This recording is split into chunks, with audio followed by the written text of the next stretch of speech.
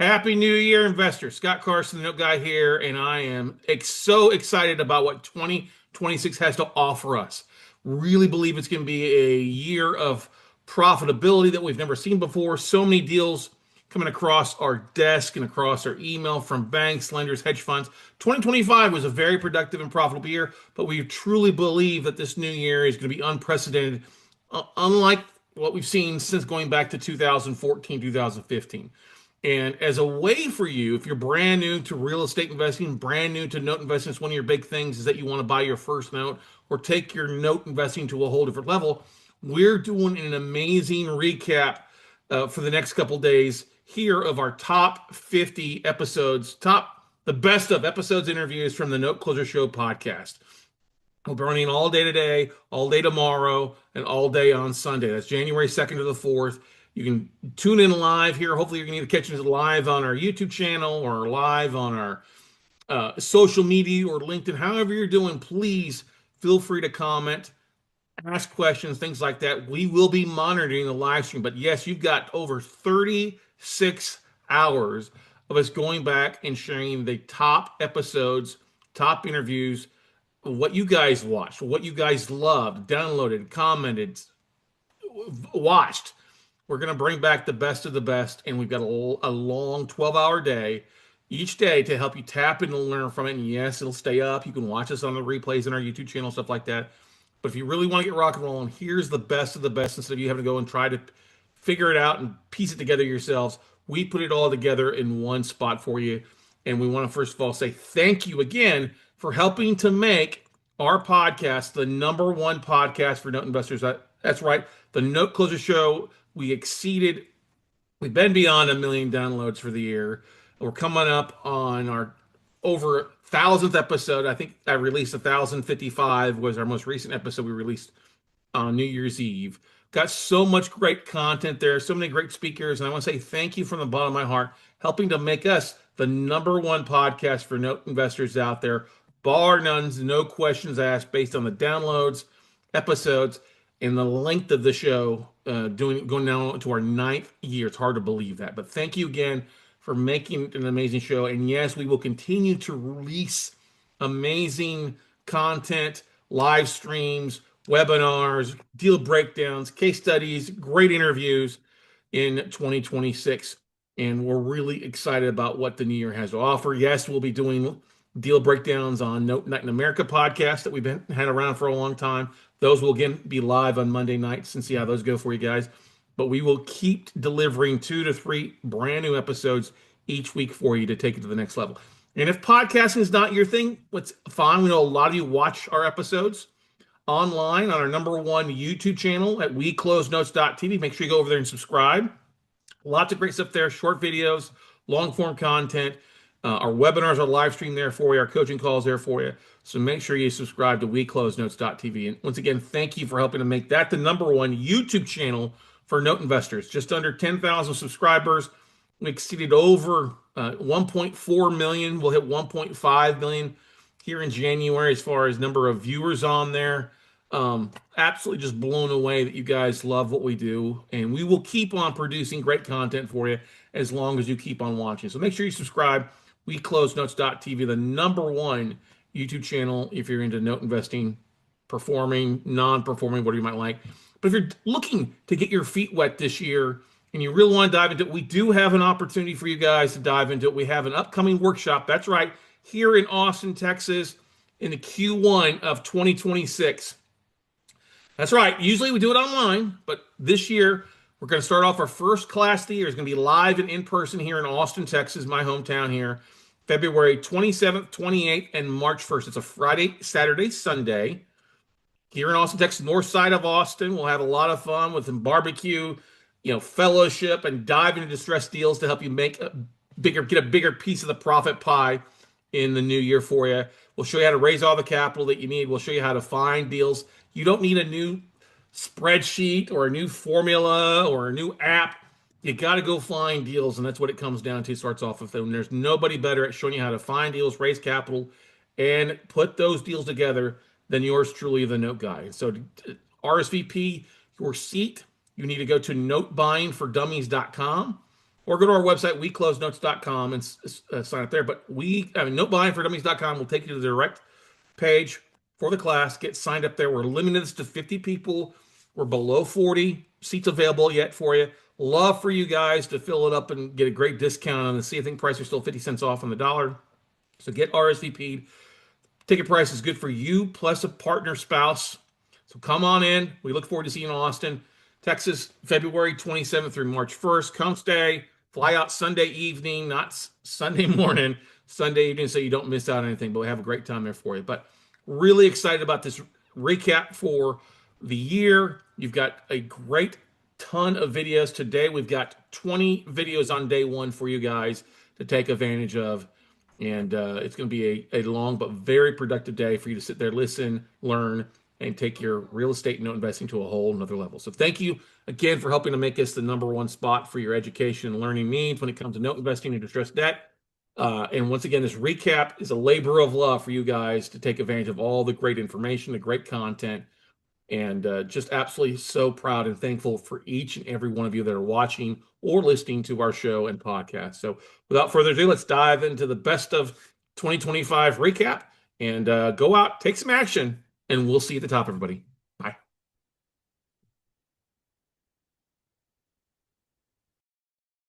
Good evening, investors. Hope you guys are rocking and rolling along. It is a beautiful day here, nice and rainy and drainy as we get rock and rolling today. But I hope you all had a great weekend. Had a great class this weekend, Friday, Saturday, Sunday. We did our quarterly note buying for dummies workshop and had some great folks on there, great questions. Not both in Zoom and also with the YouTube channel of folks that were kind of getting a sneak peek there live. But I really am excited about this episode and this training call, as I'm going to call it, because there's always one thing. So it's already been a great day. All right, as I'm recording this at noon on Monday, it's been a phenomenal day, and I'll tell you a couple of reasons. A, I always get kind of a high after the class and all the ahas, the nuggets, the light bulbs that go off from people who are attending and learning about my specialty, note investing, but also taking the tools and tricks that we teach throughout the 3 days to help them become better marketers. Because that's the one thing, and I always say that there's a variety of things that we excel at, but the #1 thing that blows us out of the water compared to anybody else, especially our competition, is the ability to market. And I always love it. I've had conversations and heard people say, Scott Carson's students, Scott Carson's people, they know how to raise capital, they know how to close deals, and they know how to market. And that's what this episode is all about. Because I think there's some strategies that you could be using that I see people aren't implementing. And these are all very simple, very affordable things that you can do on a weekly basis to help you with your daily marketing and how to stand out from the competition, how to get rock and roll. Because I don't want your real estate investing to marketing to be a 40-hour work week job. We do not want that. That's not effective, okay? I like to share the tools and the strategies that I'm using to help automate things, to help get pre-scheduled things so you can spend a little time on a Saturday or Sunday or an evening after your job or whatever, or if you find 30 minutes while you're sitting at a coffee shop or something like that, that you can implement to put to work a week worth of marketing or a week worth of posts, all right? Now, there's a couple things that I think everybody needs to do, and this is just the law of the land. It's 2026 just right around the corner, okay? You have to be implementing a couple things, and these are some of the things that still work. You got to have an email system that you send out, and I don't care who you use, Constant Contact, MailChimp, REI, Black Book, Keep. There's a variety of different CRMs to send out to your database, but you have to be sending out to your database, whether it's 100 people or 10,000 people or 65,000 or 100,000 plus, whatever it is. You got to find a CRM, and it all starts with you sending things out. And there are things that you have to realize that you probably aren't aware of. So if you've come from a career job that you didn't have to market your business, you were just a sales guy that showed up to leads, or you had you were just basically in accounting or whatever it might be, or an admin or whatever it might have done. You didn't handle the day in, day out marketing on the corporate level. I get it. But with you launching your real estate investment stuff, and you're going to need to raise capital and you need to find deals, those are the lifeblood of the business. Well, you just can't sit around thinking that deals are going to fall in your lap if you don't do any marketing. And B, you're not going to raise any capital by just sitting there on the sidelines saying, well, I've got a deal. I'm going to go out and start a fire and do a smoke signal. Hey, I got a deal. You know what I mean? Or without talking to people. And I get it. It's the world of today. We like to hide behind our phones. Well, let's utilize some great tools to help you get things rocking and rolling on your whatever it is, whether you're buying and wholesaling property or you're buying notes or multifamily stuff, whatever it is. These three tools, and I'm going to give you guys, there's a bonus thing coming the week after Thanksgiving that you probably want to attend. It's a 2-day, like 2-hour live online boot camp that one of our artificial intelligence companies that we use is giving me free tickets for you guys to use. I'm joining it. It's a service that I use and we'll talk about later today, but will help you stand out from the competition. Okay. And that's the thing. I don't see a lot of people using artificial intelligence in real estate investing. They might use it. There is one guy, Mindy Pollock from Ironwood Capital. He's a big guy out of New York who uses a different like AI image almost daily with his different posts on LinkedIn to tell stories. And I love it. It's humorous. He does a great job. We have our AI clone that we've used and creating. We're updating it and constantly adding new stuff to it and continuing to train it and stuff like that. Like I'll be uploading all the audio replays or the transcription replays from my workshop this week, even though I've done it before, to add new stuff to it to train it on how effective to things. But these things that I'm going to go through aren't going to cost you a lot of money, okay? And while it was great having a class this weekend, it's even greater when one of my coaching students calls me this morning, and I got to give Brian a big shout out.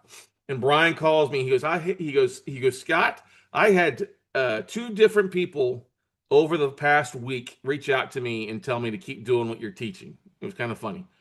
And Brian's new to note investing.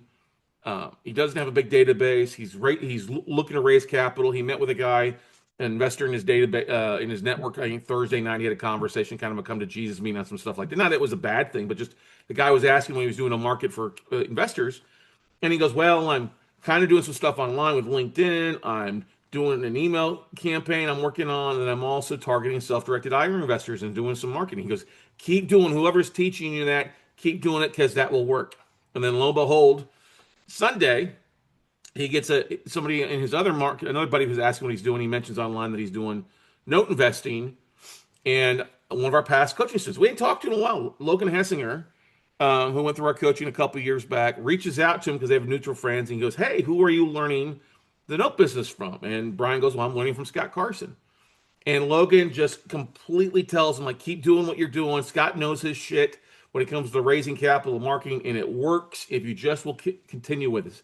And you set up with a continuous aspect. Like we said this weekend, 80% of sales happens after the 5th contact, okay?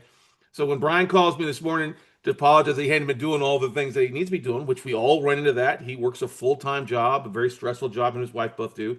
I'm like, I'm not mad at you. I'm here for the long term. My students are my coaching students. They're my family. I'm here. I'm not upset. I just know that I need to hold your hand accountable, which I do. And so that's what kind of spawned this episode, are how you can use a couple things to help automate things. And as we roll into the holidays, it's very common for people just to kind of put it, well, I'm not going to do anything for the next 2 weeks, or I'm not going to do anything till the first year. Look, you cannot do that and be successful long term. You have to realize any extra actions you take right now, anything extra you do marketing wise, post wise, tweaking what you're focused on is going to help you long term. If you wait till January 2nd, because you're not going to do anything January 1st, because you're either going to be hungover from the party you go to, or you're going to be watching college football, which I know I will be busy watching college football on January 1st, because that's one of my favorite things to do, right? Is you're behind the 8 ball. But guess what? While I'm sitting on my butt watching college football, or going to my sister's house and my mom's house for Thanksgiving this weekend, the marketing machine doesn't stop. While I was teaching a class the last 3 days, the marketing machine doesn't stop. It keeps going because we have set things up on autopilot that you can all do the same thing through. And so that's what this episode is all about. It's also, too, I'm going to tell you right now, I'm going to use this episode for our coaching students because these are things that they all should be using. So if Judy's on, oh, Judy is on here, or if you're watching online, guess what? These are things I've probably mentioned, but I want to walk you through it a little bit easier for you to help you out with some things. Okay, so here's what I always like to say. First and foremost, you need to go get you a CRM. I don't care if it's REI, Blackbook, MailChimp, whatever it is. You got to have something you can communicate directly with your audience, your warm market, your asset managers, whatever it might be, on a weekly basis. Now, this is not social media posting. This is something that's actually going to be an email blast that goes out.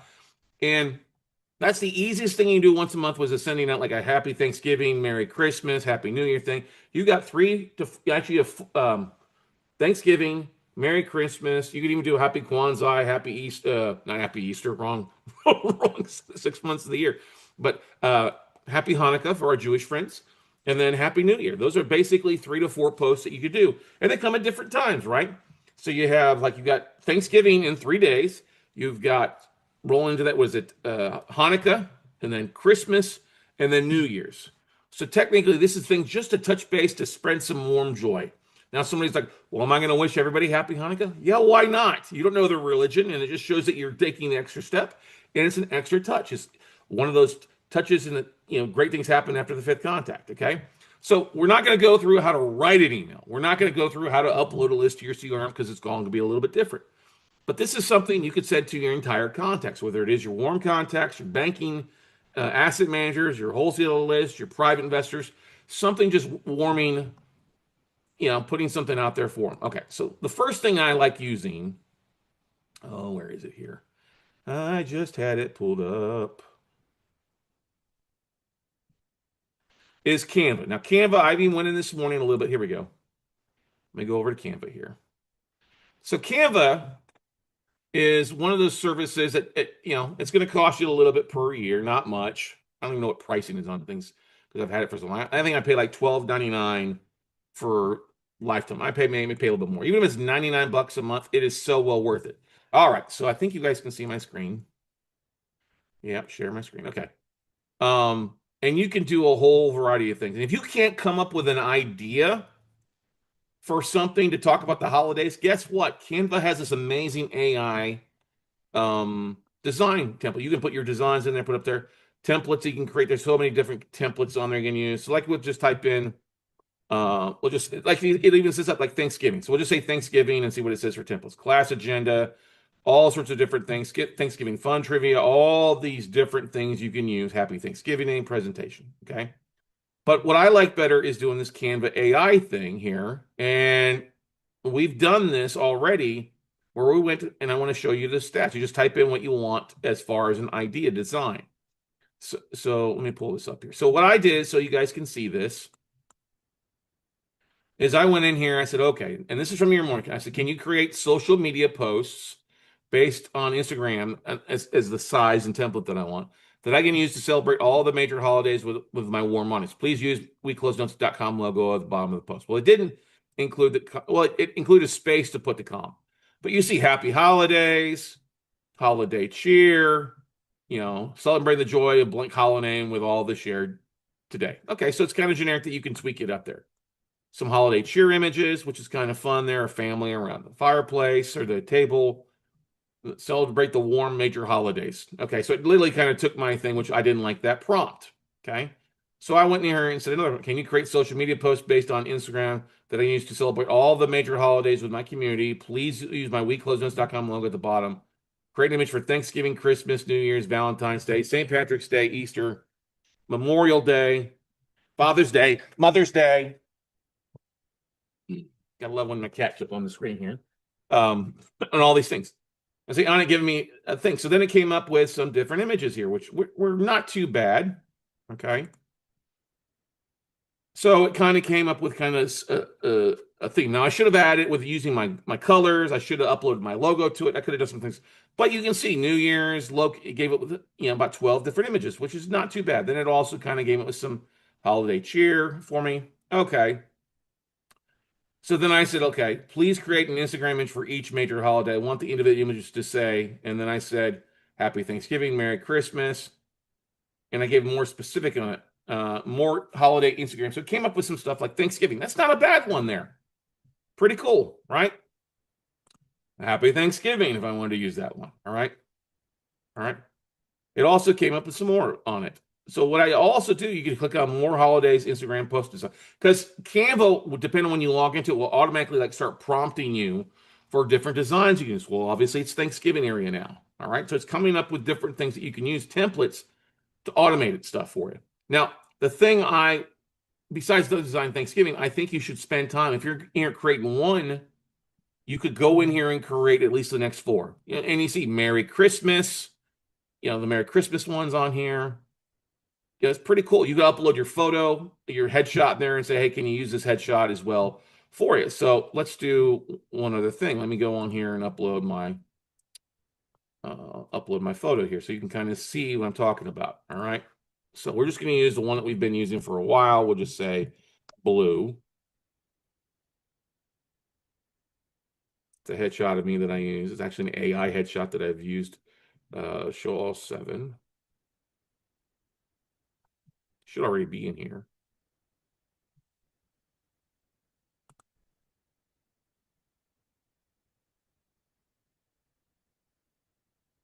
Oh, where is it here? I'm just doing a quick search there. Let's do Scott.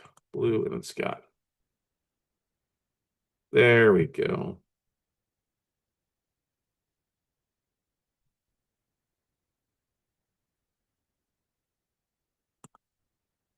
Let's show all images. There we go. Scott blue suit office means Scott blue suit office. I'll just hit blue suit. Okay. All right. So please create, use my headshot. Please create a social media image for Instagram using the attached photo of me wishing my friends and family a very Merry Christmas. And we use Christmas because we're Christians, and we'll put it in there. That's what we use. So let's see what it says. It pops up in here for you guys. Okay. And it says, oh, on it, hang on tight for a moment while I put your Instagram post together.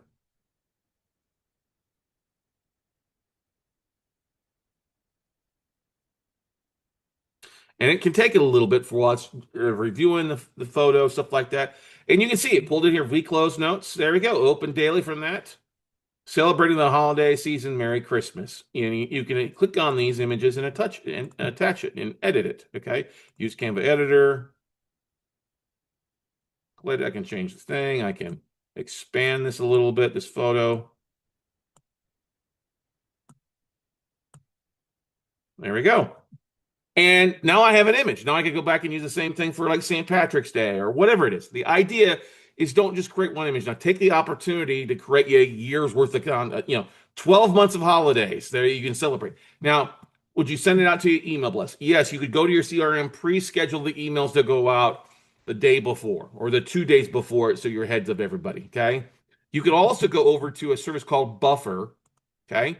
Now, Buffer is a great social media workspace where you can actually go in here, log in and create an account, and it can actually post to all of your social media profiles, photos, blogs, articles. Now, Buffer is free if you're only going to use 2 social media channels. So like I like LinkedIn, Twitter. Those are 2 of our biggest social media. Yes, we have big on Facebook as well. My Facebook business profile, I could use that as well. Whatever. But if you're going to use 1 or 2, it's $8 a month per handle. So if you're going to use 3, it's $24 a month. If it's 4, it's $32. But the great thing, once you log in, and you can get started for free, you can use a free trial this for a while.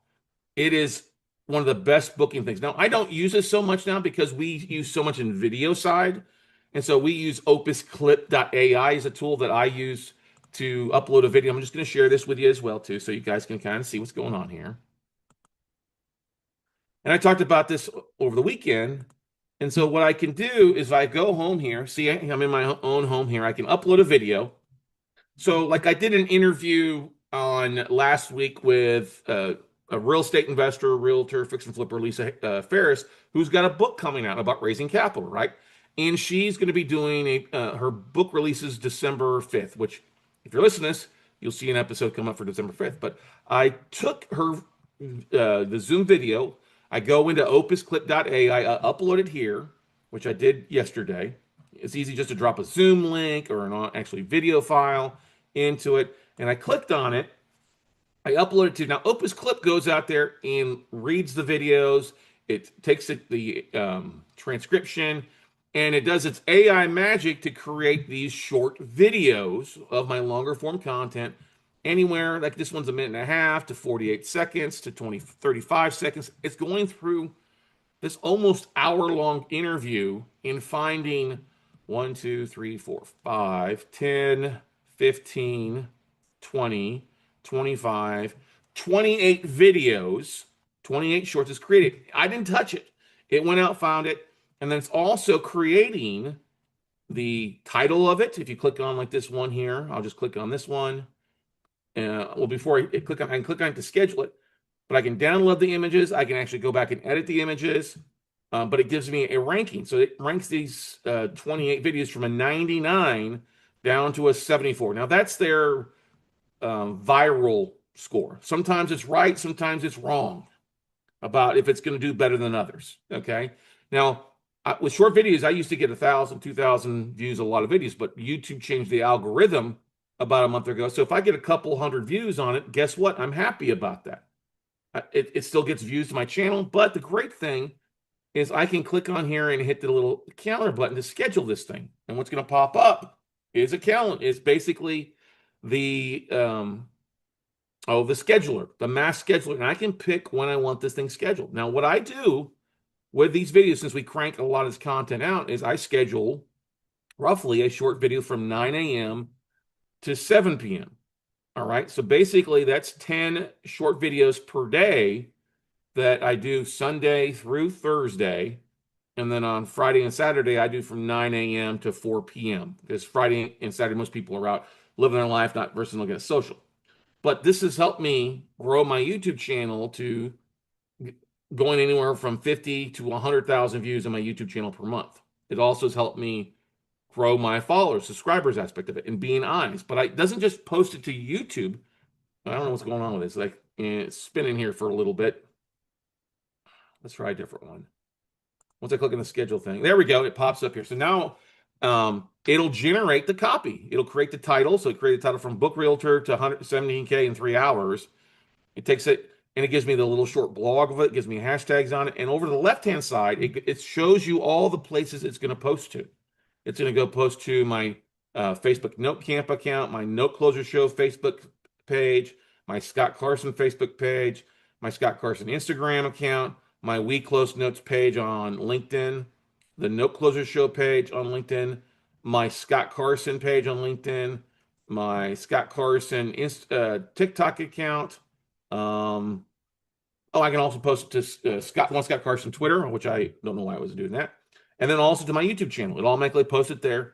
Now, is it going to go and put all the little keywords like the 500 text keywords per video? No, I will go back and mass do that to YouTube. But I can go here and I can schedule this all across the board whenever I want to. So I'm going to pick, it's going through here. I can regenerate. If I don't like what it says, I can hit regenerate all, and it'll go find real estate investing, find and fund any deal. All right, so I like this. I'm going to select the time now, and I want this to go out December 5th. All right, that's a Friday. So I'm going to pick Friday, which is when she does her book launch. So I'm going to do Friday at 9 a.m. Okay. I'm going to hit schedule. And guess what? I can go back now and over that Friday, Saturday, Sunday, take these 28 to 30 videos, and I can schedule them all Friday, Saturday, Sunday ahead of time. So while that weekend is off and rock and roll and I'm doing something fun, guess what? I have a post that's going out every hour on the hour across my whole social media. You know, some people are like, well, that's a lot of videos. That's a lot of shorts across different things. Yes, but it's the idea of it's automated and it's getting the word out, sharing what I'm doing. People don't know what the heck you're doing. They do not have ESP. They have ESPN, right? They don't know what you're talking about. So you have to share constantly with people what your focus is on. And you want to market your business. This is a great way if you're going to do a longer form content, which is usually designed to be like 10 minutes or longer.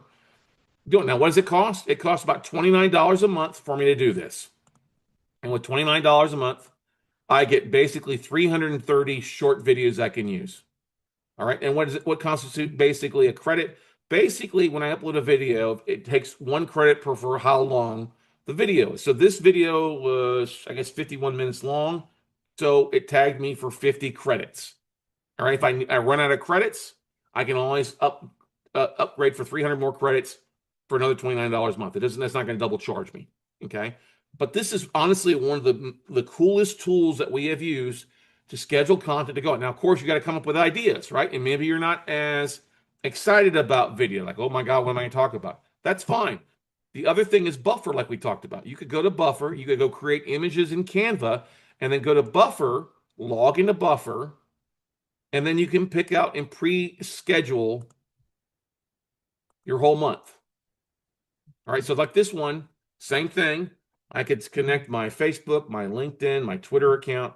I could pick all channels. I could connect my Instagram, connect my Threads, Blue Sky, YouTube, TikTok, whatever I want, Pinterest.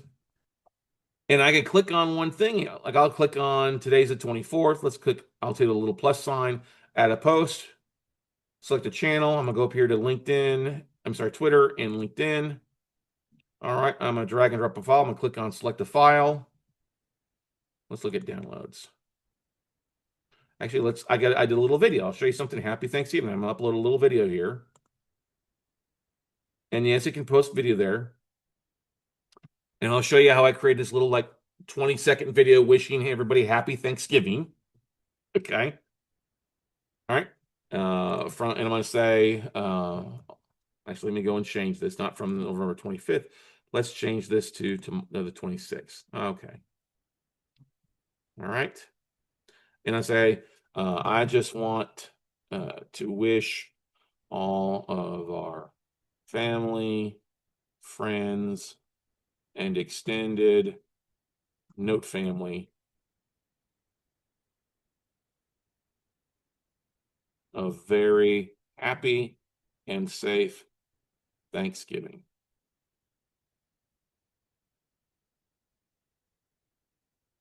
Hopefully, and that's going to go across, hopefully you are spending it with family, watching a little football, and eating too much turkey.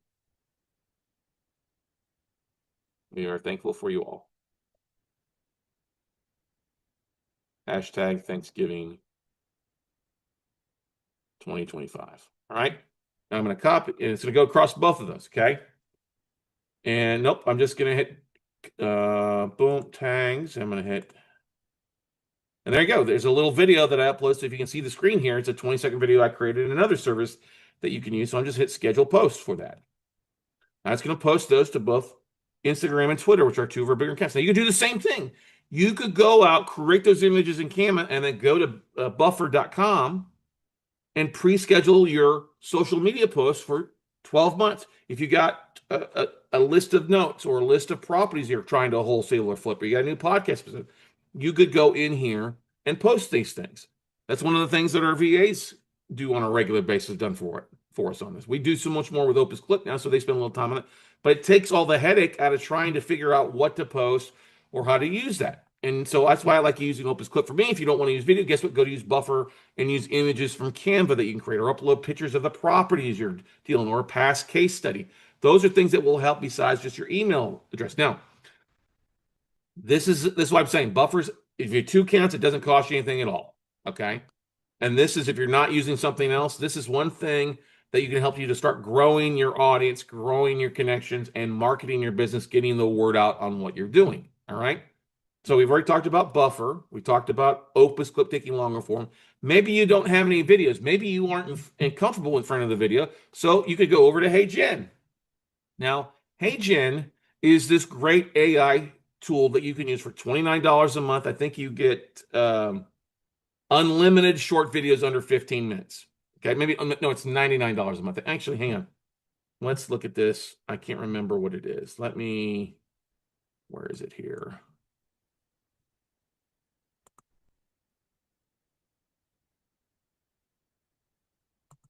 Oh, I'm trying to see history, security, subscriptions, and API. Here we go. Manage billing, HeyGen Creator. Oh, you get 200. Yeah, if you have a free account, there we go. Video translation. You can translate zero of them. You can translate videos to Spanish, English, and stuff like that too. It's pretty freaking cool. But I use you can a free account. Basically, get 200 credits used. So I've messed around with the free version of it because we've been using some other stuff recently. But 200 minutes a month used. You can use that. Okay, and that's a beautiful thing. Let's see, including your plan, all time limits, photo avatars. You can use unlimited photo avatars. That's the great thing. So let's go back here. And so when I was thinking about it, let me go to my account here. Oh, click on avatars here. So I can go in and it's like I said, unlimited avatars, unlimited images. So I upload, I think 8 to 12 photos, okay, of myself, headshots, either standing or from the waist up, stuff like you can do the same thing. And I can type in what I want. So what I did is I went in here and said, okay, can you take an image? Can you create an image of me dressed like a Quaker holding a turkey for Thanksgiving and have my head talking? So at first it came up with these different images down here. I also said, hey, can you put me in a green suit standing in front of a house on fire? Okay. And it did that, right? Um, and it can make the picture of the fire. I said green suit, blue suit. When I said Quaker, I don't know why it put me in this suit here, but I went and adjusted. No, make it more Thanksgiving festive, and I was happy with these two. So same thing. If I click on this, it has some animation with the leaves falling, and so you can kind of see this is only a 6 second, kind of give you a bit of an idea of what the original avatar is. Probably can't hear it. It's talking with an AI video. It doesn't sound like me anything at all, right? But I went on to here. If we go over to, there we go. Where's my videos? Give me a second. Here we go. Video agent. There we go. And I can type in here, take my AI or whatever I want to, projects. Yeah, we go projects. This is probably better. There we go. 20 second. So happy Thanksgiving. I already like the video. And you won't be able to hear the sound on it.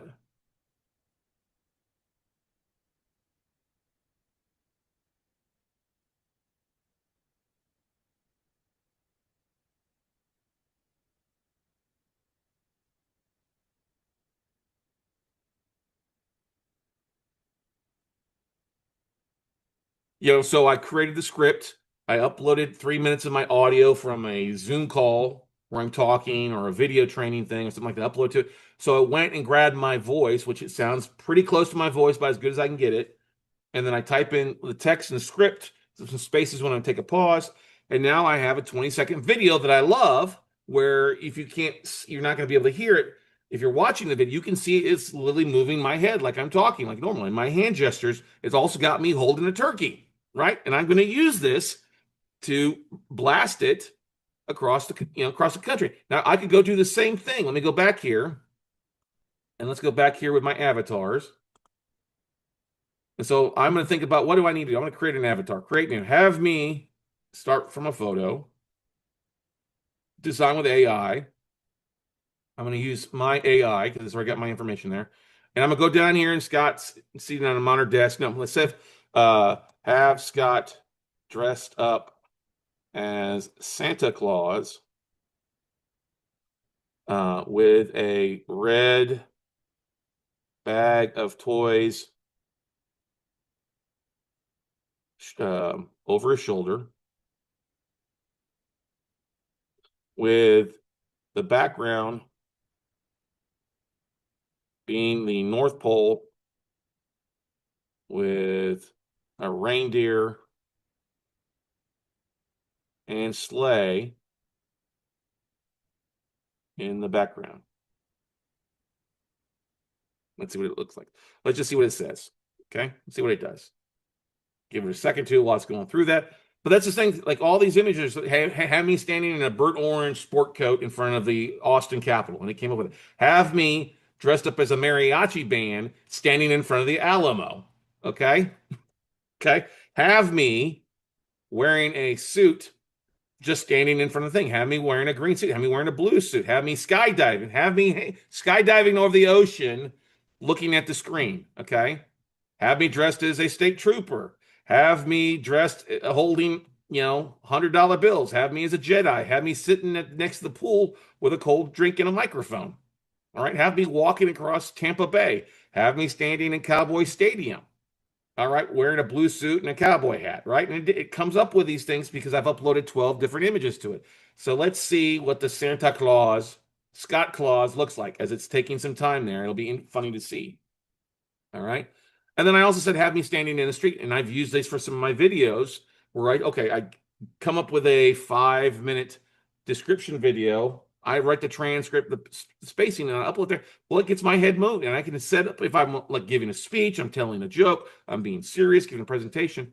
I can adjust the different settings on how serious I am. Now, if you don't like your face, okay, you don't like how you look, guess what? You can go create fake profiles. Not you, but other avatar profiles of men, women, color, doesn't matter what your skin color is. It can create it there for you and help you create faceless videos with educational stuff if you want.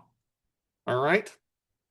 And so this is one thing no one can create, mess around. So I've got my Thanksgiving one, which took it took about 15 minutes to create during my break yesterday between one of my things.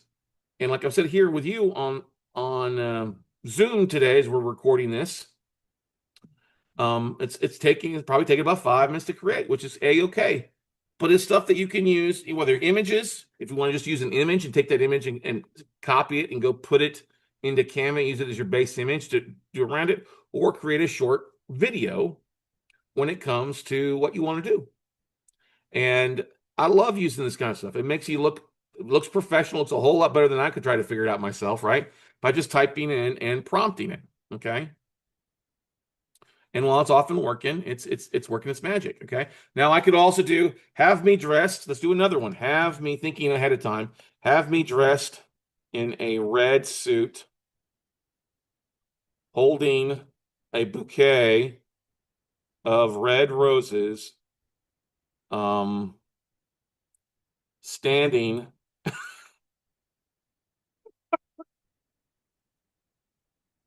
um in a restaurant with candles burning behind me. All right, we'll just say that and see what it does there. Now, here's the images of Scott Carson Claus. Okay, so I don't like what they did with the beard. The beard doesn't look good. I can go back and adjust it, but I do like this one. That's pretty cool, right? I'm gonna click on this one and I'm gonna hit edit to look. Describe what you like to do. Take away the beard. And see what it does. Take away the beard. All right. But it's not a bad image, even with the beard, right? It's got the reindeer behind me, North Pole. Pretty cool. And I could have that voice talking. And same thing, is a little bit closer here. Get rid of the red beard. This one's not bad, too. I would just get rid of the beard. This might be a little skinnier than I am, which I don't like. But it's not so bad. I could say, okay, let's use a different image of it. If anything, you use AI to show that you've gone on a massive weight loss without using Ozempic. You know what I mean? But you guys, it takes just a few minutes, a few ideas to mess around with. And here's the thing. Hey, Jen, I don't get paid for this. The week after Christmas, Hey, Jen is hosting a 2-day online boot camp for free. Or I'll put the link in the video, the link in the audio, the podcast for you guys to take advantage of. There's no cost to it. I don't make anything off it. And it's like a 2 to 3 hour, like from 11 a.m. Central. It's actually 9 a.m. Pacific to like noon. So it's like a 3-hour thing on Wednesday and Thursday next week, which I would highly encourage you guys to jump on and play around with. Some of you guys are going to like this. Some of you guys are going to keep doing business as normal and not do anything to help it grow your and stand up for the competition. I can't help you. But this is a free class that I am already registered for. I get notice to it, and I want to make sure as many people saw this as possible to help you automate and come up with marketing ideas to help you stand out from the crowd. Very few people are doing this. Yes, a lot of people are using AI to create blogs, articles, emails. You can do that. They're using things to create systems, checklists. That's great. You can do all this stuff to evaluate due diligence files, collateral files, values, and stuff like that. We use it to also find email addresses for like asset managers and people. Now, here you go. Look at this. Boy, I kind of like these. These look pretty good with me standing holding some roses. on this, like happy Valentine's Day. I can make my voice change, the tie, the bow tie. Damn, I'm a sexy, you know what I mean? It's pretty freaking hilarious there. Scarlet Rose, and I could say, I could add motion to this. Let's do this one. I probably like this one the most. We're gonna click add motion. And so I'm going to have a dynamic announce a keynote speak for thoughtful conversation. Let's just do that. Hit generate looks. All right. And now it's going to go out there and add motion to that video. All right. Let's go same thing here. Where did they do anything with Scott Carson removing the beard? Nope, they haven't done it yet.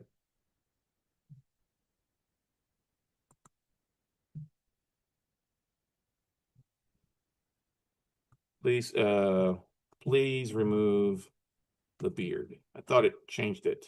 Okay.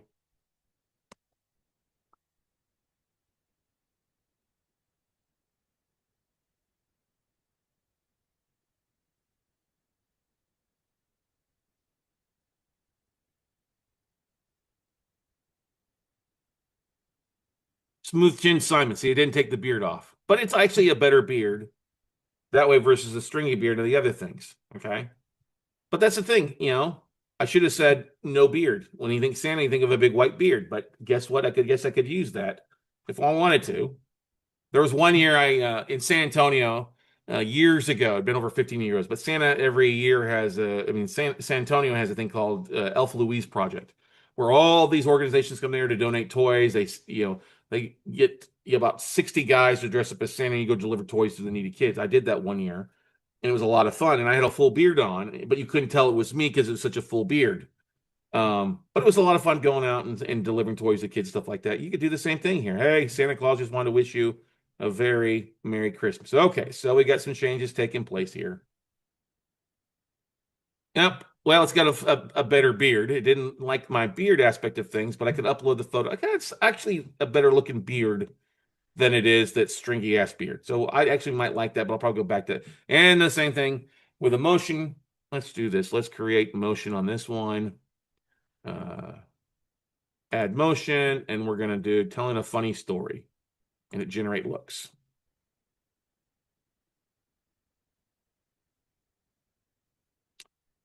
As simple as pressing a few buttons. It's got a lot of the questions already figured out there for you. Now you just got to mess around and create images and use some stuff. Now that's a pretty good one too. I like the white bow tie, the red tie. I could say, okay, tweak it this, tweak it that, and make some changes to it. All right. Or I can go in here and say, nope, just like this. I'm gonna hit delete this one because I don't want to waste my time with it. Delete. There we go.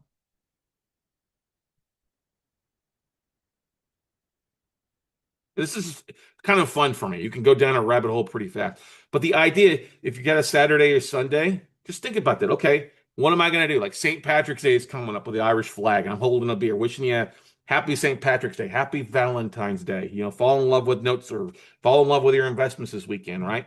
Happy 4th of July. Let's do another one here. Let me create a new one, and let's select start from a photo, design with AI, and we're going to use Scott AI, which is my images.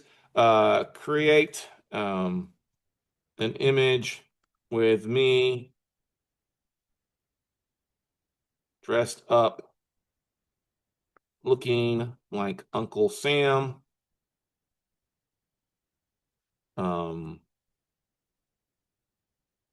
With fireworks exploding in the skies behind me on a clear, dark night. Let's just see what it says. No beard. Looking like Uncle Sam without a beard. But there we go. Let's see what it says there now. See what it looks like. Okay.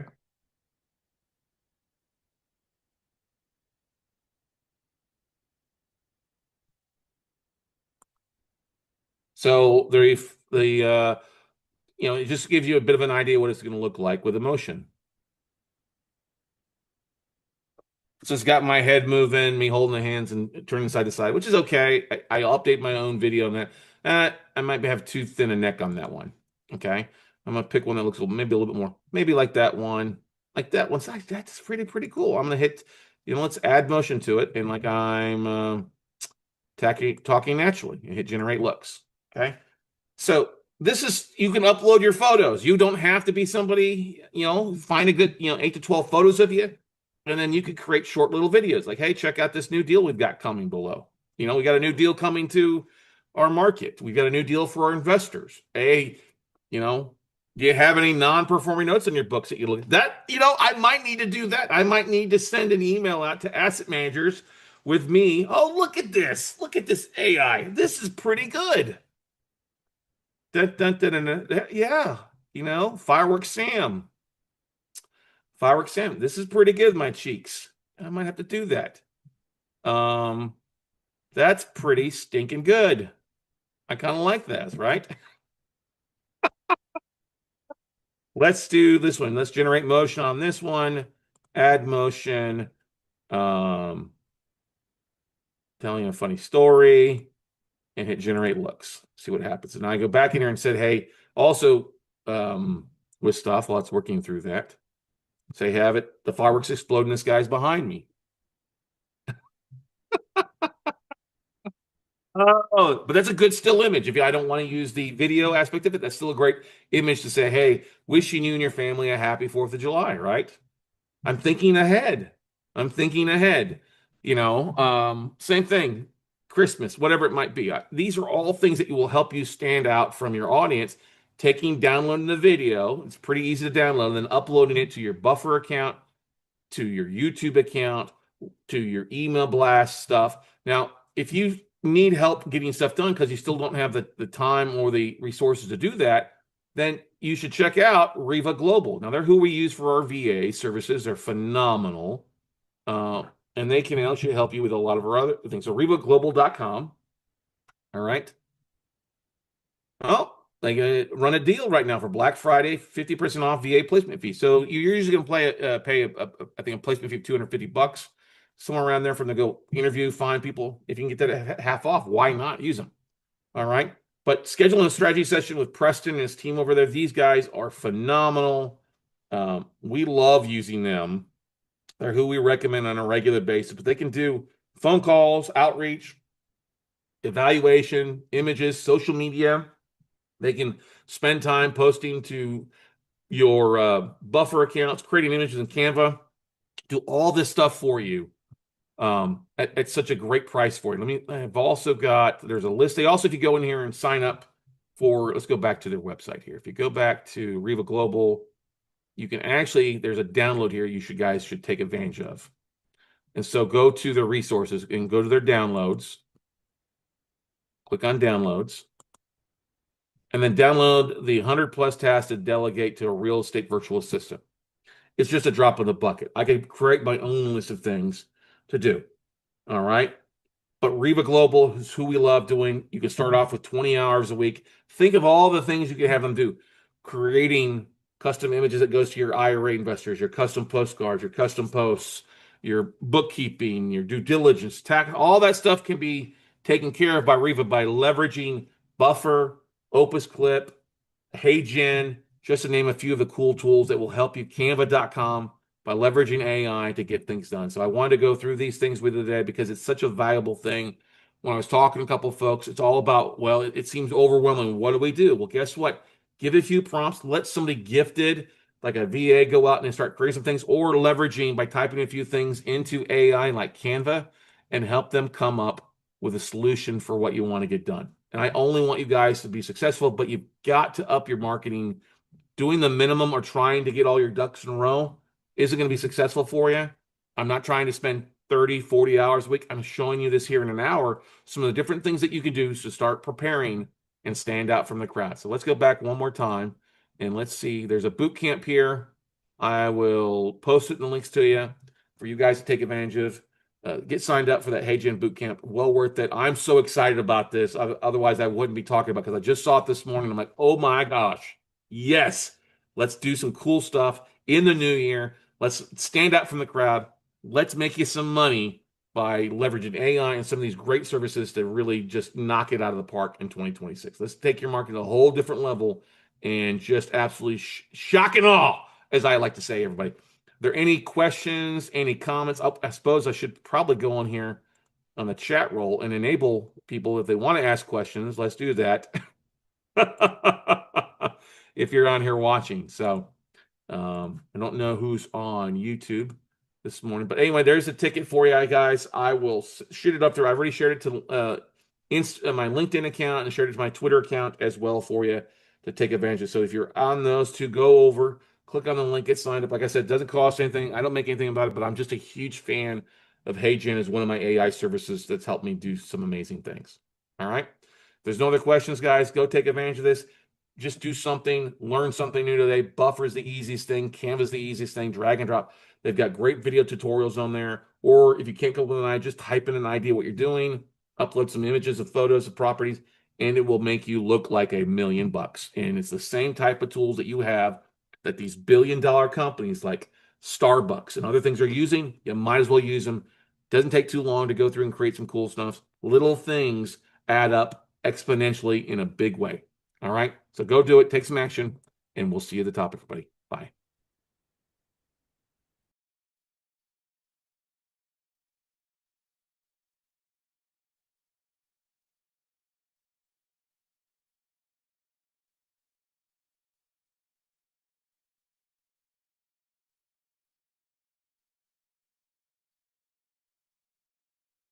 Good morning, good afternoon, and good evening, everybody. Hey, welcome to this episode of the Note Closure Show on Money Mondays here.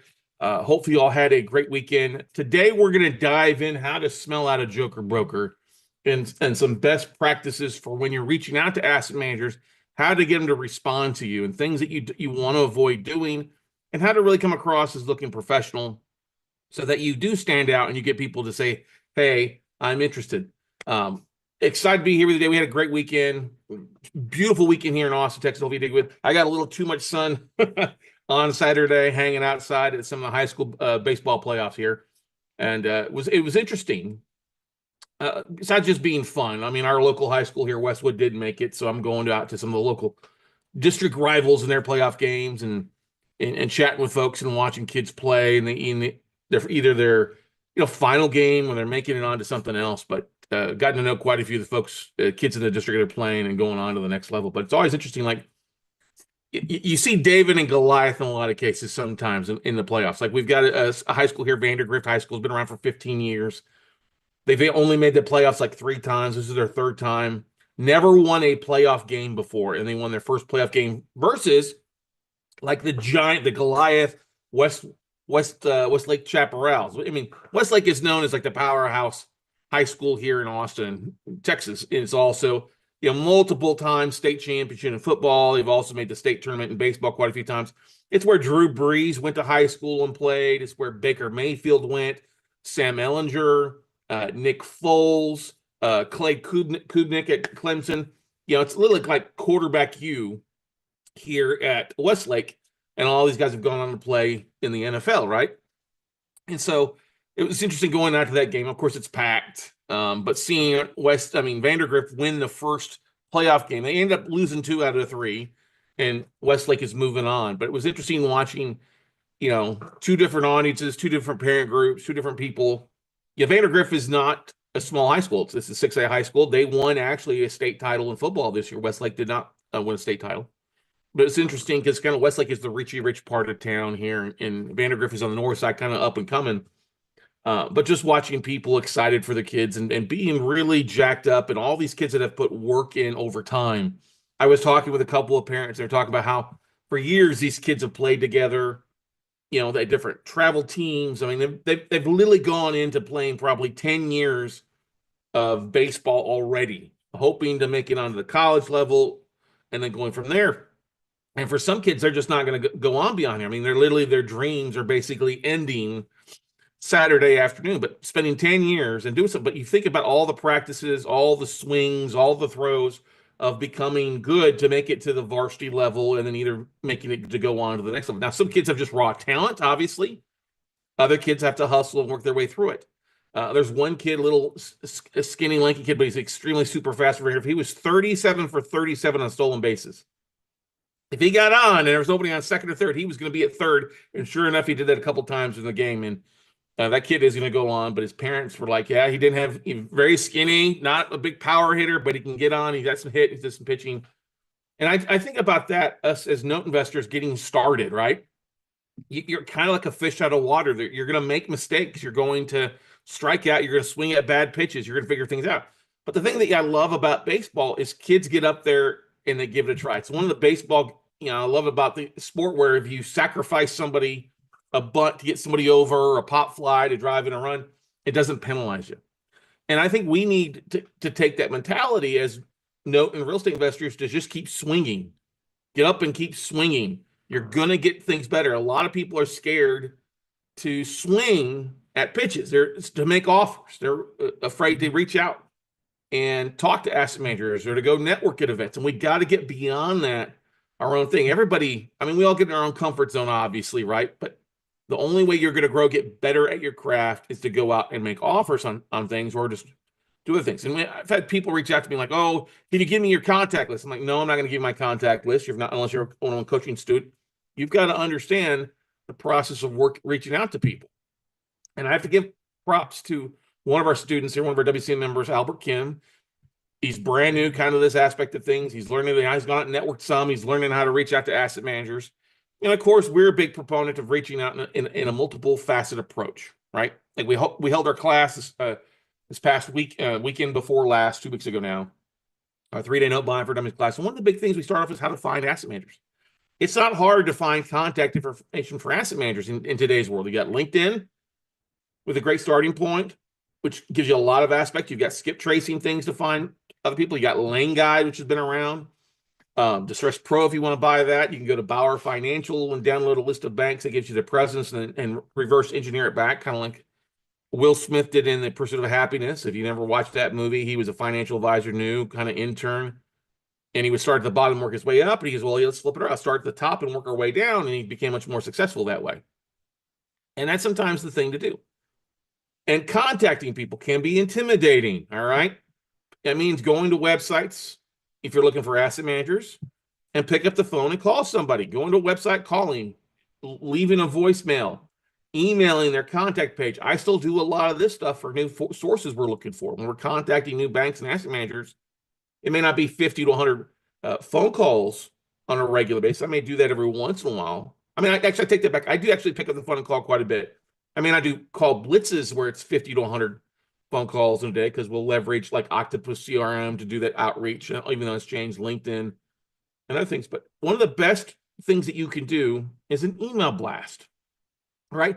Taking your list of contacts and blasting it out to asset managers. And it doesn't need to be anything difficult. If you've got an email list, upload it to a CRM, some sort of CRM that's going to make you look professional, not sending out through like your Gmail account or Yahoo account. I had a guy who called me last week. Well, I'm sending it out through my Gmail. I'm like, well, that limits you to what, 50 emails per day? He was like, yeah. I'm like, well, that's not effective. Your frugalness or you being cheap is stopping you from sending out 200 or 1,000 emails because you don't want to pay $50 a month. The reason you don't want to pay $50 a month, you don't think this works. Well, this works if you just use it. And email has one of the best things out there. Now, I get that people like to go on the cheaper, like a HubSpot might be cheap, Constant Contact. MailChimp is kind of relatively cheap. I've used all of those before. We use Keep, formerly Infusionsoft. It's expensive, but it works in a lot of features there for you. But when you reach out, when you drop an email blast out to asset manager, it's a lot in the follow-up. 80% of sales comes from the 5th follow-up. The first email blast you send out, you might get a 20% open rate. You might get a 10% open rate. But the more you do it, the better you're going to get at your craft and what you say. Now, here's the thing, too. It's important when you're reaching out to asset managers, you're going to get some responses. Part of using a CRM is to see who actually opened your email, right? Every good CRM, when you send out an email blast to a list, it should show you how many people went out, how many were delivered, how many bounced, okay? And then who clicked on links, the first link they clicked on, or when they opened it. So the ones that open it, those are ones that are ideal for you to follow up on LinkedIn and then follow up with a phone call. All right. Or see if they have a LinkedIn profile. If there's no name, then follow up with a phone call if you got a phone number with that contact. Or if you don't have a phone number, going to that website and reaching out to somebody there, whether it's a name or person or a department there, the special assets, the secondary marketing, whole loan traders, business development, if it's a servicing company, those kind of things out there. But what's important is making sure that your email looks professional too. Part of using a CRM is hopefully you've gotten a business account and my business email, like Scott at We Close Notes. It's not, that's much more professional than onescottcarson@gmail.com or onescottcarson or scottcarson@yahoo.com. Or God forbid, some of the guys out there still using AOL. Every once in a while, now I get it. You have an email address that's been around forever. You use it. You've used it with business. I get it. But if you're brand new, spend some time. You can get a domain at Google. For cheap. You can go to GoDaddy when you register a domain and get an email account set up with it. And that's going to cost a little bit more, but it's worth it because you're going to be doing this long term. It's an investment in your future. All right. And what you have to do, like I said, when you send an email blast, is make sure things look good. You want to obviously have your smiling face on it, which is good. You want to have a logo, your name of your LLC, but make sure that the links that they put on there, like the most important link is putting like your LinkedIn link, so that somebody clicks on your LinkedIn profile, it takes them to your LinkedIn profile to make sure that it's good there, right? And then you can see who's clicked on it and also who's viewed your LinkedIn profile, okay? Some of the most important things. What you do not want to have happen is on your LinkedIn profile, not have any activity about notes or anything like that. You want to show that you're in the business. You also don't want to put a website that's not working or a bad website. If they click on it, it says 404, not found. Unfortunately, we see this mistake happening with people. They don't update a website, or they don't update their profile with articles, assets, tapes they're looking at, and they don't pass the smell test because they only have maybe 100 or 150 people on it, right? But anyway, the reason I just want to bring these are some things that people are doing or not doing that's causing people to look at them as not being, a legitimate buyer. If you're posting things about note investing or deals that you're working on, that's kind of social proof. Now, it also works the opposite way when you're contacting asset managers, okay? And Albert, I'm going to use Albert as an example here, not in a bad way. He's sending out an email. It's an okay email formatting. He's new to writing emails, but still, he's got his logo, smiling face, LinkedIn profile on there. Hi. He should, if you have first names of an asset manager or something, go put their first name in and do a mail merge, pretty easy to do. But he said, hi. He should have then done a second paragraph, but he had it all kind of one paragraph. And it's very like, hey, I'm buying for my own portfolio. Wanted to see what you have in your books. Are you the right person? That's completely fine. It works out. Well, I got a response from a lady. Oh, yeah. And I want to go through this because it's important to understand this. And he reached out to me like, oh, my God, I sent an email out Thursday. And they responded. What do I say? What do I do? They wanted to talk, which is normal, which is always good because you're like, oh, crap, you get that oh shit factor, right? So he sent out the email, and this lady responds back. He sent this out, Tuesday at 9 a.m. Tuesday, actually, yeah. So this last Tuesday at 9:07 a.m. Part of sending an email out too is you want it to go out. Really, you don't want to go out so early. So he's on the West Coast, so it's 11 o'clock Central Time. Okay, not so bad. Okay, and an asset manager, hi, call me. We can talk. Best regards. We'll just say her name is Kim. Well, Kim did not include a phone number to call. All right. Her email is also ktbox blank something else at gmail.com. Now, that is the first red flag. Okay. Now, I don't know where Albert got this list from. Maybe he pulled a list of asset managers, maybe pulled a list of people off of LinkedIn. I don't know. And it's okay how he got the list. But that's when I see something like that where it's sending out to a banks, all right, sending out to lenders, asset managers, they come back with a Gmail account and something like that, KT Box. Well, her name is not Kim Box; it's Kim something else. If it's going to an asset manager bank, it should almost always, I guarantee, 99.9% of the time, it should come from a professional email at ABC Bank or ABC Funding or whatever it might be. Now, they usually have an email signature. Hey, what's your phone number? So like Albert should have said, hey, he said, hey, Kim, could we talk on Monday? Or I would say, hey, Kim, what's the best phone number? And I can give you a phone call on Monday. I'm tied up. Okay. Because he sent an email Friday night at 10 o'clock. Well, she's going to be out and nobody wants to talk on the weekend.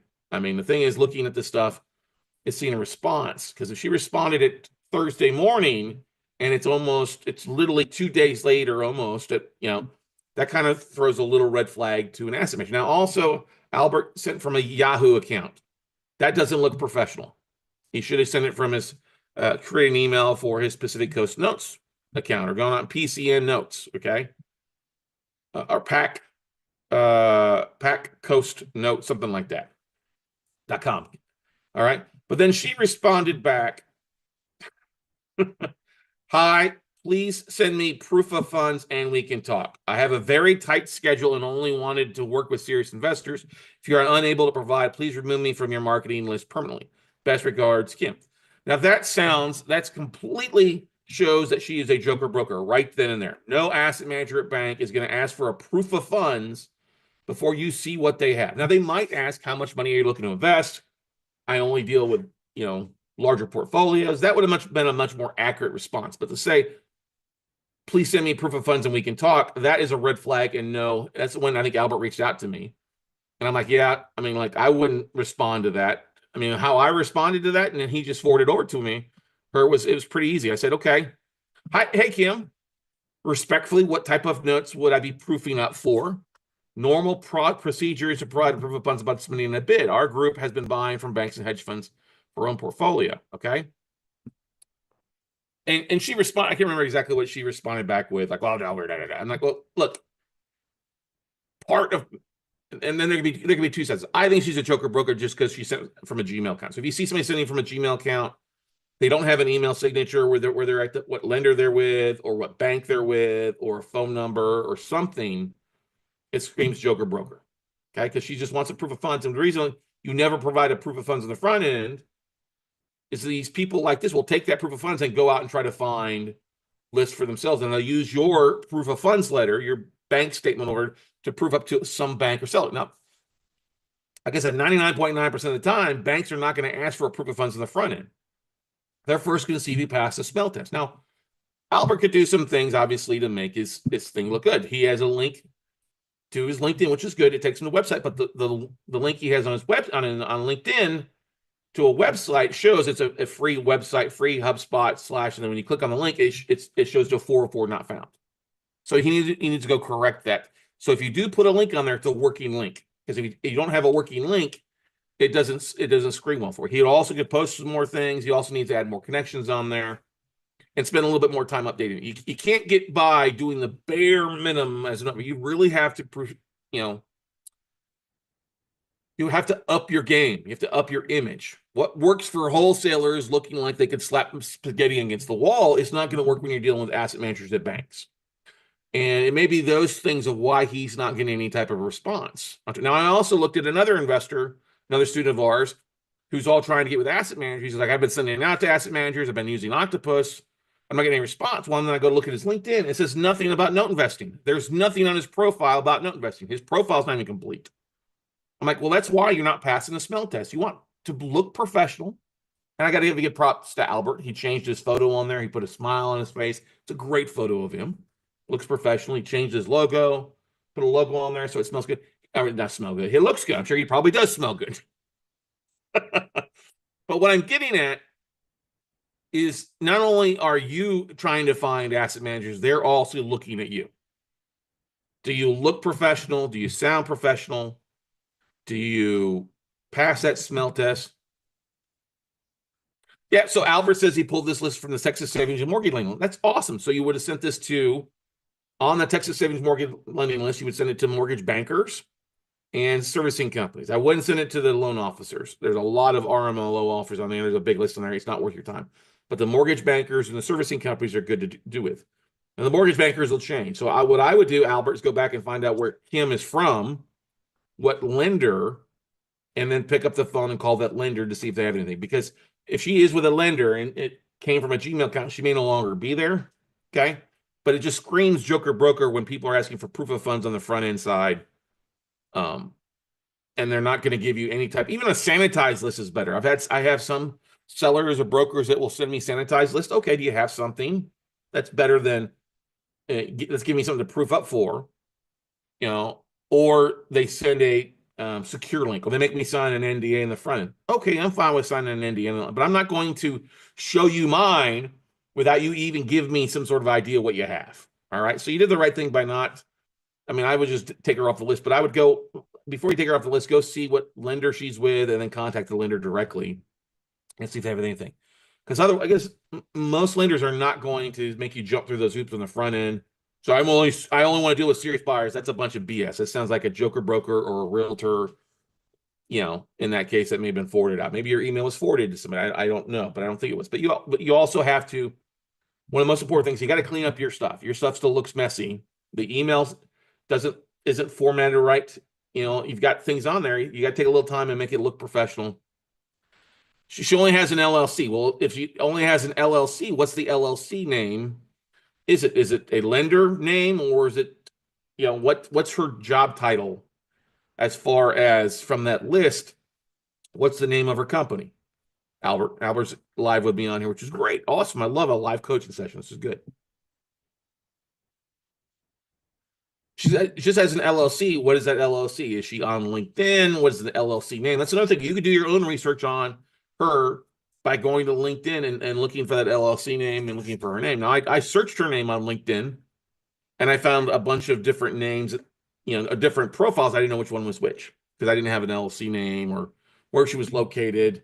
I just had her first and last name, basically, and then a Gmail account, which just doesn't look professional when you're marketing. So that's the thing. So on a couple of things, Albert, get you a CRM, and go get your professional email, not from a yahoo.com. Go pay to get an updated email account. And then also go to your LinkedIn profile, start posting pictures of assets, start posting pictures of articles. You have a lot of access to that stuff, and you just got to take the time to do it. Don't be lazy about this. And then on the link where it gives you your website, update your website, make it a working link or take it down altogether. Okay, tell your website is ready to rock and roll. So check your links, check your profiles, people. But also the best thing I can tell you is you get a response like that, go check and see who these people are. Are they legitimate? Are they posting things? I get a lot of people don't post, but see if the names match up, because people are going to be doing the same thing to you.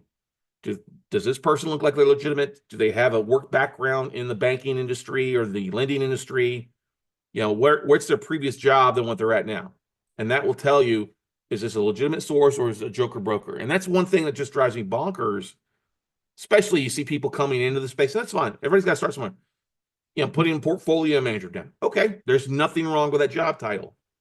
But if you're still showing at the same time that you're working for like T-Mobile, or you got 12 things. There's this one guy who's got like 12 different job titles for what he does. I'm like, I don't take him seriously because he's asked for assets from me. We send him tape and I got no responses, no bids back, no feedback.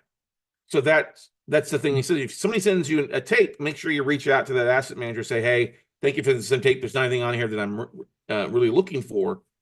Here's my buying criteria, right? If you're a note investor and a spa owner and a mobile home investor and a private lender and all that stuff, you could get rid of 5 out of 6 as you say, real estate investor, private lender. You know what I'm saying?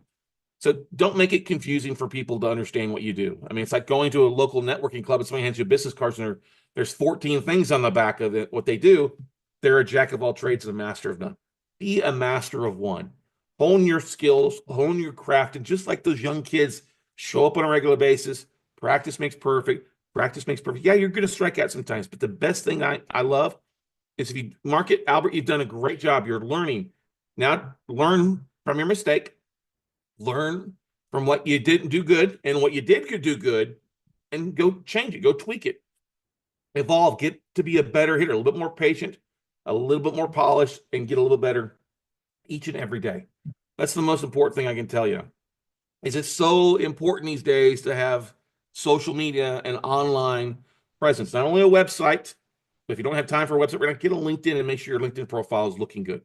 Take 5, 10, 15 minutes a day to add something to your profile that's important. Articles, pictures of properties, past case studies. Like I was talking with some students from this last workshop we did, and there's somebody on there. It's like, oh, I've done only three private money deals. I'm like, okay, John, take those 3 private money deals, go find a picture of those properties and post it. We have another lady, Judy, who's done 14 deals. I'm like, flips or private lending and stuff like this. I go, hey, guess what? You could go find good pictures of those assets and just share it. That's 7 weeks of content if you do one on a Tuesday, one on a Thursday. Show that you're active. Show that you know what you're doing, and you'll get less questions on the front end because you look more professional and more polished than somebody with a bad link, bad grammar, or not showing anything. Does that make sense, everybody?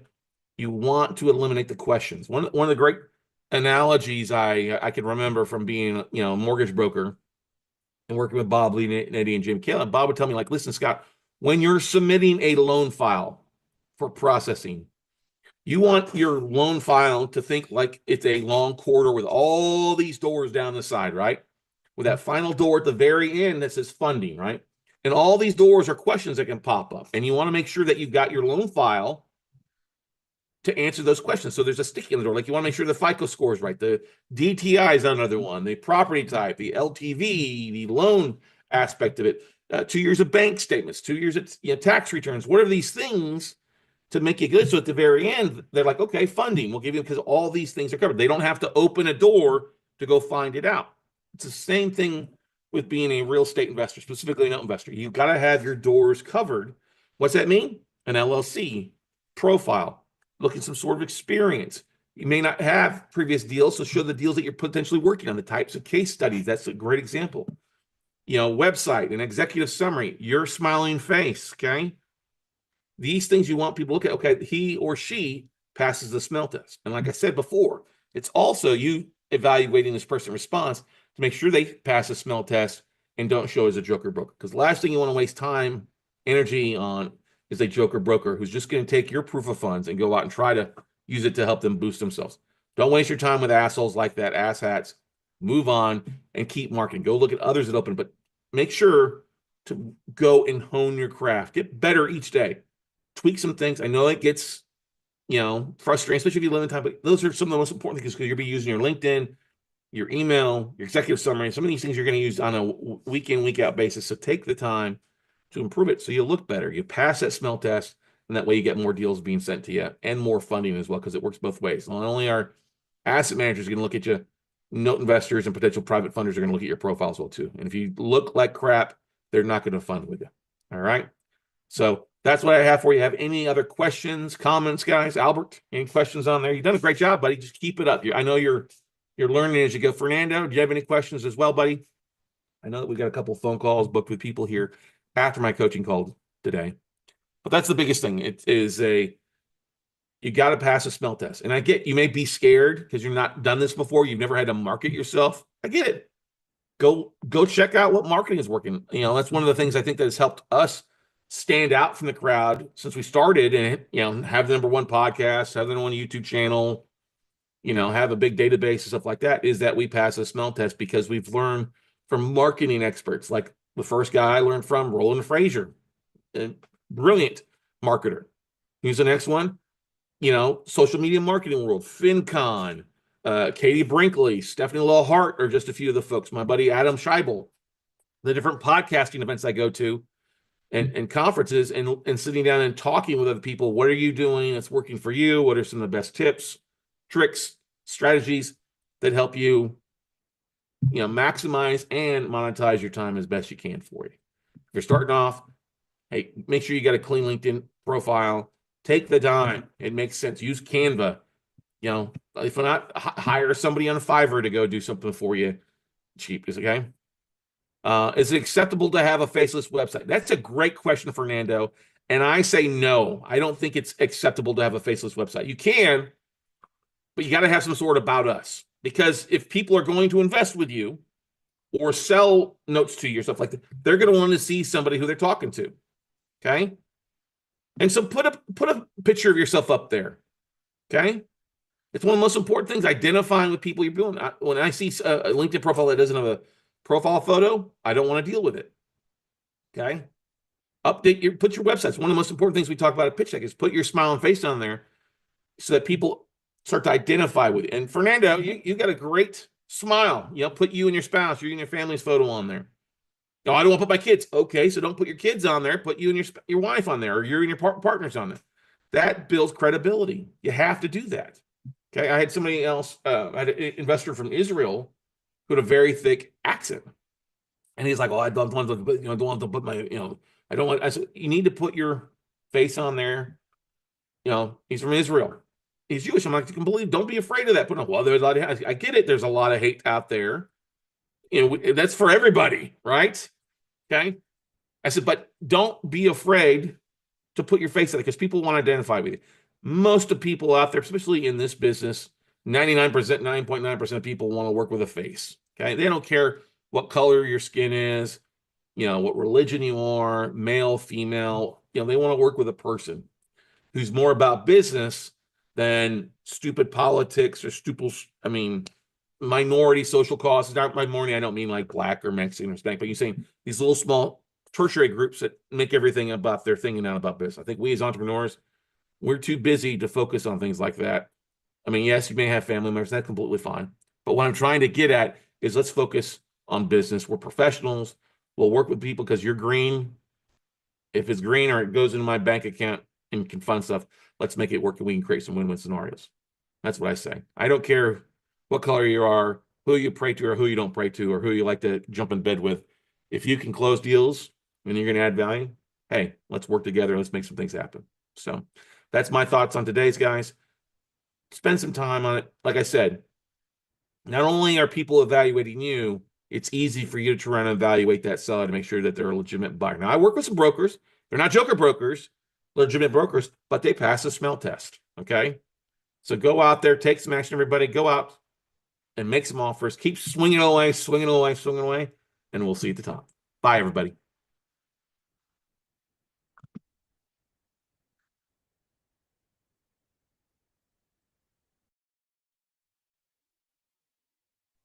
Good morning, good afternoon, and good evening, everybody. Hey, welcome to this episode of the Note Closer Show. So honored to be here with you guys today. Thank you for listening as always. If I don't tell you that enough, I'm thankful. I'm thankful for as we get closer to our 1,000th episode, which is a few episodes away, that we're here for 1,000 episodes. How we're in the 1% of 1% of podcasts that make it this long, and we continue. There's no even idea of us quitting. We're still going to be keep cranking out 2, 3, maybe 4 episodes a week. Continue to go forward. But today's episode, I want to share a new tool that we have created for you guys that are listening, watching, or reading this episode. And this is the launch of my own personal AI clone, the Scott clone. That is already an amazing tool. We're already getting amazing feedback in the beta side of things. And this is the official launch of the Scott clone, the Note Guy clone for you, basically. Over the last 2 weeks, I've been really working on this on the back end of everything else that we do. I've got to thank some of my friends, Scott Duffy, Joe Fear, who have helped me along with this and the service that we're using. But I am blown away at what our clone is doing. And it is just an absolutely amazing and easy source for you guys to use in your note and real estate investing, maybe even some podcasting stuff on there for you. But for the most part, it's designed to help you find more deals, help you with your due diligence, raise more capital, market your business better, and really take it to the next level and be a 24-hour day, 7-day a week, 365-day year per year asset and tool for you to use. Whether you like me or you dislike me, I don't care. Use it, because I'm going to tell you what's all gone into creating this clone. And I know I've had some people give me feedback, like, why would I do this? And I'll go through this a little bit. But when you look at the thousands of videos, I'm not talking about the short videos. I'm talking the 1,000+ episodes of the Note Closure Show, the hundreds of videos from Note Night in America, Note Camp, our blogs, our book, all the stuff that we have created, webinars, breakdowns, YouTube videos, other podcast appearances. We are a wealth of, and by we, I mean me, myself, and I, right? My clone and I, a wealth of information, going back now 15 years. And there's no way you can learn everything that we have learned, but I've been transfixed with the idea of trying to create a clone to help you guys take it, because I'm only one guy, but I also think that we have an amazing group of investors, a group of amazing students, past and present, who have not only done amazing things but continue to do amazing things. Okay, we've got some big names out there that have been through our stuff and just absolutely doing great stuff. When you look at different events and I see half the speakers are people that have been through my workshop, stuff like that, I'm very proud of that. I'm very proud. May not always agree with some of them, but I'm very proud of the fact that they're out there speaking. But anyway, let's get to the thing here. So what it is basically we've got a Delphi clone, which we're in the likes. If you just go to Delphi, let's just show you kind of the things that we're up there with, just to give you a bit of an idea. Let me share this over here so you guys can go to this. So we go to my, all right, so let's go to my Delphi clone here. Let me find the right things. Okay, so first we use a company called Delphi, and they're probably the best at what they do when it comes to clones, and give you a bit of an idea who we're right up there with. When I saw this, I was like, okay, I'm interested. Brandon Bouchard, Elisa Song, Hader Shemesh, Keith Robles, Keith Raboy, okay? There's Arnold Schwarzenegger, Cody Sanchez, Lewis Howes. I mean, there's some big names on here. You know, Brian Tracy, Ben Greenfield, Brian Halligan, Vanessa Van Edwards. There's some pretty good names out here that you can mess around with. And I love this. I've spent some time on, Cody Sanchez's, Arnold Schwarzenegger's clone, Lewis Howes clone, just messing around to get a bit of an idea. Even Brian Tracy and what they're doing. And I saw a ton of opportunity for you guys to get rock and rolling. And so, yes, am I giving up a little bit of access? I say no. Maybe am I giving up a little bit of time for you guys to have this tool? So you can literally go here to my clone Delphi, DELPHI.AI/Scott Carson. We'll put the link in there for you guys in the show notes.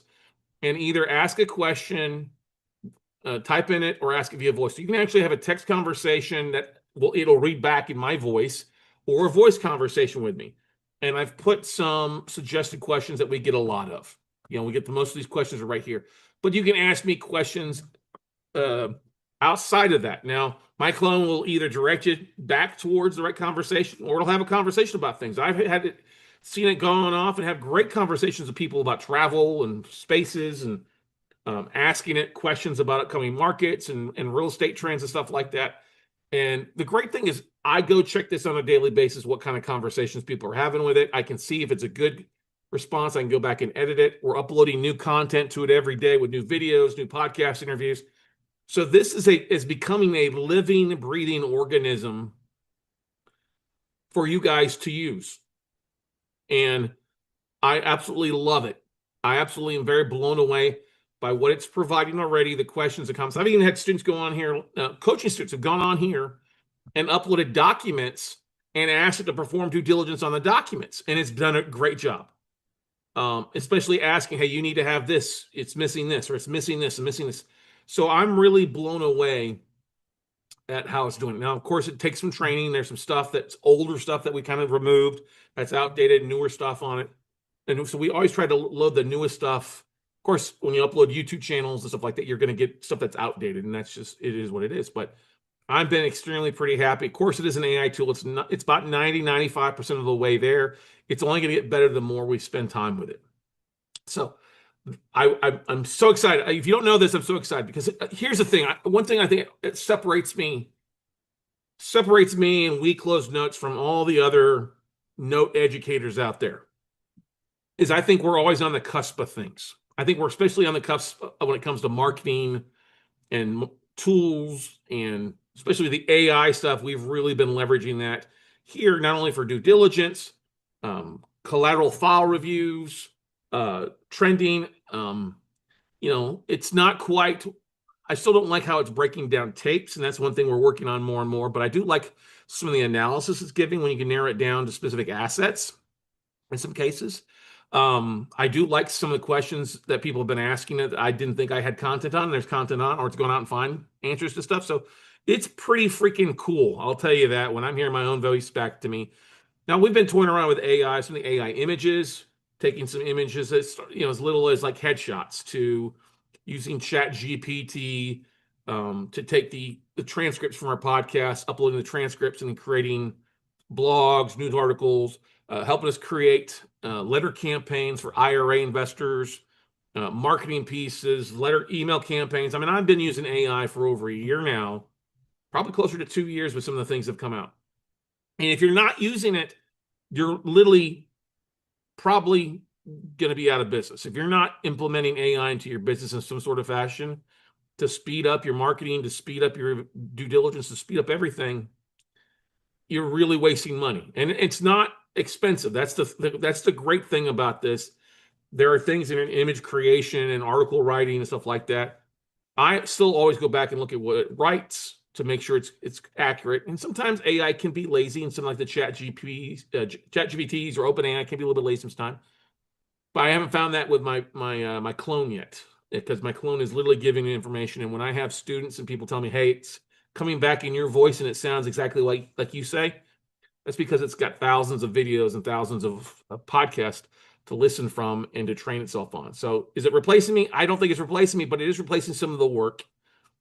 And it's, if anything, it's making it a much more accessible tool. So that's what I want to go through. Why are we doing this? I even asked AI, what were can you give me the reasons or questions some people would ask about using an AI bot, an AI clone? And I found it kind of humorous. Let me close some stuff down here to go through these questions with you so you have a full idea of why would the heck would Scott Carson do this? Okay. And I kind of found it funny. So the question here is, what questions should I ask myself on my podcast on why I've created an AI clone for my clients? Okay, it's not for me. My AI clone, I know the stuff, but it's definitely more for you. And I was up a couple weeks ago with a couple coaching students up in Dallas. We were working on one-on-one stuff, and we were spending a lot of time on AI and using that to create some stuff. And they really love the AI clone aspect of it. And I spent time talking with Scott Duffy and Joe Fier, who are Delphi's kind of their business development guys. And I've known both those guys for over a decade. I've known Scott probably 15 years, and Joe close to 7 or 8 now. But here's the thing, the why, motivation, and purpose of why we're doing it.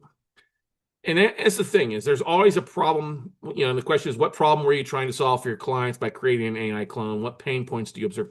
The pain points I observe is that I can't talk to everybody. I'm only one guy. And when you have a question about a deal or case study, you want to have as fast access as possible to those questions, right? And going and scheduling on my calendar link is nice. Texting me is nice, but I have a family, right? I've got my own time. So that's what we want to do, is create something that's going to help you guys be able to ask questions whenever you need it. I want it to be the number one source for you guys to go be able to ask questions of it and go from there. What's the overarching vision behind offering my AI clone? It becomes your guide. It becomes a part of your team, especially as new note investors out there, when you're buying non-performing or performing or buying your first bank notes, you don't know what you don't know, right? And so that's one of the things that we've really done well with it, is uploading like our due diligence docs and some of our courses and stuff like that to you.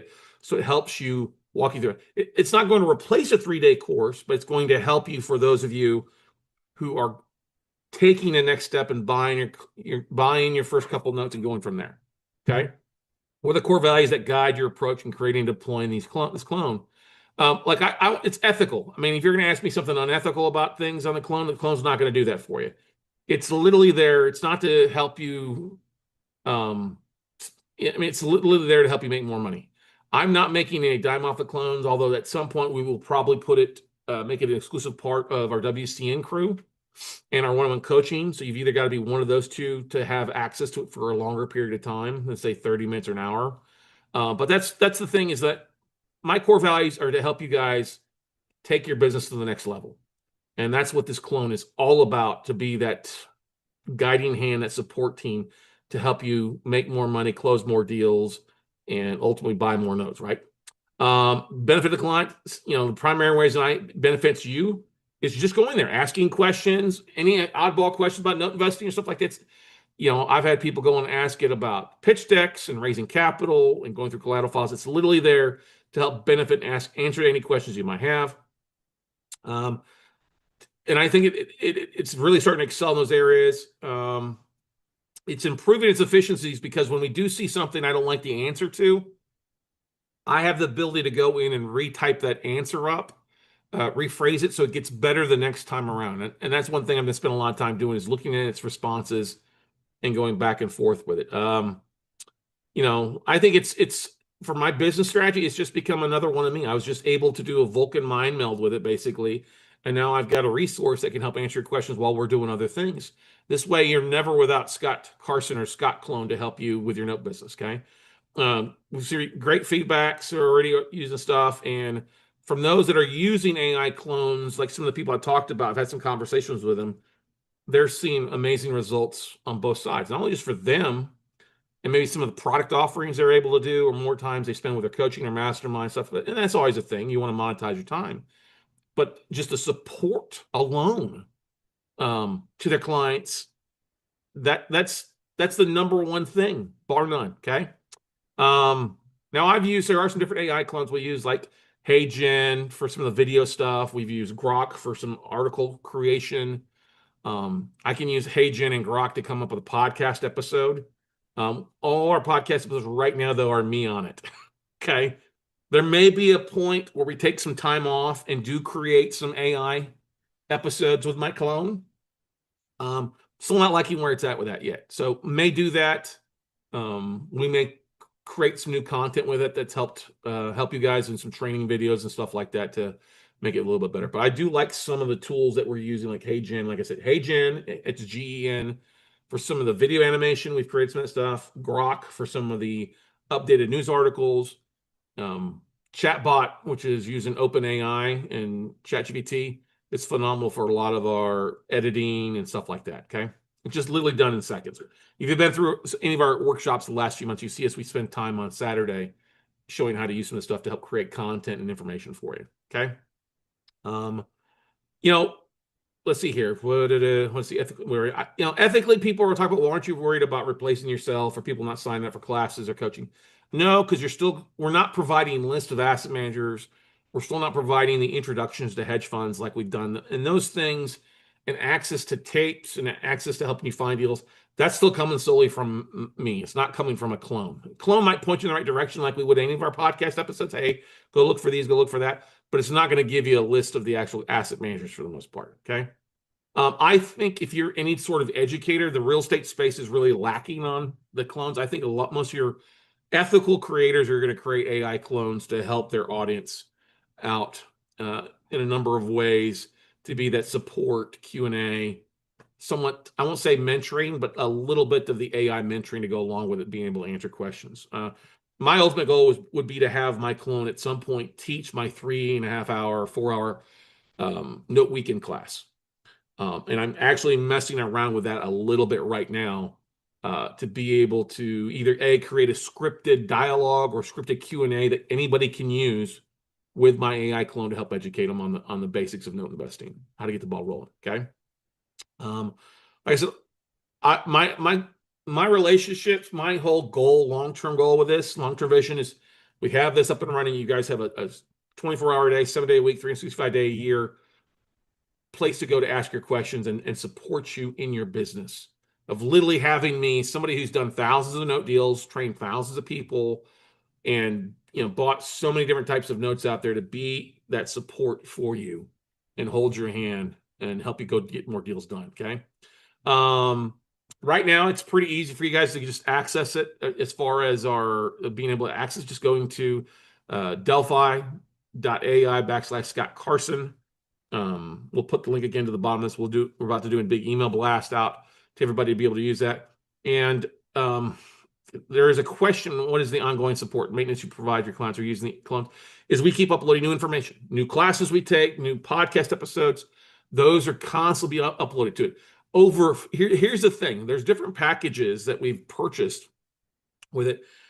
Over 5 million words have gone into creating this clone. 5 million. All right. We expect to probably double that to 10 to 15 million in the next 6 months with things that we're creating and other things that we're uploading. Like I haven't even uploaded all the Note Camp podcast episodes to it. Um, all the best of Scott Carson, me being interviewed on the podcast. There's a lot of great knowledge on there. Um, our ebook is uploaded to the, but then also just other blogs and articles aren't uploaded to it yet, and we're still going through that. So I'm pretty stoked about that. And my success, how do we measure success with any KPIs? Do you track just people coming back to it, seeing repeat people coming back to it, asking more questions? That's what we see, seeing the uptick of people using this as a tool in your note business. And I don't care what type of note you're buying, it's designed to help you really take your business to the next level. So I would really love it if you guys, like I said, took the time, went to delphi.ai/Scott Carson, clicked on the link in the description, and went spend some time on it, asking it questions. I don't care if you ask it oddball questions, try to trip it up.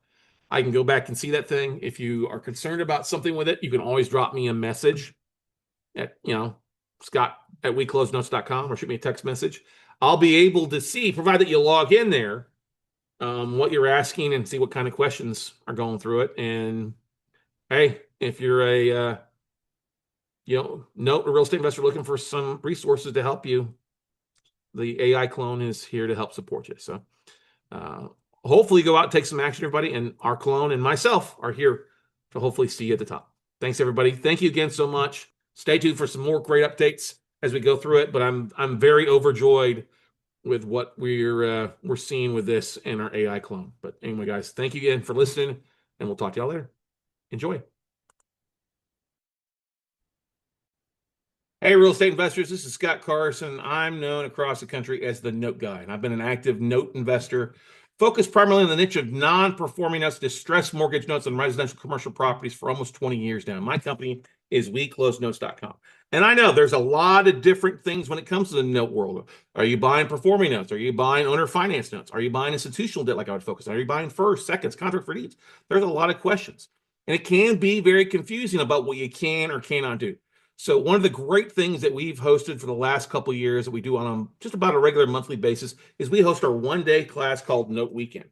If you go to noteweekend.com, you can register for our free 3.5-hour class. We'll talk to you and share with you how you find, fund, and flip non-performing notes. And yes, you can buy non-performing notes from banks, hedge funds, and a variety of different hard money lenders out there for your own portfolio.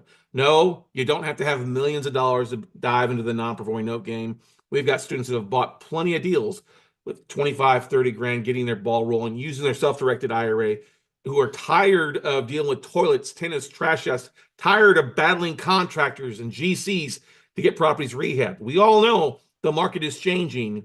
And while it may not be like 2008, 9, and 10 again, we do see a lot of distressed debt out there on both the residential and the commercial side. So if you're thinking about diving into the note game, becoming a note investor, a lien lord, as you like to say, versus a landlord, or you just want to figure out what it is about the sexy side of real estate in the note space, well, check it out. Noteweekend.com. Doesn't cost you anything. We host it live, usually the first or second Saturday of each month. You can go today, register at the website, noteweekend.com, register for the next live class we host. You'll get sent a replay of the previous class so you can start learning about the note business today. No questions asked, no credit card needed. This is a great way for you to dip your toes in the water and see if it's warm, because I guarantee going through our one-day class, you want to dive into the deep end and become a note investor. So check it out, noteweekend.com. You can also go to our website, weclosenotes.com. Check out our podcast. Check out our #1 YouTube channel. We are here to help support you. Whether you're an experienced investor or you're brand new to investing, Note Weekend is a great place for you to get the ball rolling. People often say we cover more in our 3-hour class than most people cover in their 3-day class. So check it out. Love to have you be part of our Note family. But get signed up today at noteweekend.com. Thanks and have a great day. Hey, good morning, good afternoon, and good evening, everybody. Hey, welcome to this episode of the Note Closer Show. As always, excited to have you today. And we've got a very special guest. And whether you're watching this new or you're watching this as a replay, this may be one of the most important episodes that you ever watch, especially if you're going to be in business.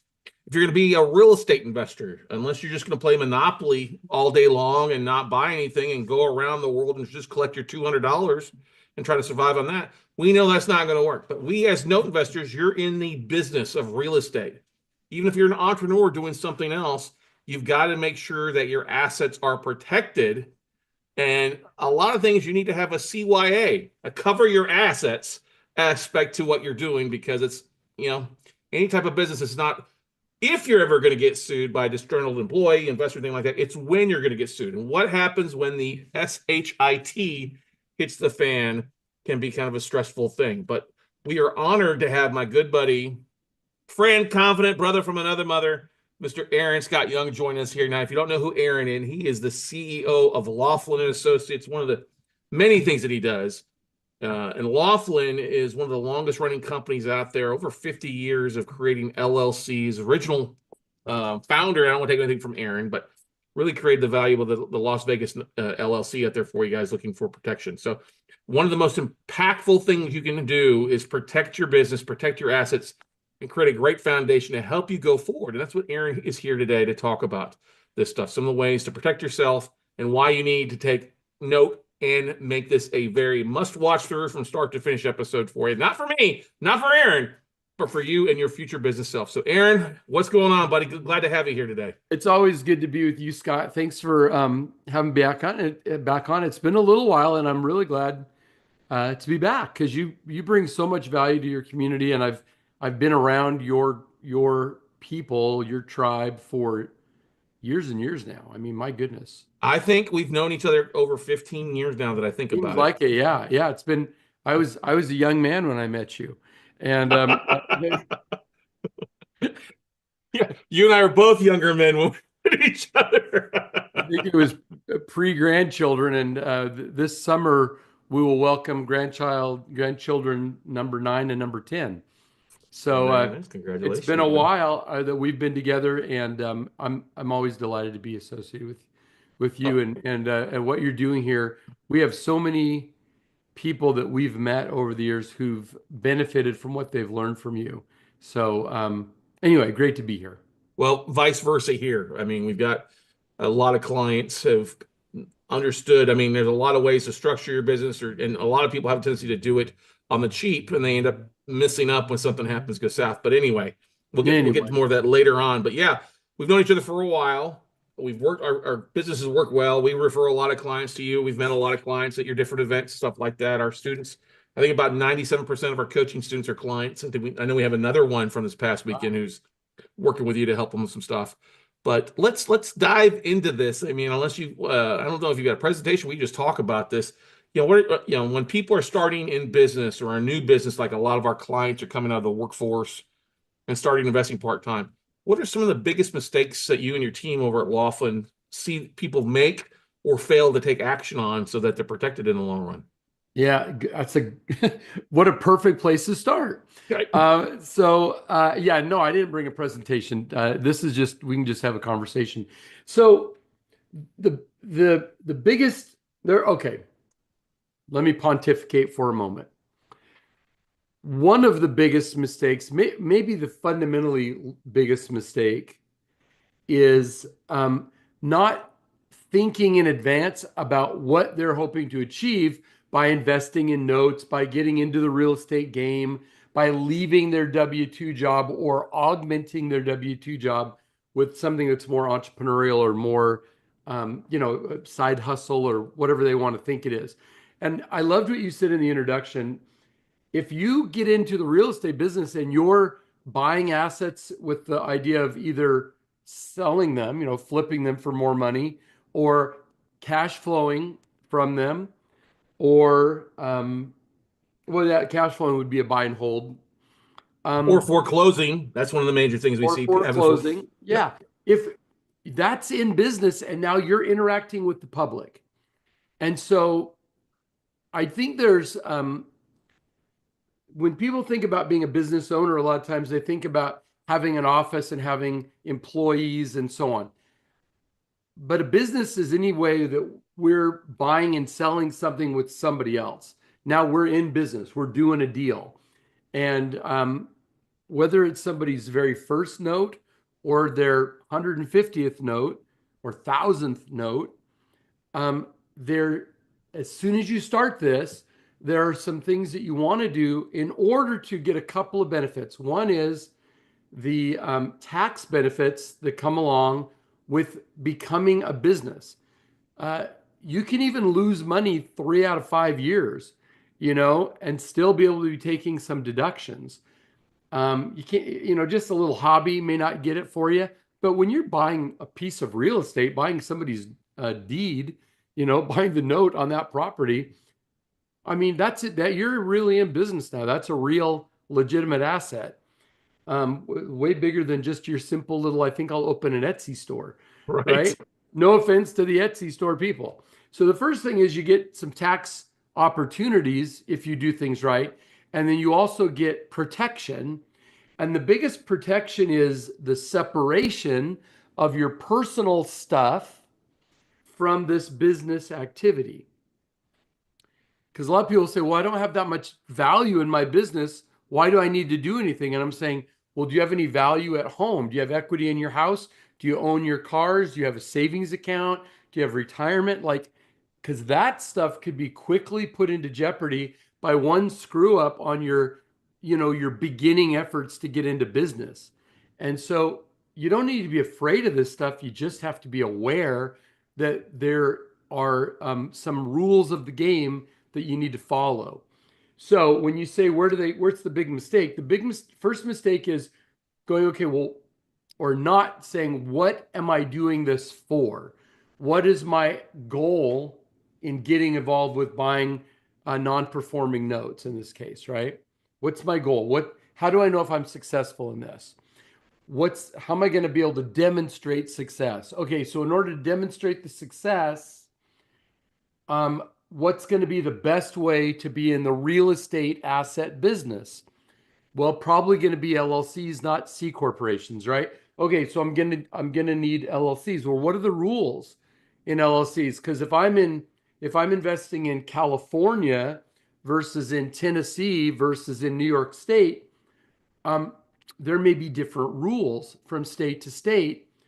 Can I hold them all in one LLC? Do I have to have an LLC in that other jurisdiction? These are just things you need to know about and then follow the rules. Oh, I've got a bunch of LLCs now, and some of them are starting to have equity. Like there's a few $100,000 now in my little portfolio. Well, maybe I now want to create another level of separation, and now you put a management company or a holding company in between. And maybe now I maybe need to use Nevada or Wyoming. You start to get more complexities, you start getting more value.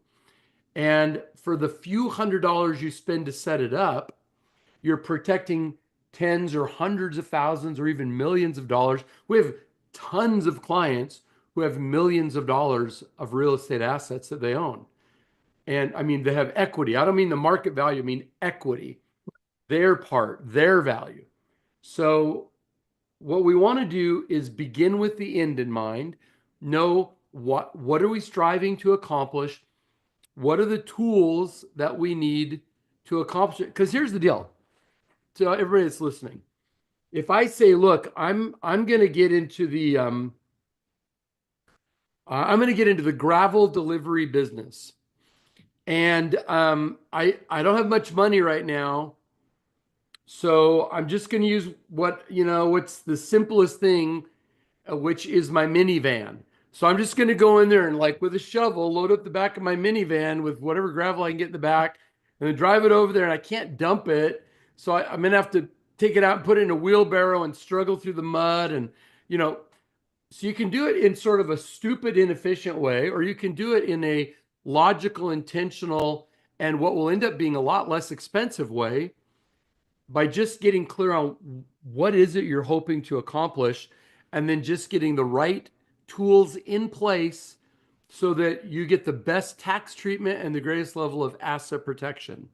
And that might have seemed like a lot of words to answer a simple question, but I really want to impress upon whomever may be listening to me right now that there's a old cowboy saying, and you guys don't know me, and I'm sitting here at my beach house right now talking to you, but I'm a horseman, and we breed horses and sell horses, and we've been doing this for many years. And amongst cowboy logic, it says, good saddles ain't cheap, and cheap saddles ain't good. True. Truer So words were never spoken. get the right tool for what you need because it will end up being, and they say, why is that cheap saddle not good? Well, because if you go on a long ride, you're going to be uncomfortable and your horse is going to get uncomfortable or hurt by a bad saddle. Likewise, in business, using the right tools for the job will make the whole job easier and get you the right result versus using the wrong tool, or my brother-in-law did this, so I just do what they did, or I watched some YouTube short where somebody said if I set up an S corp, I could quickly get $250,000 of business credit without any personal guarantees. There's all these lies going on in the world, and we don't want that. We want to get people exactly what they need, no more, no less, so they can do the right job, get the tax benefit, get the asset protection, and then have the easiest path forward to focus on buying assets and not focus on fixing mistakes down the road. You also are very well known, other besides cowboy logic, of saying something, if I remember correctly, where the corporation is not me and I'm not the corporation, or I'm not Yeah, the that's right. LLC. I'm not the corporation. The corporation's not me. We're separate. It's a separate paper person from you. And one of the big mistakes people make. So let's say you go, okay, I know I need an LLC to start doing my note buying. So you go to some service, you come to Laughlin, you do it yourself online, whatever. But then what do? You say, oh, I got it, I have it.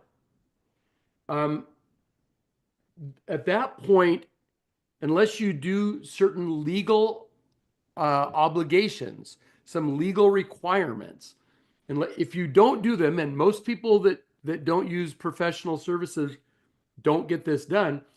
If you don't have an initial meeting, if you don't have a board meeting, if you don't pass some resolutions, if you don't have an operating agreement, if you don't distribute stock, if you don't write who got the stock in the stock ledger in your corporate minute book, if you don't do these things and then have regular board meetings at least once a quarter, if you don't do that stuff, if you're ever examined in an audit or in a lawsuit, the your adversary, that auditor or that lawyer that's coming after you, they'll look at your corporate minute book and they'll go, "Oh, you never did any of the stuff that was required to be done. So this company isn't real. You really paid the state for it, but it doesn't give you any of the value, any of the tax benefits, gives you zero asset protection because you didn't follow the rules." And unfortunately, at least amongst the people I come in contact with, and Scott, I come in contact with a lot of people.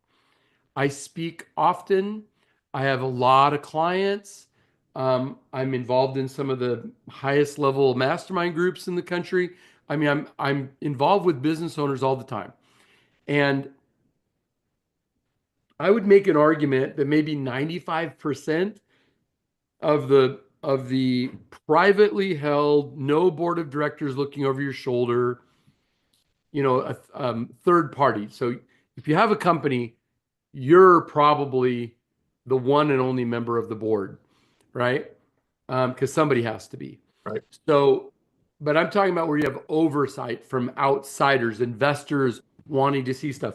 If it's just you, which is almost all of the 23 million companies out there, if it's just you, the odds are you're not holding board meetings. Okay, well, that makes sense because why would you hold a meeting with yourself for a company you own 100% of and that it's all your money? You're the only one at risk. Why would you hold a board meeting?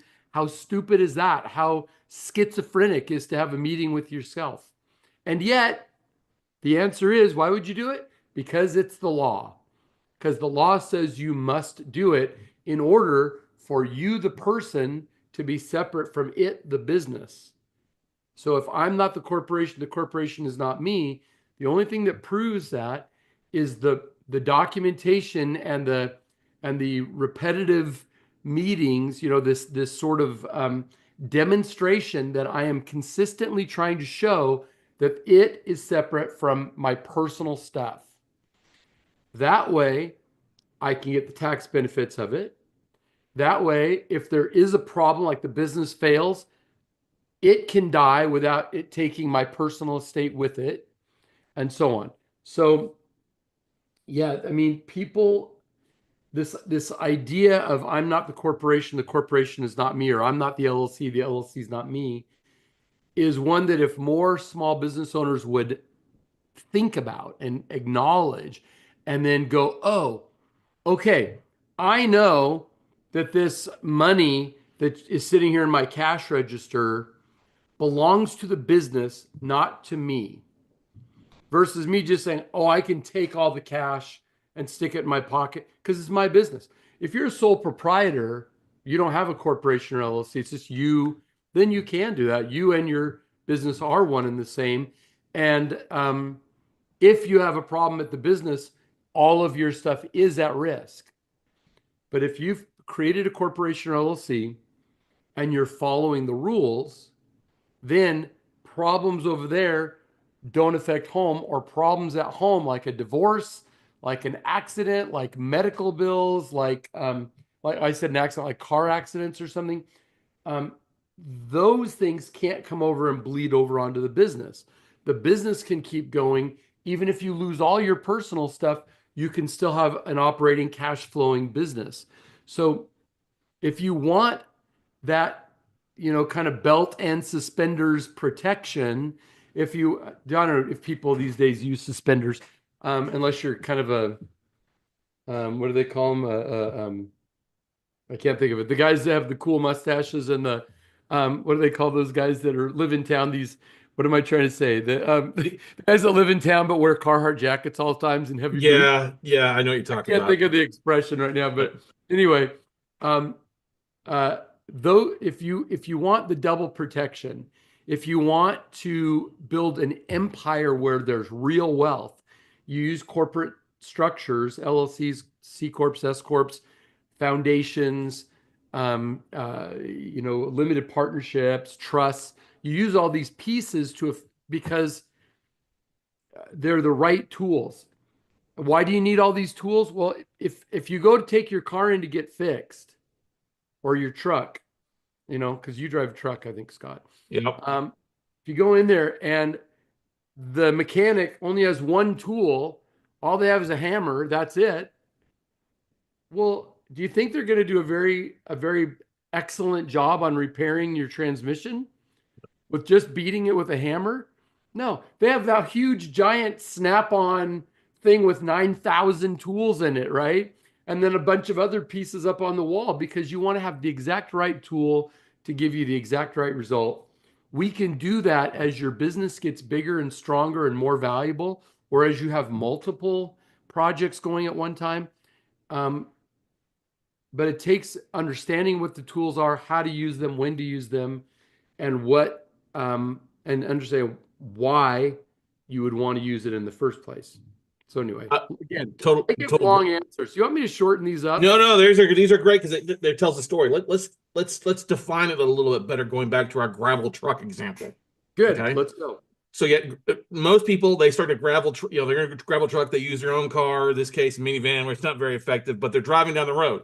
If Yep. they hit something, Yep. they're going to be just say sued. Somebody sues them, their personal Yep. assets, their Yep. house, the caravan or whatever they're shoveling the gravel into, that can get taken away.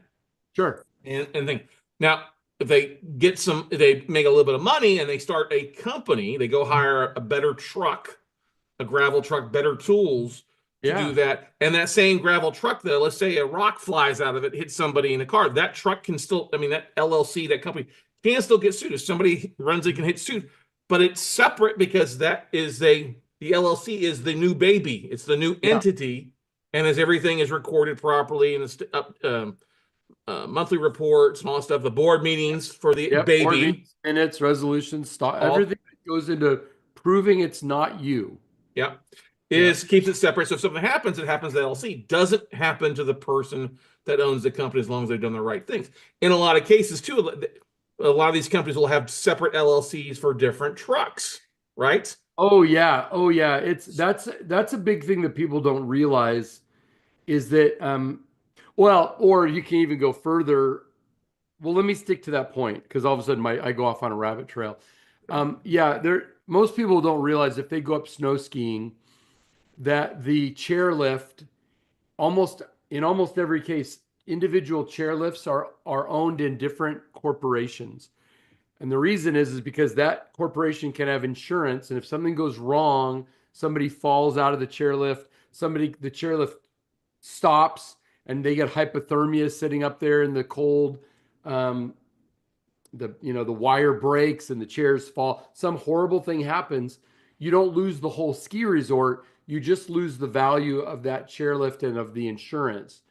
Um, and so yes, in if you had a whole bunch of heavy machinery like dump trucks, yes, not only would you not own them in your name, you don't own them in the name of a company, you may use multiple companies depending on how much risk and how much value there was. How much can you afford to lose? That's how much value you want to get into any one entity. And when you go, oh, my tolerance for risk is met now, then you open a second one. I've got, this much money in this stock account.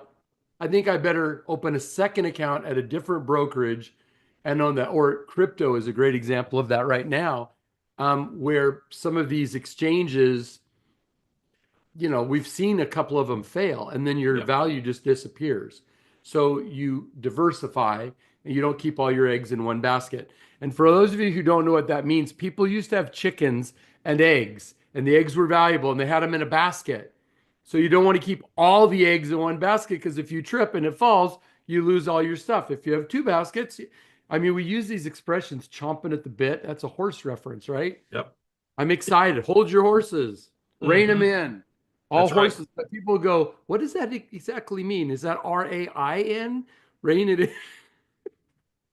No, REIGHA. Guys, yeah, exactly. But the point is, you need to understand what you're doing, and these old sayings still are valuable. Don't keep all your eggs in one basket. Don't keep all your value in one company because you will have problems. I remember hearing from the CFO of Intel Corporation that that guy was over several thousand entities that held a contract, a patent, some assembly line, some little piece that all went into making that chip, right? They didn't Hmm. keep it all in Intel Corporation. It was all Well, we divided up. well, we see that all the time happening here in the note business, where different funds, different banks will sell notes or assets off of one weird fund. I mean, we were just looking at the foreclosure list earlier today, and all these companies have different series or different fund number one, two, three, four, five, six, seven, or number one, two, three, four, five, six, six, depending on what the assets are held into it. Yeah. Because it's the same kind of thing. It's like if you own a portfolio of rentals and they're all in your personal name, and you have the contractor fall off, he's coming after you individually. If it's Yeah. in an LLC or you have two homes in an LLC and they fall off in terms of they can only come after that LLC that holds the two houses, not your personal residence or Right. your whole, as long as it's set up properly with the correct entities. Yeah, that's right. Exactly right. Now, one of the things too is that people think that they go and get an LLC, they get an EIN. Where do they're not going out and documenting this stuff? How difficult is it for people to document this stuff, Aaron? Is there a company that does that for people? Funny you should ask, Scott. That's right. Softball. But Thanks for that, Lob. Well, sure. First of all, people have been doing board meetings and keeping minutes, what's being discussed, passing resolutions, what's been decided, issuing stock. This has been going on for hundreds of years. Okay. The first corporations were set up over 500 years ago, and the rules have not dramatically changed. And I mean, what we use is basically under British common law. So most, with the exception of France, I mean, most European um, countries, certainly the United States of America, all the British Commonwealth countries we're all using British common law. There's an exception. Louisiana still uses a lot of right. French Napoleonic law, right? They still use a lot of the French rules.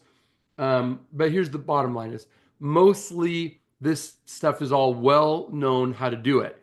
The deal is most entrepreneurs, one, if you have a brain for being an investor, risk taker, maverick, entrepreneur, you probably don't really like to do paperwork.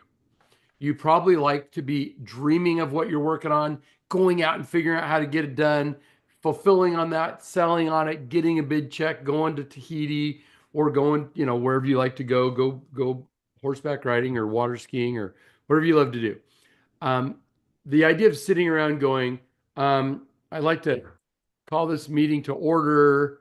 Let's review the meeting minutes of the last meeting. Okay, let's go ahead and approve those. All right. You know, people just don't do that. And the vast majority of business entities in this country are one or two owners, and it's usually me or me and my spouse, me and my kid, me and my buddy, right? That's pretty much what they are. Um, and in those situations, which is the vast majority of small businesses, they neither have any knowledge of, experience with, or inclination toward doing corporate formalities, doing the paperwork. And so we noticed that 20 some years ago and went out and got some legal opinions about, well, what can we do as non-lawyers to help our clients meet the legal obligation? And we got a couple of legal opinions around that. And we started offering a service that we call the corporate veil, right? The corporate veil is what separates your personal stuff from your business stuff. Corporate veil. And the corporate veil is the documents that we were just talking about. So we set up something called the Corporate Veil Protection Service, which is a done for you service. So we talk to our clients every month or every other month, depending on what they want, and sort of interview stuff out of them that they'd been doing, create the appropriate document, send it back to them to sign and put it in their corporate minute book so that they're always up to date. It's very inexpensive. It's very easy. If you can give us 10 minutes a month, odds are you're gonna be ahead of the vast majority of companies out there, and it really is super cheap. Um, the first year is a little more expensive because we usually have to go back in time and get them caught up, but on renewal, the second year is like $49 a month. The first year's closer to $80 a month, and then it drops down because we've gotten the old work done and we're just doing the new work. Well, I want people to understand this stuff is not expensive. It's very, very accessible. If you're really in business, it's almost silly, simply expensive or cheap. It's almost silly cheap. Um, if you're just getting started, you don't want to maybe add another bill, but you also maybe don't have much to protect. Decide what do you have to protect at home from this little baby business, and decide is it worth spending $1,000 the first year to make sure I'm all dialed in and set up right and following all the rules. And by the way, somebody else is thinking about it, not you, right? You just have to give up 10 minutes a month to talk on the phone. All right. Um, if you have those things in place, you have a almost zero chance, as long as there's no fraud.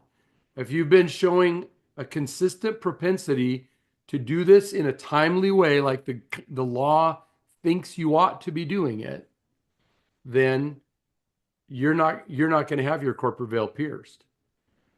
But if they can see that you're not taking it seriously, what a lot of people say to me, I love this, the thing they say to me, well, we started out really well and then we kind of slacked off.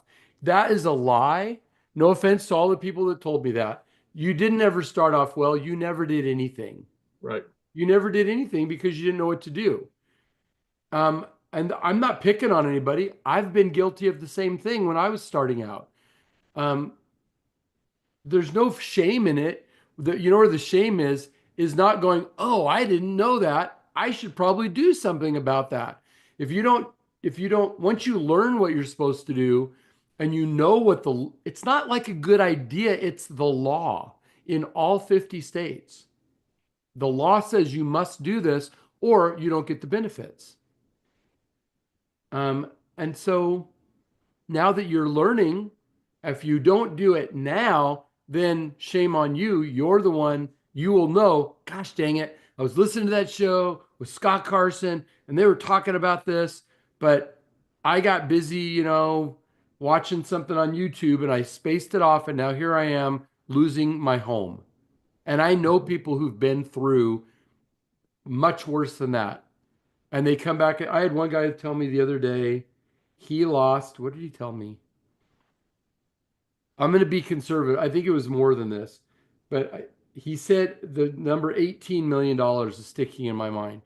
And he said, I knew what to do. I had learned it from Laughlin. I had part of the work done, and then I just never finished it. And then I got in a lawsuit and I lost everything, and I lost $18 million, which I would not have lost in that lawsuit if I just finished setting things up the way they showed me, they wanted me to do. But I got busy. He'd even paid for it. He just hadn't finished it. That's pretty heartbreaking. I didn't finish something that cost me a couple grand to set up, and I lost $18 million. God, that's a horrible day. That's a bad it's a Really, bad that's a yeah. bad. But that's the thing is, a lot of people, when you're seeing through all the different things, we don't think a lot of times these things come to mind. But you talk about board meetings, but also anytime you're doing a new contract or a new lease or new vendors, there's a literally. But on previous presentations, you have a slide that goes on for about 3 minutes with different things that pop up that you need to be Oh, well, recorded. yeah. Yeah. When I give a talk, I have that one that says, here are just the most common things you need board resolutions for. And all those yellow sticky notes go up. It's always interesting because the audience, they watch and then they kind of laugh like, oh, this is a joke. And then then they get quiet and then they're like, and you can tell it's sinking in. Oh, petty cash, you need a board resolution for that. Changing CPAs, signing a lease, borrowing money, and these are just the common ones. There's well over 1,000 things that need a board resolution to be legally done, and I just show maybe 100 of the most common ones, maybe. Yeah, folks, if you're listening and it sounds like we're trying to instill fear, we're not. No, not at all. But it is important that you become educated on this so that you never have to feel that sickening feeling of really being at risk and having somebody threaten you or come at you with a lawsuit and you go, I'm unprepared. Mm-hmm. Dang it. Right. And you can't, at that point, you can't go back and fix it. No, it's not. And you're also not going to have your local real estate attorney do this stuff for you too. Or I have got an attorney. They don't want to do it. It's not worth their time to do it. And that's why we like bringing on Aaron and his team at Laughlin, because they do it at a much more affordable rate, and they'll actually be very proactive in reaching out to you. Hey, what do you have this past month? What did you do this month that we need to create something, send it to you to sign, and slap it in your free ring? Yeah. Did you buy something? Did you sell something? Are you looking at moving? Did you change anybody? Did anybody get a pay raise? All these little things that they're easy to do. But if you don't know the question to ask, if you don't know the format to create, people could say, well, I could do this with AI. And you know what? You can if you know what to document. Yeah, and how to ask AI correctly, which is a whole different story. Yeah, and make sure that when AI goes out and spiders out there into the world and comes back with something, they come back with something that was actually works for your state. Exactly. Anyway. Now you guys do this, what's the best way for folks if they're interested in that? I mean, now everybody should be interested in it. It's one of the most valuable things you can take. Where do they go to? LawfulNUSA.com is the best website for them if you go to LawfulNUSA.com, or if they want to just call 775, I'm sure you'll put this in the notes, 775-883-8484. 775-883-8484. Super easy. This is so simple. And you know what? We even go and report to the business credit bureaus for you if you're doing this on a monthly payment instead of a one-time payment. Or you can use that 800 and up there, 648-0966. And the great thing that you guys do as well, too, you've worked with so many note investors out there that you guys, I won't say you have a turnkey, but the whole team is familiar with what people Oh are yeah. doing as note real estate investors to set things up properly. They won't overset you up with things, but they will also look at it's great to have a third set of eyes or fourth set of eyes. Look at what you're doing, your assets, and help you not only just with your real estate stuff, your LC, but help you really protect yourself to help you grow into that through other asset protection or estate planning too, correct? Yeah, that's correct. Our goal and our experience is that people stay with us for a very long time. Once they start using our services, they see how simple and straightforward and easy it is to have us deal with it. You notice that where it says Laughlin since 1972. People, we have clients. I've met clients that started with Laughlin back in the 80s. Yeah. So they've been doing this with us for 40 plus years now, and they're old. They were young when they started. Now they're in their old age. Um, but the systems work. So as long as your business stays viable, the odds are of you sticking with us are really quite good. Um, and so we don't want to oversell you, nor do we want to undersell you where just to collect money, you don't actually get the minimum thing that you need. And so, but you're talking about hundreds, not thousands of dollars. I mean, unless you need something really complicated, with lots of pieces to it and lots of legal work and so on, a typical sale where you have your entity, your minute book, your initial meeting, your corporate veil protection for a year, and so on, is right under $1,000. And so it's a it's a it's kind of a no-brainer if you're going to do anything with any real value. If your company's only going to do $1,000 a year, well, maybe you can take a risk. If you're gonna do anything and make some money, and if you're going to engage with the public and you have anything of value that you own personally, putting this buffer between your personal estate and your business activities is just prudent business. It's just like, I don't want to be too harsh, so I'll just say dumbbell obvious. Um, so I know that's kind of harsh, but I mean, guys, if you say you're a business owner and you are not willing to spend a little bit of money on making sure that you actually get the value, get the legitimate value, not a free filing, oh, we'll set you up for free, because you're going to pay at least the state fees. And then you don't get a minute book, you don't get initial meeting, you don't get minutes and resolutions, you don't get stock certificates, you don't get anything that makes you real. It's I noticed you've got a Disney shirt on. I noticed that a minute ago, Scott. It's like if I go to Orlando and I buy a ticket to go into the Magic Kingdom and spend, I don't know what it is now, about 115, $120. I think it's a little higher than that, but yeah, we'll just say it Let's that. say it's $120 for me to go to the Magic Kingdom for the day. Forget park hopper, right? Just go to the Magic Kingdom. If I go spend that money, which is like filing with the state, and then I turn around and I go to the beach, I go to NASA, I go back to the hotel room and take a nap, and I just don't go to the park. Well, I did pay for something and I had the right to do something, but I never got the value that I paid for, right? And that's when you go do a free filing for your company and that's all you do, what you have is you basically paid a government fee, but you got zero value from the fee. Zero. You think you have something, but you do not have anything. If you don't do the corporate formalities, you don't have a legitimate company. Period. The end. That's not overstating. That's just a fact. And So, so go ahead. Yeah. no, I just want to say that's so true. You don't have anything. You have a personal thing that you're doing on the side. You have a hobby. You've got an online thing that's not a legitimate business Well, that you can and no sell or separation from you. yeah, yeah. No, people get lulled into this false sense of security. And I was talking to somebody recently who does um, over 5,000 entity formations a month, and they do them for free. And I said, what's your value proposition for yourself? Like, how are you getting value? And he said, oh, it's all in the upsells. So this is just a way to get a bunch of data from people. And then we can either sell the data, we can let people market to that list, or we can sell them stuff um, once we've kind of captured them.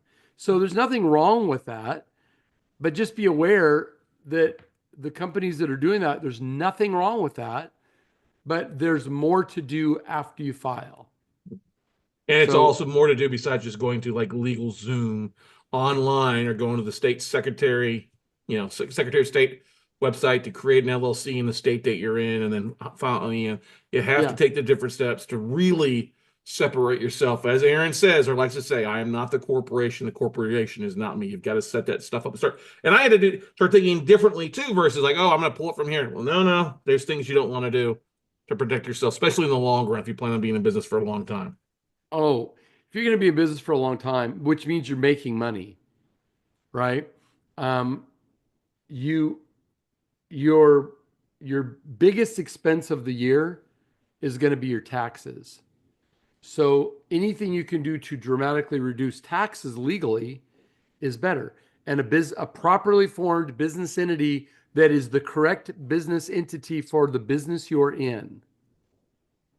There's a reason why there are C corporations, S corporations, LLCs, four different ways for LLCs to be taxed, limited partnerships, trusts, a variety of trusts, triple LCs, professional corporations. The reason there's not a one size fits all is because each one of those is like the tool in the Snap-on toolbox, Yeah. right?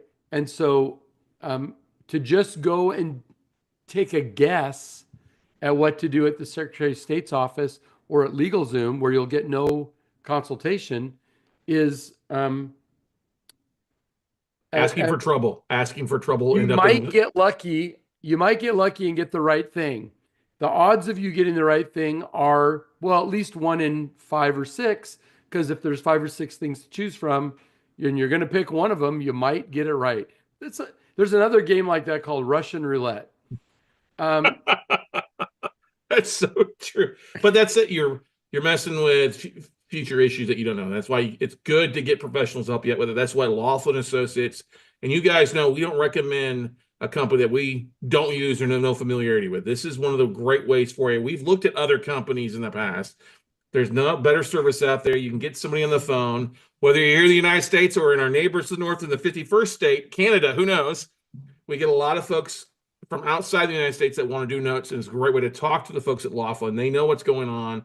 They're going to steer you in the right direction, not upsell you, and really help you maybe sleep a little bit better at night or help you find those opportunities. Now, you've also got an amazing event besides the corporate veil protection that you guys do. oh, we do a lot of things, but yeah, we do the event twice a year. That one, is that what you want to talk Yeah, about? your Magnify Your Wealth event. Let's talk about that for a few minutes here because I think it's important. I think it's one of the most valuable events that people can go to, especially as entrepreneurs and business owners. Yeah, so twice a year we do something called the Magnify Your Wealth Summit. Um, there's always at least one of them in San Diego. Uh, Sometimes we do both of them in San Diego. Sometimes the last one we were in Florida. Um, but no, that's me when I didn't have a beard. I just noticed, and there's you. Look Yep. at that. All Yep. right. Well, anyway, Magnify Your Wealth is designed to give people the chance to not only hear about these things, but to get details, take notes. And then one of the things we do that's really cool is at Magnify Your Wealth, you can schedule time with the speakers. So if that lawyer or accountant, or like, let's say Scott Carson is there speaking, um, instead of just listening to the fancy speaker up on the stage, you can go out to the registration desk and say, I need to sit with Scott. I need to sit with that lawyer, that accountant, that strategist, that self-directed IRA person or whatever, and have a private meeting where they're not talking to everybody. They're just talking to me about my situation. And by the way, another thing we do, so stop right there, stop right there. So you see, here's Marta Herrick, who's a CPA, and here's Elizabeth Tresp, who's a lawyer. So how often have people gone to an event and they heard something really great from a lawyer, and they go home and they try to explain it to their accountant or even explain it to their lawyer or their business partner, and they don't exactly know how to explain it right. And when they get asked some questions, they can't really answer it correctly because you don't have a complete answer. But at Magnify Your Wealth, we can get the CPA and the lawyer and the strategist all together. Or here's Caleb Gilliams. Here's somebody that might say, here's how we can add a whole life insurance policy to your asset protection strategy. And here's all the tax benefits Marta's going to show you about. So you get a whole picture of what you want to accomplish, and you get to hear from the various professionals, none of whom work for me. They're all their own companies. And they can come back and kind of, let them slug it out and give you a path forward that you have all the justification legally, accounting wise, and then what other things you may need. Jeff Shatta helps you get loans and develop business credit so you're not the personal guarantor and so on. So you can get these, and this is just part of the group that'll be there speaking. You can get these folks teaching and walking you through a solution for you personally. It's funny for me, I'm looking at some of the people on there and the wide variety of businesses that we're looking at just in the photographs is mind-boggling to me. Yeah, it So totally is. I mean, you got a ton of not only entrepreneurs, but a lot of real estate investors. You've got people that run funds. There's Shugo yeah. Capital, Sarah, I know her.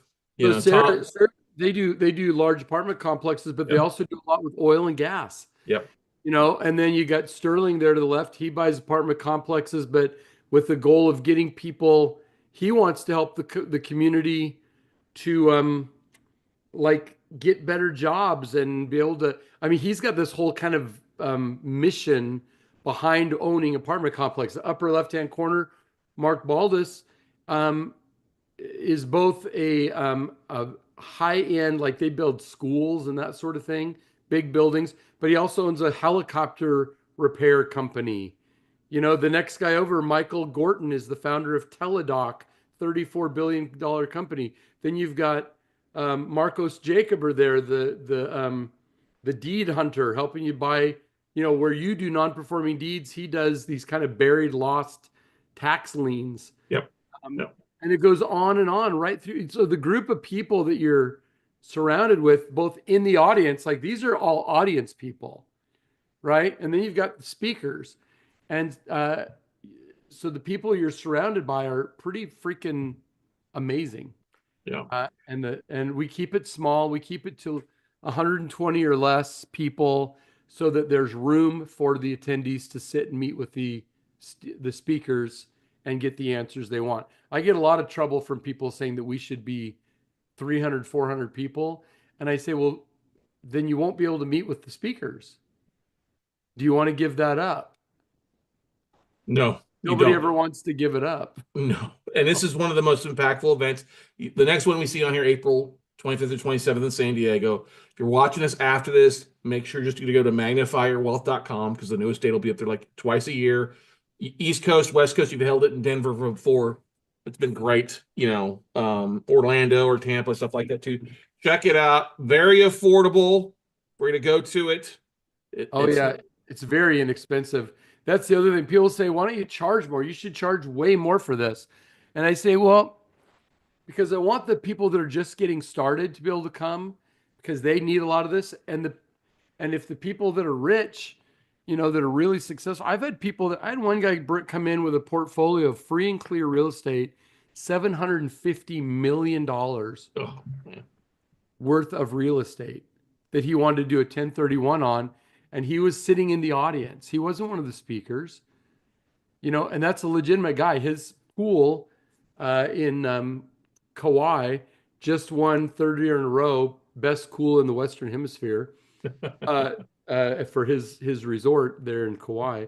But I mean, these are the people that you may be sitting next to in the audience. And then you might be sitting next to somebody who's got a W-2 job and has their first note that they just bought through Scott Carson's training.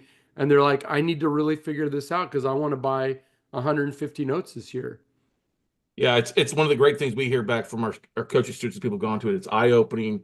They see things on a different level. The networking's great. It's a lot of educational stuff, but also you make it bite-sizable and understandable. And the ability to sit down with somebody who can review your situation, your assets, and where you're at, not cookie cutter, because we're all different. We all got different things going on, is one of the most valuable things there. It would cost you thousands of dollars to meet with other professionals out there, other advisors. This way you can meet with them, talk with them, and they put a plan together. Sometimes minimize your plan, sometimes expand your plan depending on where you're at. Yeah, So, people, you'll be surprised if you have question marks. I sat in a meeting with a very well-heeled husband and wife who we've had as clients for a very long time. And in the past year, we had shrunken down their strategy because things had changed. yep. And they were like, okay, now we have this new thing we're going to do. And they wanted to know, how does the new thing fit into the structure that we built? So it's, these things are not set it and forget it. They are dynamic. They need to be considered. And if you do that, they will serve you in the current tax strategy or current tax system. If we've, I mean, Trump came in, big tax cuts. Biden came in and started adding stuff on top and created all kinds of more debt, which you could make. I mean, believe me, I benefited from the COVID Yep. government help. But now we have to pay the piper for all that money, right? Now you've got now Biden's out, now Trump's back in, and you've got all these new things they're doing. They're slashing departments. And if there's one thing we've learned in government over the last 20 years, is that the red and the blue teams like to come in and throw out what the other guys did and put in something new, which means your corporate strategy may need to adjust to the new rules. So coming to something like Magnify Your Wealth gives you an opportunity to hear what's the most recent information and make sure that whatever you're doing still works under the new leadership. Yeah. Whether you're buying your first note or you've got 1,000 notes, 1,000 different things, this is a place for you to go to make sure everything is rocking and rolling there for you guys. So check it out. LaughlinUSA.com is for everything that Laughlin does. But if you want to register for the Magnify Your Wealth, it's real easy. Just go to magnifyyourwealth.com and check back regularly on that, because it's a great event to go to. Bar none, second to none, a must-attend event if you're going to be in real estate long-term, for sure. Thank you, Scott. That's a huge endorsement. I really appreciate that. No problem. No problem. Well, it has been great catching up. Thank you so much for coming on and sharing stuff. I think you've also got some other, there's other videos on the website to learn more about LLCs and entities and stuff like that. Check it out. It's a wealth of knowledge on there. But pick up the phone, give them a phone call, talk to something at Laughlin, making sure you're set up correctly, properly. And it can vary state to state a little bit too out there for you. But go take some action, everybody. Good morning, good afternoon, and good evening, everybody. Welcome to this episode of the Note Close Show. As always, Scott Carson, jacked up to be here with today. Today's episode, we're going to do a deeper dive into the 4 P's of note investing. Now, what are the 4 P's? Well, maybe you've heard of the 3 P's: the people, the paper, the property. But we'll talk about the 4th one, which is probably one of the most important things of why you're in the note business, here in a second. But without the 4th one, before we get to that, you got to understand the first 3, which equals to the 4th P. Okay. So we're taking P to the 4th power when it comes to note investing and being a note investor. So let's start this off here, guys. I've been a note investor for over 20 years. Okay. Well, no, I'm sorry. Take that. A real estate investor for over 20 years. A note investor since I bought my first note back in 2008. Okay. So I've been doing this for a while. It's hard to believe. Was that 17 plus years since I bought my first note? And let's dive into these 4 categories and understand why they're important, why you got to understand each one, and why it's important to understand how they all kind of work around each other. Now, Don Rickabaugh, great note educator, talks about the dance between the paper and the property, where you buy the note, you can buy the note or buy the property, how to do that. She likes to approach real estate that way. I've always approached it from buying the property side first. That's what we did a lot of times. And then we got into the note side. And I let my property hat, my real estate investor hat, affect my note buying hat the first 2 years, because when I was buying notes, my whole goal was to foreclose immediately. I didn't give the borrowers any opportunity to modify or reinstate or anything like that.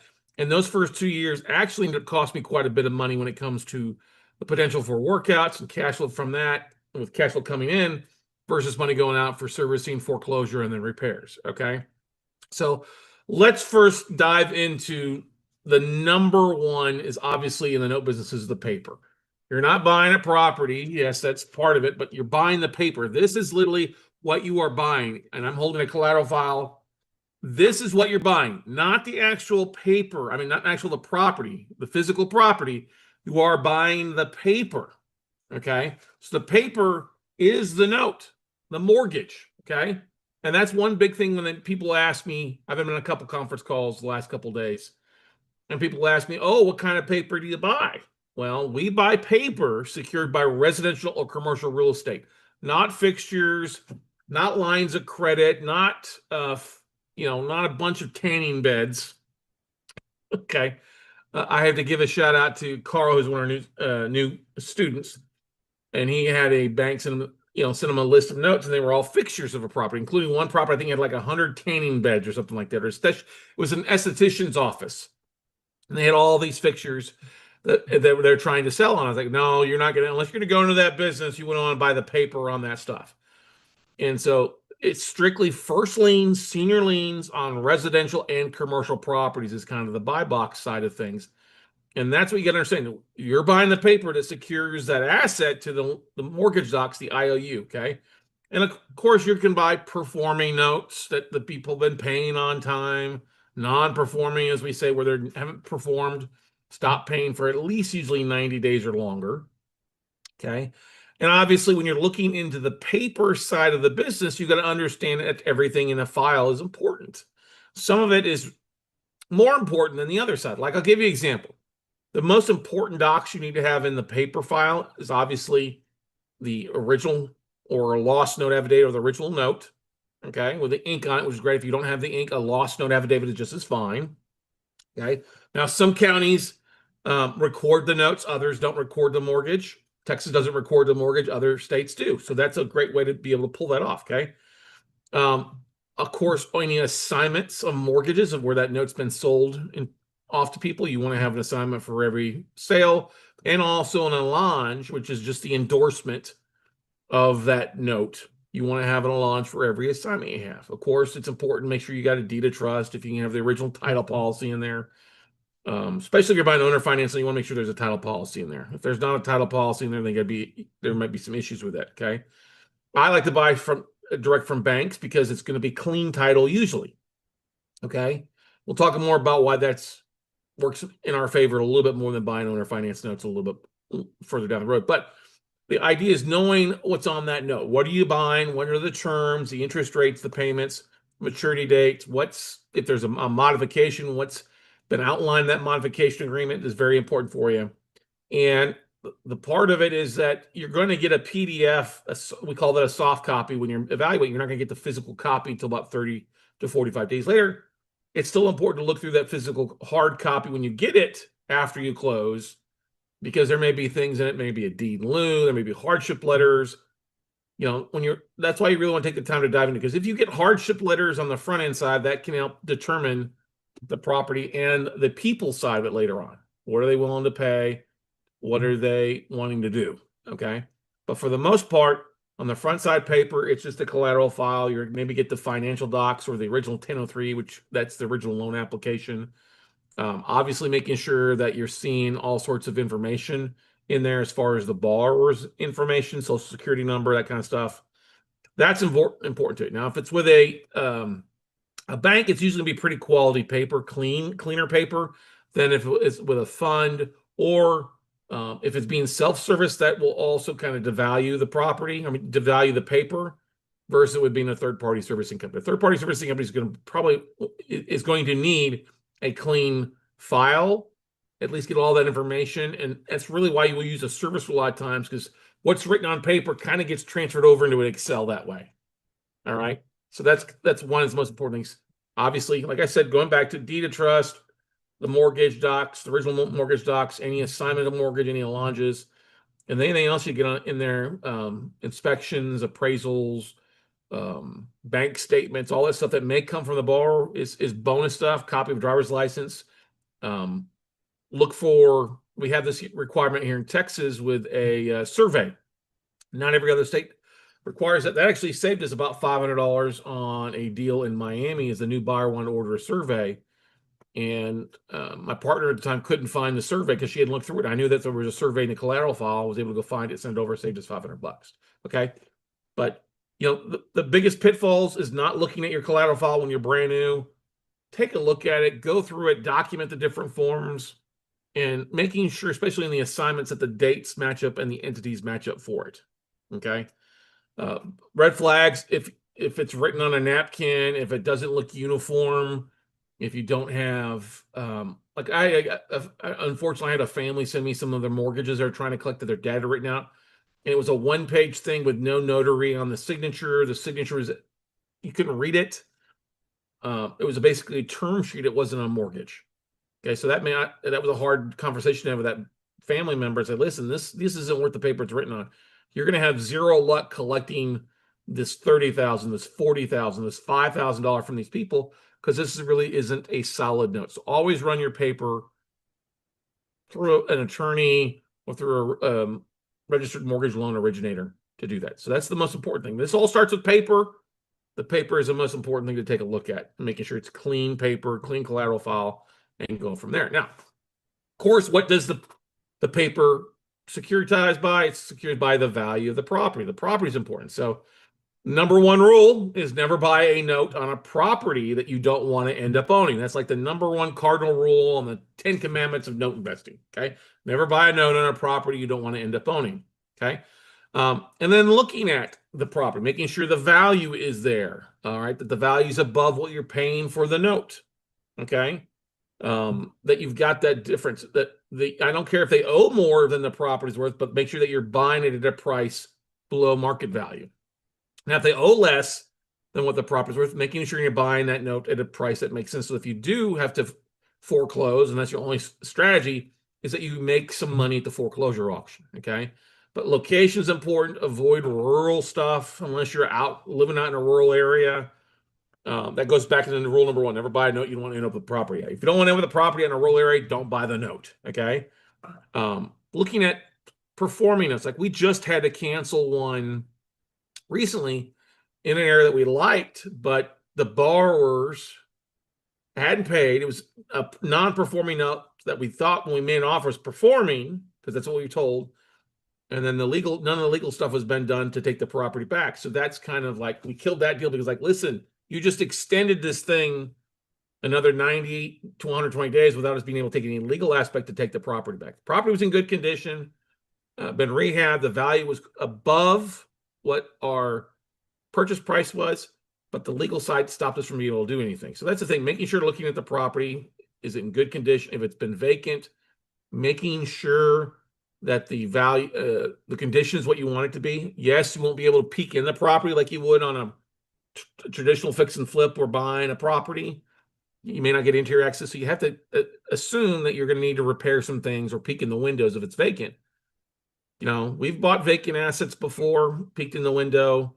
If it's vacant, the lender has the right to go in and make sure and secure their investment. That's one thing. If it's occupied, I actually prefer to buy occupied assets more often, because if it's of an occupied property, the power is usually on. That means the electricity is on, the heat's on. So if an area like north, like Chicago or Milwaukee or Detroit, if the heat's on, it's going to probably be in pretty good condition. Okay. And they're probably taking care of the property. Yeah, you're going to need to replace paint, carpet, do a cleanup. That's given 100% of the time. So that doesn't really stress me out too much. But making sure that it's in good, if it's been vacant for a while, it may need more work. Especially with the reverse mortgages that we end up buying. When we look at the property, we always want to look at the inspection report.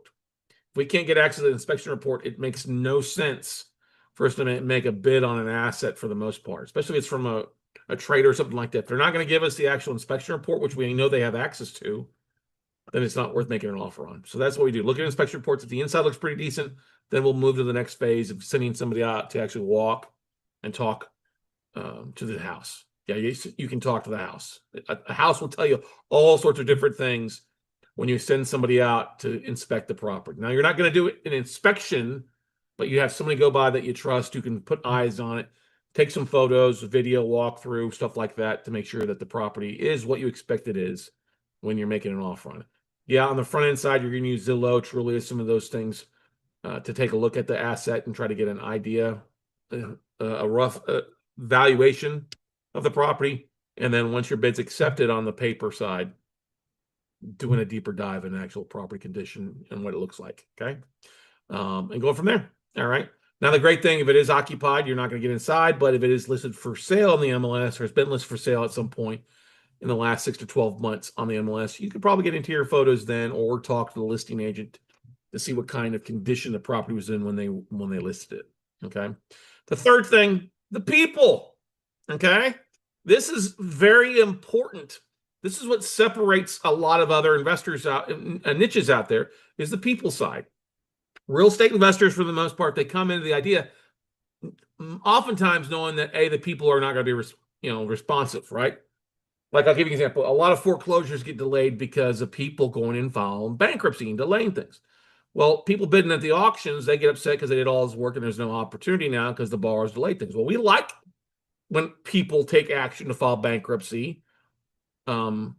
Specifically, they do it before we're buying the notes because we know that it's going to be either a payment plan in a BK Chapter 13 or a liquidation of the asset, like a Chapter 7. Okay. But the borrower behavior is so important in determining number 4. Are they living in the property? Are they trying to make payments? Have they been communicative with the servicing company? If the servicing company or the previous note seller send out a door knocker, what happened with that? What's been the conversation aspect of it? Looking at and doing a little bit of deeper dive into the borrower's socials. We have found notes that we were going to buy on, like one example out in San Diego. We're going to buy this known as property, liked all the numbers, did a research and looked at what happened, found the borrower information, found them online, and found out that their son had committed suicide, in March. And that's when they stopped paying. And I was like, I can't in all good conscience buy this non-performing note and then foreclose when they've lost everything.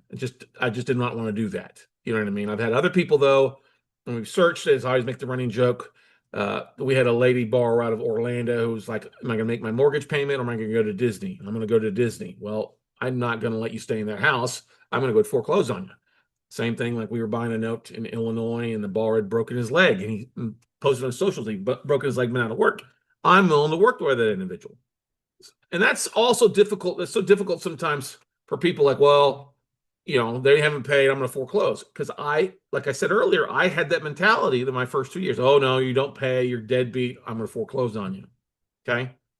Look at what's going on. There's a lot of things that have happened before. Like we bought this one note down in San Antonio a few years back. The borrower got divorced, couldn't afford to make the payments. He was going to school. I wasn't going to foreclose on him. I was going to offer him a chance to get out of the bad situation. So he did a deed in lieu. Cash for keys. We've done that before. I mean, there's 10 different ways to make money, besides just, wholesaling the note and flipping the paper, getting them back on track with a reinstatement, a payment plan, letting them assign the property. They have a family owner or a family member that wants to take over payments. Do you want to stay in the property? Do you want to go? That's a very important conversation to have with the borrower, either through your servicing company or attorney. If they don't want to stay, then let's liquidate that property some sort. Let's do a short sale if they owe more than the property's worth. Let's do a cash for keys if we can't do a sale in 30 days or a traditional sale. Like I'm working on this one deal right now in New Braunfels. New Braunfels is basically about halfway between San Antonio and Austin. It's right off I-35. This family bought this house back in 2008. It's worth about $400. They owe $260 on it. They haven't paid in 6 months. They've got some equity, and they're business owners. I know their business is still open, but they just stopped communicating with the servicing company. I haven't seen a death in the family. Am I going to buy the note? Yeah, I've got an offer at 80 cents of what's owed. If I can buy it at 80, I'm willing to work with them because it should be a pretty good yield, even if they reinstate. But if they don't reinstate, then it's going to make money either to sell the property, I get paid off in full because I got a ton of equity. That's a good day. Or if they won't and we do foreclose, even if I got paid off full in the auction, it's going to be a win-win. So it's a win-win-win. I would rather it be a win for the borrower too, in some sort of fashion. I'm even willing to offer cash for keys and give them a chunk of their equity to avoid them having a foreclosure in their credit. Okay. So that's the thing to look at, making sure you're talking with your servicing companies, talking with an attorney. If there's already a servicing company, getting those servicing notes to see what kind of responsiveness. If it's with an attorney, talking with an attorney to see what's going on. Has the borrower engaged counsel to fight the foreclosure, or are they being non-responsive, or have they, the borrowers, approached with some sort of option, a loan mod, forbearance agreement, anything like that, that they've approached to avoid that, to avoid a foreclosure. Okay. Maybe there's a death in the family that will delay things. Who knows? Okay.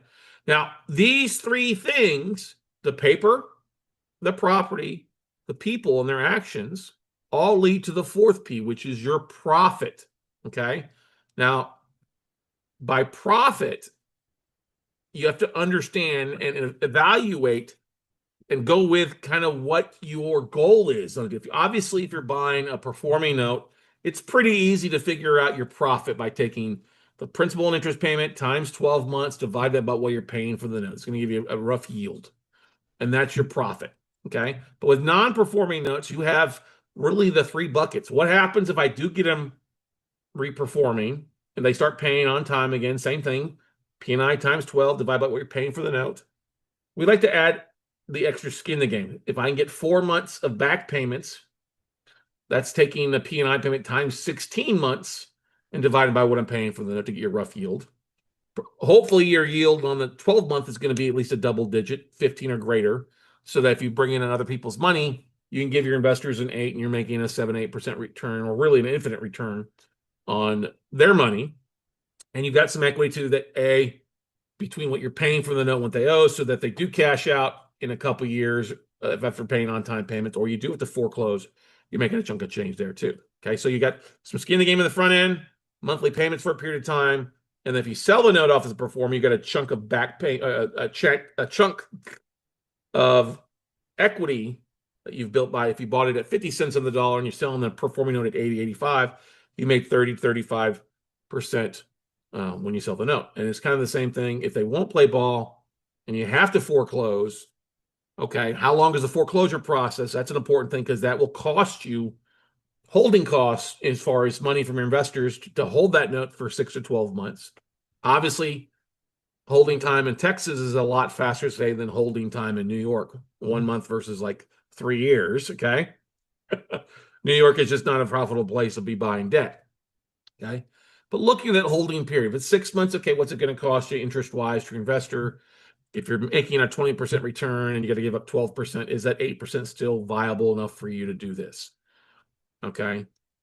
Looking at what you pay in foreclosure costs, does it make sense for you to approach the borrower at that point for a deed in lieu or cash for keys to get them out of the property within, say, 60 days or 90 days, instead of dragging out in foreclosure and it taking another year to foreclose? So that's the thing you keep in mind. So that's why we always try to calculate that 12-month P&I payment, 16-month P&I payment.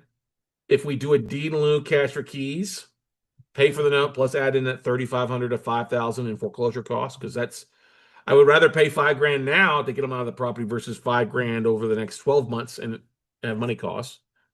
And then looking at, okay, can we sell it at auction for full payoff? What's that difference between what we paid for the note and full payoff is? One strategy. Or if we take the property back, it doesn't sell at auction, what's that equity above what we're owed, or the difference between what we paid for the note and what the value is it profitable? Okay. So I don't go into considering, if I refinance the property, do I pull out equity? No, I don't. I look at, what am I going to sell it as an REO? If it doesn't sell at auction, what is it going to sell as an REO? Is that going to make sense for you? And those numbers all have to make sense. So it's really the 4 strategies: just to start paying on time, bring some skin in the game, cash for keys, deed in lieu, or foreclosure, or REO. So I guess you could say the 5 side of that. If I sell it at auction, great. If I take it back and sell it as an REO, that's the thing. So those are the 5 profit centers kind of aspect that we look at things. I mean, there's 10 extra strategies along the way, but those are kind of the things that we like to look at. If we get paid off at auction, that's a great day. Nobody bids, or we're going to be able to sell it as an REO later on. And of course, that goes in to working. I guess another part of the people is your vendors, your realtors, your insurance companies, your servicing company, and your attorneys as well. So quick recap: what are the 4 Ps? The paper, the property, the people, and the profit. Most people talk about the 3, but number 4 is very important because you're in this to make a profit. Okay. I get people all the time when they bring me, send me notes, I'm like, what are you wanting to do? What are you trying to do? Well, I don't have a clue. Well, where do you want to make a profit? How are you planning to make a profit with this deal? I don't know. I just got a tape in. Well, if you have a tape in, don't know where you're looking at. First of all, what's the pricing point? Because that will help us determine the profit margin. And so that's important. But before you get to that point, we got to understand the three P's before the profit. The paper, is that clean? That's part of our due diligence. The property, that's part of our due diligence.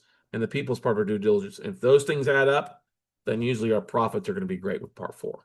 So hopefully that was valuable for you. Once again, the four P's: the paper, the people, the property, and the profits. Go out, take some action, everybody. Have a great day. If you have any questions, feel free to reach out to me at talkwithscottcarson.com. And make sure you check out our next upcoming 3-day workshop at notebuyingfordummies.com. Thanks, and have a great day, everybody.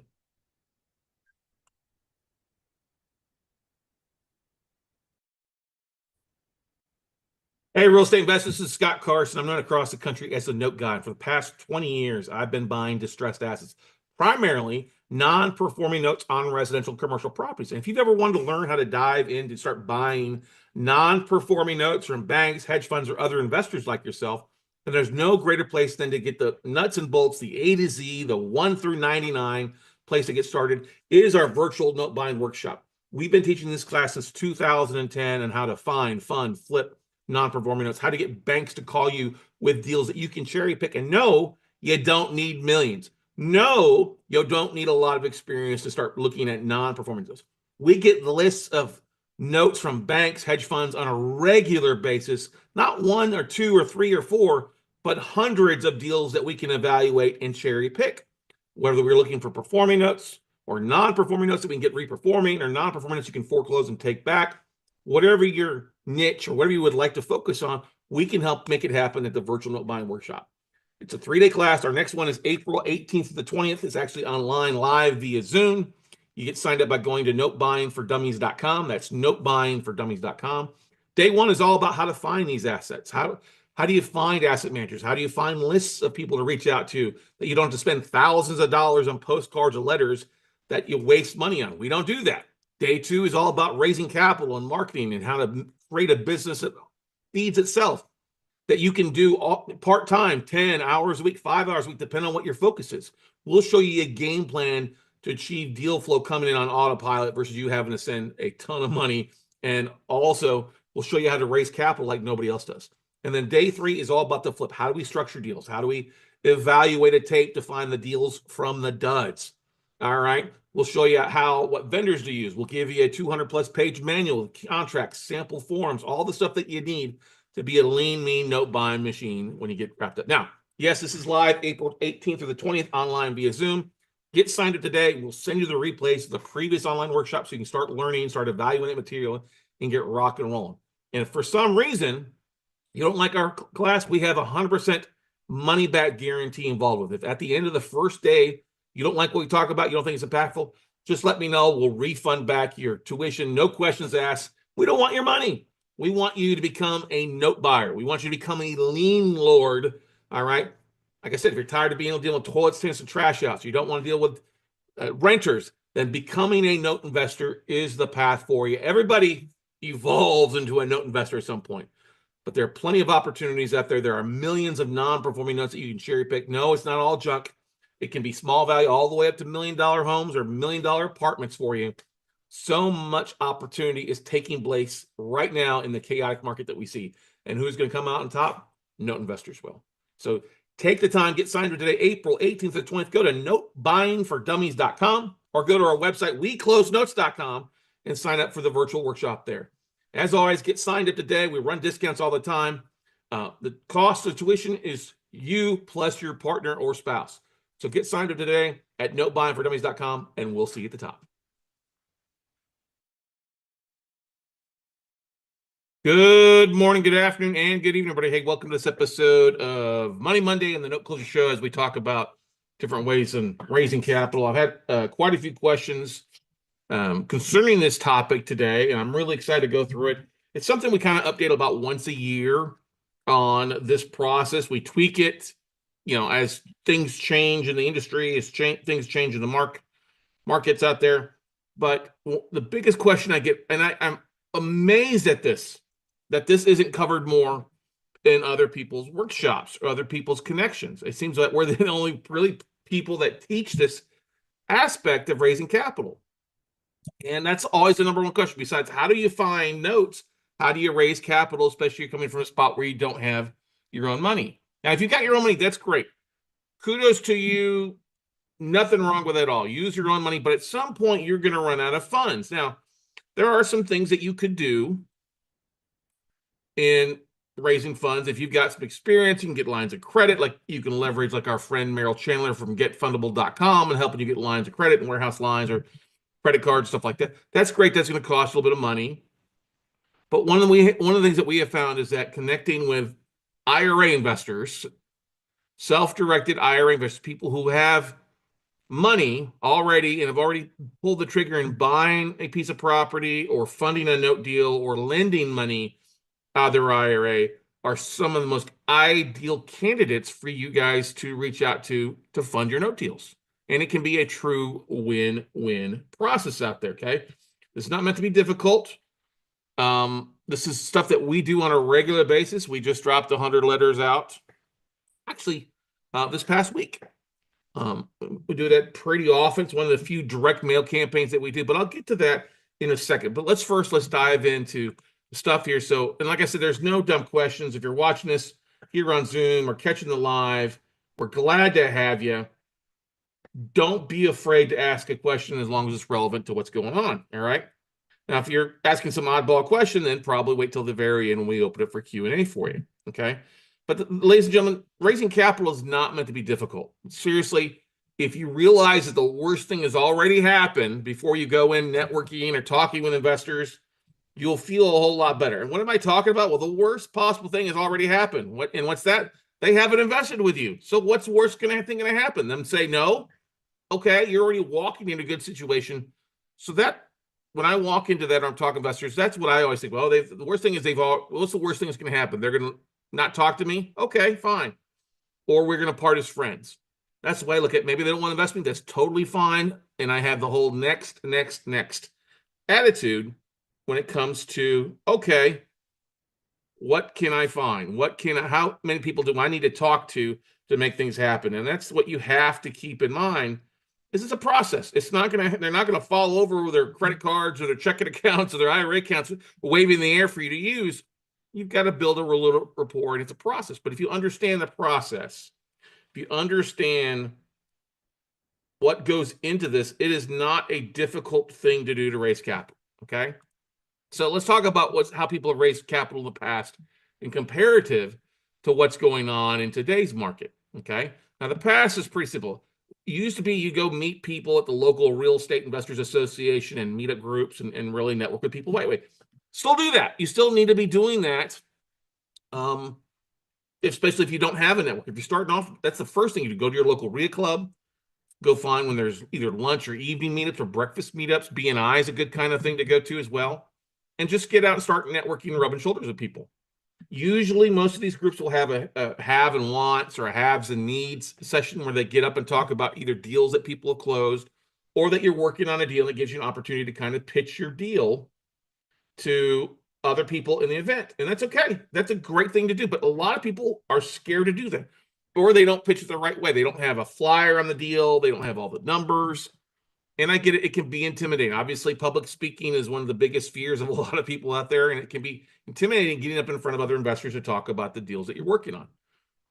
People post to social media, Facebook groups. I'm not the biggest fan of posting to social media on Facebook groups because it's a dumpster fire. Facebook controls who sees and who doesn't see your stuff. So it's not nearly as effective as it used to be. Yes, you can post to LinkedIn, and you still need to have these. By all means, if you're trying to raise capital, you have to get the word out on what you're doing. And so if you're posting to LinkedIn, you might as well post it to Facebook groups and other things out there, okay?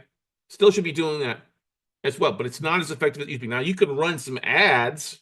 I've done that, upload a list of contacts and then drip marketed or does use Facebook ads to target investors or a lookalike audience to an updated list to raise capital. And that's worked before too. But that takes some money. And we all know the algorithms and the ad spend on Facebook is evolving every day. and doesn't always stick the same. Okay, so that's one thing you got to keep in mind. Most people are scared to sell their deal. Lack of experienced investor, lack of closed deals. I need to prove my concept. I hate hearing that. Okay. Or I only want to use my own money. Okay, if you only want to use your own money, that's fine, but you're going to run out of capital at some point. But they also use the excuse, I don't have any money, so I can't do that. Well, this is designed to take away that BS excuse. Okay. We all got to start somewhere. And a lack of closed deals, a lack of experienced investor, I understand that can be intimidating, but you have to realize, especially in the note business, when you're buying non-performing notes or even buying performing notes that are giving a good yield, you have vendors, you have servicing companies, you have people on your team to help you avoid doing a crappy deal. Can we agree to that? Yes, we can. All right. Your servicing company, your attorney is going to help you in case something happens along the way and and during your due diligence process, make sure something happened. Now, if the bar doesn't pay, then you foreclose. If the bar pays, great. You cash out after a while. This is not meant to be difficult in a lot of cases. All right. So don't let these internal fears, because guess what? Everybody has them. Everybody has a bit of a fear when they get up in front of an audience to talk about a deal. Did I have all the right information? Are the numbers right? Understand that. And the more you do it, the better off you're going to be at talking to people. Just embrace it and realize it's really literally just a one-on-one conversation for the most part. If people raise their hand and they talk to you, it's really a one-on-one conversation. Somebody responds to your LinkedIn, or if somebody's ugly on, just go ahead and block them. That's the easiest thing. Just go ahead and block them. That's the easiest thing that you could possibly do, is just go ahead and block them if they're going to be ugly to you. Okay. Now, today's world, what do you need in today's world to really be successful at raising capital? Okay.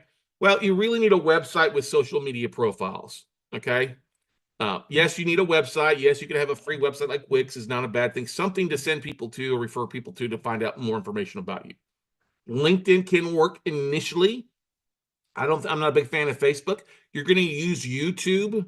Honestly, for some things that we talk about, you need to be sharing video on there. It just is what it is. It's 2025.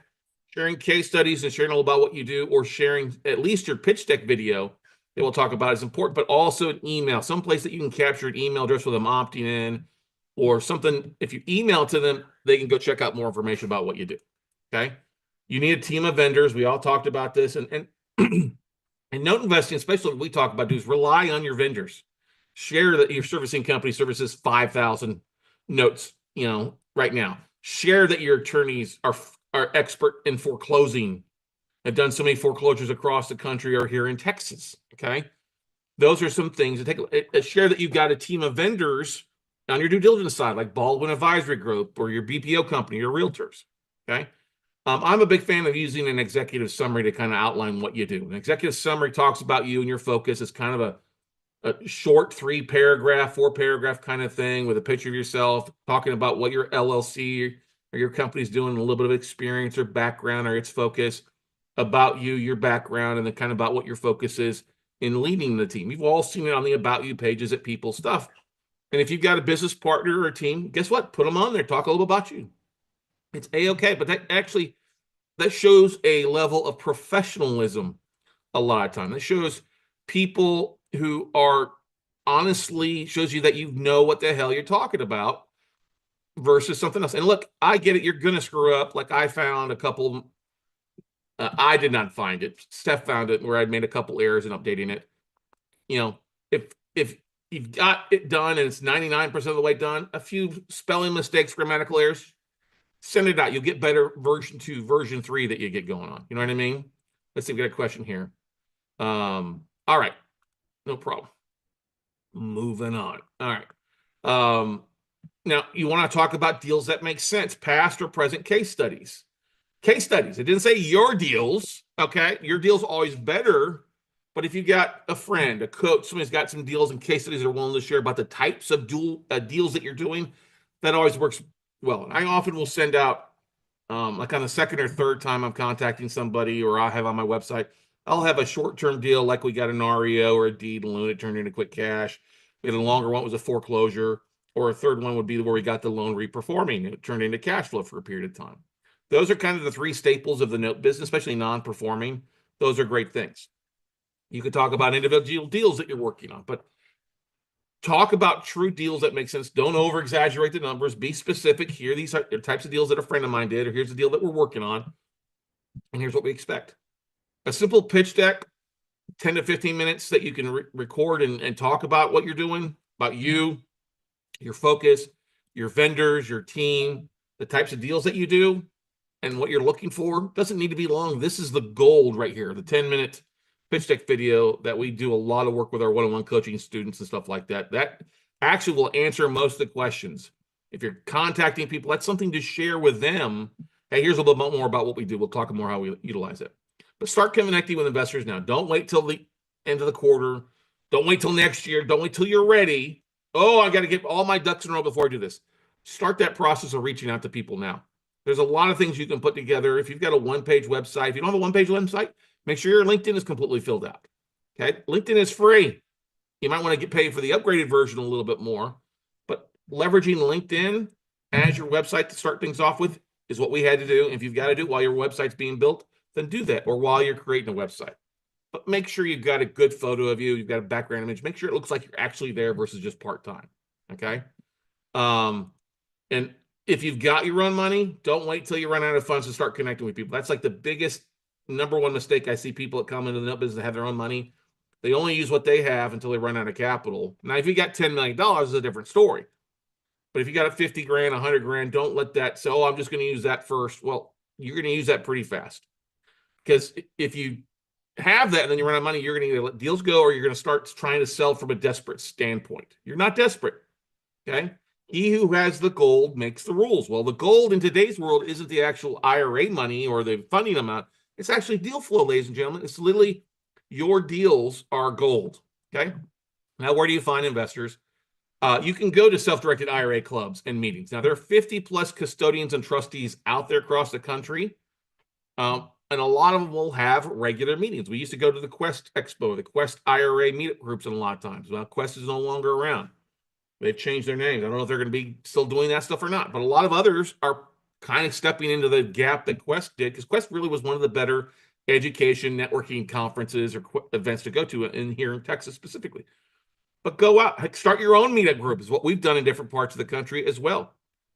Attend in person or online. Follow their profiles.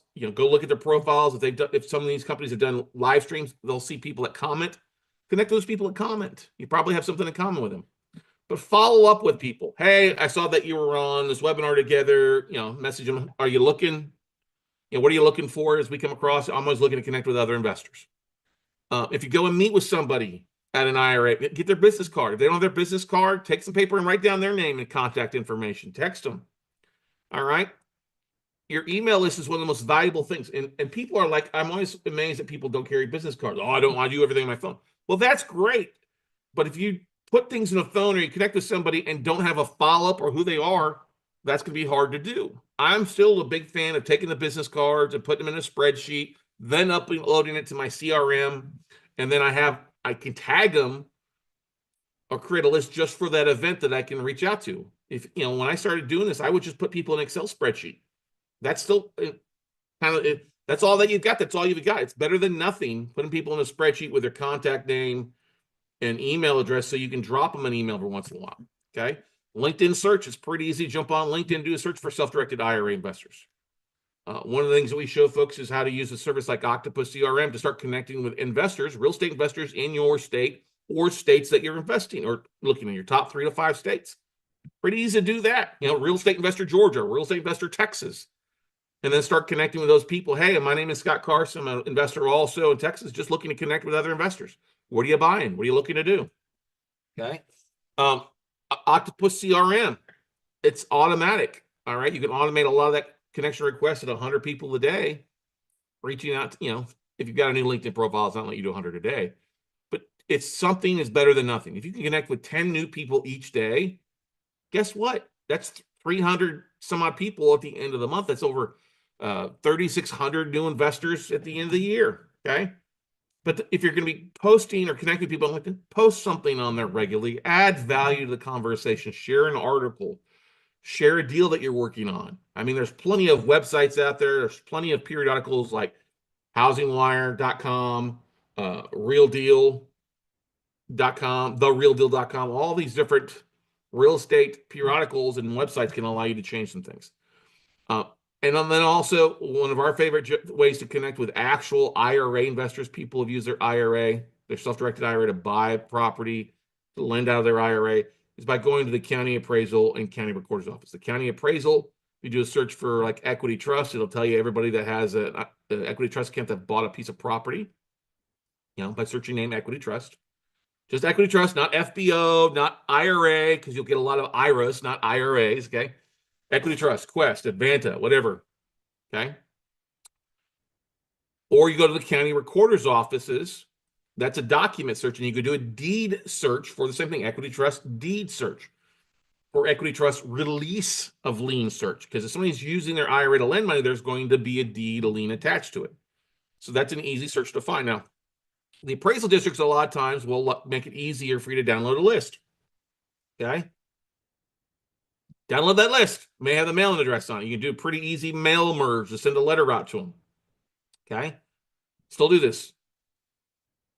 But you have to realize you have something in common with these IRA investors, something that all real estate investors have in common, all right? There's a lot of stuff, okay? That you're an investor, and I'll get to that in a second. But people take that list, they scrub it, they'll do a mail merge. We took it a step further, okay?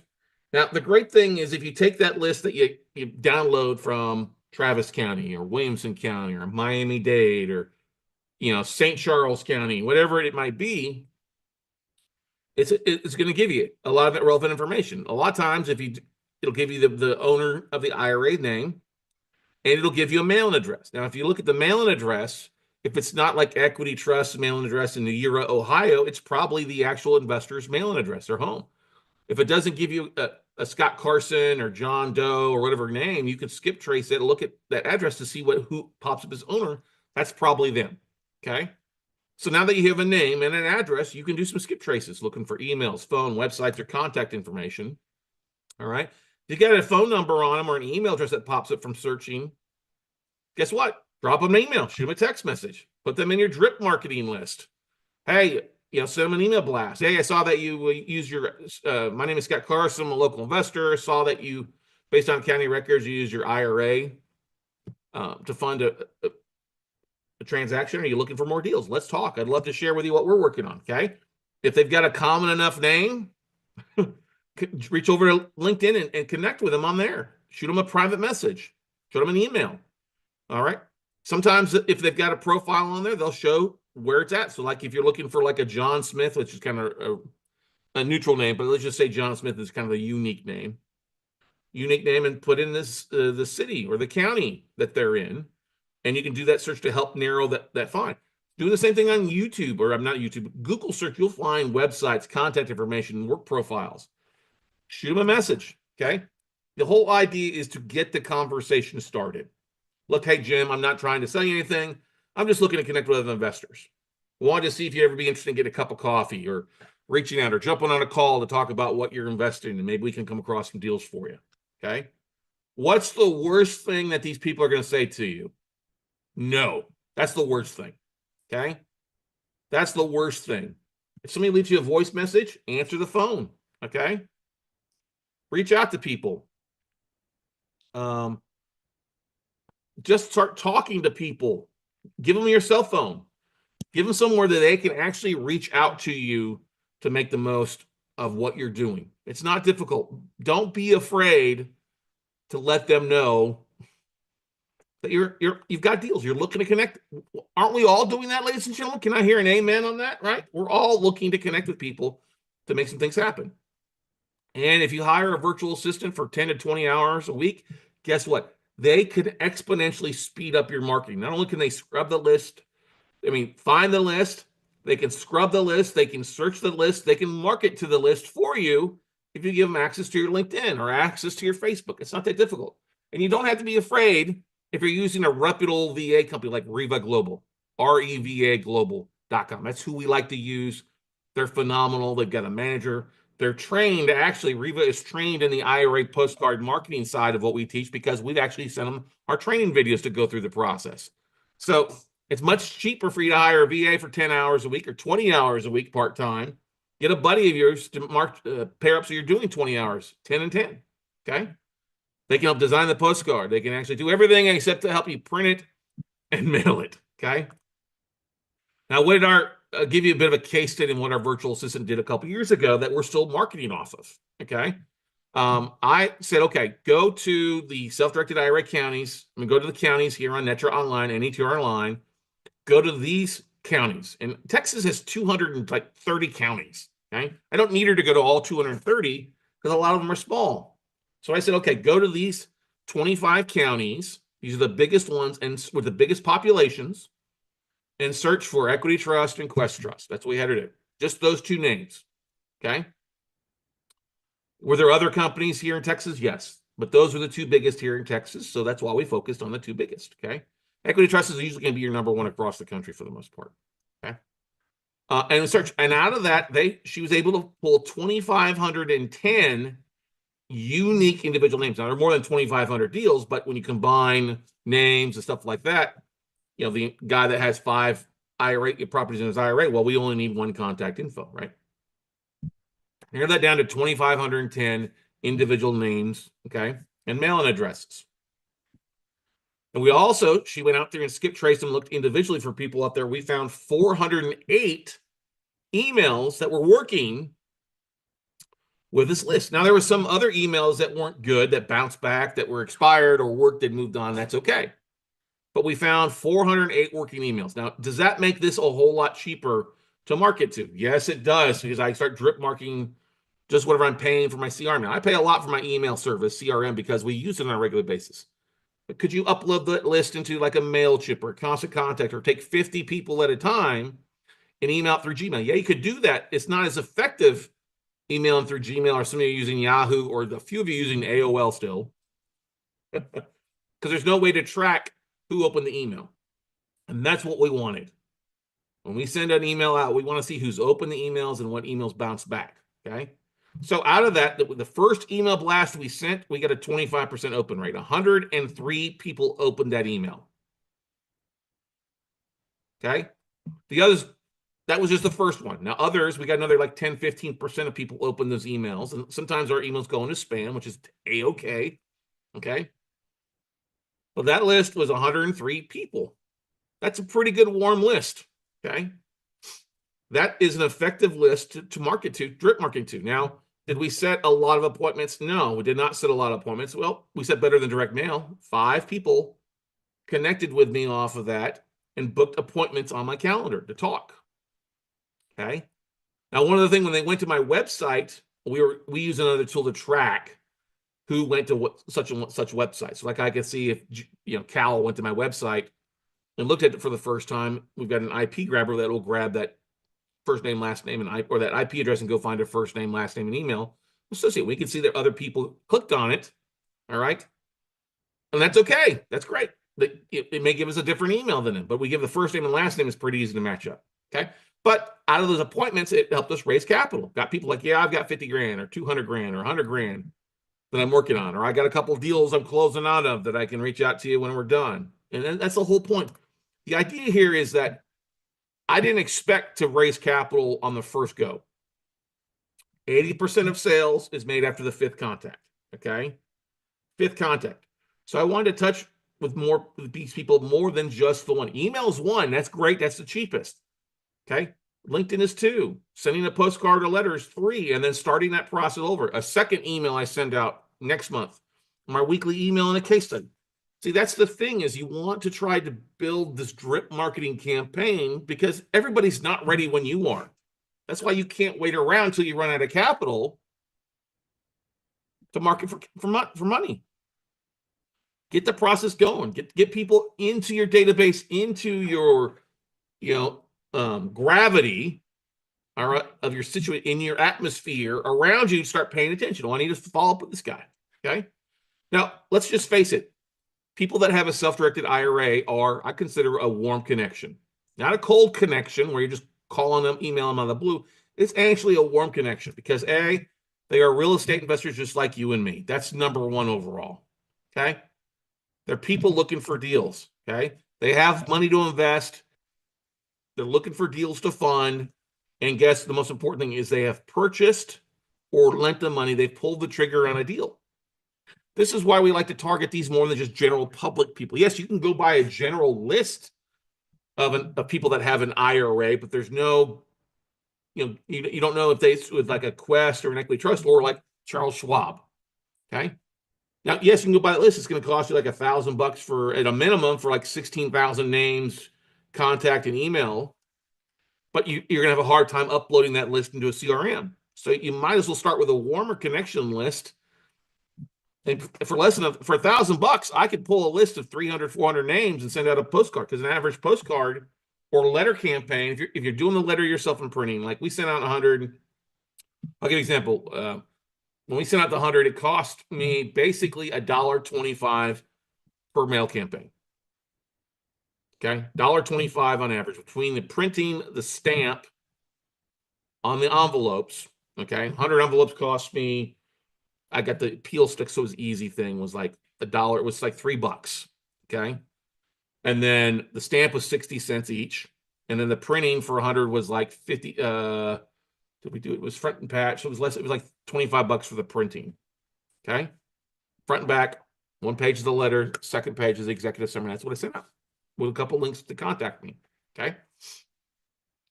The idea here, ladies and gentlemen, is just that it's a warm connection. And how do you know it's a warm connection? Because they're like these things. They're real estate investors. They have money, are looking for deals to fund. They've pulled the trigger. And guess what? You know a property. That's the warm lead. You know the property that they bought with their IRA. You don't have to reach out and teach these people all things investing or how the value of real estate investing works in their favor. They understand that they got an IRA and they've got money sitting on the sidelines. You have to realize 67% of people with an IRA have money sitting on the sidelines making nothing. Okay. And start with your warm audience. And what does that warm audience mean? It means people around where you live. Okay. Or around areas that you invest in. It's like if you're in California and you can't go to the county records to pull a list in California. But if you're investing, say, in Georgia or investing in Missouri, okay, Kansas, you can go to the county records and do this. If you're investing in Florida, do that. Start pulling that information. It's pretty easy. So what do we do? All right. So like I said, in LinkedIn, we send out a connection invite request. Hey, blank, I'm a fellow real estate investor, and I'd love to connect with you and other investors in your area. I'd love to find out what kind of deals you're looking for as we come across different types of deals all the time. I'd love to connect and talk. Now, put a link in there. These might need to shorten this up a little bit because LinkedIn will only allow you to send out a connection request. That's 300 characters. And that might be a little bit long. Okay. So shorten up a little bit. It's pretty easy to do. You can follow when they accept your connection request, you see you're connected to your list, send a longer private message to them. Okay. Thanks for connecting. Would you be able to jump on a quick call to connect to see and share more of what you're looking for? If not, no biggie. Here's a blank and something that we did. You might find this in your market, depending on what you're investing in. This might be your pitch deck video. It might be executive summary. You're not trying to sell them on something. Don't pitch slap them. Hey, fund my deal. Fund my deal. Hey, here's just some stuff that we're working on. Just thought I'd like to share with what we're doing. Okay. If you're interested, great. If not interested, no biggie. Okay.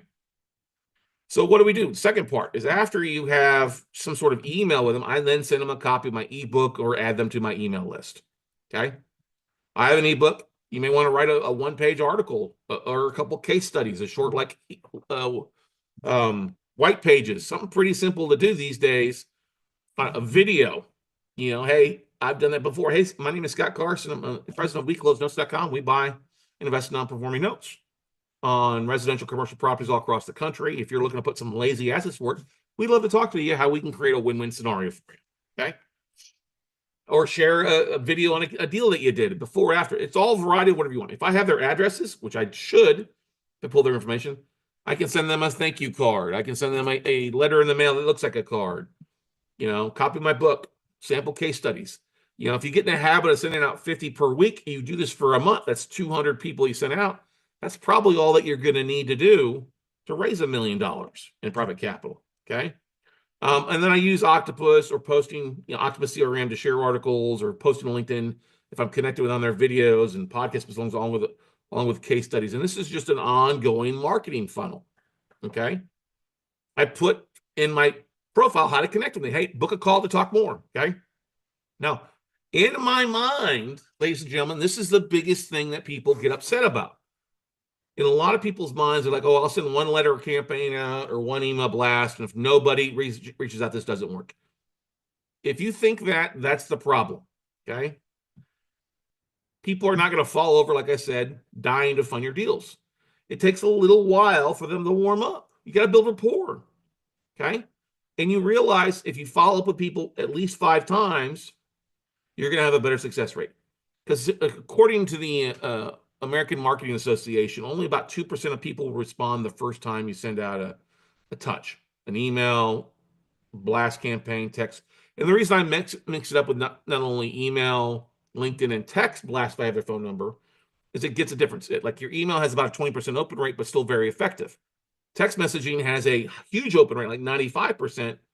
But we all know there's a lot of scams going around with text messaging people. Like, so I always try to like, hey, I just reaching out if you're looking for a deal, love to talk with you. Okay. But that's the thing is just start touching base with people, shooting a text message, doing a text blast. It's not meant to be difficult. It adds value and it speeds up your thing. If you're only sending an email blast out once a month to your contacts, it's going to take you 5 or 6 months and they're not going to remember you. Like I had a local fund reach out to me, ask me these questions. I said, well, look, you should be sending, I said, how often are you sending an email out to your email database? Oh, just once a month. I'm like, well, that's your problem. You're getting a 20% open rate, but they're not remembering you. Oh, I need to reach out to Jim or Bob or Robert, whatever. Once a week is better. Oh, don't spam. Like, how are you spamming them if they've opted into your list? Or B, they're already real estate investors and you're adding value, opportunities. Okay. It's not sending them a letter campaign like a realtor does. Oh, the menu of the week or the decorating thing for fall or the best ways to get your house ready to list, whatever. You're actually giving them some good stuff to take a look at. And people like that. Okay. Now, when we send a letter out, it's pretty simple. We keep it simple. KISS method, not too difficult. 1 page, pretty simple. What we do, who I am, why am I contacting them? And it's pretty simple. Hey, like this one, hey, hello, blank. Came across your information that you might be a real estate investor looking to do deals in your lazy asses to work. My name is blank, and I'm the owner of blank company, which is a real estate investing company out of Maryland that's focused on buying and investing in distressed real estate and mortgages. We work with a variety of investors who are looking for the above average returns on the funds and their self-directed IRA savings account. I've been an active investor for since such and such, and 30 years since such and such. We focus our attention on working directly with a network of banks to buy their distressed mortgages. And we'll say, well, why am I emailing you? Well, we were always looking for partner with other investors, help us take down more deals at bigger discounts. You put in there, hey, we came across your online information, came across that you bought this property with your IRA. Let's talk. Pretty much a simple sample letter that we sent out this for IRAs and raise some capital for Donald. And there's kind of the aspect of it a little bit closer up for you. And there's a stack of postcards that going out. Now, you should always put your return address up here.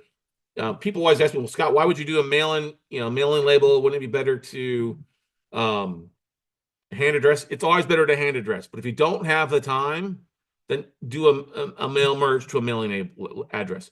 But put your address on here. People aren't opposed to that. This person actually put this gold seal on it for some reason. I guess it was good. But they did a stack. And I like the multicolored envelopes. Multicolored envelopes always seem to work better for people because it looks like a party envelope. It doesn't look like direct mail campaign or a bill. Okay. Now, postcards. We've been using this postcard for years because we bought 8,000 of them from Postcard Man. Can't really see it, but it's the front. Okay. Something similar to that. And it's mostly blank on the back except for my email and website and address up here. I can customize this for whatever it needs. Hey, check out this IRA. Or hey, check out this deal we just closed in your background. It basically is your piggy on track to retirement. Let's get your IRA back on track. But we've used this as not only as a business card for events where we go to like IRAs to hand out to people where they can connect with us, where they can give us their information. This is a pretty good thing to have. Okay. Other people, Paul used this postcard we sent out where he kind of created it. He put a couple sample deals that he's done in the back of it. The great thing is he put this QR code where people can scan it and it goes directly to his website or his opt-in. He grabs their information to talk with him. Okay. Same thing. Here's who it's going to, double inflation. And Paul did a pretty good job with this. Okay. Linda Martin took something similar like this. I was out of California, and this is what she created. She put her face on there so people what it is, a scan code. It goes to their website. A couple of the previous deals that she'd done. She invites them to meet for coffee, her website, some more information on the backside, a testimonial, and then the mailing address. Pretty simple to use. I think you can order You could order like 50 postcards from Vistaprint and do something very similar to start the ball off rolling. But I don't want to send letters. Okay. Create you a sample pitch deck slide, a PowerPoint slide. We say the 10, 20, 30 method. Okay. You don't want it to be where it takes longer than 20 minutes, because if you do 10 minutes, 10 slides, that equals about 20 minutes of content. Okay. That's what 10, 20 mean. 30 is you want things to be at 30-point font or bigger. If you have to squeeze all this information on and go below 30-point font, it's too much. Do a different slide or summarize it. Okay. Talk about you and your business, your focus, your vendors, and how you can help them, just like we talked about before. Record it on a video, upload it to YouTube, website, put it on your socials. It's something that people see. That's a great thing to do. Now, sharing that video, don't just upload it to your YouTube. You need to go and put a description and a good thumbnail, but send it out. If you're going to send out postcards or letters, send out a QR code or somewhere that people will go watch it. Share it to your LinkedIn connections, LinkedIn, Facebook groups, Bigger Pockets, your website, everywhere. Rinse and repeat. That's how you get people to see them multiple times. Think about it. We just had the Super Bowl. And while we had a lot of great commercials in it, guess what we see most of the time, all the time? Fast food and medical devices, or prescriptions, or drugs, pharmaceutical drugs, right? They hit you over and over. If I've seen another diabetes or McDonald's, Wingstop, all those advertisements, they're hitting people over and over and over again. Do the same thing on your socials. Upload it, repost it, share it on a regular basis. Okay. Now, how many investors do I need? Let's talk about that. Direct mail has a 1 to 4% response rate if it's cold email. Warm list will see about a 10 to 25% response rate if it's a warm list. Now, your IRA investors fall somewhere between that warm and cold list. If you're local, it'll be a bit warmer. Okay.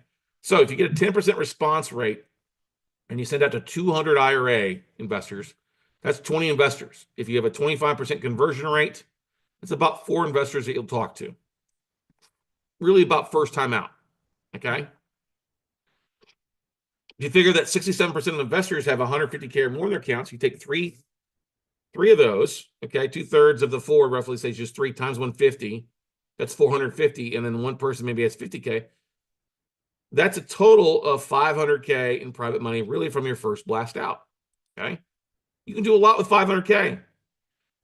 Well, Scott, only 2% of the people. I get it. That's the first time American market does it. The fact that you're hitting them as a warm contact, as an IRA investor, and it works best to mention property that they have. Postcards are great. All right, but you can't mail merch. I've seen some of those, like send out cards. You can customize it. But that's why I like sending a letter campaign out first versus a postcard campaign. But guess what? Doing something is better than nothing. Great thing about postcards, they always get read. Okay, QR code, pretty easy to put on there and customize it and go for it. So you could do that. Hey, regarding your property at 123 Main Street in the thumbnail. Totally could do that. Okay. Now, what do I offer them? What kind of interest? Look, ask them what have you invested in the past? Besides your IRA, what else have you invested in? Okay. But shut up and listen. Okay. If they say no real estate, but they start talking about 401ks, like CDs, bonds, and 401k, it's probably a low ROI, because when they tell me what they've invested in, if it's not real estate, I always like that. Well, how did that work out for you? Okay. Now, if they talk about stocks, Bitcoin, it can be hit and miss. Oh, I'm getting 6 to 12% return in the stock market. That's great. Awesome. If they're, active, they're doing active real estate. Oh, I've got a bunch of apartments and doing fix and flips. What kind of return are you looking for? Well, I'm looking for a 12% return. Okay. Or if they did one deal, well, I did one deal that I made 12% of my money 2 years ago. Okay. Have you done anything since? No. Okay. So that really made you 6%. Has it been 2 years since you did something?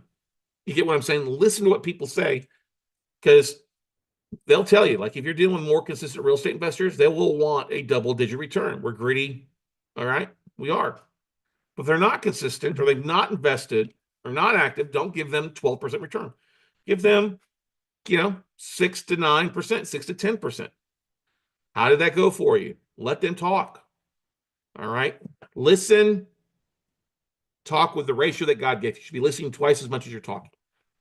Part of what we have that pitch deck for is to get them to watch it so they can ask educated questions. Now, repeat after me. If I could show you double, triple that for a short period of time, say 2 to 3 years, secured by real estate at 70% of the value or less, would you be interested? Yes or no? They say no. Oh, I'm not interested.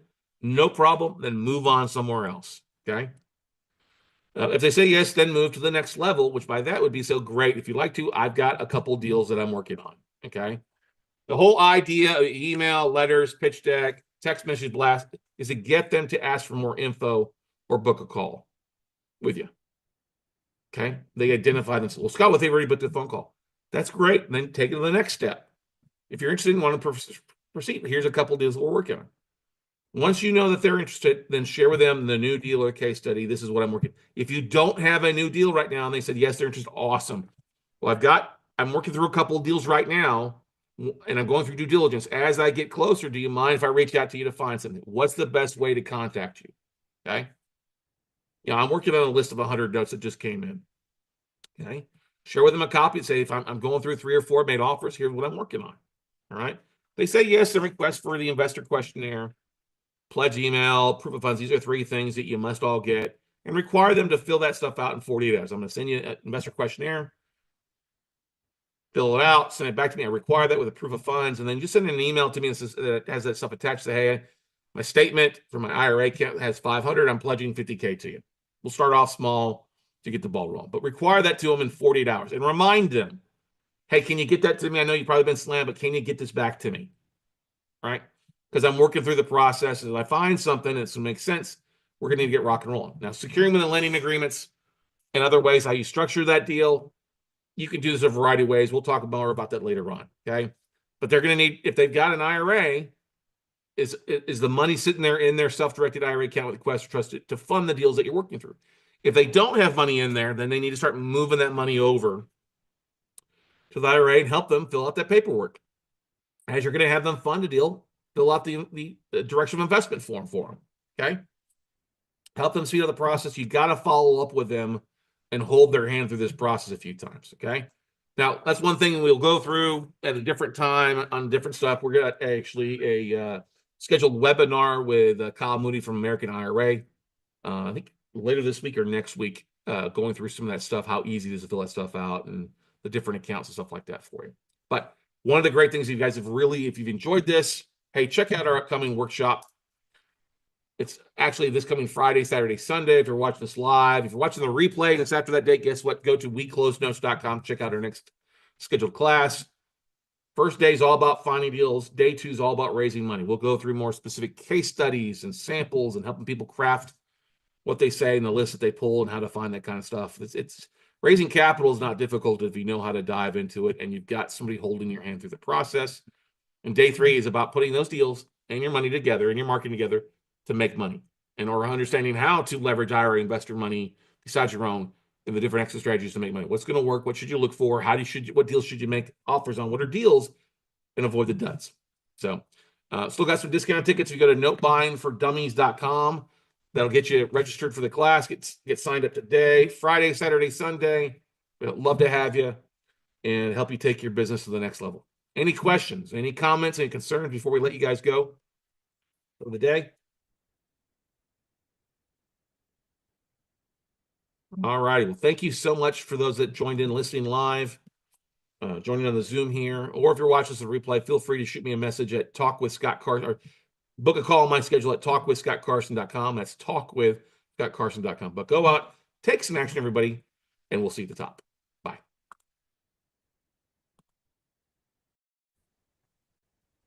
Good morning, good afternoon, and good evening, investors. Scott Carson here again with another amazing episode for you guys here on the podcast. And today's special guest is somebody you definitely want to make a notice of. You want to pull out that piece of paper, take some notes down. If you're listening to the podcast, hey, that's great. Take some notes, but then jump on over and watch the video. Scroll on down, click the video link, because you're going to want to take some notes from this guy. This guy's over 30 years of helping investors not fuck up their transactions, all right, not screw up their transactions. And if you're in Texas and looking to do subject tos, wraparound mortgage, assumptions, which is a little trickier here in the state than other places, then you're in the right place with the right episode and the right person to teach it. Not me. I've brought on the man, the myth, the legend, the fifth generation Austinite, who's not only kicking ass and taking names, but helping, like I said, so many thousands of investors do these types of specialized transactions correctly so you don't screw stuff up. Who am I talking about? I'm talking about T. Alan Ceshker from the Ceshker Law Firm. What is going on, Alan? How you doing today, bud? Oh, I'm doing fantastic, doing fantastic. That's quite an introduction. I'm humbled, but doing great, and I appreciate you letting me be involved in the podcast. It's a lot of fun. Yeah, no problem. When we were, we always like to take Q&As and questions and ask our audience, what do they want to learn more? What topics are they looking for those insights on? Especially being here in Texas, one of the big things, hey, what about sub twos? What about wraparound mortgage? What about owner finance and stuff like that? And so I was like, we got to get you on. So that's why I reached out to you on Facebook, and I was glad Jessica responded, and glad to get you on the calendar here to go through and answer questions for folks out there that are doing things. So talk about a little bit how you kind of became, I say, the go-to guy in Texas for these types of transactions. Yeah, I would like to say I mapped it out from the inception. However, the 2007, 2008 recession kind of nudged me that direction, thankfully. And so, back then, the only thing that existed was seller finance for a good period of time. And I had just started my title effort February of '07. By September of '07, and everything was going gangbusters. All my numbers, I was beating them and da da da. And then September '07 hit, and all of a sudden we came to a screeching stop. And so I had to figure out if I was going to abandon title effort. My mentor said, no, don't. And so I converted over to this seller finance world. And then, the world came out of the recession and everyone went back over to their respective zones in the title arena. And I didn't. I just stayed there. And I had a coach at the time. He said, hey, don't try to be the best on the field, be the only one on the field. And so for a long time, we were not the only one. There's some other folks out there that do know what the heck they're doing. But I'm not competing with all of the regular folks out there. We're just competing in our smaller arena. And so that's how I got started, and then just kept with it. And it's, I would say it's an obsession. I enjoy it. I enjoy learning more about it. I mean, the landscape changes on us, and so you have to keep learning. And so I've just enjoyed the heck out of it. Yeah, no, I would totally agree that the landscape's changing, and we're seeing so much chaos, especially in the markets right now, too, with people wanting to sell, and there's a lot of property available, but also people being locked into low interest rate mortgages they don't necessarily want to walk away from. And although there's some comment about having portable mortgages, making the news today in some things, it doesn't mean it's going to happen. And we've got, what is it? They say something like in the next 6 months we'll see a inverse aspect of people with people that have an interest rate on their mortgage of 6% or greater, being greater than those that have sub 6% or that low interest rate. But those low interest rate mortgages are great opportunities. Especially if the borrower's in trouble or distress, maybe to take over and Yeah. sub two wraparound mortgages and different opportunities for that stuff, right? Yeah. And it's funny you say that because it's opening up opportunities from the investment arena, but also we're a tremendous outreach over there to the agents and the folks trying to teach sellers, hey, you don't have buyers. It's because they don't want a mortgage at 6.5%. You've got 2.75. Go out there and sell this thing 4.75, cash flow on 2% of it, arbitrage it. And so that's been extremely successful. I term those consumer wraps when they're going that way. Yeah, no, that totally makes a lot of sense. Unfortunately, not a lot of realtors understand that creative side of investing. Well, they're Uh, illegal. yeah, exactly. It's not inside the box, so they're illegal. Exactly. Yeah. Yeah. Or It's what funny. about that due on sale clause? The bank's going to foreclose on it. Yeah, yeah. You know what's cool? I don't know if I talk about it today in my little presentation, but the fact that Texas brought the mortgage wrap legislation helps a ton. Because first off, someone says it's illegal, and so I just say legislation doesn't teach us how to rob banks. They're not teaching us to do something that's illegal, i.e., the wraps. And also, it helps whenever you're dealing with sellers, telling them, no, there's legislation in place that tells us how to do this. So it helps. I'm glad they did that. Yeah, no, total game changer being able to state that to make people feel a lot more comfortable about it, because that's the thing that we see. Because we get a lot of lists in where people have low mortgages. The banks don't necessarily sell us the distressed debt at a big discount to make sense for us. So we'll approach it from reaching to the borrowers and say, hey, there's an opportunity here. Legislation is completely legal to do this. Let's just create a win-win solution for you and get you out of a bad situation. And in 24 months, you get your credit's back on track. If you haven't paid a few months, you can go purchase a new house. Won't get you out of this wrap situation. Then you go buy a new house and your credit's safe versus seeing a foreclosure. Yeah. So Yeah, Yeah. it's not often I thank the legislature for doing what they do, but I did on that one. Yeah, they kind of screwed us a few years back on the no lease options beyond 180 days, you Golly, know. I But I don't I know. I think don't part know of, what they're thinking. yeah, well, I think that partially is, if I remember the story correctly, there's some South Texas cousin of one of the Texas legislators got taken advantage of a 20, 30,000 down payment option fee and then didn't follow through. And option was fee wasn't refundable. And so they got past his law and the Texas investors didn't show up to complain about it. So that's Yeah, what, well, I mean, there was a need for some type of correction, but dear sure. Lord, they corrected. Yeah, corrected on a knee-jerk reaction, stuff like that. But anyway, I know we've got a lot of stuff we want to go through here, folks. Some questions that people will be asking. I've got a list of some stuff here. I know folks have asked.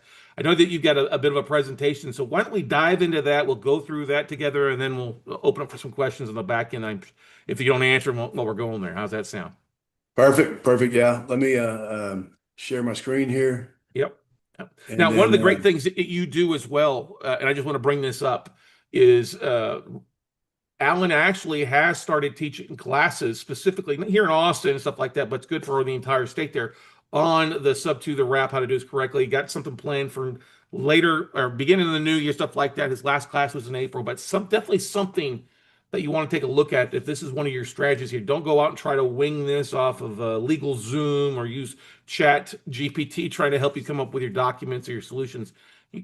Talking to an attorney is one of the most important things to do it, and this is the guy for you. So you've got your presentation, take it away, and I'll jump in with questions, and we'll go from there, Alan.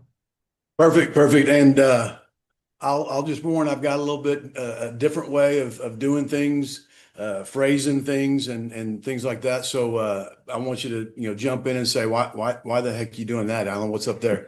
Sounds good. All right, we'll get started here. I always like to do a quick introduction, even though we've gone through it. Let me see. So who we are. You mentioned Jessica, and so I have to always introduce her. She is the absolute point person when dealing with our office.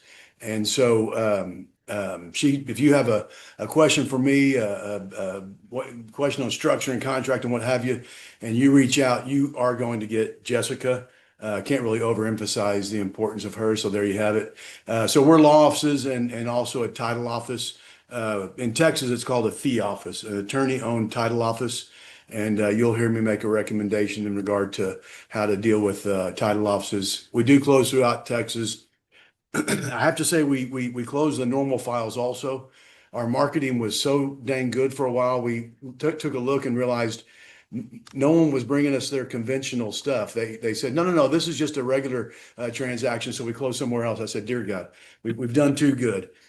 So we do close both as a quick little disclaimer since we're being recorded and real quick the scope. So I can't detail all the aspects of mortgage wraps. I've got a 4-hour certified course, which actually takes 5 hours to go through. So I should probably change that certification.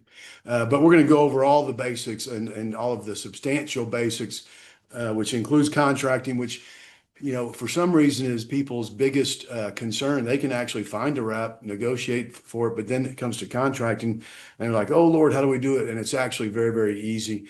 Landscape, we talked about that. We're going to change it. The dual on sale clause, there's some issues on that. Flooded market with buyers. We talked about consumer wraps a little bit. That's end user seller, end user buyer. And then we've got this novation stuff. Obviously, that's a little outside the scope of today, but we can utilize wraps as opposed to novations and make it simpler. So I'm going to talk about that. And then there's some problems on insurance and some other documentation. That's what we're going to go today. And hopefully some more stuff via questions that y'all's folks have. Yeah, sounds So good. I said there's a little bit of a difference. So terminology, I created this definition. I tried to create the simplest definition for a mortgage wrap so people can, conceptualize them. And it's just seller financing. I'd love to put a period right there and leave it, but I do add it's seller financing and the current mortgage isn't paid off. And that's the end of the presentation right there. All right, good stuff. But I mean, in all seriousness, I'd get a new escrow officer come in and they're like, hey, I don't understand these mortgage wraps, Alan. I go, it's just seller financing. And the attorney is going to draft up the loan documents like they do for a regular transaction. And it take about 6 months and they roll in my office eventually. They go, oh, it's just seller financing. So you have to conceptualize as that. property is conveyed, not lease purchase option, contract for deed, rent to own, anything like that. And that mortgage just stays there in place. And the seller puts on a new hat. They put on a lender hat, and that's all they are. They're no longer an owner. They're just a lender in this transaction. So that's the bottom line basics of this thing. And I'm going to just say it again. It's just seller financing. Don't think of it as anything else. You can learn a lot of the stuff that I'm going to be going over today, and you might not even really need to. Just knowing it's the key, but you don't have to sit there and implement some of these things. Our office takes care of it. So I've changed some terminology. When we used to have the term assumption, and that meant the mortgage company comes over and they say, all right, hold on a second, who's gonna be assuming this thing? And they would qualify them and take them through the qualification process. And then that loan would actually change from that one borrower over to new borrower. Those don't necessarily really exist anymore. You've got them in the VA arena and every once in a while, but when we say the term assumption, we're not saying qualified assumption. When I say assumption, I mean non-qualified. Lender's not involved. And I should really emphasize here, when the Texas legislature passed their legislation, and I was with them. I was lucky enough to be with Senator Salazar's team when she was going through this, and they said, we don't want to get approval from the lender because we know that would crush wraps, and we don't want to stop wraps in Texas. And then they said, well, should we notify them? And then I said, you notify them. It's going to increase the stopping of wraps. If that's what you want to do, then that's what you got. And they said, no, we don't. So they specifically considered authorization and disclosure and said no. So it's a don't ask, don't tell transaction. I don't use the term sub two. I'm going to talk about that in a second. So assumption, whenever I say it, just if you like the term sub two, conceptualize that. And that's when you're purchasing the property, you're assuming the exact amount of the loan. Seller doesn't have any embedded equity, as I call it, and they're out of the game in terms of dollars and not owed any more funds. I don't use the term sub two. I'm going to talk about that in a second. When we're saying mortgage wrap, that's different than assumption / sub two. Wrap is a bigger note wrapping around a smaller note, and there's a bit of cash flow in there. There's some embedded equity, and that seller is owed more funds monthly. It's the way we use it as an investment structure to cash flow. Acquire the property via assumption, seller finance wrap, and keep that cash flow in between. Now, to simplify or complicate things, I call them all wraps. Yep. An assumption's a wrap, a mirror wrap's a wrap, an exact wrap's a wrap, a sub two's a wrap. And the reason for that is, from a legal standpoint, I'm going to draft a note and deed of trust for my wrap or assumption. We used to have the deed to secure assumption, and we didn't have a note and deed of trust, and all sorts of problems can come about from that. So we abandoned that. The people who know what the heck they're doing abandoned that, and we have a note and deed of trust for our assumptions. So conceptually, from a legal standpoint, they are wraps. It's just like I called it, exact wrap or mirror wrap, which I love those terms too. But I steer clear of the sub two term, and there's two reasons for that. Reason one is legally it's not correct. It means I'm taking over the property and I don't have a legal obligation to pay that mortgage. Obviously, I'm going to, as long as I want to keep the property. But if I don't pay it, there's no problem. There's no legal obligation. A, and B, I'll be brutally honest with you. The market is flooded with sub two offers. And so I like to try to differentiate myself from that so they don't just throw my offer away. So I'll call them assumptions. I've created a new product. I don't think I discussed it today. I call it the trust acquisition program. And bottom line, it's just using a trust as a purchase, but it also distinguishes my offer from a normal sub two that they're getting 5, 6, 7, 8, or 9 of. Mm-hmm. Now, do you think it being in the trust, if it's obviously transferred to a trust, it gives a little bit more comfort, less bank lender oversight on seeing that, it's kind of common for people to move properties to a trust versus it being a new deed? Yeah. So there's the last 4 or 5 that I've purchased, I placed 2 of them into a trust. So I'm not converting over to using a trust every time now, but used to, I could sit in front of a room of 100 people and say, who has a personal experience with a due on sale issue?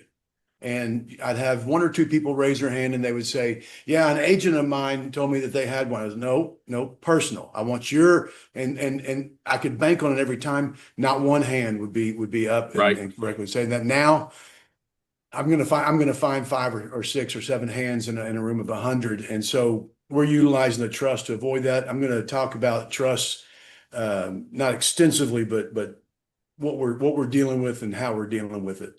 Sounds good. Awesome. All right, so I want to talk about contracting to dispel this issue of I don't know how to contract for a wrap, and I think I'm going to do a pretty good job. I'm going to start with the assumptions because that's actually the difficult one that is simple. We've got a problem with paragraph 3 of the TREC 1 to 4 when we're doing an assumption, and that's because it's saying put an exact number here. And so what are we? We're on the 13th. So on November 13, my payoff amount is $250,245. And tomorrow it's going to be more because of interest. And then if a payment's made, it's going to be less. And then if an escrow account adjustment occurs during the pendency of closing, it's going to be a lot more. Legal fees. So bottom line, there ain't no way to know what that number is come close date. And so I just invented what I call a math word problem. I say, see paragraph 11, and then paragraph 11, I just talk about the purchase price as a non-qualified assumption of the payoff amount of the existing mortgage or mortgages at time of closing. And so now we get rid of that ambiguity, so lawyers don't come in and start saying, you didn't have a certain term there, we're going to bust out. But it also takes care of, if I'm wanting to assume 256,000 and that goes down, well, I want to assume the smaller amount, not give my seller $2,000 or what have you. And that's what we had occurring with these. And so we created this, and then usually buyers paying all closing costs. And then I put a disclosure in all of my mortgage wrap transactions, assumption transactions, just disclosing, hey, this is a wrap. And I'll pause here for a second, I guess. This disclosure should be about the 5th one that we're dealing with. And what I mean by that is you've educated this seller or buyer and you've told them what a mortgage wrap is. You've talked to them about the pluses and minuses, pros and cons, problems, things to be scared of, things that are great with them. And you have this in writing, minimum text message, email. And the reason for that is if something goes wrong, and if you're doing enough, something will go wrong. Yeah. Buyers and sellers have this weird amnesia thing that occurs at about year 2 of a mortgage wrap. And so I've got one right now. It's kind of funny. So they filed a title insurance claim. The buyer did. And the buyer says, it wasn't disclosed that this is a mortgage wrap. And so I see this and I'm laughing because for 2 reasons. One, I know that it was disclosed 19 times in my documents alone, in which they signed or initialed 11 times.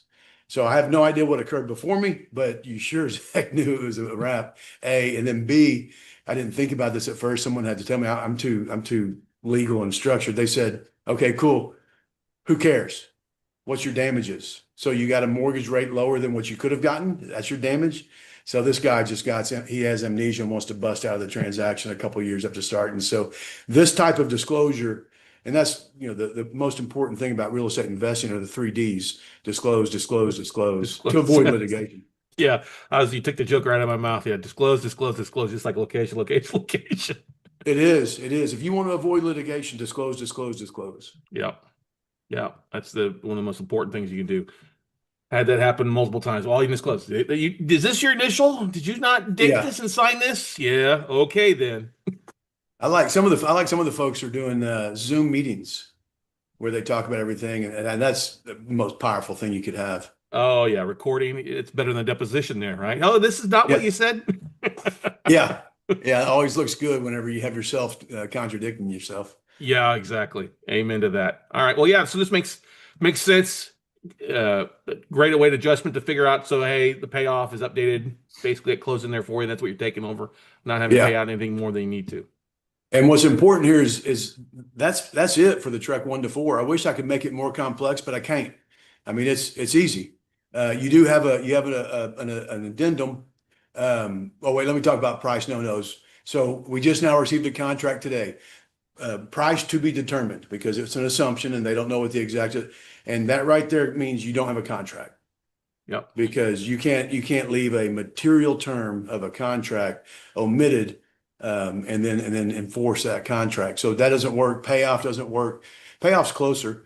Mortgage, we see that sometimes. A set number, that's a problem. So the best practice is that one that we talked about. The only other document we're going to have, sorry, I had my language in paragraph 11 there. There's one thing you can add over there in special provisions. This is one of the little tidbits, problems that we see come up every once in a while. Seller hasn't disclosed that there's a HUD lien or some type of second lien or what have you. Or we didn't have the actual payoff and we were going off of seller's number. I like to embed in here, if the payoff of the existing lien or liens is greater than X dollars, then I have a right to bounce out of that contract, because we've had people come in and say, all right, this is an assumption. We're going to pay the mortgage amounts. And then that HUD lien was found and the seller was kind of savvy and sued them to force them to go through with the contract. So that's important. Yeah.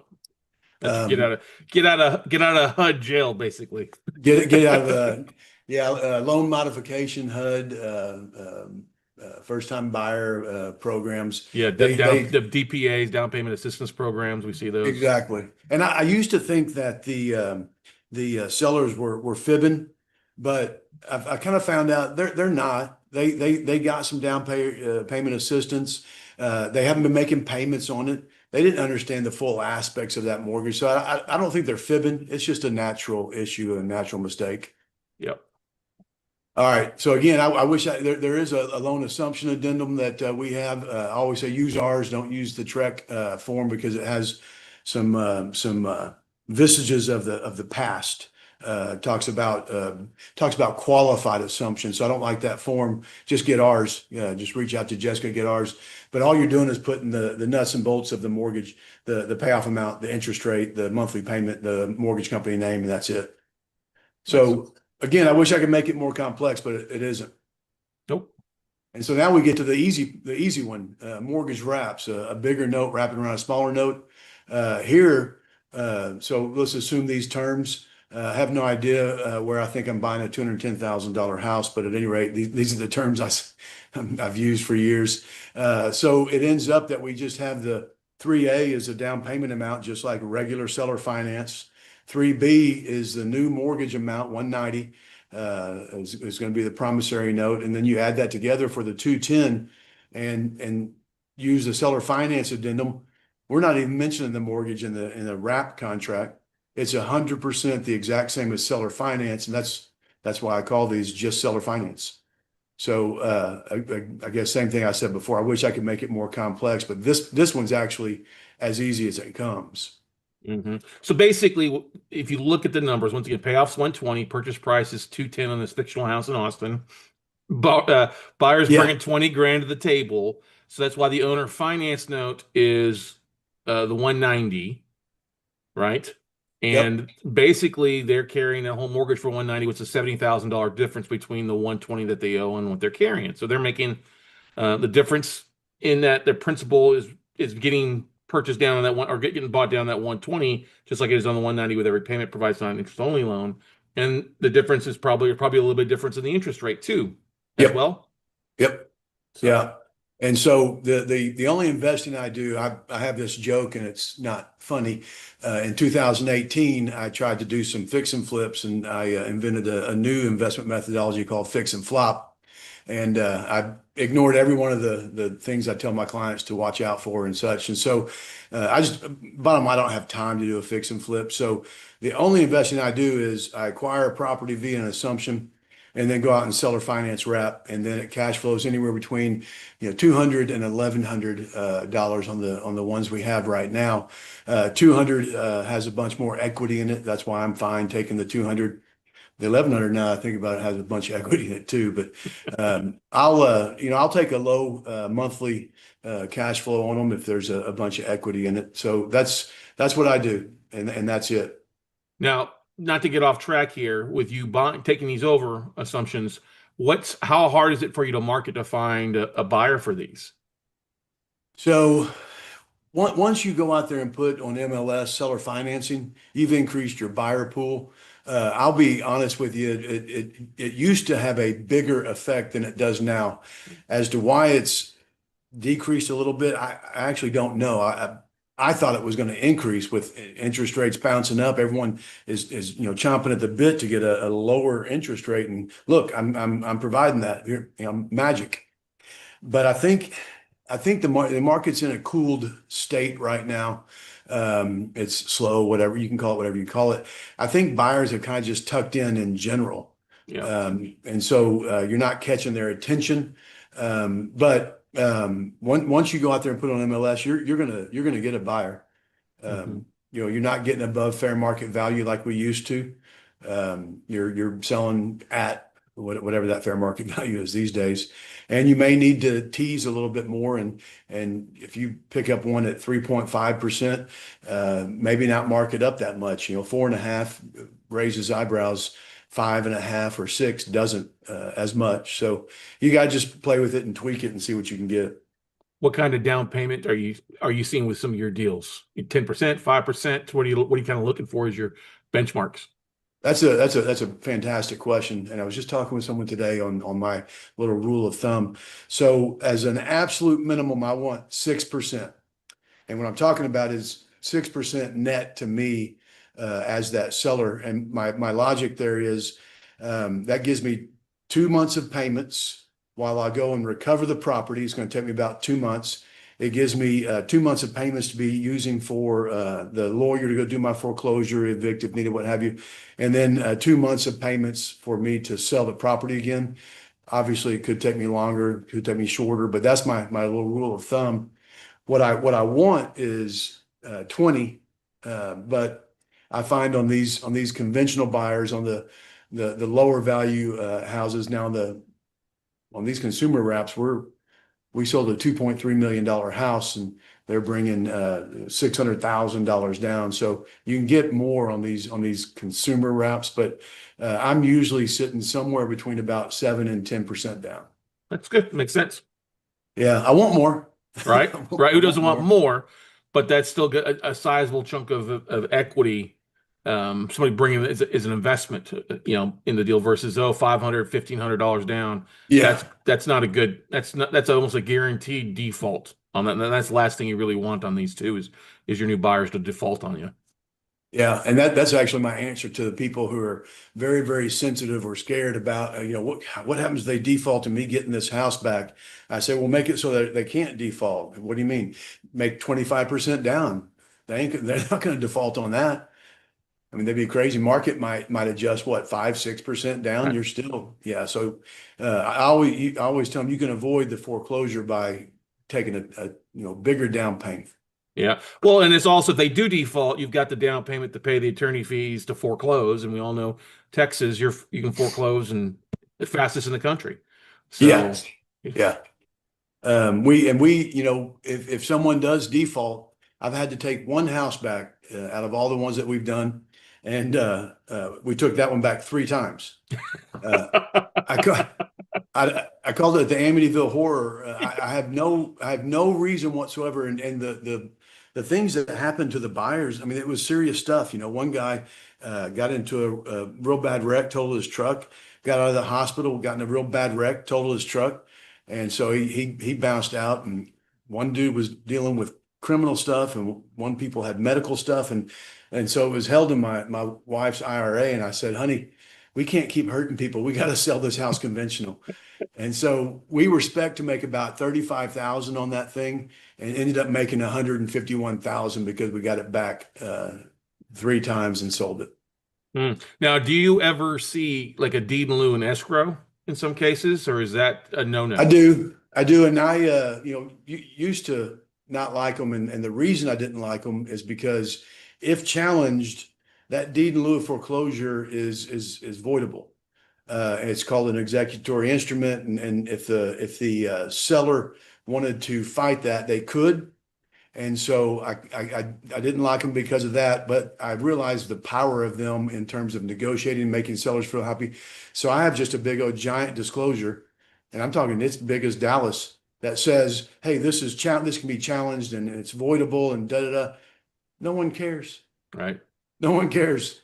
Right. But it's also something they don't realize that a lot of times they can walk away. If it's a bad situation, instead of dragging out, walk away and move on somewhere else versus trying to drag it out. Yeah, yeah. So I like the deed in lieu, I offer it now to my sellers, and so we'll get that. We keep it in escrow. We have escrow agreement says if it's late 60 days, we can file it. And I've never filed one without calling the parties saying, "Hey, what's going on?" Da da da. Mhm. And we've had to. I think we had to file. I know of one. It might have been two. So it's not very common. Sure. Awesome. I Good like stuff. I like them. Now that seller finance addendum, this one's easy. Put the amount of the note, interest rate, amount of the payments per month, beginning date, and maturity date when the note ends. If you do have a different maturity date from amortization, you got to clarify that in your special provisions. But this right here is easy stuff also, especially if you're using an RMLO, which we're going to talk about here in a minute. Yeah, And and this is so, this is the terms of the new note, not the underlying existing note, just the term of the new note yep. that's being wrapped. Yep. Yeah, yeah, new note. And then you got a second lien situation.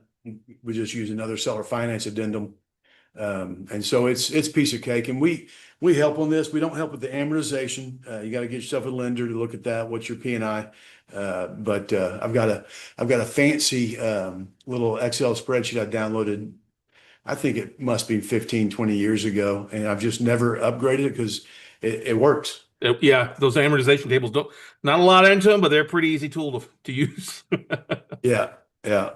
And then I've got some additional concerns. You need to detail if escrow is required. If your underlying mortgage has escrow, escrow is required, period. But if it doesn't, then you decide if you want yours to have escrow or not. And you have to say if your new note that you're selling to your individual has a due on sale clause, I always include in mine because I want to know if they sell it. I'm going to say yes, they can sell it if they want to. I'm fine two people owing me instead of just one. Mhm.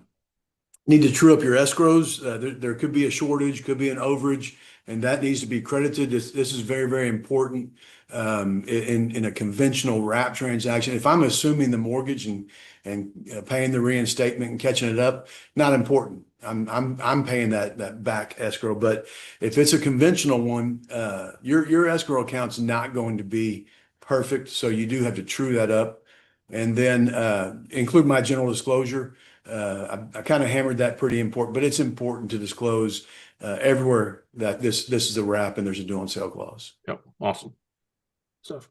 And then here's where that equity partnering comes in that would work instead of a novation type agreement. It's what we used before novations came in, so it's not necessarily new. But if you're going to provide any type of funds over to the seller, and this can occur, catching the mortgage up, paying for some repair, paying them money to move or what have you. Anytime you're expending any dollars at all, you want to acquire the property. Get that property, assume it, and then you can get a JV agreement that says what we're going to do with the money whenever we sell this property finally.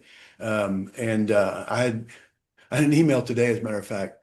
Guy said, "Hey, I had to help this guy catch up on his mortgage, and so now we need to see about how we're going to structure this thing." And I said, "Dear Lord," and so I was reading through the email, and I thought, yeah, maybe he just paid 5-6 grand to catch this thing up. $66,000. Wow. With no No, type of deed, lien against the property, anything like that, huh? nothing, just bare, Oh, just bare. I had a widow reach out to me about 6 months ago, Alan, and her son reached out actually and was trying to collect on 8 notes that her husband had left him, but there was no amounts, no property Oh, addresses, just no lien attached to a property. It was just basically a signature loan, and the guys had taken off, and they can reach out. I was like, I'm sorry, but these notes are basically worthless. There's nothing to go on these things, and yeah, drawing up on a napkin's not a smart thing. yeah. I mean, I actually have a loan with a good friend of mine. It's gotten to be a little bit too big. So I said, "Hey, can you sign off on these documents?" And he's like, "Why?" I go, "Because if you die, I want to make sure I'm known." Yeah. He's like, It's, I understand, Alan, thanks." yeah. So I mean, I've fallen into that trap too, but man, that 66,000 hurt when I read it. Yeah, yeah, it can get a little bit bigger there, but I mean, you're just doing to prepare in case something happens. It's not anything personal. It's just, hey, in case of an act of God, you die or I die or anybody dies, let's make sure everything's covered. Yeah, I was told I have to stop saying in case you die, and so I now say, in case anyone runs off to Madagascar. That I like that one. In case you go on a extended vacation, I can't hear from you. Yeah, I don't know, but it is in case people die. I Yeah, don't care what I say. yeah. And then on these JV agreements in this equity partner type structure, it's funny. I've seen everything from 90-10 to 10-90 on the splits. And this one guy, that was his business model. He came in and said, "I just want 10%. Seller, you can have 90% on this thing. Let's get going." And so obviously after they get their dollars back and then splitting the 10-90. But it was a good business model. I mean, it was great.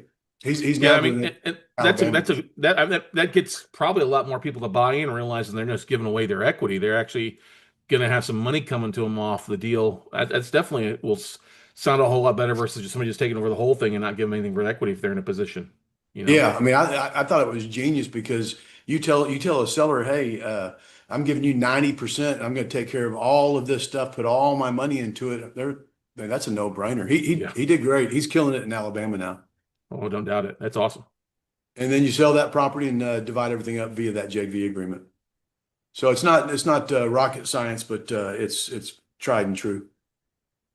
Love it. And then I'm going to talk about a hybrid. Do we know what a hybrid is? I don't like them.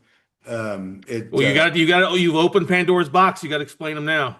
Yeah, I know. I can see certain reasons for them to exist, but what you're doing is it's really a wrap. And so let's say 200,000 is owed. I'm buying it for 500,000, and let's say I'm putting 50,000 down. Well, that means there's 250,000 equity in there. And so what they're doing is they're doing a $200,000 assumption and then a 250,000 seller finance wrap. So they're breaking it up. Usually what we would do is just have one $450,000 wrap, but I can see their logic. What they're doing is if you want to sell one of the notes, Yep. now you can. And so I recognize that.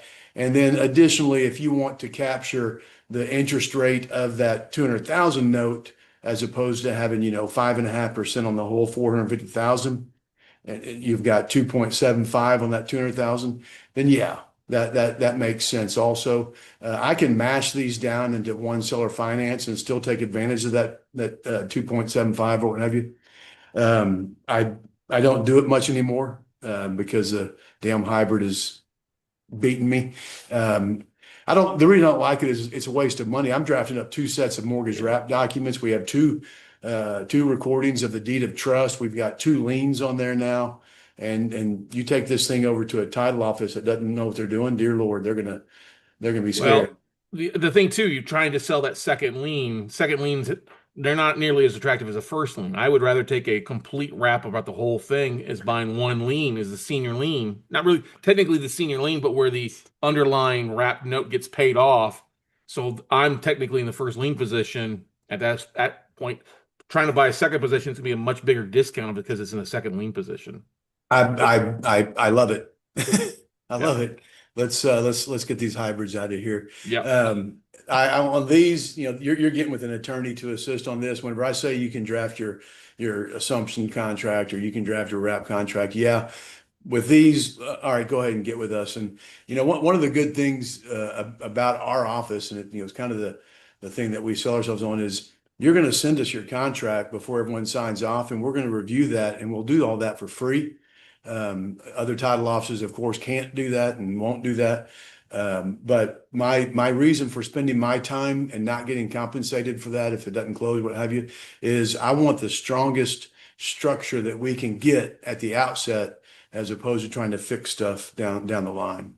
Oh, that's Dad used to always say, do it right the first time instead of Yeah. having to do it a second time. Yeah. Yeah. I don't like fixing things as much as I like making sure things don't break. Yep. And so this is the probably number one reason I say close with an attorney-owned title office. There's a dozen reasons, but so you have your structures in place.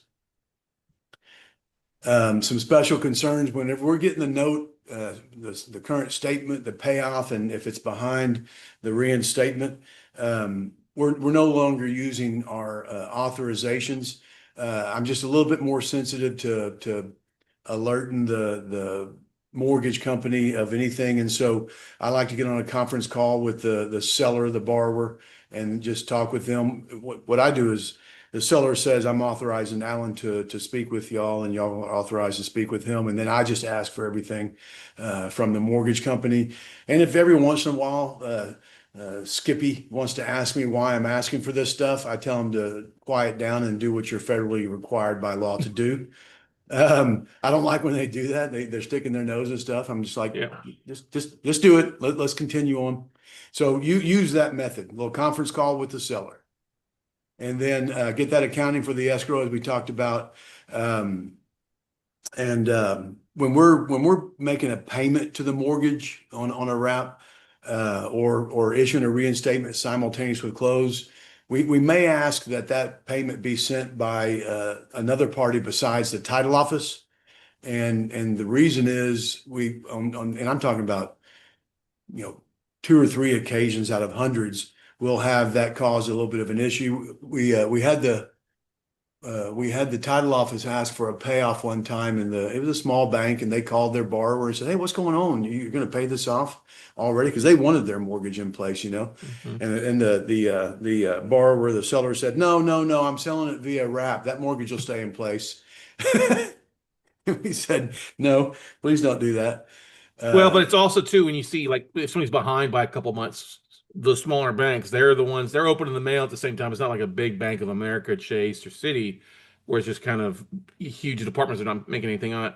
It's you're 3 months behind and a check shows up from somebody else's bank account or somebody else's checking account.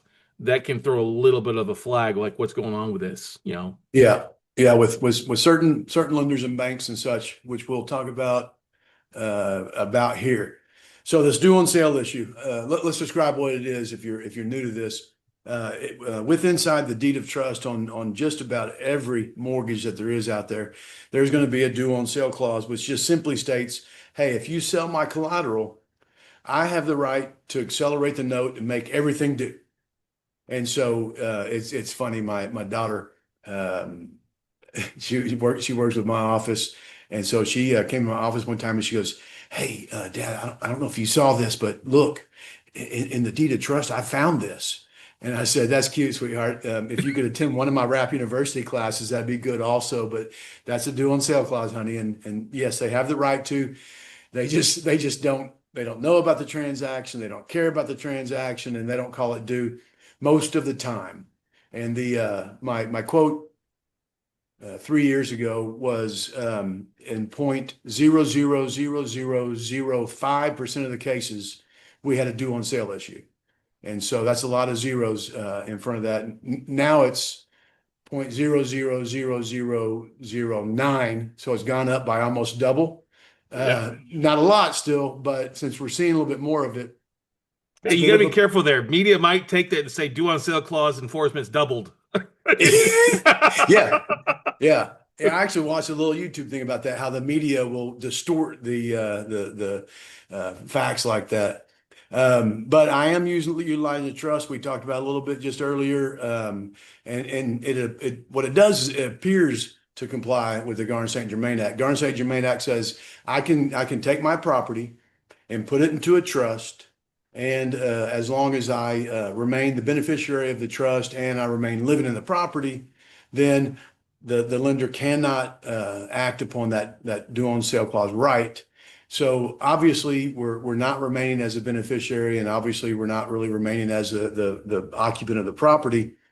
But the problem is no one knows that, and it's impossible to confirm that unless you come and knock on the door and say, hey, who lives here? So it's apparent compliance with the Garn St. Germain Act, not actual compliance. Need to be careful there. And so as long as you're doing your trust correctly, you're going to be good. And we're going to talk about the structure that I have. I've got a proprietary structure that I don't know if I can say I created it. I hired a trust attorney that really knows trust law, and he no clue in regard to wraps, and so match him and me up together, and we were able to develop a very, very good mortgage wrap trust structure. I do call it a due on sale trust.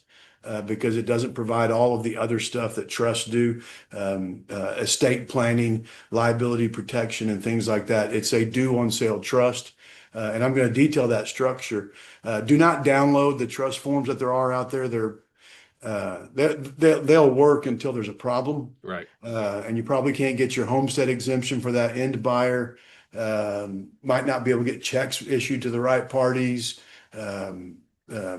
There's liability concerns in regard to liens against the seller if they occur post sale. So there's a bunch of stuff that we fixed. And so we have a pretty good proprietary structure now. I'm going to talk about when we use them. I think I talked about the structure. If not, I will. So home loan serve is a known problem. What they're doing is on mortgages that were reinstated, they're going back and seeing if their borrowers are still the owner. I have no clue why the heck they're doing that. Home Loan Serve is a loan servicing company. They get paid by units. So it seems extremely counterintuitive that they would say, well, we don't want to serve those ones. No, they want their $50 reinstated. So it seems extremely counterintuitive that they would say, well, we don't want to serve those ones. No, they want their $50 per unit. So I don't think it's home loan serve. And then you dig deeper, and I'm kind of being a nerd now, and I apologize, but you dig deeper. So Deutsche Bank has their tranche of 5,000 loans. They're not going and telling home loan serve we want one of our loans to go away. So I mean, I just want to call up the owner of home loan serve and say why, but I haven't found out yet. I've handled 2 cases with home loan serve that actually rose to the attorney level. And I asked the attorney, I said, hey, this attorney out of San Antone, I said, hey, we're going to get this all fixed for you, but can I ask you, why does your client care? And he goes, well, it's a violation of the deed of trust. I go, no, I understand. But from a business perspective, why, Right. I mean, why do they not want this to exist? He goes, well, you violate the deed of trust and therefore they can act upon it. You know that, counselor. I go, dude, I don't think you understand what I'm trying to do here. I said, look, I'll come down San Antone, buy you a scotch, and let's have a discussion about this. He goes, I don't drink scotch. I said, well, that's our problem. And so I just moved on. I knew I was barking up the wrong tree there. Well, it sounds like some attorney got involved trying to make their $250 or $500 an hour fee to add some extra work to somebody and raise the flag up when really the flag didn't need to be raised in a lot of cases, right? Yeah. Now, if he had gone back and like I actually asked his client, hey, why do you care? And they say, well, think we might have a problem if it's sold. No, you don't. So he would have lost his client and Yeah. not gotten his money. Yeah. Yeah. So others, end user seller, end user buyer, I call these consumer wraps. They're not as resilient to problems in the future. So I can fix a due on sale clause issue. We do a little deed flip flop game with them, but end user parties don't necessarily like playing that game. And then also, if your seller is in Madagascar and we don't have them, then I can't do my deed flip flop. So you may want to use a trust at the inception there. Small banks and credit unions, like you mentioned, those they're not watching; they just might see. Mhm. And then if they're, I was going to say if they're dumb or uneducated as to this, which is true, but I can't say that since we're on video. If they just don't understand all the aspects of it, they'll knee-jerk react and say, "Oh, we got to do this." And then if there's been incorrect contact with the bank before, we do get those emails. We're closing a mortgage wrap transaction. Email comes in and they say, hey, I talked to my bank about this and they said I can't do it. Mhm. And that goes back to the 3 Ds that didn't occur with the investor that was talking with them. And if your party's just risk averse, they don't want to mess with it. And then, like I said, after a due on sale clause issue, we'll do a deed flip flop and go back into a trust to protect it. So I know went over quite a bit. I think, yeah, I'm going to go over my structure. This stuff is, there's no way that we're going to be able to fully understand all the aspects of it, Right. but hopefully it generates enough interest and understanding so that you can ask the right questions. So my trust structure, the way it's a little bit different. We usually default to the name of the trust being 123 Main Street Revocable Trust.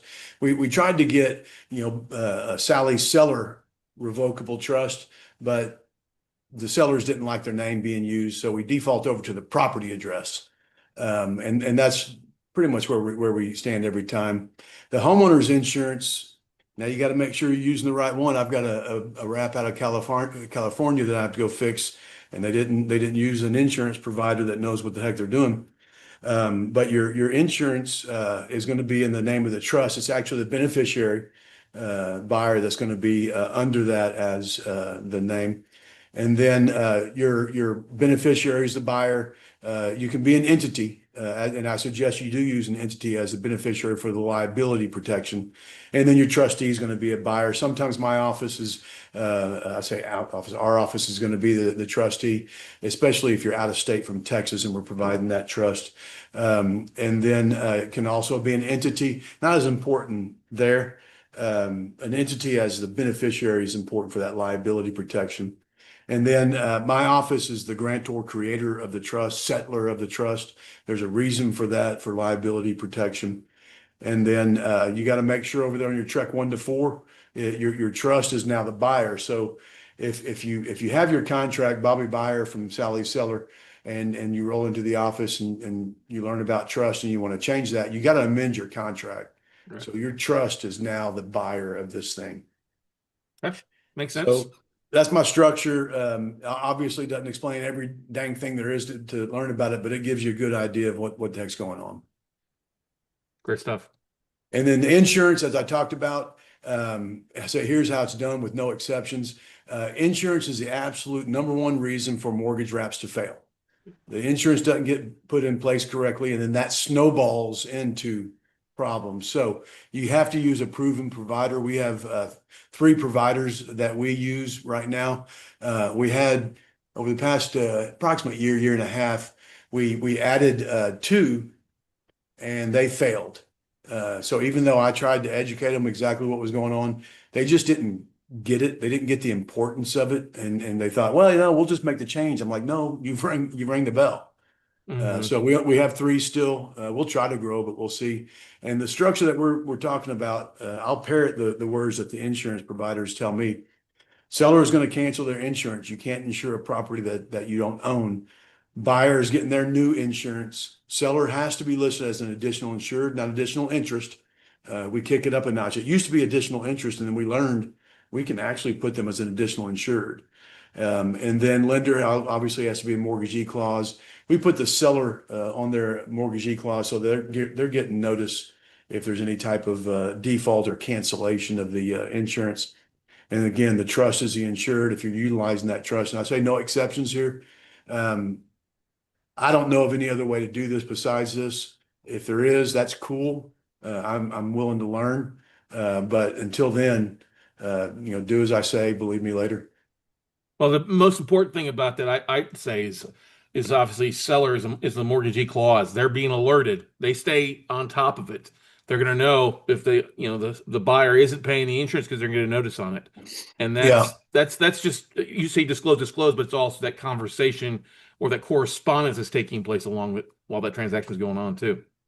Yeah, and this I would say this has helped me sometimes. I had some folks, and they would renew their insurance just a day before, and we've already gotten the notice, hey, your insurance is running out, da da da. And at first I was like, oh no, it's not insured. It was. It just that notice comes out a few days or maybe week or so before. So it's great to have that in place, like you said, just keeps it safe. Yep. Stuff.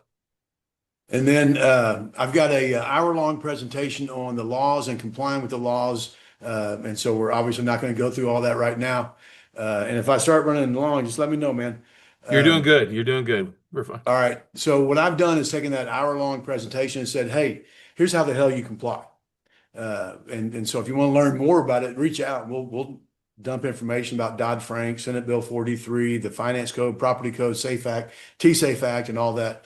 But here's how you comply. And I'm going to say this because it's not necessarily what they intended, but it's the way it was drafted, and then went into effect January 1, 22. You have to be an RMLO, a residential mortgage loan originator, a licensed loan originator, in order to do more than 3 in a 12-month rolling period. Not use, be. So I don't agree with that, and I didn't agree with it when they were trying to pass it. Everyone said, "No, Alan, that's not the way the commission's gonna interpret that." And I'm like, "Okay," and then they are. But and then provide your 5016 disclosure.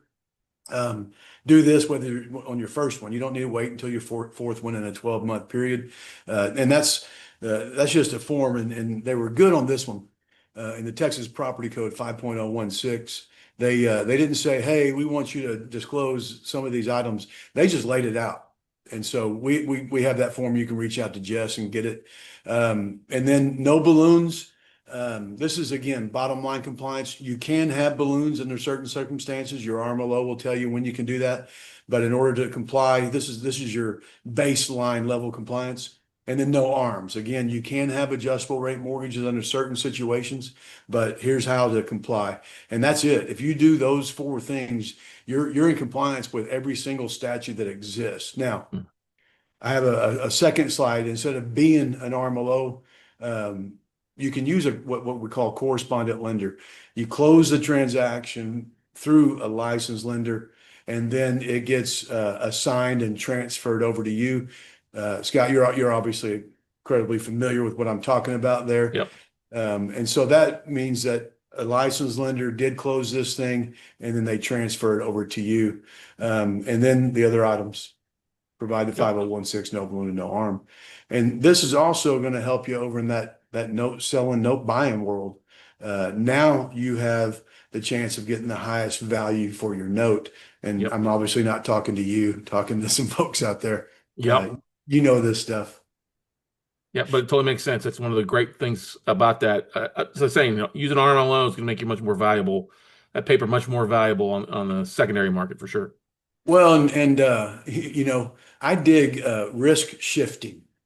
So if someone wants to get mad at someone, I'd prefer it not to be me. Yeah. So I like that. Go to the RMLO. Talk to them. It wasn't me, man. That's the truth. All right, I got a couple tidbits if we've got time. Yep. So change the contact information for your wrap lender. Do that. We provide an authorization, a power of attorney that can be used for that, but you can certainly use that, but do it with the borrower on a conference call before closing. And also, I don't think I put it here. Get the online access. And people are like, "Hey, that's sensitive information. They don't probably want to do that." But I just say the loan servicer requires this information in order to service a loan. If we don't have that information for them, and if you want to, if I am using a loan servicer, just give it to them, bypass me. But you want that online access, much easier to make changes. The power of attorney, sometimes people will say, "Well, I sent the authorization of the power of attorney into the lender." I said, "Okay, what do you need?" "Well, nothing. I was just letting them know I'm authorized on the account." I'm like, no, we don't. I mean, listen. Don't wake a sleeping dog. Don't wake a sleeping dog. Don't talk to your wife about bad stuff if you don't got to talk about bad stuff. You don't want her mad. Just let it lie. So yeah, don't say that. The POA is used for my power of attorney that I draft up. That's for endorsing escrow refund checks or insurance claim checks and things like that. It's not for now it does have in there embedded in it because sometimes they want to take the authorization and then I'll send the power of attorney because they're like, "Oh, look, we have a power of attorney now and we'll listen to them." So be careful and then use that power of attorney. You may have to show the bank that power of attorney to deposit escrow refund. And there's associated problems with that. So if it doesn't work with the bank, then I always say go over to a check cashing place. But make sure you have a good relationship with your bank. So I'm with Wells Fargo, not known to be working with people, but I'm with the same branch that I go to every single time. And I go up to Larissa and I say, how you doing? How's your son doing? How's everything going? She asks how my daughter's doing, the one she likes, not the other one. I don't know what's going on there, but I go with it. And I even took pizza to them on a Friday, ride my hoverboard in there, bring my dog all the time. So get to know your bank, and then you can deposit checks however you want. Heck, I could throw a piece of bark of tree and they'll deposit that for me now. Yeah, I totally echo that. Our banker at Wells and our bankers at Frost have been glad to do that for us because we have a relationship. So Yeah, it's important. yeah, And then I've got another tidbit. This first one's in relation to negotiating.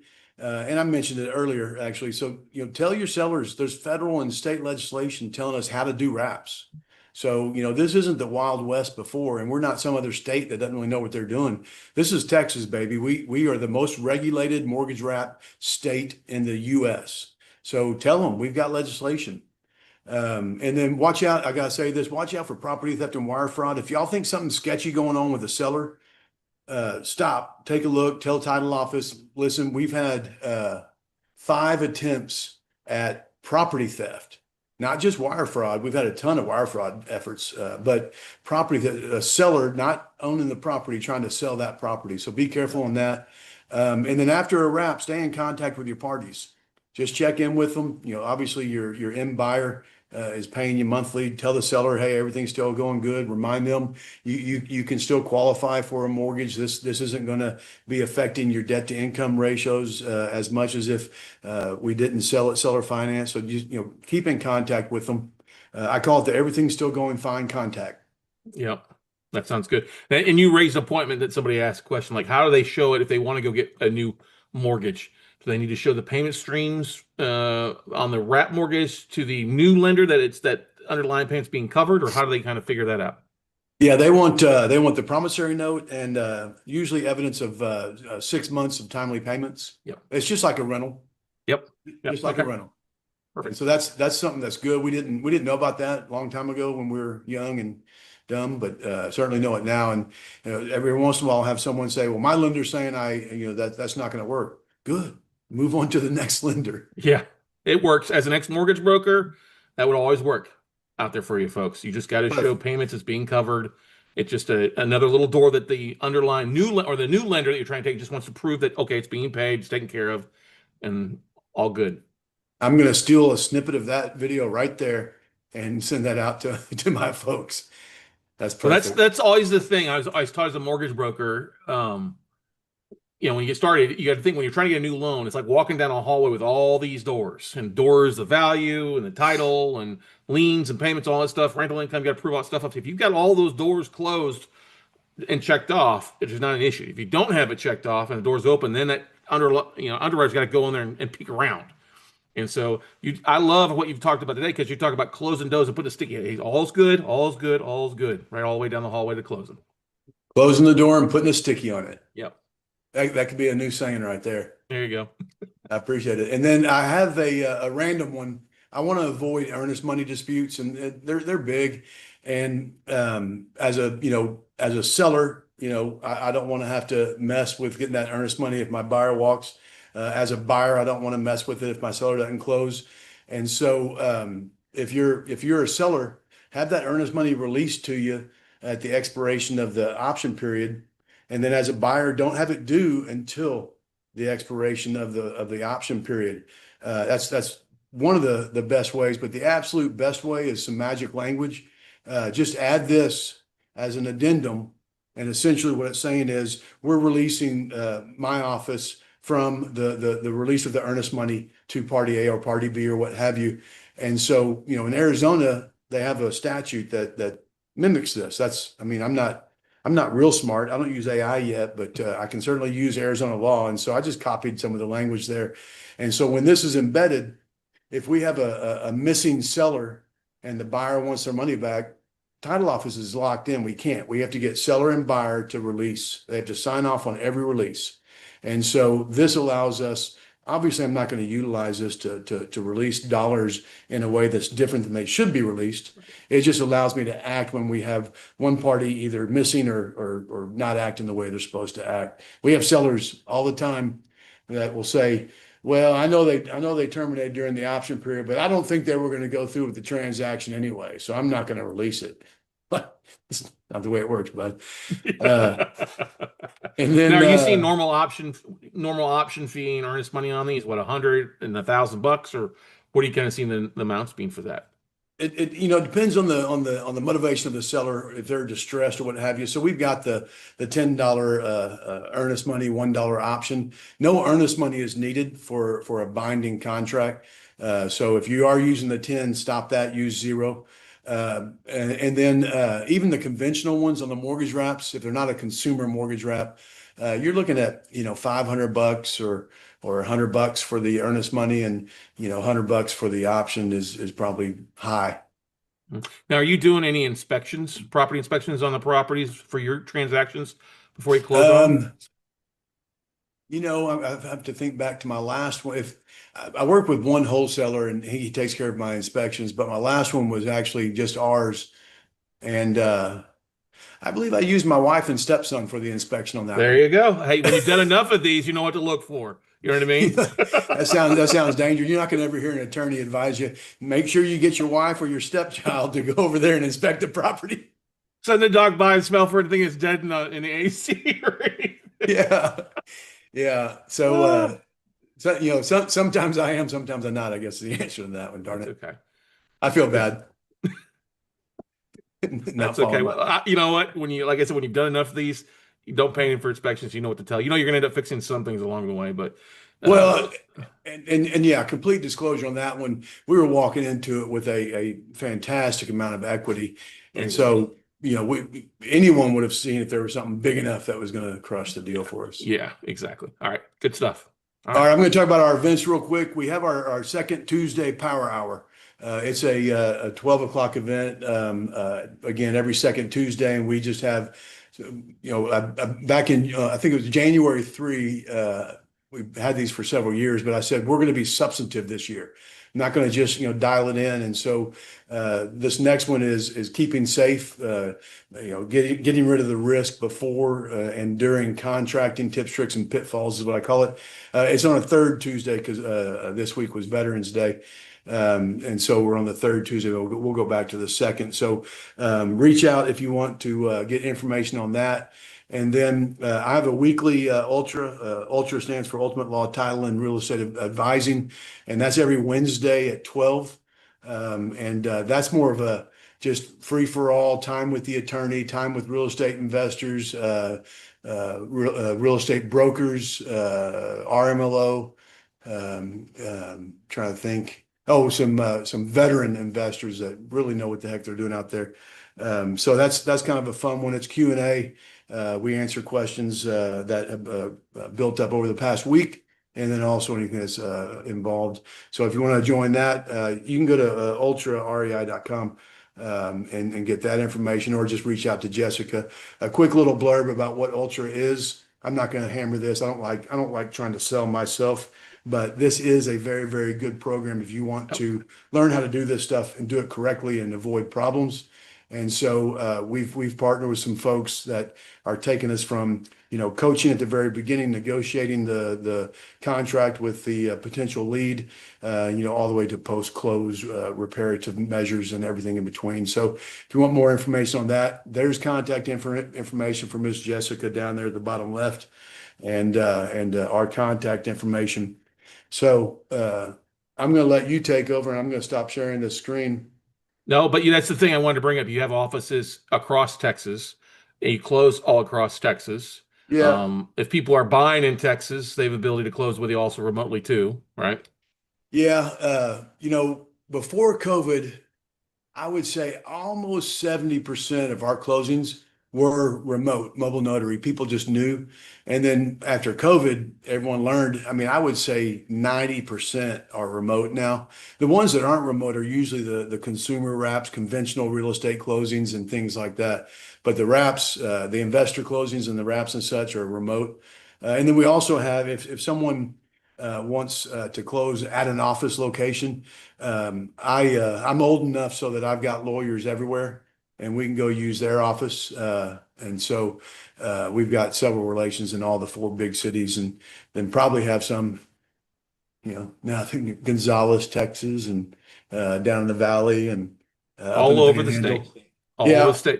I'm old enough to know a bunch of people. That's good. That's Yeah. good. Now, once again, I wanted to make the clarify. Besides just doing assumptions, wrap, substitutes, he also closes traditional transactions across the state of Texas. Do you also do you guys have somebody on staff there, or have somebody that does handle foreclosures, or will do foreclosure litigation for a lender as well too? Yeah, so I have three attorneys that are of counsel with me, and two of those handle the foreclosures. I don't do them anymore. I will occasionally. I try not to, but yeah, I would say I haven't seen anything real estate related that us four attorneys can't handle. Sure. And then if you want to branch out and, I've got a family law issue, or I've got a patent issue, or I've got this, again, I'm fortunately old and have lots of friends and folks. Well, awesome. Well, that's just been a wonderful episode, Alan. Thank you so much for coming on. I guarantee you, the listeners and people watching this are going to learn a lot. I know I have, and looking forward to doing some more of these types of deals and closing some transactions with you as well here, especially in the new Perfect, year. perfect. I appreciate it. Again, I want to thank you for letting me join on. Again, I'm a nerd about this stuff, like talking about it, but also love getting the information out there so the industry is stronger and knows what the heck they're doing. So I appreciate it, man. Yeah, amen. Yeah, definitely. That's the whole idea is educating people how to invest in Texas, or how to do substitute wraparound transactions, or assumptions, as you like to call it. So, guys, thank you again for listening in. Make sure you go take action. Reach out to Alan. Reach out to Jessica. There you go. What kind of the question that comes up? What kind of scotch you drinking? Macallan 12 Sherry Oak is where I settle mostly, but I'm an equal opportunity consumer. There you go. I love it. Maybe we'll see a bottle in the mail for you as well. All right, so hey, I appreciate it. This is fun. Thanks, Alan. All right, Yeah. guys and gals, that's going to wrap it up for this episode of the show. Make sure you take action. If you've got questions, reach out to his staff, reach out to his office. Nobody better in the Lone Star State to help you with these transactions and close the deal. So go out, take some action, and we'll see you at the top. Good morning, good afternoon, and good evening, real estate investors. Hope you're doing well today. Got a great episode in line for you. Now, we knocked it out of the park with an episode with attorney Alan Ceshker talking about owner financing, wraparounds, assumptions, subject to deals, and stuff like that. And I've been working to get on a Texas RMLO to talk about owner financing in the greatest state in the world, the Lone Star State, Texas, out here. Because I know not only if you don't live in Texas, you'll want to live here, all right?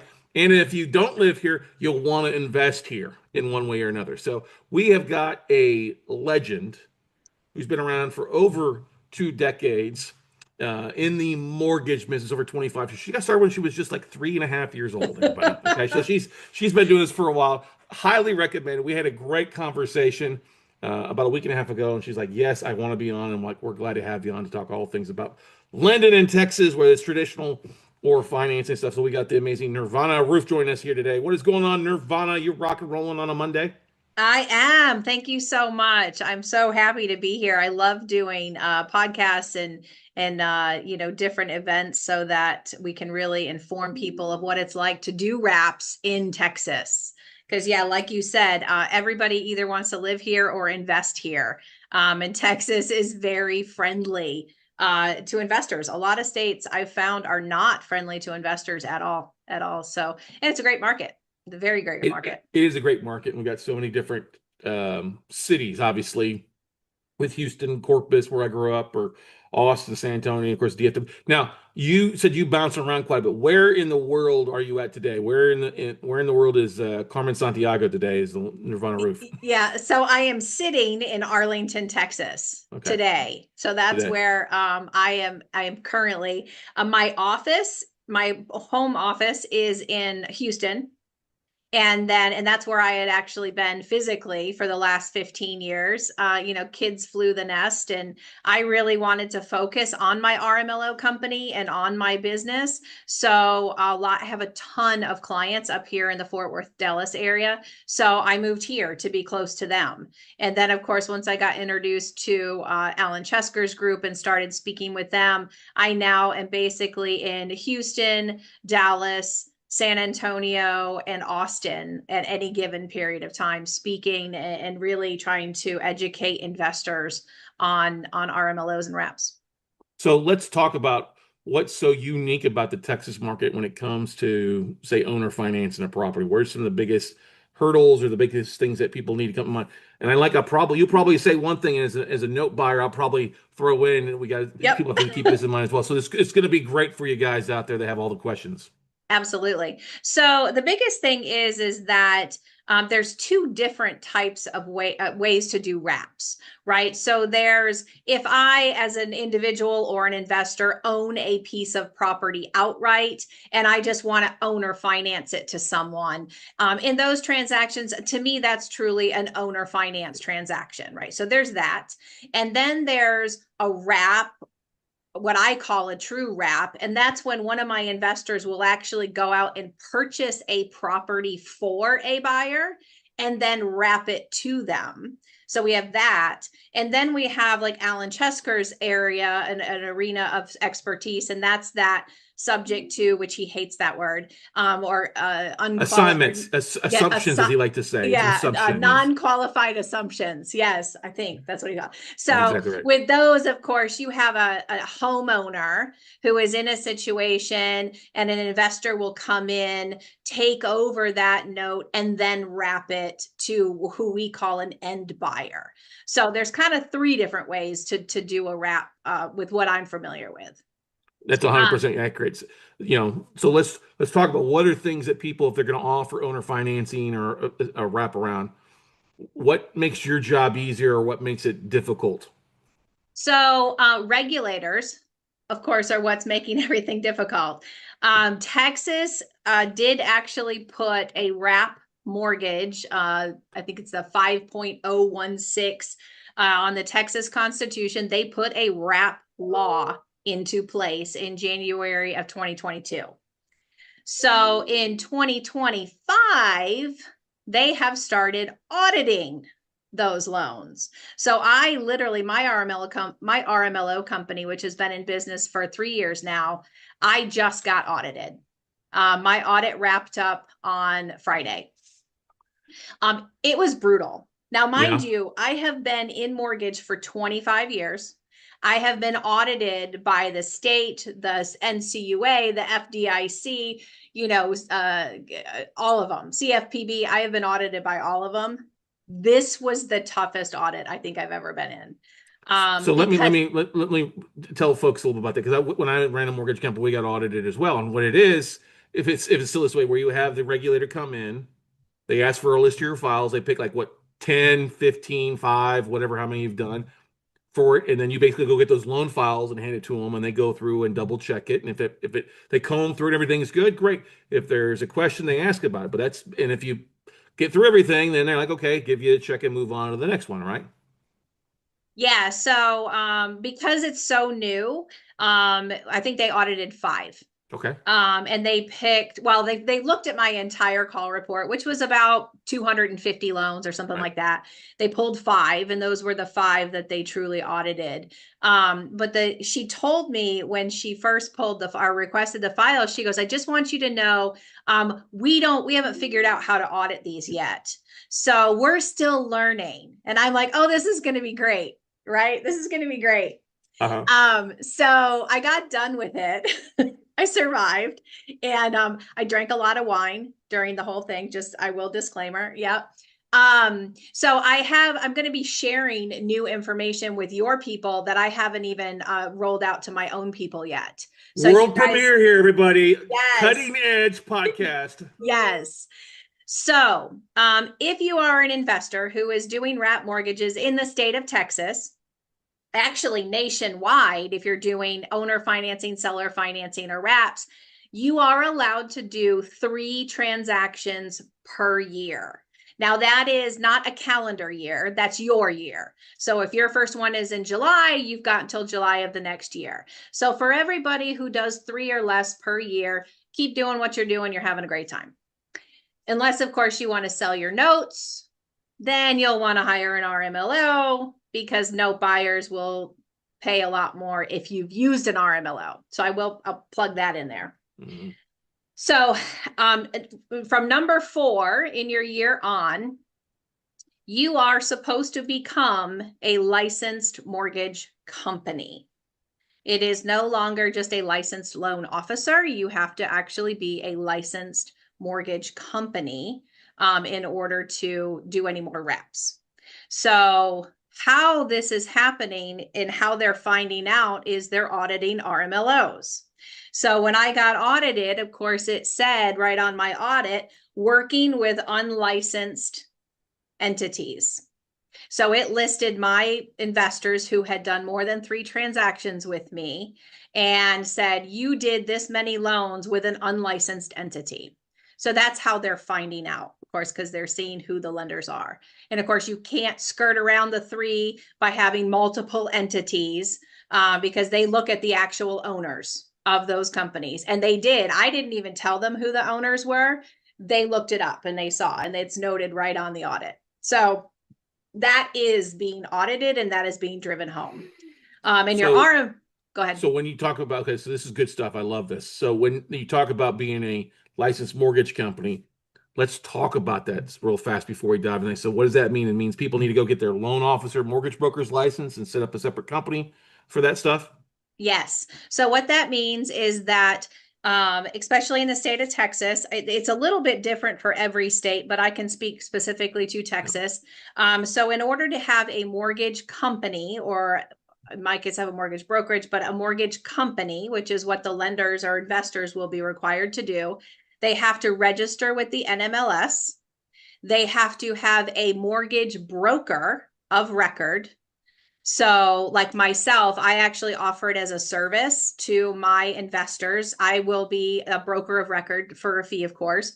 But the other thing is you have to have a licensed loan officer employed by your company.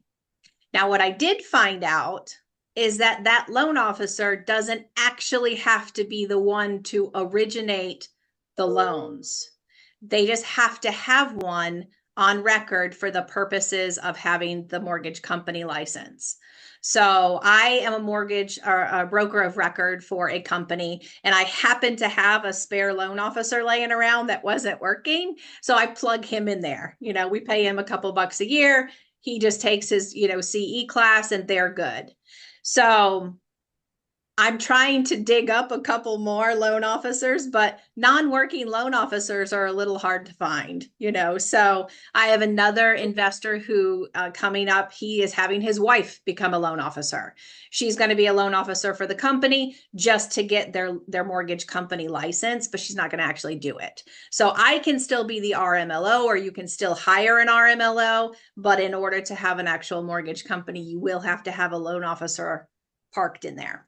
This can't be, if I'm the investor and I'm going to be doing a lot of these per year, I have to go get my loan officer's license, start a company, and then can I be the loan officer of record on that as well? And you're the broker? Mm-hmm. Okay. Yep.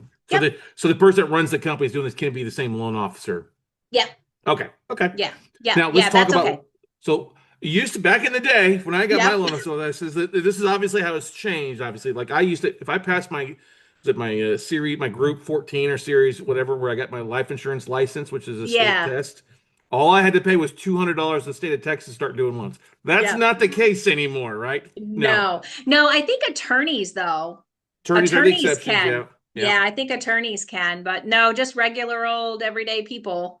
The nice thing is though, is to become a loan officer, if you have financial background, that does help a little bit too. Yeah, your experience goes into that there. But what is it? It's good for 2 years, and you have how many hours of CE every year or every other year, something like that? Yeah, so it's 8 hours of CE every year. Texas did away with their own. They used to have an extra 1 hour class. They did away with that. So now in Texas, it's just an 8 hour CE every year, which is like $100. Yeah, that's pretty easy because And the license. there's different events you can go to that you'd pay to go to that would give you additional CE credit. That's not so bad. Yep. But you have to Yep. do you have to go past the state test to be Yes. an LO? Okay. Yes. So you take a 20-hour class, and that can either be done online or in person. And then you go and you pass the test, fingers crossed. You have to have a 70 to pass the test. And then once you get that, then you're registered with NMLS, and then you can apply for the mortgage company because you have to have that loan officer in order to have a mortgage company. Okay. And they will, like if you start the application, because I did have this happen with one of my companies, they started the application for the mortgage company, but they didn't have their loan officer lined up. So their loan officer took too long. So their application got canceled, and it cost like, $800-900 to apply. They had to pay that again. So you don't want to apply until you've got everything because you'll lose Right. it. Yeah. Okay. Well, I mean, I always find that there's a bit of a cost of doing business. It kind of separates the cream from the crop. You know what I mean? People that will do the extra Absolutely. stuff to do that. And this doesn't include if you're owner financing. That 3 doesn't include if you're owner financing your own personal house, though, too. That's an exception, right, Nirvana? Correct. Okay. Yeah. All right. So you can do your own personal house and then 3 that you don't own. Yep. In a Yep. 12-month rolling period Correct. from the time that you start your first one. Okay. Yep. All right. So we've got that requirement out. Now, with Yes. the audit, so they pulled up the LLCs or the up companies. It's okay, you're working with a non-licensed company or non-licensed individual. Is there a penalty to you or a penalty to them? Or how's that? They don't know yet? They don't know yet. No. So I'm waiting to find out if I'm going to get what's called an administrative fine. They're not going to shut me down or anything.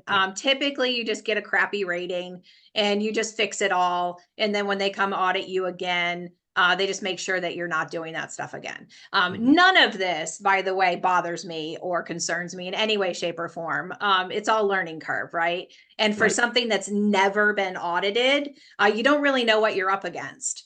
And like a fool, I made the mistake of kind of mirroring another RMLO company that had been around for a really long time because I had a specific client that was using that RMLO and had been using them for a long time. And I was doing their acquisitions with one of my other companies. And they loved the way that I did business for my acquisitions. And they're like, would you please become an RMLO? So I kind of dove into it. I'm like, yeah, I said, no, I'm good. I dove into the rules. I said, it's really not that different. But they were like, well, there's specific things that this other company does that we really like. Will you do it? And I was like, sure, why not? Shouldn't have done that. Now, was that RMLO located in Texas or where were they located at? I am not going to say. Okay, we'll talk off camera there. We won't. Yeah. So when you say acquisitions, you're saying that the other RMLO company was originated, and then you were buying it or taking it over, or what do you mean by the acquisition side? This was a type of investor where they buy a property and then wrap it. Okay. So I have another company. So my other company was the mortgage company to help them buy that property, and then they were using an RMLO to wrap. Oh, okay. It.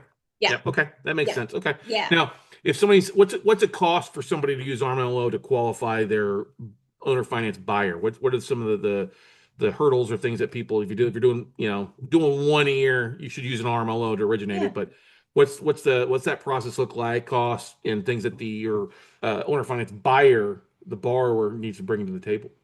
So I have 2 different options with my company. I have like what I call my mini service. My mini service, that's kind of stated income, stated assets. I don't really verify anything, but I will pull credit. And based on the stated income, stated assets, I'll give the debt to income ratio. I provide the credit report. So that service is $550 just for the baseline, and then $700 with the credit report. And of course, that's for my time and my expertise and the credit report, which are expensive as heck nowadays. So I charge that, but for my full compliant service, it's $1,100. Oh, that's not bad at all. That's actually really good. Yeah. on that answer for you, because then you're pulling it, and are they filling out like a 1003 application to make it easier for you on that for the most part? Yes. So I typically I'll send an email to the buyer with a fully compliant normal mortgage application. I like to use that because it also integrates permission to pull credit, e-disclosures, all that kind of fills in all the government stuff. So I'll get a full application, I'll pull credit, I verify income, verify assets. But of course, on the RMLO side with owner financing, that can get creative, right? Mhm. So this is where you differentiate between a typical Fannie Mae or, government loan. Most people who are doing owner financing, they either haven't paid their tax returns in a long time, or they've filed their tax returns, but they like to write everything off so they don't qualify. Um, or of course they get paid cash. My favorite income analysis for RMLOs is bank statements. Mhm. Take 12 months bank statements. If they get paid cash, as long as they put it in the bank, I can calculate income that way. If they haven't paid their taxes, I don't care. I look at the deposits, so that's my favorite way to do that. But I have gotten creative. I So, have gotten because if it's, creative. as long as they can provide receipts, let's just put it that way, with money Yep. coming in, or they've got child support or something that's coming in on an annual basis for an investor getting fix and flip, showing, okay, what kind of profit came into that versus expenses going out, that kind of stuff. Yep. You're not asking for W-2 tax returns in a lot of cases. Right. Right. And Um, I do have borrowers who are W-2 tax, like I can do all that. And the only thing stopping them from a traditional mortgage is, let's say, their credit report or their credit mhm, score, mhm. so it just depends. It depends on the borrower. It depends on the situation. And I kind of ebb and flow with whatever we need to get the information, because the regulation itself, the main thing that it drives home is the ability to repay. Right. So you don't ever want to put who I call an end buyer, in a situation or a property that they don't have the ability to repay. If they can't prove that they can pay that mortgage, you don't want to put them in that property. You're asking for a foreclosure. So that was always the big thing. It was my big thing when they did the knee-jerk reaction back in 2008. You have to basically prove that they have the ability to pay. Is it 3 years still, basically, or has that changed? 2 years. Okay, Yeah, that's two. good, because things a lot can still happen in 2 years, right? Oh yeah, no, I remember that. I remember what was it, CISA, stated Yes. income, stated asset. Yep. Yep. Yeah, it was. I remember I worked at Bank of America at that time as a loan officer, and I remember people sitting in front of me saying, "Oh yeah, I make $300,000 a year, and I want to buy this $500,000 house." And I'm like, "Well, what do you do for a living?" And they're like, "Well, I work in housekeeping at the La Quinta." I'm like, "You do not make $300,000 a year." And I think that's where why brokers especially got a really bad rap back in 2008, is because they were just taking that information and getting loans for people. And then of course you were dealing with the interest only and the pick-up pays and all these things. And it was like the whole regulation that allowed that to happen was set up doomed from the beginning. Yeah, I mean, everything run rampant. It was easy for folks then to jump in, and like what happened with MeriQuest creating fake bank statements and stuff like that. It was right for fraud. On some cases, not. I would say it was a few bad apples ruined the whole damn bunch. You know Yeah. what I mean? Yeah, but I Um, will say that's something that we're going to start seeing more and more of with AI. Actually, from and with my other company, I was working with a lender, and they actually did the underlying mortgage for my client who does a lot of these wraps. So they figured out, because we never told them we were wrapping, but we never lied about it. And my clients were very, very qualified for the loans, and they bought them as investment properties, and we sure. did nothing wrong. But they actually got hit with a fraud ring out of Delaware.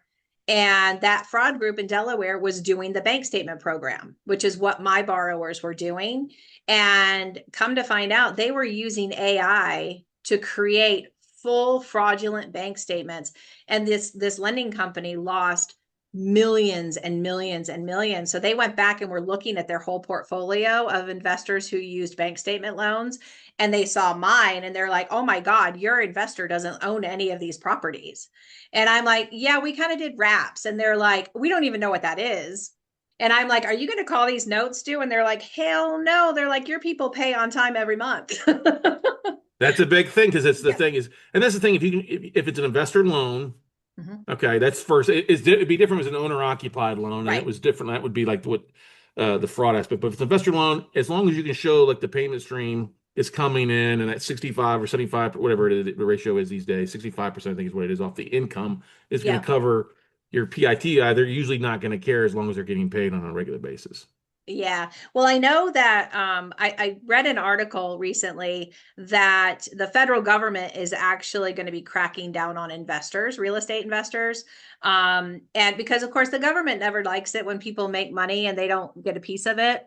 And investors, just like with wraps and subject twos and or non-qualified assumptions and wholesaling, and there's all these different ways for investors to make money. And it goes on a HUD, but that doesn't go to the government. The government, if you don't report it, the government doesn't know, and they know investors are making a lot of money. So we have seen an uptick in letters, occupancy letters coming from loan care, right? And they're specific to FHA loans.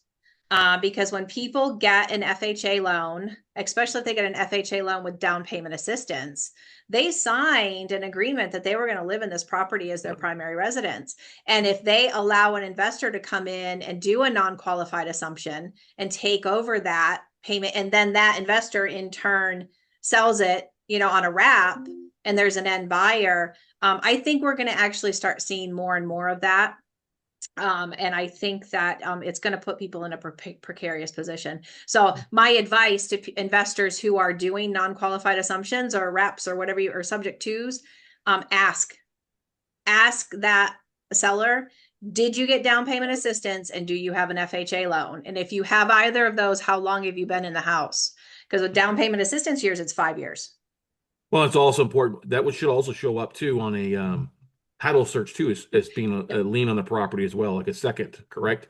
Yep, it should, but a lot of investors don't use title companies. Well, that's why you still need to pull a title report in every property. You're not Yep. going to have to close at a title company, but get title, pull a title update so you see what you're signing up for as an Yeah. either taking the property for subject to or non-qualified assumption on Yep. that stuff there.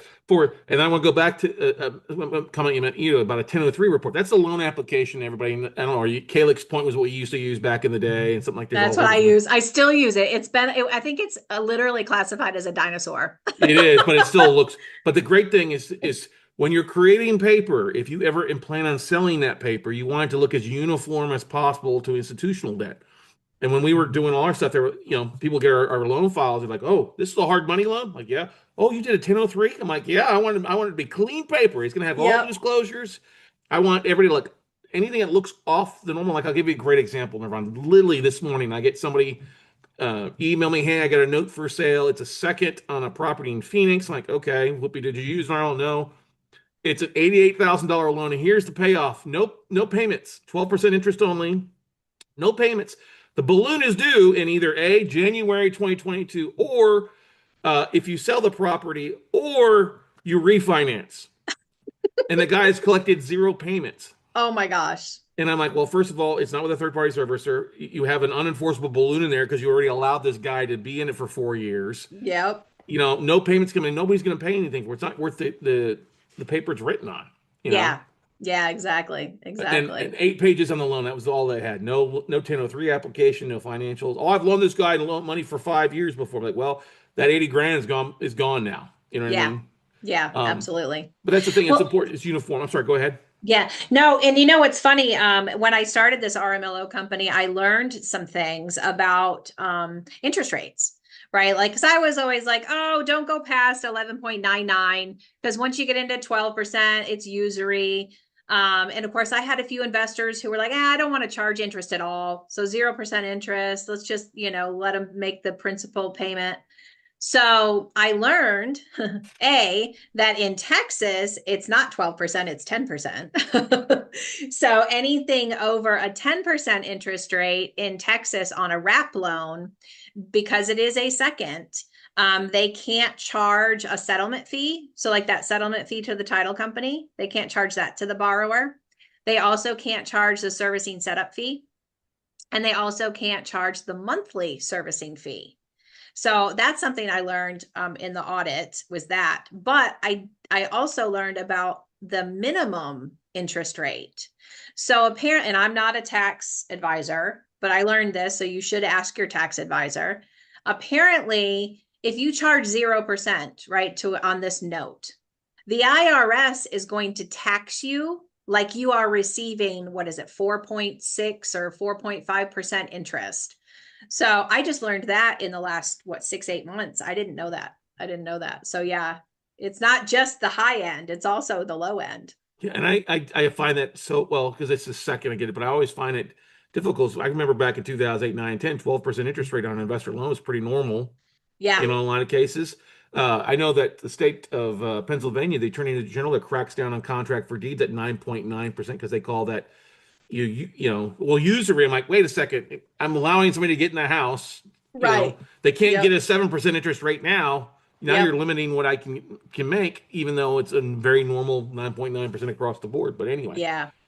yeah. So that's Yeah, something it's to keep in mind. crazy. So don't go above 10%. Stay at 9.9 is the highest interest rate. Basically, you're charging on a wrap. Is what Yeah, you're I saying. mean, you can charge more than 10, but if you do, you have to eat that monthly servicing cost.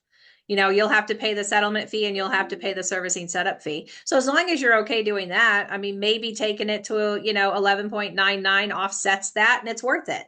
It just kind of depends. It depends. Right. So they Well, didn't because say that it was illegal. It's right. just you can't Well, but charge you them. don't. I'm always a big believer that the last thing you want to do is if you had to take this to trial, you're being sued. Is then if you get more than 12 and charging that, what's the judge going to say? You took advantage Yeah. of somebody in a lot of cases, right? Absolutely. Well, you're walking in the door and everybody hates you, Yeah. right? Even though you've tried to help people get into a home that can't get into a home otherwise, all that you are the bad guy. And if you can't show that you've done your due diligence and that you are, listen, I'm trying to comply with the law here, then you're going to get chewed up, spit out for sure. Mm-hmm. So And I think that's part of the problem too, is that, because Alan and I talk about this a lot. Most investors haven't ever gotten sued. Yep. So until you get sued, you really don't care. You're like, why do I care? And some people go into there like, no, I want to be compliant, which is great. I think that's great, but I don't think that's the majority. I think a majority of investors don't. I think if you've been around long enough, you've been sued at some point for sure. True. You know what I mean? Yeah. But think But if you're about brand how new, many. yes. Yeah. If you're brand new, for sure. Yeah, well, because when you're brand new, all you care about is, oh my God, can I make 150 grand on this transaction because I watched a YouTube video and they told me I could. So true. So let's go back. So making sure that they're filled out a form, they've brought in copies of bank statements, however they're making their payments. Mm-hmm. If it's a CISA loan, stated income, stated assets, Yeah. that they've got a pretty good score. What kind of debt to income ratios are you looking for? Is a requirement, or you don't want to get above to make sure that they have that ability to repay that loan back? Is there any requirement set by the state?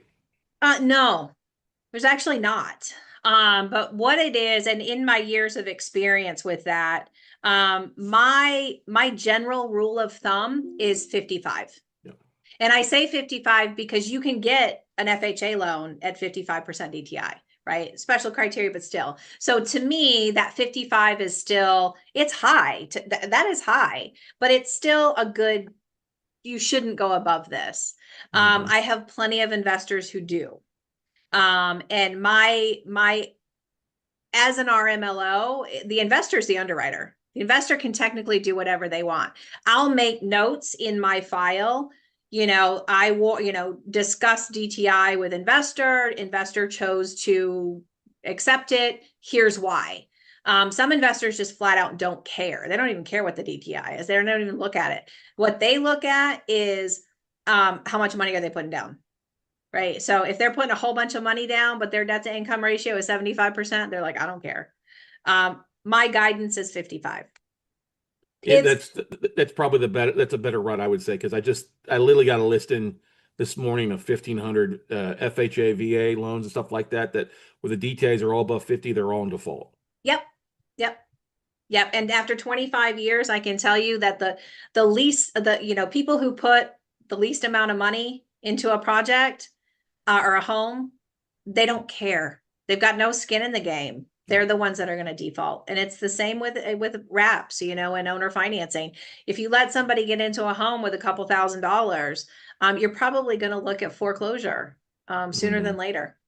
Well, that's why Texas is so great, because we can do it so fast here. I know. I know. In 21 days, from time of default, stuff like that. Yep. Prior to the first Tuesday, if you file everything. But that's Right. that's the Right. biggest thing. And it's pretty inexpensive to foreclose here, since it's non-judicial. $1,000, $1,500 for an attorney fee for the most part for the time. Yeah. Okay, so now are we also with it being a wraparound mortgage? Let's talk about that versus just traditional first owner financing right now. Can they also escrow taxes and insurance in that as well on the second? Yeah, so that's actually a requirement Okay. for a wrap. You have to have escrow for the first 5 years of a wrap transaction. It does, of course, get hinky if the underlying mortgage is escrowed and you do the wrap. And then, of course, the insurance is different when you get that new insurance. So you usually have a couple month lapse where you're waiting for the underlying mortgage to pay that new mortgage out and do the escrow analysis. So that part can get a little confusing. But yeah, escrows are required for the first 5 years. Do you see any difference in the view, whether it's a wrap is to a owner occupant or to an LLC, like an investor wrap? So if it's going to an investor, you actually don't have an RMLO at all. You don't have to have one, and there's no regulation for it. That is not audited by the Texas Savings and Mortgage Lending Group, and they don't even want to look at it. Like when I did my audit, I took out all my LLC loans because they're not part of it. So you don't have to, but I have a lot of my investors will still have me do the RMLO. And they are getting smarter and doing personal guarantees. So even though they're closing an LLC, I'm like, let's look at that primary business owner and let's look at that and see what that looks like. Because the company may not have credit, and the company may just, I might look it up in Texas SOS and see that it's active and existing. And yes, these are the owners. And I look at the LLC docs and all that, but I'll underwrite the actual owner of the LLC. And I always tell my investors, do a personal guarantee, throw that in there. Or a deed in lieu and escrow in a lot of cases. Yep. That solves a lot of issues with dragging stuff out. Yeah. When it comes to it, we're not an attorney. We're not giving you legal advice. Right. Exactly. But, not an attorney, not a tax professional. That's right. Talk to your attorney. I know Alan has talked about deed in lieu once it gets beyond 90 days, making it a simple process to be done with it. So there's not any hard feelings and just moving on. Stuff like that. This is great stuff there. I'm just thinking, okay, let's change the course a little bit here. Instead of it being an investor loan and a wraparound, let's talk about owner financing. If you own the property free and clear and you're selling on terms, right? It's a lot. I would be willing to bet it's different, a little bit different requirements. Is it would be truly a first lien at that point now, and what you can and can't do? Yeah. So with a first lien mortgage, as far as the minimum interest rate and maximum interest rate, you're still going to deal with the same thing, except you can actually go over that 10% and you can charge those fees because it is a first lien. It's not a second lien. So those things are allowed. If you own it free and clear, that's where I say just don't go past 11.99 for sure. But I always recommend escrows. And using a servicer, just because I made the mistake of opening a servicing company 2 years ago. And now, mind you, I have done this in my past life. I had built a servicing company in my past life, but I had staff that did the stuff. I built it. If you build it, they will come. I did. I built it. They came. But I had staff that took the payments and talked to the people, right? So, and that's what was supposed to happen with this one. I built it. We were supposed to have people take over, staff and blah. Well, I didn't get that big. And I had to answer the phone calls every day. It was horrible. It is a horrible, horrible job. So be nice to your servicer. Be nice to your servicer. Yes. But it saves so much time and so much headache. And it helps that, because there are, even if you only have one, there are rules with late fees and late payments and late letters. And especially if you have to foreclose, you need to make sure those letters have gone out at the right times. And people don't, take that into consideration. Because Yeah, even that's in Texas, where it is easy to foreclose, you still have to follow those rules to get there. yeah. Now let me ask you a question, and you may not know the answer to that. With CFPB being gone now, who's cracking down on behalf of the consumers? Well, I will tell you that, I was in mortgage when that happened, right? Because 25 years. So, and I survived. Um, the CFPB's sole mission was to bust the big guys. The little guys never got affected, and even going after the big guys, they gave them chance after chance after chance to rectify and stuff. So, from a little guy point of view, I don't think you're really going to see a change in that. But I think what you're going to see is the states will Yeah. be more, I think a consumer will complain at the CFPB level, and CFPB will just defer it to the state and Okay. have the state open an investigation. That's my opinion. I don't know. We've gotten a couple letters from the CFPB on stuff that we own that was non-performing. We either got reperforming or went to the foreclosure process. You never like to see that letter coming in with a demand, but No. a phone call, a couple documents, any type of penalty, anything like was waived completely. Like, oh no, you did your job because you did Yep. utilize a third-party servicing company to Yep. do all that work. So that's the value in that $25-$35 a month that you're paying a servicing company to collect on your behalf, Yeah, right? absolutely. You know. Absolutely. Because it's so easy to make mistakes. It really is. We're all human. We are all human. We all make mistakes. But if you're an investor that's got a, owner finance transaction or a wrap transaction and you didn't do your due diligence, that can cause serious, serious problems for you. Yeah, especially if you're doing it on a regular basis. All it takes is one disgruntled attorney to try to track down everything you can do Yep. and go to those borrowers and try to get them to jump on the gravy train, which there isn't a Yep. gravy train, but trying to, oh, you're all transactions must be horrible. You're so unethical. You're right. Right. And you're not Right. unethical. And the sad part is there's a lot of those investors out there. Yeah. And I actually, I made the decision. I've always practiced my business morally and ethically and above not even about being compliant, but about doing the right thing. Right. Yeah. During the subprime days when all my fellow loan officers were making millions and driving around in Mercedes, I wasn't. I Right. still drove my Honda. And but I could look myself in the mirror every day, and I turned down. I just told people I don't feel like this is the right thing for you to buy a $500,000 house when you are a housekeeper at La Quinta. And they would literally just go to the office right next door Yeah. to me and get the loan. But that Mhm. was fine because I would rather, when that whole crash was happening and people were jumping out of buildings and committing suicide, I wasn't, so when I started my own brokerage, and then of course when I started my RMLO company, I want to work with people who like to do the right thing. And I've had Mhm. several investors come to me, and I know who they are, and I know what they do, and I don't like it, and I won't work with them. I've flat out told them, I'm sorry, I can't. We're not a good fit. We're not a good fit. So Well, that's the thing is when you're dealing in finances and stuff like that, when you're helping people buy a house, it's one of their most motivated things to do. Often most people dealing with their biggest investment for them, yeah, and you don't want to put somebody in a bad deal. That never comes out in a good way, no matter what it is. We were doing a ton of investor loans back in the day, and I had people come like, "I'm not going to put you in this loan. A pick a yeah, pay does not make sense for you at right, all. You're exactly, you're drunk on that exactly. 1% they're advertising, when it's actually 7, Yep. and this is going to backfire on you in a few years. I would be surprised though if they start bringing some more of those back based on affordability issues. I don't agree with it, but Yeah, I know it. California's a crazy state. Well, I mean, what, they just brought the 50 year? Are Yeah, you we're are you trying to. insane? Are you Yeah, insane? I mean, I've never even put my clients in a 40 year. I'm like, right. please don't. I mean, that's the thing that cracks me up about the general consumer is they never look at the truth in lending that shows how much they pay in interest. It's like if you Hmm. buy $100,000 house, even at 5.5%, you're paying $250,000 over the life of the loan. And it's Hmm. like, you've got that 10-10-10 rule. You get a 30-year loan. Your first 10 years is all interest. The second 10 years is half and half. And the third 10 years, you finally got stuff going towards principal. So you're Hmm. doing a 50-year loan. Those people are dead before they even start paying on their principal. Well, here's the devil's advocate side of it, because I agree 100% with what you're saying. Most people should never be in a 50 year. If you're going to be in Mm, that house, from the start to finish, by all means, get a 30-year, get a thing.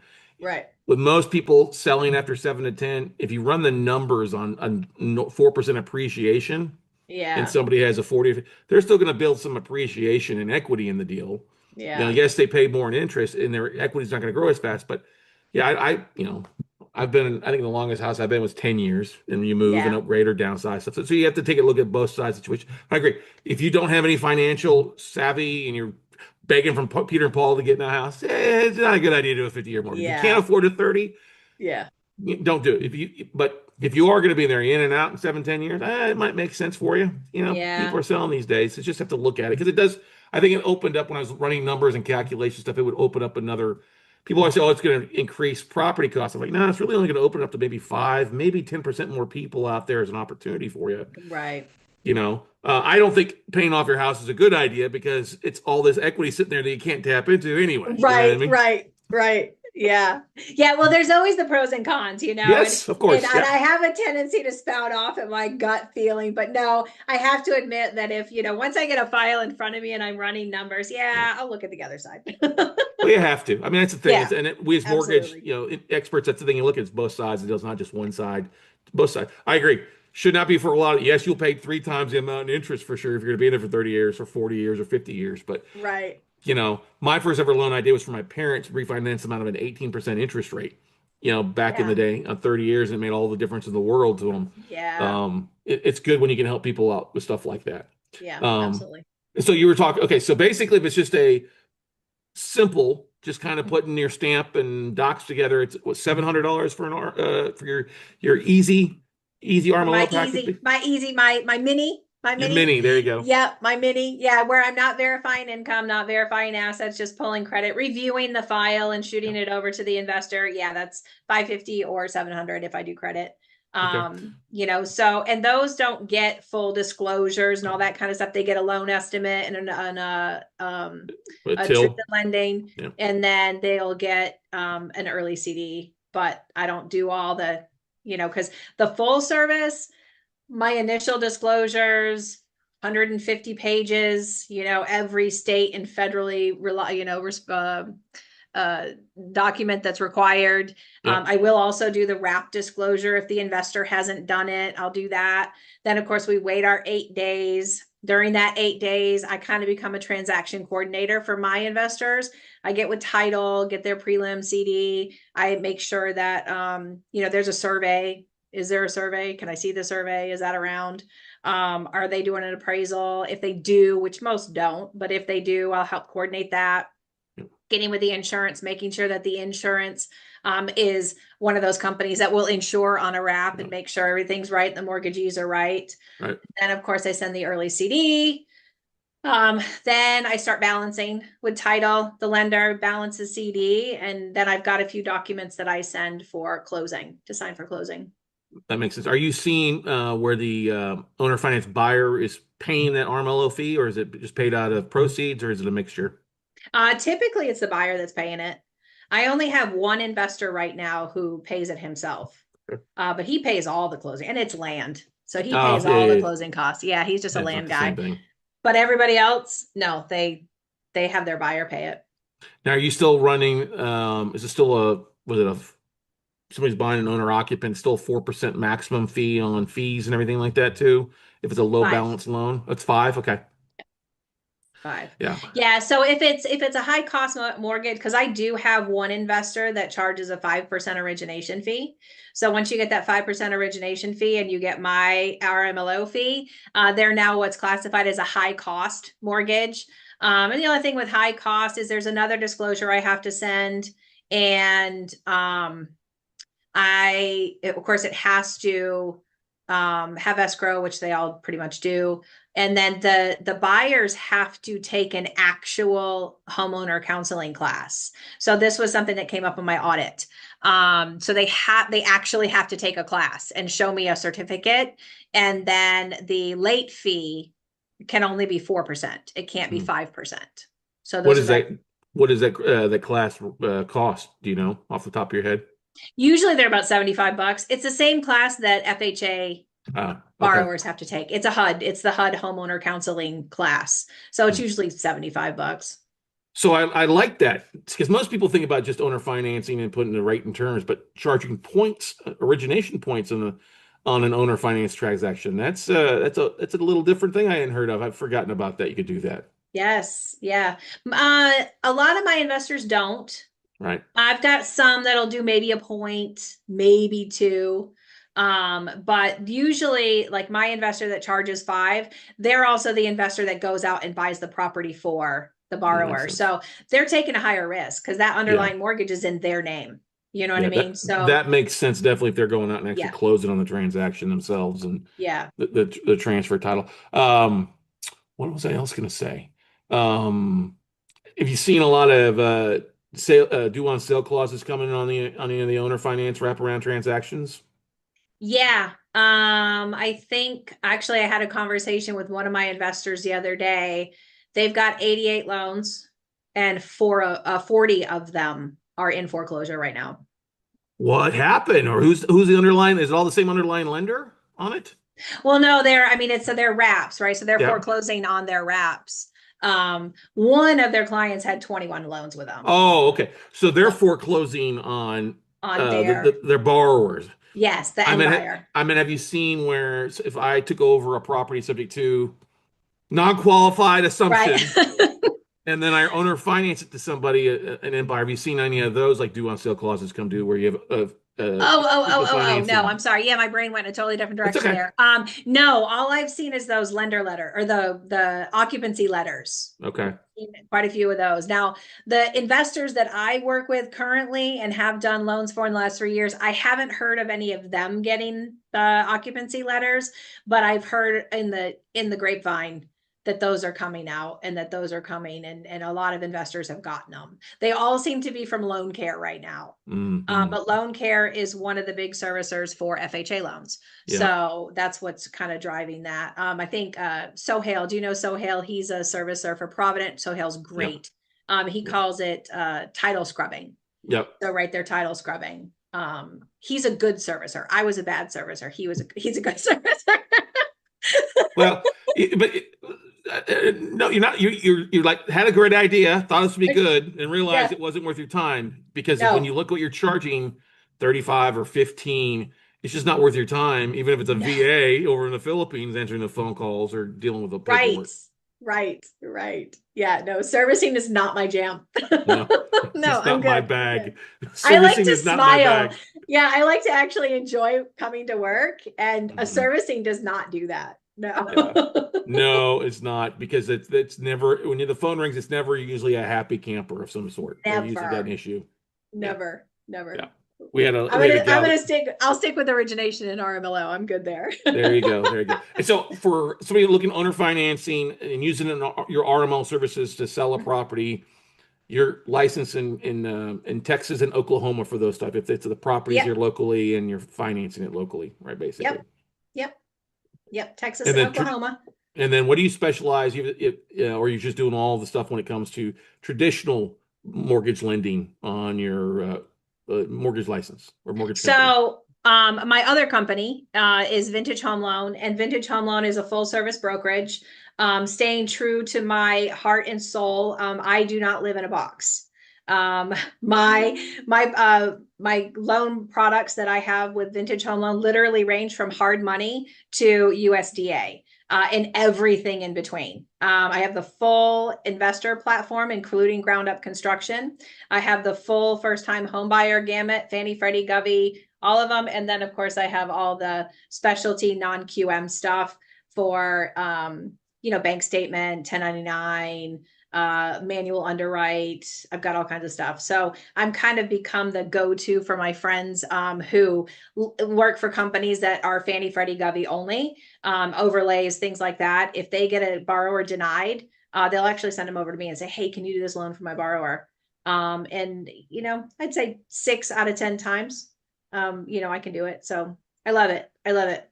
You are a unicorn, knowing I both am. sides of that both sides of the institutional debt and investor debt, I like Yeah. to say, Yeah. Well, and it's like because with my history, I started at Bank of America, right? It's like everybody started at a fast food place, right? Your very first job was either Burger Bank King or One and Chase back in the day. yeah, I was Bank of America. I started there, but as I moved through my career, I worked for banks, I worked for credit unions, I worked for QSOs. I got hired by a credit union, and they just let me go. They let me go free and just said, make me money. And I developed non or portfolio loans, got it out there to my local brokers, said, sell this, and did underwriting, wrote all the guidelines, sold on secondary. So my experience is vast and all over. But what makes me happy is I don't live in a box. And so if I have a borrower, I don't like to say no. Just So like to they come scratch to that me. proverbial financing itch one way or Yeah. another. Yeah. Yeah. And I'm old school, got to lay all the paper on my desk, and I'm looking and all this paperless lending and all that. That's why I use Calyx. Calyx is old. It works, and I can use paper, and it's okay. I love I was it. going to ask you, is there any AI tools? You may not be using anything, but you've heard of any AI tools as far as like underwriting on your traditional files versus the owner finance stuff? Because obviously the owner finance can be so different across the board, but on your traditional side, Oh, institutional I'm a side. broker. I'm a broker, so I don't have to worry about any of that. Okay. All Right. right. Great. Very good. I look at it, and if it looks good with my old school eyes, and it passes the muster, then I let the lender deal with that. I'm trying to warm up to AI, but I'll be honest, I just purchased my very first CRM, and I think they wrote it in Chinese. And all of the classes are in Chinese because I've taken like 4 tutorials with them, and I still don't understand it. I'm like, I think I crossed that point, right? I'm 52. So I've crossed that point where my brain doesn't absorb technology. I'm just a couple years behind, and I completely cloned myself for with all my information and stuff like that. But that led me to when you're doing the owner financing stuff, let's just say traditional owner financing, free and clear, owner selling it to on terms. Are you seeing folks? Who's the servicing company that's handling all that owner finance stuff? Is any of them out there? Do you have a couple that you Yeah, like? no, it's the same ones. I Yeah, think there's August REI, yeah. Provident, of course, with Zohail. There's Jenny. I don't remember It's Jenny's. okay. And then there's a new one that's coming on the block, Yeah. Ziggy.co. I've met with those guys. They're very high tech. Hmm. And I think some of the stuff that they're getting ready to roll out for their investors, I think is going to be nice. It's something that I know the other servicers don't do. But yeah, I just always tell my investors, here's the list, call them all, see who fits your Yeah. bucket, who, because you need to know the investor side, not only the consumer side. Right. What reports am I going to get? How am I going to get my payments? All that kind of stuff. So, but How easy is it to read my reports on who's paid or who hasn't paid for the month? yes. So, but the ones that do the wraps and the subject twos are the same ones that can do your owner financing because they Exactly. specialize in working with notes. They don't Hmm. really care what the note is. What's your biggest pet peeve when a new investor who's going to do owner financing or a non-qualified assumption calls you up? Don't call you unless you've got a file folder, it's under contract, all that stuff, or what's the thing that No, you I just think the biggest thing for me is if you want me to do the wrap, you need to give me the information that I need for that wrap, right? So I need that underlying mortgage statement. I need the underlying mortgage or the underlying insurance policy. I need those. yeah. So, and I think investors forget that even if I send out my initial disclosures, but I haven't sent out that wrap and they didn't do the wrap, we can't start that 7-day clock until that wrap is signed. Mhm. So, and I'm one of those, I'm very methodical, right? I go down my spreadsheet every day. I go down my spreadsheet, start at the top. Okay, this loan, here's what I need, this loan here. And I send emails every single day to follow up on stuff and make sure that everybody's moving in a forward direction. So that's the biggest thing for me. Other than that, I mean, I'm so easy to work with, to be honest. You can call me with somebody, you can email me with somebody, you can text me with somebody, because I'll just take it. I'll take it and run with it. So There you go. Now, the 7 days, is that different from the 3-day right to rescind as well? Well, so it's an addition to. So Okay. after the initial disclosures and or the wrap disclosure are signed, you have to wait 7 calendar days before the early closing disclosure goes out. Once the early closing disclosure is signed, then you can close 3 days later. Okay.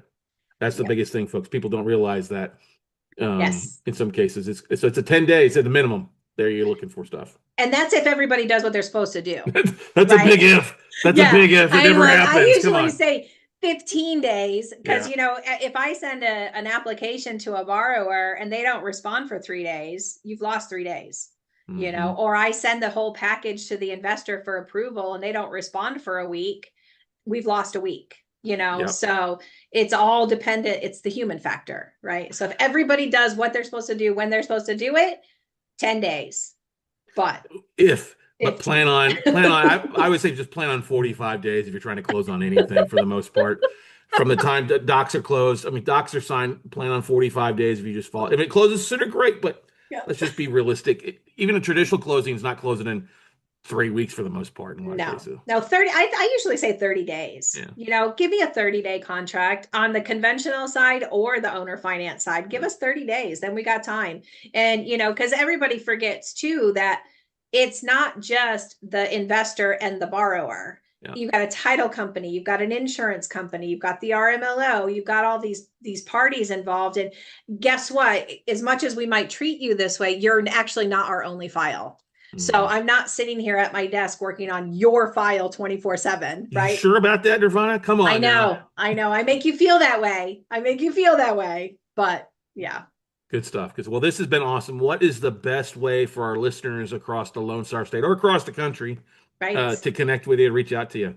I would say Nirvana, and that's NIRV as in Victor, ANA at nrtdservices.com.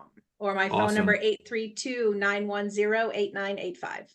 We'll put that information in the description for you guys, or scroll down below if you're listening to the podcast. You can see it in the information on the episode or in the description on the YouTube video as well. This has been awesome, Nirvana. It's been a lot of fun.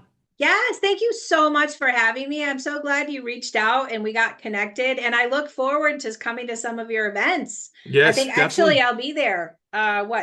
Tomorrow? Well, Is that we tomorrow? don't have an event tomorrow, but we do have coming up in February here in Austin. So it may very well have you come out and speak at the event in the third week of February as well. Yes, definitely. Yes. What's going on tomorrow? Is Alan moving offices finally officially tomorrow, something like that? Is that what's going on? I am going to, I'm going to, yeah, I'm going to be there for that. I'll be in Austin. I think they usually do it at Goosehead though. I think we'll do it there. Yeah, I don't think we're doing it at the new office yet. At least I haven't been told, but maybe they haven't told me on purpose.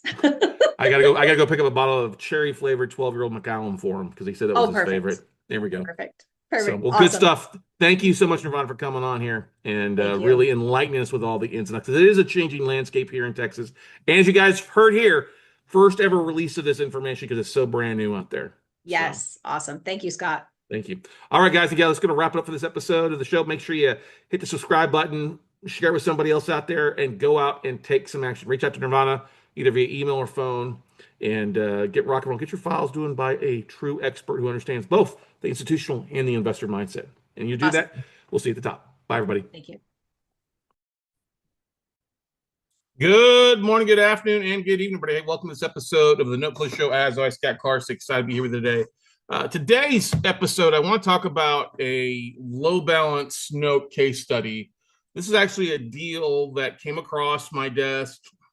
I guess it would have been Tuesday of last week, Tuesday of last week. And no, it would have been Thursday of last week, actually. So kind of something that's relatively new on the desk. Now, I get a list of notes in from a California hedge fund. It actually had about 20 notes in Texas, some in Houston, some in the Dallas area, some down in San Antonio, and one here in Austin. And I was like, let's look at this real fast. And so I wanted to go through this deal because it's a small balance note on a higher valued property. Okay. But when I looked at it, I almost initially kicked it to the curb and didn't look at it because it's like, what I saw online. Okay. I'll go to this in a second, but this is something that you guys, I bring it up because sometimes we get in the habit of looking at specific things and we miss little like diamonds. Okay, note investing. I make the joke that we kind of live on crumbs. We live on the crumbs of the big funds, right? They don't like these lower balance stuff. Sometimes it's uglier stuff. They're in the bigger pools, the cleaner stuff, and that's fine. But there's plenty of money to be made in the crumbs, and this is a crumb story. Okay, this is kind of a crumb story, not a crummy story, but a crumb story. And so I was sitting here. I got the list and reached out for pricing, and they came back with pricing. The fund did. Oh, it was late Friday, like Friday right before the end of the day. I was like, oh, okay, well, maybe I'll drive by it on Saturday. Texas is playing at 3 o'clock. I want to be home to watch that game, their first SEC game. Yes, hook 'em horns. And so I was sitting here Saturday, and I was like, well, I thought I'd drive down to San Antonio, look at a couple of properties because they were nice looking properties. When I looked at this asset, it was a little uglier property. Okay. So I said, well, it's in Austin. What's the heck? What's it going to hurt? It's a hour trip, basically 30 minutes down South Austin, 30 minutes back. It actually was about an hour and a half, 2 hours. So I got another taping with another Austin asset, even further south. Okay. We won't go into that one, but this one I thought was the most valuable one to go to as a teaching aspect for you guys out there. And it's always good. If you have something in your neighborhood, go out, drive by it. Not everything online is going to reflect the true deal. And you may pick up things that you miss along the way by just guarding, just evaluating yourself by what's on Trulia or Google or Zillow, stuff like that. In a lot of cases, people miss on these note deals. They're not on PropStream or things like that. So I said, okay, let's go take a look. So this asset, I Googled the address, and this is what it looks like. I'm like, oh, it looks like it could use some work. An ugly ass truck. It's in an okay neighborhood. It's in a par neighborhood. Okay. I mean, it's an older neighborhood off of 290 here in town, which is basically midway, not all the way south to the airport. Now, I live north Austin. It's on the kind of the west side. Sorry, it's on the east side of Austin, not too far from the toll road on the loop. But I was like, when I looked at the neighborhood, it was an okay neighborhood. Now, I'll give you some ideas. This is when I drove by the property, this is what it looked like. Okay, same truck is still there, right? Needs some work. The garage, you can't really see on this photo because of the SUV there, but it was kind of looked like it was kind of kicked in a little bit. It wasn't closing all the way. It looked like the garage was full of junk. I'm like, oh, okay, well. So here's the numbers. When I got the numbers, when I started looking at it, here's what I came across. So it's a 3-bedroom, 2-bath, 2,100 square foot house. So it's a little bit bigger than the neighborhood houses. It was built in 1974. Okay. It's owner occupied. It's a first lien. Okay. Unpaid balance. Okay, unpaid principal balance is at $49,362. The payoff is at $50,238, so they're about $1,000 behind.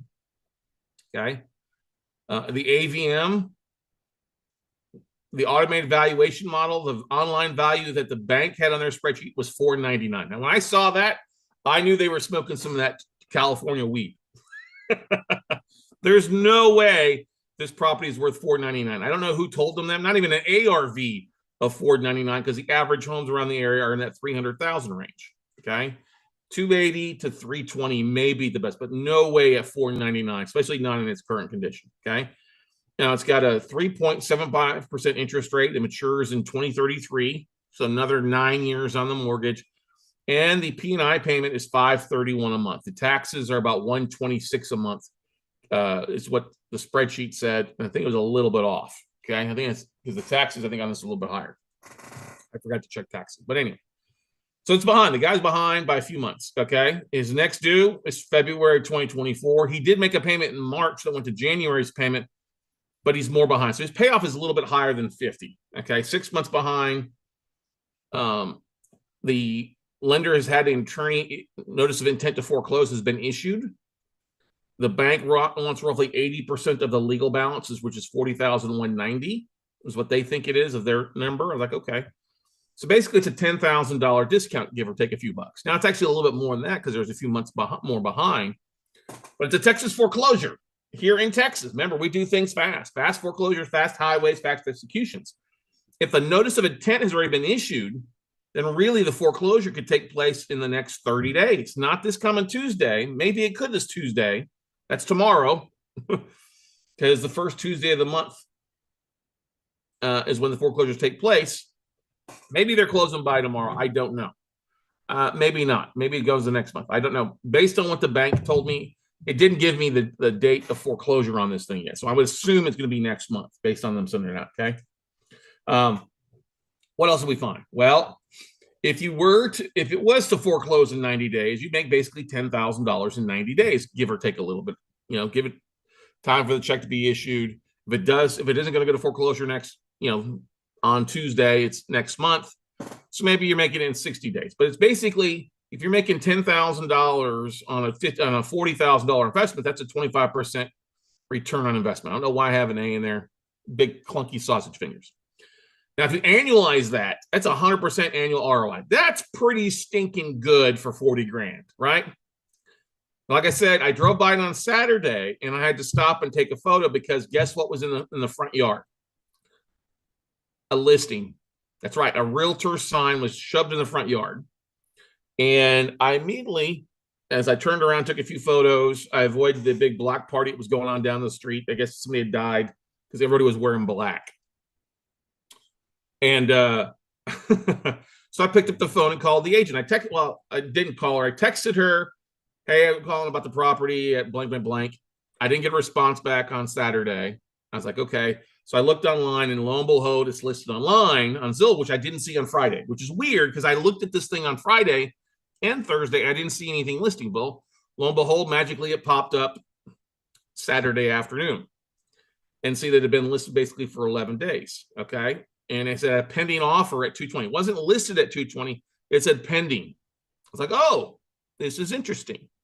So maybe it's going to sell fast. Maybe it would, because it needs some work.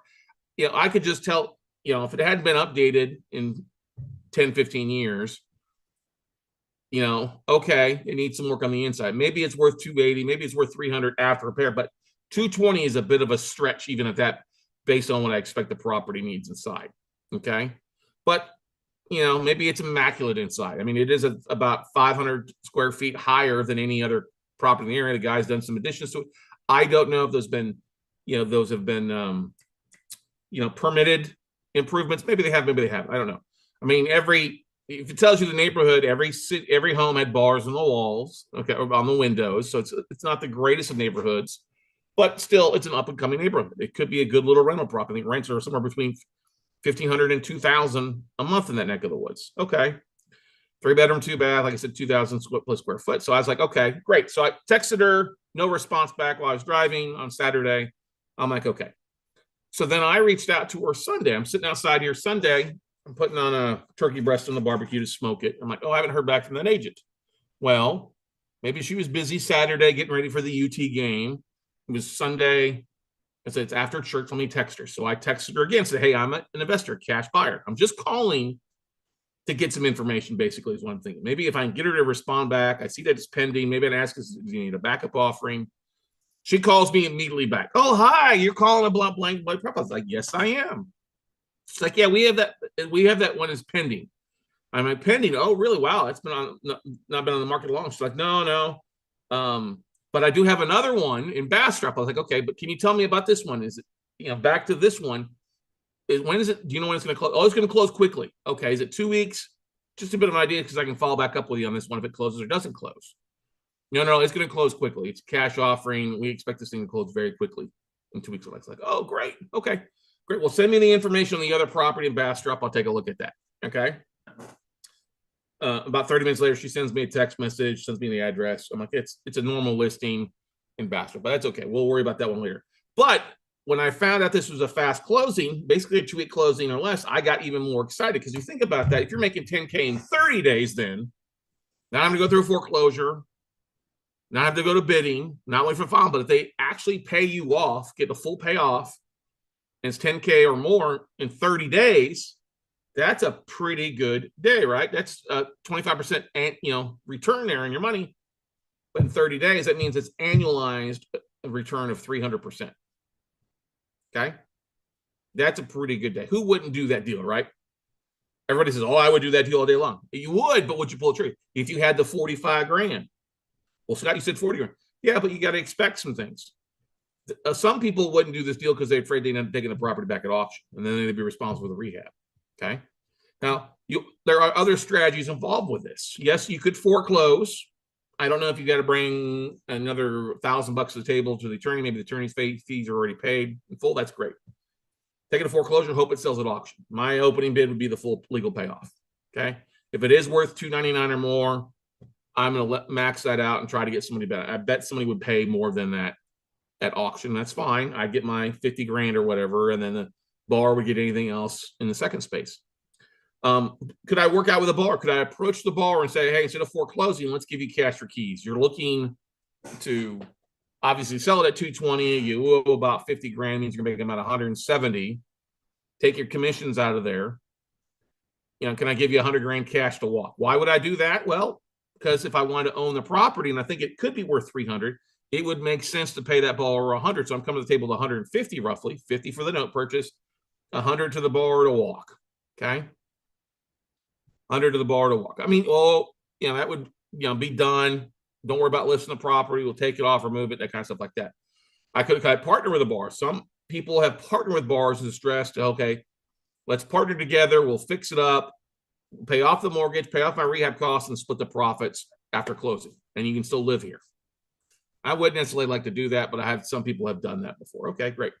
Could you, depending on how old the borrower is, could you do a reverse mortgage? Yeah, you could do a reverse mortgage and help them if they're old enough to cash out of the property, move from. But I'd be willing to bet the fact that they're listing it for the 220 when the comps in the area are higher, if it's a, if it's a good, because is they're wanting to cash out of this deal and move on. They don't have the money to repair it, trying to get as much as they can and move on. And that's the route. So that's the thing to keep in mind there. Now, the moral of the story that I want you guys to take away from this is it pays to drive by assets. Sometimes it does. I mean, yes, if you're in an area and you're investing in other parts of the country, you can't always drive by the assets. I get it. I mean, my buddy Don, he flew up to Michigan to buy a tax deed. He drove by about probably 50 to 100 properties in Detroit until he settled on them. That's fine. It's worth it.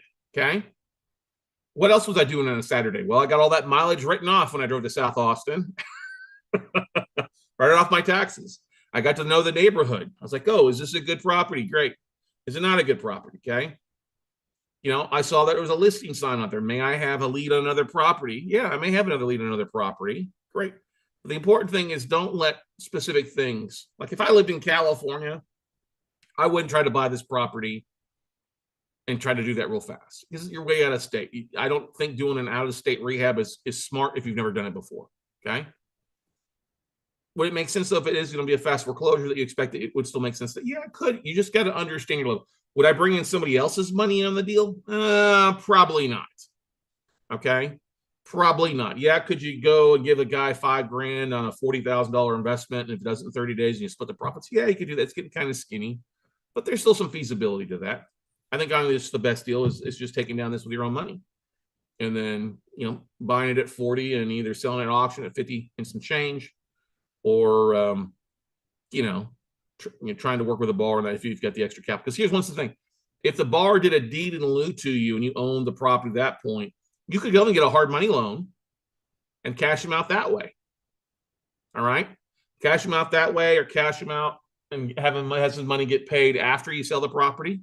That's one thing you could do. Say, I'll give you 100 grand. I'll give you $5,000 for moving right now. Let's get you out. Let me finance this with hard money. After I get a deed in lieu from you, it's REO at that point. You get a hard money lender to fund you the rehab costs, and then you pay the investor his profit after it's listed and sold. Now, of course, if you want to hold on to the asset, that's a different story.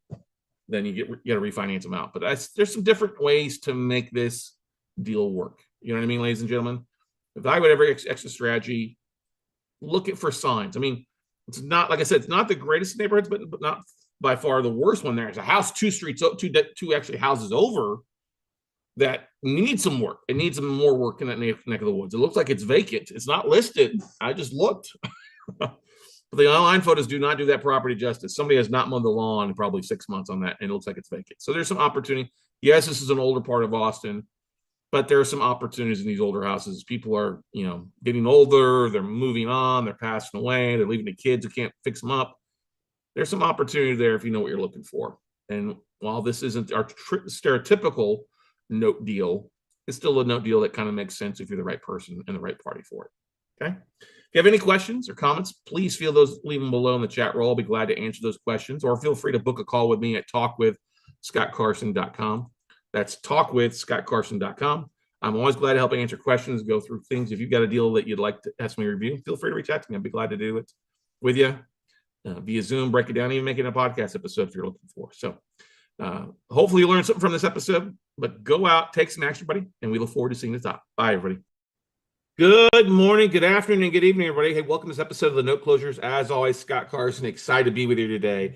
And I don't know about you guys, but it is after October 15th, so you're probably like, whoo, got some done taxes and stuff like that. Well, I know there's a lot of folks out there that are working full-time jobs and wanting to invest more and looking to get through that.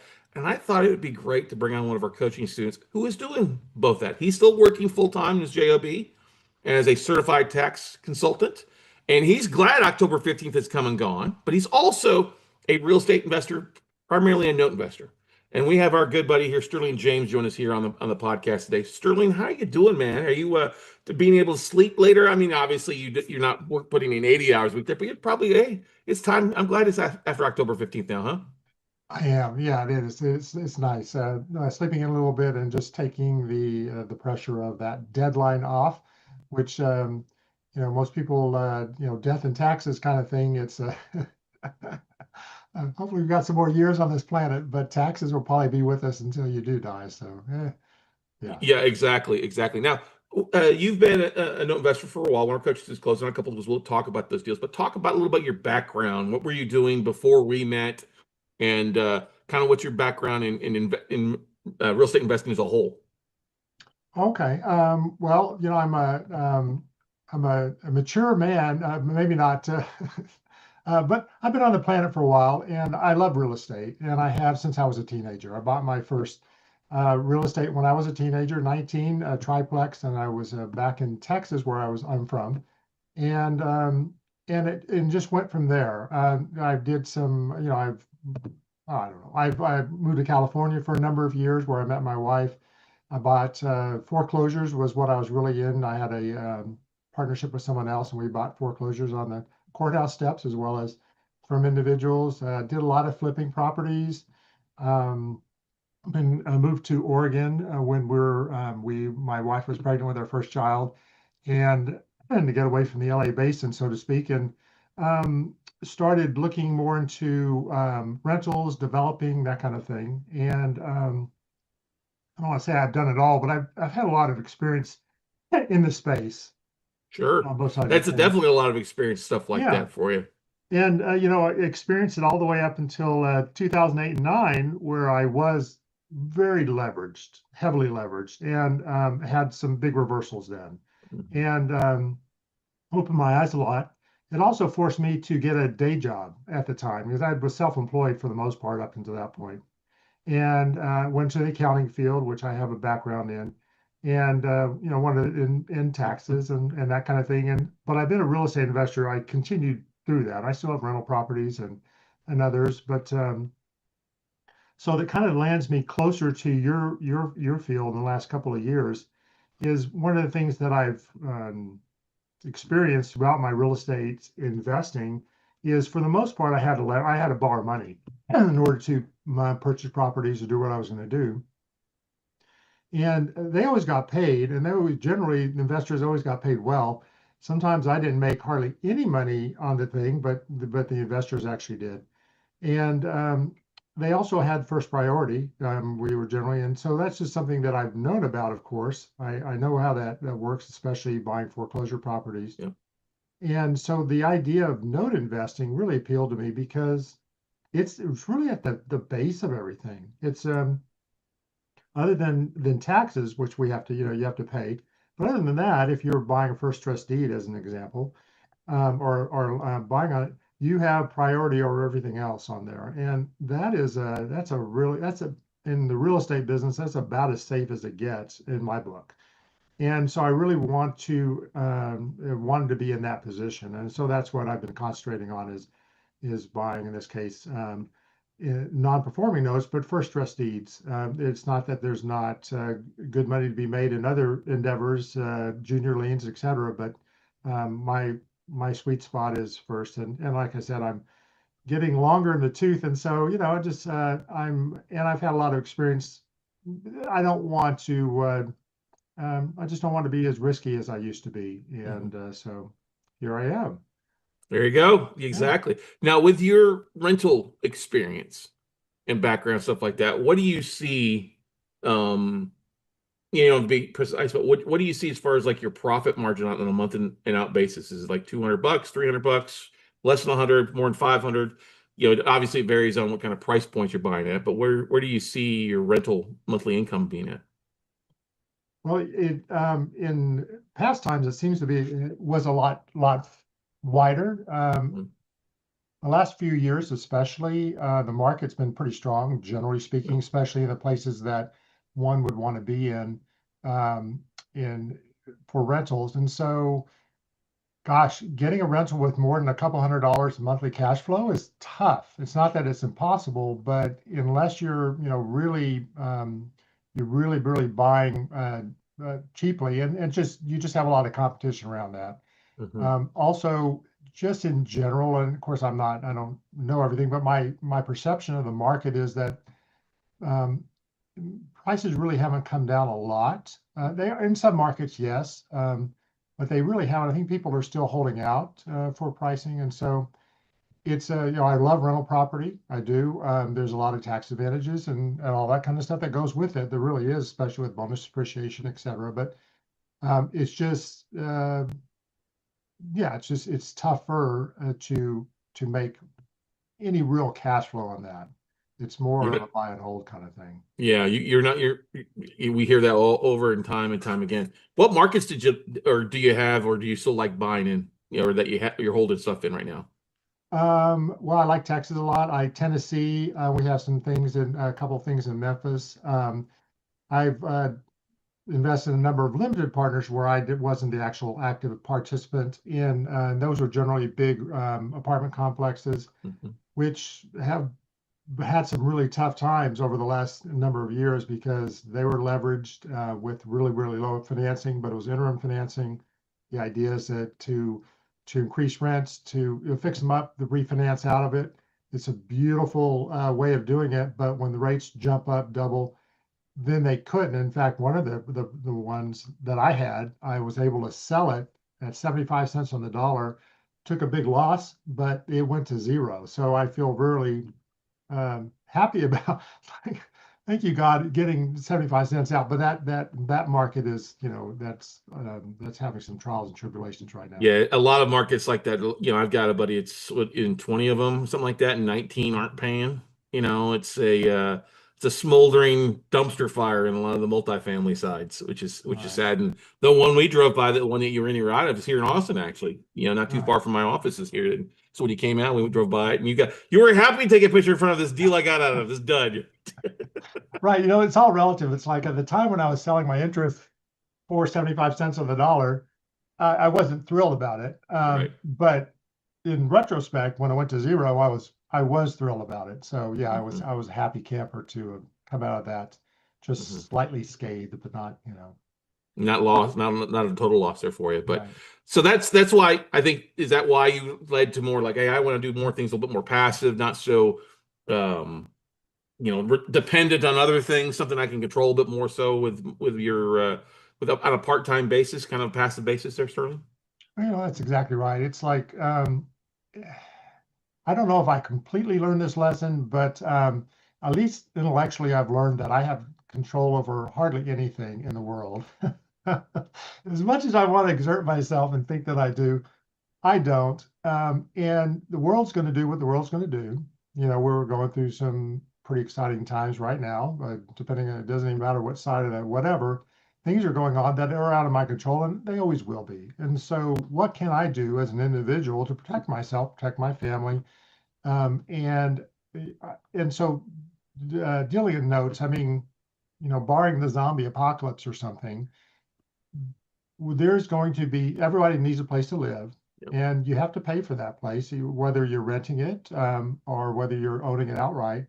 But even so, there's generally speaking mortgage financing involved, most likely, and so that's just something that I foresee is going to continue on. And so being on the right side of that, so to speak, a place that's as protected as one can be, and then even more specifically, investing in non-performing notes is what you specialize in and what I specialize in. It's actually, I, I'm not, I'm speaking to you, but I know that you of course know all this. But one of the things that's really struck me around note investing and specifically non-performing notes is that most performing notes that someone like you or I can buy, meaning not a bank or something else that they're buying, are going to be it's going to be owner financing of some sort. It's going to be originated by a non-professional, or it might be someone that's a professional in the space, a realtor or something else. Sure. But still, it's not going to be and so there's a lot of ways that it can go wrong. That's the first thing. The second is that when you're buying a performing note, there's always that, well, something could go wrong, but most people don't think about it like that. And so they price it like it's just going to be continuing on the way it is. And that happens sometimes, but not all the time. And so all of a sudden you're into a foreclosure position and you bought it wrong, basically, because that's just something that you're going to lose money on. We're buying things that are not performing. We're already in the worst case scenario. Yeah. We're buying it based on where it is right now.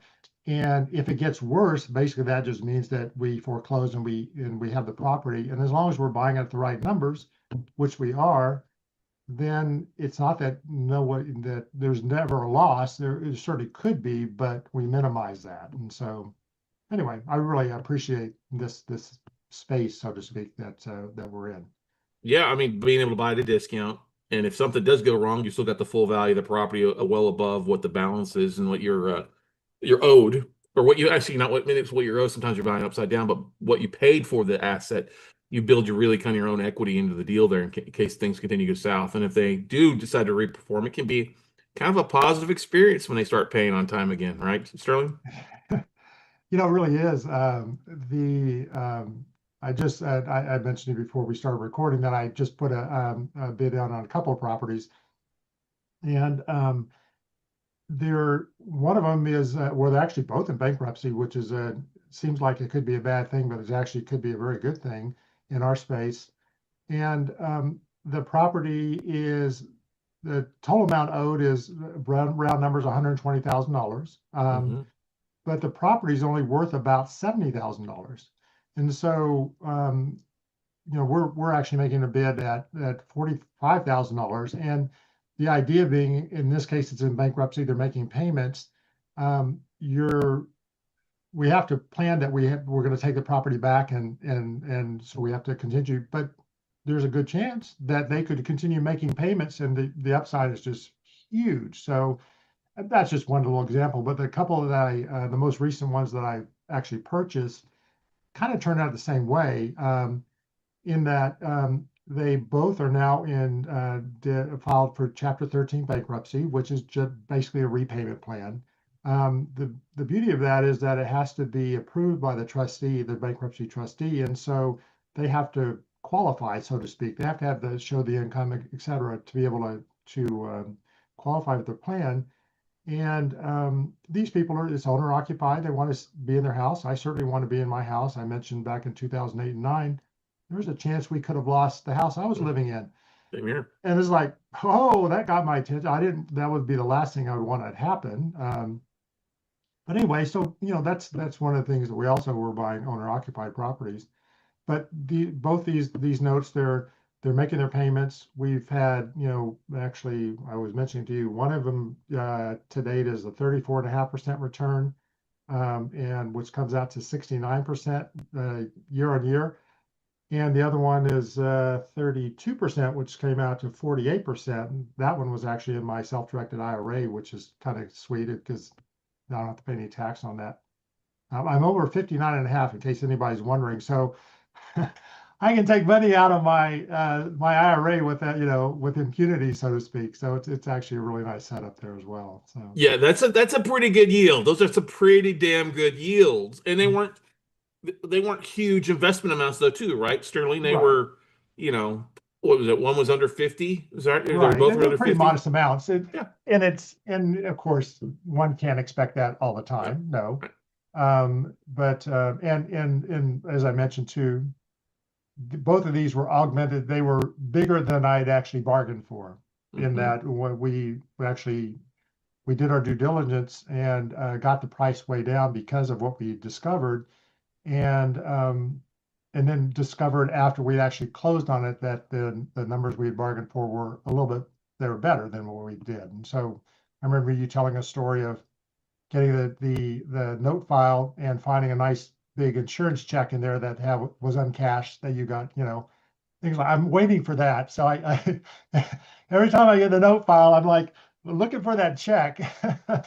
Right. Haven't found that yet, but Or the deed, or the signed deed in lieu and sitting on or top the of the signed deed in file. lieu, right? Or something Yeah. other, Well, let's talk about these two deals because I think they're great case studies of starting off, using your own funds and starting to work that aspect. Whereas a lot of people will probably overlook them. So why don't we let's talk about the Mayo, Florida one and what kind of happened. Now, without giving away a name, who was the seller? Was it a hedge fund, a bank, a private individual? I don't remember that was exactly. actually a hedge fund. Okay. And so that was they sent over a tape of, I'm going to say probably 300 properties, but I'm not sure, or 300 notes, I should say. Yep. And at that time made a bid on about a half a dozen of them. And as seems typical in this business, a lot of things end up falling out during the due diligence. One was taken away by them just because they couldn't make good on the title. And several more dropped out from our end once we, got broker price bid-ins on the value, or found some inconsistencies if they can't. One of the things that you've taught is, this is a dot your I's, cross your T's type of business. You just have to make sure that everything is in the file, because if you don't have everything done, then you can't collect on it. Basically, you can't foreclose, you can't perfect your lien. So anyway, ended up with this property, or I should say this note. It's a common thing to say property, but we don't own the property. The property is in Florida, and we bought the trust deed, and what it was, the unpaid principal balance was about 52,000 according to the thing. And so after our due diligence, we had made an offer of 35,000, and it was accepted. And what's the rough value of the property on the that? value of the property is about 120,000. So we had plenty of equity if we had a foreclose on the property. So that's one of the first things we check, just to make sure that, as if we got the property back, first off, do we want the property? And if we don't want the property, then we don't buy the note, because that's always a possibility, of course. And not that we would keep the property, but we just don't want it. If we don't want something, if we don't think that's a good thing to have on our books, then we don't buy it. So we made that bid. In this particular case, the borrower of the note, they had filed for bankruptcy. So they're in foreclosure, and they filed for bankruptcy protection, which is a very common thing. Some people do it just to delay the foreclosure. But in this case, they actually filed a Chapter 13 wanting to keep the house. And as I mentioned before, of course they want to keep the house, but not everybody can. Not everybody has the income. Something happens, and death, divorce, etc., and Job loss, all that good job stuff. loss, Yeah. you can't. And so, if need be, we're in a position where we can help someone move on, but in a nice way. I mean, it's not that we're pushovers or whatever, but we don't have to be mean. But anyway, in this case, they filed for bankruptcy. They qualified for it. So Chapter 13 is a repayment. And so after we actually closed on the note and got the documents, transferred the servicing to our servicing company. The one that I usually like is in Spokane, Washington. But there's Allied Servicing. Yeah, they're good. They're very good. They're just moving into a new building now. Anyway, and so they do, one of the key things is not to do it all myself. In fact, is to rely on professionals all along the way to make sure that everything is correct, because I certainly have an expertise in this field in general, But as far as all the specific things, I'm not an attorney. I'm not, I am an accountant, but yeah, but I'm not a bankruptcy accountant either. And so they went through all this.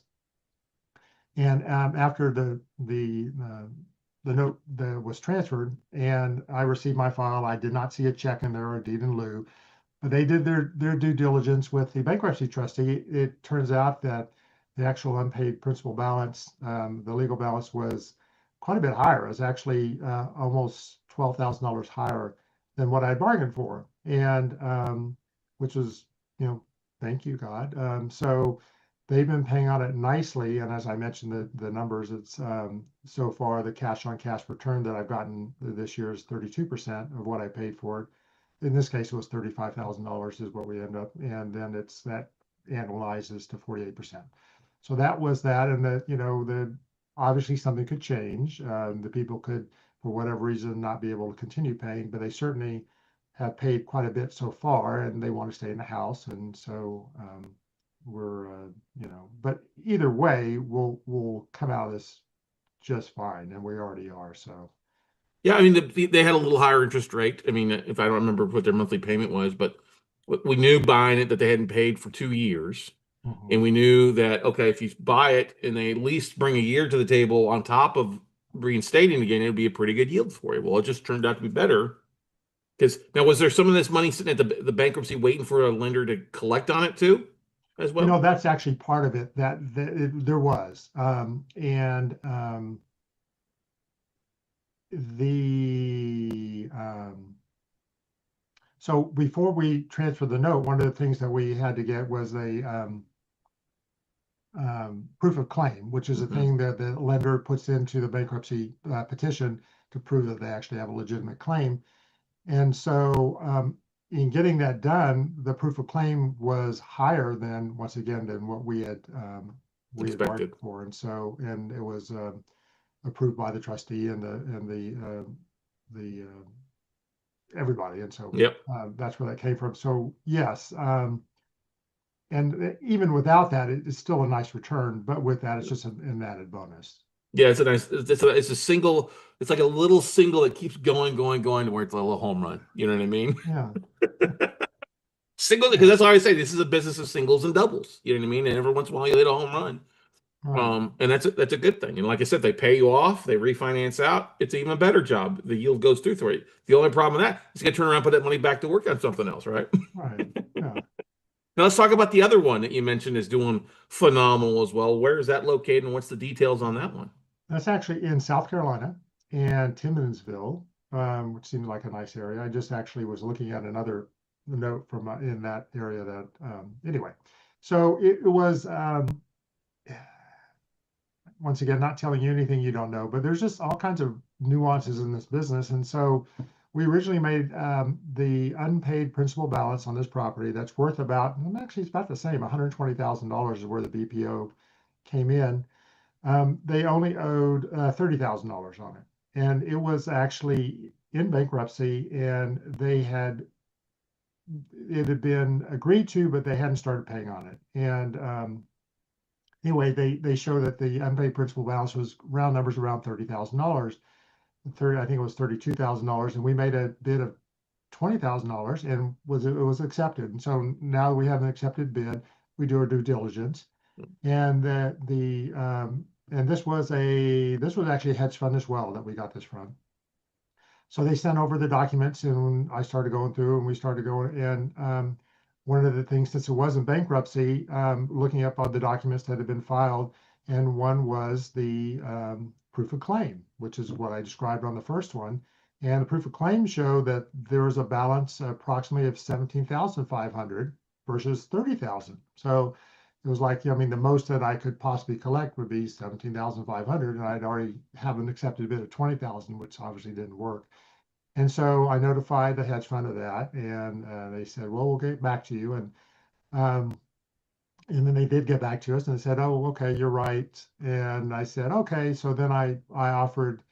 At that point, I offered $10,000. They said, "Well, we can't go that far. We could go to 13,000." And then they came back and they said, "Well, it looks like they made a payment and the balance is now only 13,500. And I'm like, okay, so I assume you're willing to take less. So anyway, to make a long story short, I ended up buying it for $8,000. And this is a pretty modest amount, but I just was like, okay, it's $8,000. Well, so then we consummated that deal, closed it, got the file over. There was no check or no deed in lieu of foreclosure in the file, but I was okay with that. But what I found out was, once again, after um, actually auditing and I say auditing, not myself, but my servicing Right. company auditing the bankruptcy file, lo and behold, the balance was $17,000, and um, and and they're paying on it, and they're once again, there's a huge amount of equity. So if they didn't pay on it, not that I would wish that for anybody, but we certainly are in a very protected position. And this is a nice look at, these are not trashy houses. Let's No, just no, no, put they're that not up. trashy houses at all. In fact, I mean, No. depending on where you live, you might say $120,000 house, that's got to be a dump. Well, Right. maybe in Austin, and maybe I'm in the Portland, Oregon area, you're not going to get a lot of house for that money. But in these places in South Carolina and Florida, these are nice houses. They're not the Taj Mahal, but they're actually very, house. And They're very quality, 3 bedroom, 2 bath. I think the yeah, ones at Timsel is green, if I remember, and then the yeah, male has a green metal roof on it, I think, if I remember yeah. correctly from the photos. Wow, yeah. Yeah. Listen to you. Yes. I'm going to do Well, it. And so, and one of the things we've talked about a lot over since I've known you is we're in business, of course, and I'm not here to save the world. And it's also really nice. Generally speaking, I do financially the best if people can stay in their home, and they want to stay in their home, and so everybody wins. And depending on what you're buying and how you're buying it, we can often offer a really nice discount to how much they do owe if they make their payments and whatnot. And so it's actually kind of a cool thing. It's like I said, it's not my first. I'm not here to save the world and keep, but it's really nice to be in business, to have a good return, and also the people that are involved are all doing well as well. So it's worked out that way. yeah, it totally has worked out that way. I mean, it's great when you make money helping people stay in their houses when you can. You don't run a charity, and they don't pay, you're going to start foreclosure process on it just because you don't want to take bacon off your table. But it's a good day when you're able to help folks stay in there. And the surprising thing is that these were sitting out there. They were overlooked by I don't know how many folks, because I know the hedge fund and they send it out to a few investors. And folks would have looked over it, but it was like, oh, this one, it's got some promise to it, doing a little deeper dive. That huge amount of equity above what's owed is always nice. That kind of ensures that the borrowers don't want to lose that. Some people will avoid those low balances, but I think those low balances, when they're in your IRA, hey, a yield's a yield, right, Sterling?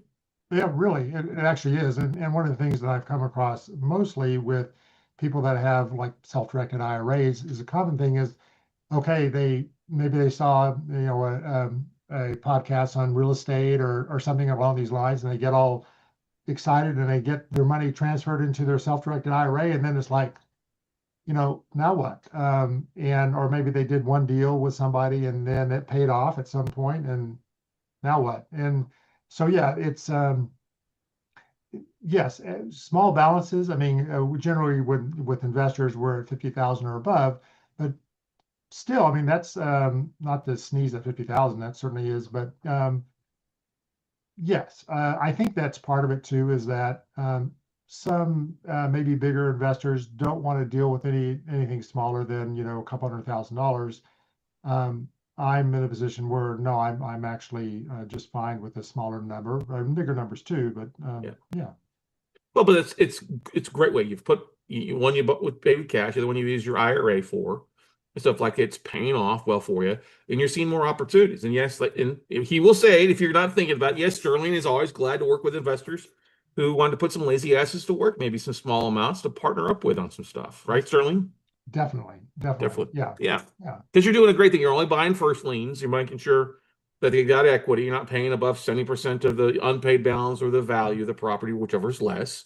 Mhm. You're using a third-party service with Allied. You're using attorneys to deal with a BK, or if it's a foreclosure aspect, you've got that.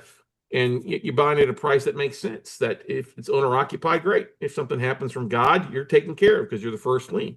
If it's if you have to foreclose, you're sitting in a good spot to either A, foreclose and get your money back at the auction, or end up owning an asset that's a whole lot higher, or even in those equity deals, offering the borrower some cash or keys to move on and take the property back as well too, right, Sterling? Exactly. Yeah, those are the Now, let me ask you a question. Both of these are judicial states. Why did you buy in a judicial state versus a non-judicial state? well, so in this particular case, because they had actually were in the bankruptcy process, and we had the equity there, and so if we did have to judicially foreclose, it takes longer, as you know, Yeah. but it's there's still plenty of equity to do that. But if they weren't in the process of making good, so to speak, then I might have passed it up for that reason. So yeah, because my intention is it certainly is can be very viable to go in and foreclose on properties, but that's not my first desire to do. And Right. so yeah. Well, but it turned out that it fell in exactly as we thought. We thought they'd start paying in 90 days or sooner Mm. because they took the opportunity and wanted to stay in the house, and it worked out that way, just kind of getting a feel for things. Now, let me ask you a question here. Is it hard to find these types of deals? Do you have to go out and drop tons of letter campaigns or postcards to foreclosures or sellers to find these kinds of deals? No, in fact, that's another thing. It's you have to have your due diligence and actually have hedge funds and banks that you work with. And but there's a number of them that I've worked with so far, and their departments, they want to sell these notes, and so you have a willing seller, and it's just a matter of putting the things together. That's one of the other, I guess, aspects of real estate, because I have flipped a lot of properties and and you have to go out and get it. And it's not that that's impossible. In fact, with technology, it's easier to find things today, but it's also easier for your competition to find things. I'm just thinking back a long time ago when I was buying foreclosures in California, and well, as I say, the internet wasn't even a thing yet. I'm like, oh Right. my God. And so we had an arrangement with a title company to go and do research on the title on properties that we were looking to bid on. That was the way that you got information. And so it was more difficult, and it also cut way down on your competition because very few people were willing or able to do that. But now with technology, people um, still a technique involved. I mean, yes, there's a lot more information available, but it's still about relationships as well, and just an ongoing thing with banks, hedge funds to get these, and then with investors as well to fund different things. And so, but it's a lot easier because I'm doing everything that we're talking about from where I'm sitting right here. I mean, this is it versus having to go out and drive properties and all the other things that I used to do back in the day. Because getting back to your thing, of course, we have people drive properties, trusted professionals that can give us good, brokers' price opinions on properties, et cetera. But that's all done more of the quarterback position, so to speak, versus actually having to do it all hands on. And at my age, I just don't I don't want to do You're that st- you're anymore. not you're not. I mean, yes, you got a little bit more seasoning stuff like that, but yes, we nobody likes to go out and walk stuff, especially when you can do it remotely. It makes it much more time. And as we were talking about, we all want more time in our day, right? To do We more things really that we do. I mean, want. that's kind of one of my issues is like as I get older, I don't have enough time. But one of the things, just of kind of just thinking about it, my experience over the years, not that I want to do that now, but gosh, I can almost just look at a picture of a house and tell you its story. And it's not quite that whatever, but I've just seen so much. I mean, hands-on, and talked to so many people in so many situations, and real estate involved, and generally and so it just really helps to get a feel for something uh, in a remote location. So Yeah. yeah, We'll also have a professional appraiser or realtor driving by to pull photos and comps. That helps you out with it versus just a friend driving by taking a photo that doesn't want to get out of the car. We've all right. seen that happen, right? What would you say to your teenage boy from Beaumont back in the day? If you could go back now and tell that kid one thing, what would it do when it comes to real estate? I mean, there's a lot of lessons you probably tell them to do, what not to do, but what's one thing you would tell that kid? You mean besides don't forget the sunscreen or Yeah, whatever? yeah, that's a Yeah, good yeah. one. That's always a good one. Yep, yep, exactly. Keep the sunscreen. A little more Right. lemonade, not so many beers for sure. Yeah, right, right. Oh, it's oh gosh. Yes, be able to bestow wisdom on, anybody, my teenage self. But, part of the living is just figuring it out. Yeah. It's like, man, I can tell somebody all of whatever, or I can hear it from someone who's brilliant. But they say that words don't teach, that experience teaches. And so everything that I've done up to my life, good and bad, has gotten me where I am right now. And I really appreciate that. So going back and changing something, I don't know. I mean, wear the sunscreen, maybe a couple other things if my teenage self would even listen to me. But gosh darn it, I don't. Yeah, I'm kind of liking what's going on right now and what That's I've good. been through. And like I said, it's not all been just rosy or anything by any means, but No, I love that. But that's the true is that the butterfly effect. If I go back and change something, I'm going to end up where I'm at now. I'm pretty good where I'm at now. So the yeah. mistakes or experience along the way has led you down the correct path. Now, I have to ask a question. Are you still getting tapes, which I already know the answer to, but are these hedge funds and lenders still sending you tapes on a regular basis for you to cherry pick from? They are. And obviously I have competition because they're not just sending them to Yeah. me. But as we've already talked about, um, I have a different viewpoint and different criteria than someone else might. And so, sometimes, so yes, the reverse answer is yes, I am still getting them. I'm making active bids on them. And one of the hedge funds, it's funny, when I'll send them, let's say, 6 bids on properties or whatever, doesn't. And then if I don't get those bids, they'll say, do you want to know what the winning bid was? And I said, sure, because I want to know what my competition is doing, just see how far I was off, if I whatever. Sometimes it's close, sometimes it's way off, and I'm wondering, what in the world was this other person, thinking about or whatever. But yeah, well, as I learned from you and just my experience is to do the due diligence, get your number, and don't be swayed by some other person. I mean, I know that if I get what I want, it will be a good deal. And so anyway, yeah, What I'm what with it. what what would you say about the coaching program with you? Was it pretty hands-on for you? Did you get some introductions? You make some things happen? Yeah, I could sing your praises for years and years. Thank you, first off. No, that's one of the things that really attracted me to you. First off, I got just from the start, like most people, watching some YouTube videos that you put out. You put out a lot, in case someone doesn't know, that you know what you're doing. And that's the first thing. And you have a vast, vast experience in this thing. And you also love to teach, which is, I might be a brilliant guy, I'm not, but I don't have that teaching thing that you do. And I just love that. You're very, very patient.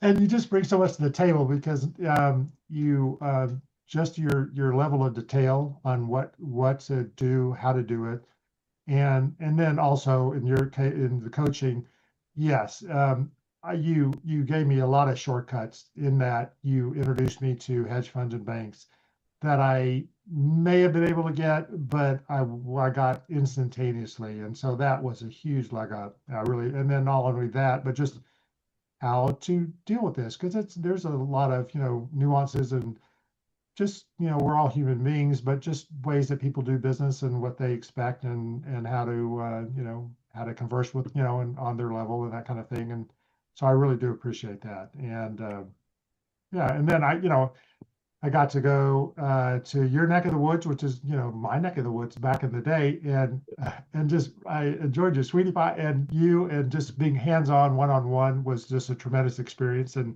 not to mention barbecue. I just mentioned it, but um, Yeah, I just that was wonderful. No, I just enjoyed being with you, Yep. and you just were so gracious and showed me around and treated me so well, and not and all that. I mean, just you taught me so much, and you continue to because you're just being able to talk with you, to watch the content that you're putting out. It's always insightful, and it's like a lot of things. I've had a lot of experience in different things, but oftentimes you'll put something in a way that's like, wow, I never really looked at it like that before. And so I really do appreciate that. Well, I appreciate people that they're coachable and take action. And that was the great thing is when you learn something, you ask questions and weren't afraid to ask questions, which I love. But then it's also like, oh, hey, I made an offer on something. Oh, you did? What are the numbers like? Like, what's this? I'm like, oh, that's awesome. Like, oh, I closed another note this week. I'm like, yeah, Steph can tell me I dance a jig anytime one of my students and friends closes on a note deal. Like, I get more excitement about that than me closing on a deal, which is kind of funny. But now you're doing a great job, and yes, barbecue at Black's, Terry Black's was a lot of fun. We were looking through photos on my phone cleanup. I was like, oh, I'm not getting rid of this one. That $300 plate of barbecue in front of Sterling is hilarious. The smile from ear to ear All right. because you just don't get that same type of barbecue. Get some decent stuff up in Portland and that Mhm. kind of, but it's not the same thing. You know what I mean? Definitely not the It same is thing. not. What's a goal that you've set for yourself for the upcoming year? And maybe you haven't had time to decompress yet from tax season stuff, but what's a goal that you're kind of setting for yourself for the next 12 or so months? Well, one of the things that is, well, so yes, I couldn't say that I formally written it down, which I know is actually would be very useful to do. But what I really like to do is expand my note business Yeah. because well, it's so darn profitable, and it's it's just a way that I can ensure the long-term benefits because not all these are long-term, but it just, as you mentioned before, when you're in this space, then things come your way that wouldn't come to your way if you weren't in this space. And that could be coming from hedge funds that we deal with or banks, but it could also be coming from fellow investors and other things. And so that's what I'd really like to press forward on that because um, believe it or not, I actually like doing taxes, which I know is probably going to people think, oh, this guy's got to be really weird. Um, and I don't want to be doing that the rest of my life either. Although that the knowledge base is very helpful because real estate and taxes go hand in hand. And but yeah, so just be more and more so that I can actually retire. And when I say retire, it would be just from having to work Yeah. versus I don't think I'll ever want to retire. I mean, this is so fun. So I really do appreciate being in this space with you and just doing more of the same. And I guess if I had to say one other thing, I think I mentioned this to you before, but the idea of collaboration with other investors is also very appealing. Yeah. With commercial real estate, the way it's going, and I still think there's some more bottoming out. That's just an area that also is interesting to me. So, Hmm. yeah. Totally agree. Well, you heard it here, guys. What's the best way for our audience to connect with you to follow what you're doing? Sterling, where's the place you want to send them to connect with you? I guess the easiest thing is just a website at securedequities.com. And you can reach me directly. Email us at sterling@securedequities.com. And if you land on a website, you can contact me. You can set up an appointment to talk to me if you want. You can see what we're about. You can be directed to LinkedIn and other things like that. And so, yeah, that's the easiest, no fuss must way to get a hold of me.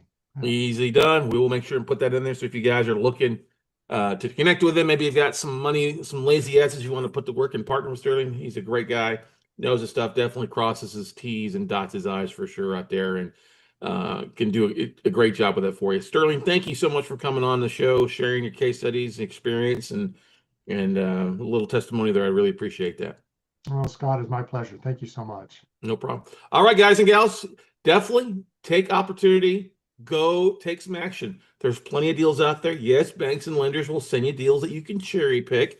If you know what to say, what not, you want to learn more about our coaching, feel free to reach out to me. But like I said, do like Sterling, Go take action, go learn something, and you will come out in a much better spot than just sitting on the sidelines not doing anything. So we'll go out and do it, and we'll see you at the top, everybody. Thanks. Hey, note investors. So you want to dive into the world of note investing, but know how to get started, or you don't want to pay $30,000, $40,000, $50,000 for a one-on-one coaching program that just completely does not deliver the deals or the funding or the access that you need to take your note business to the next level. That's why we have our one-on-one coaching program. I'm Scott Carson. I've been buying notes for 20 years. I've helped thousands of investors buy their first note direct from banks, using either their own funds or other people's money to buy non-performing, reperforming, or performing notes, yielding them an above average return. Now, what's involved with my one-on-one coaching program? It's unlike anybody else's, because guess what? You're working with yours truly, not some paid student, not looking at some recycled list of stuff. Now, what we do is differently than anybody else out there, and that's why we have such a huge success rate with our one-on-one coaching program. What's involved? Well, once you take in our 3-day class, our Note Buying for Dummies workshop, sign up for our coaching. You get 10 weeks of one-on-one coaching calls. These are on Zoom in the morning, the afternoon, the evening. What works best around your work schedule? We accommodate this to help you start looking at stuff. And during those 10 weeks, we focus on finding deals, making offers, getting your website, your social media stuff set up so that you are a lean, mean note buying machine. After spending 10 weeks of Zoom calls with yours truly, that's right, live, not somebody else, we'll spend 2 days one-on-one. And usually people come to Austin, Texas to hang out with us on a Thursday, Friday, or Saturday, Sunday. And those 2 days are focused on whatever you are still lacking and need the most amount of work on. Sometimes it's making offers. Like Larry came in, we made 50 offers that he got 20 approved in a weekend. Other people came in to raise capital. So we helped them find IRA investors to fund their deals so they're able to raise hundreds of thousands, if not millions of dollars for their note deals and other investing stuff. We're also going to give you a list of asset manager contacts for you guys to dive into. That's right. This will be either LinkedIn profiles, emails, phone numbers, names, all for you to start reaching out to people. No, you don't need to buy notes directly from me. We're going to show you how to go to banks and contact them directly. We're also going to make introductions to our top 12 hedge fund managers that send us deals on a weekly or monthly basis. That's right. You go straight to the front of the line. And guess what? There's no 10, 20, or 30,000 upcharge for the deal. You buy direct from the hedge funds because we make the introduction. That's why, why do we do this? Because we know, not we believe, we know there are more than enough deals to go around. And yes, we make most of our money from buying note deals for ourselves. Some people will say, oh, you're creating competition. No, because there's plenty to go around. All right. We're also going to give you a 1-year membership to our WCN membership for 1 year. That's $97 a month usually. That's going to allow for you to continue support weekly coaching calls, along with access to our Basecamp group for other things, other tapes, other resources for our coaching students. We're going to help you with raising private capital, putting your pitch deck together, putting sample deals together, or either case studies that we've done, other students have done, or that you're doing, so that you help raise capital or help you find IRA investors in your local market or the markets you're looking to buy in. You're going to also, basically, for you plus your partner, spouse, person you're going through this with, you're going to have VIP access to me. That's right. Whether you need to jump on a quick phone call, a text message, a quick Zoom call to go through tapes or notes that you're making offers on for us to review your bids, or to help answer a question when it comes to loss mitigation, foreclosure, bankruptcy, whatever it might be about a deal you're working through, get VIP access to me most of the time. Come on now, everybody. We're also going to do a 6-month follow-up day after you spent 2 days with me. 6 months later, if you want to, we can do a half day, a full day Zoom follow-up just to see where you're at, what are you dealing with, where you're looking to go. Because within 6 months, you should have already closed on several deals the way that we teach. It's because we will help you find your first deal and then some. We've had students who've closed on their first deal in 30 days. We've got others who've closed on 6 deals in their first 35 days. Other people have closed on 100 deals in their first year. We're here to help you because guess what, ladies and gentlemen? There is plenty of inventory out there. We're not going to focus on owner finance notes. We're going to focus on how to get people calling you with their deals, or how to get banks sending you lists on a regular basis that you can cherry pick and show you how to raise all the capital that you need. Our one-on-one coaching program is the most complete program out there. That's why you have such a high success rate. And it's cheaper than most of the others out there. And we also give you the biggest bang for the buck by helping you make the introductions, looking at the tapes, helping you bid if you are coachable. Now, not everybody's coachable. Not everybody can afford this, but what we can do is we can set up payment plans and different options for you. I encourage you to either book a phone call with me at talkwithscottcarson.com, and we can talk about it, see if you're a fit. Not everybody's a fit, and that's A-okay. But go to talkwithscottcarson.com, book a call on my schedule, and we'll gladly talk about our one-on-one note coaching program to see if you're a fit. One of the very requirements is we do require people to go through our 3-day class, but that whatever you've paid for that 3-day class is applied to the tuition for your one-on-one coaching. And we also have a third-party provider who's willing to finance this and carry financing for 2 to 3 years to help you pay it off. But we're going to work with you until you get your first deal closed. We want to help you make your money back in the first 6 months, if not sooner. So check us out. Pick up the phone. Give me a phone call. Talkwithscottcarson.com. That's talkwithscottcarson.com. Book a call, and let's see if you're fit to take your business next level. Sometimes all we need is just a hand up to take you to the next step, to show you the way. This is not a blow smoke up your tail, give you the crappy tapes left over, or upcharge you $10,000, $15,000, $20,000 per asset. No, we want you to buy direct, and we've always found if you can show a man how to fish, you'll feed him for a lifetime. So let's get started, you being a note investor for the rest of your investing lifetime.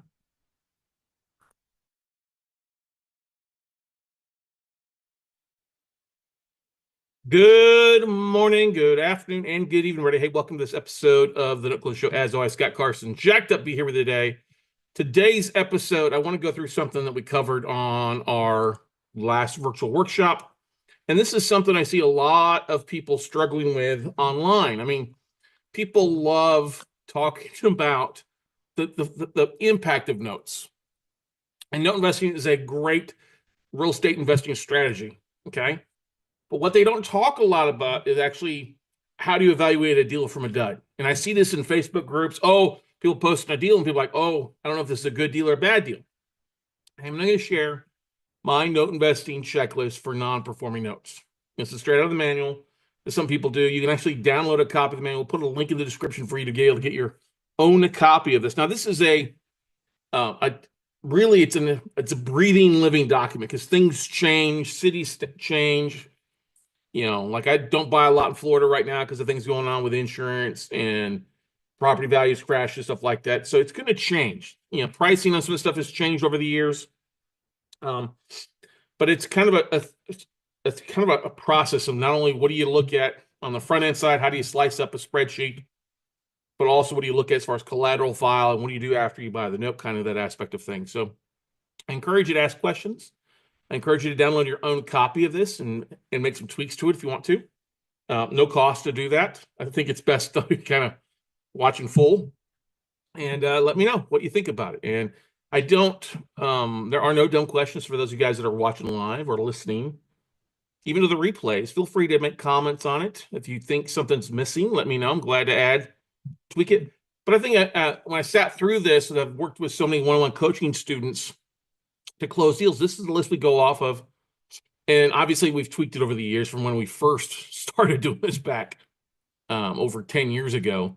It's hard to believe 15 years ago when I first started teaching people. And when I first got started was an old Dean Engel checklist that he provided when he taught note investing back years ago, back in 2008 when he taught for a little while, and then he stopped teaching when he bought, I don't know, 5,000 plus non-performing seconds. Now his checklist, we still have that in the manual. It's like a 21-page engineer's wet dream. Okay, I will not share that.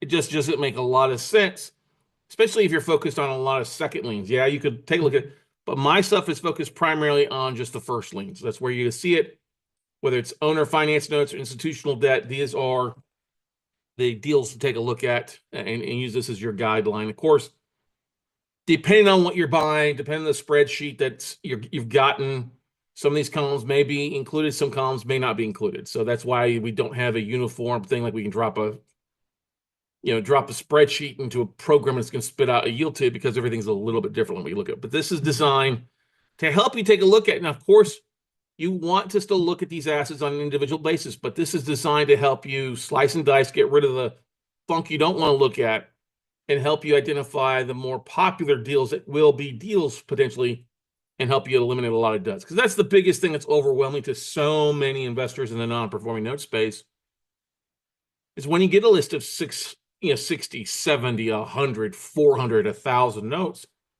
it can be extremely intimidating when you're looking at the stuff. Where do I begin? What do I do? And that's the approach that I took. When I get something in, what should I go? What should you do to start that process? Okay. And let's pull up the PDF. If you're in our WCN crew, you've already, you've got a copy of this already. Where is it here? Man, I've got, when you have way too much stuff open. All right, where is it here? I just had it up a minute ago as I was diving into it. There we go. All right, so this is a PDF copy of it. All right. It could be 10 pages long. Heck, we'll probably create an ebook off of this as well, using AI and some other stuff to help you out along the way if you want to read it. And go from there. But anyway, here's our checklist. The WCN NPN note evaluation and due diligence checklist. So the first thing you get when you acquire a tape, when you get a tape in, the number one thing is ask about pricing expectations and when bids are due. All right. Because if you don't know pricing expectations and you don't know when bids are due, they could be due tomorrow, it could be due in a week. That will affect kind of your necessity to make offers. I mean, of course, if pricing is they won't full par, then you don't waste your time and we don't have to go through anything, right? Okay. You also want to make sure it's a complete tape, not a sanitized tape where the addresses are missing. Okay.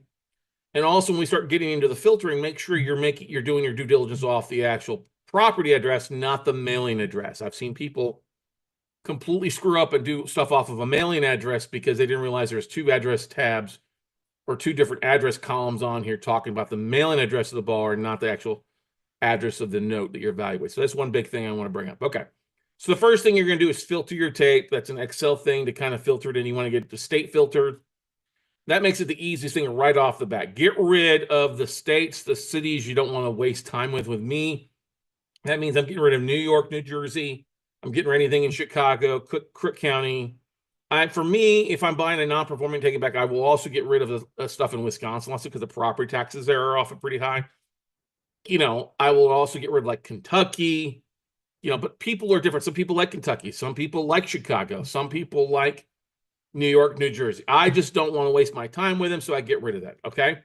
Now, you also want to look at the last payment dates and what's left and making sure that you're looking at non-performing notes that have payment dates that are greater than 90 days. If something's only like 30 days, 60 days, 90 days, it's not going to be a lot of discount, okay? So get rid of anything that's making sure that the last payment day is greater than 90 days. I prefer 180 days mostly, but when you start seeing that's like 5 days, 20 days, it's just not worth really wasting your time on, okay?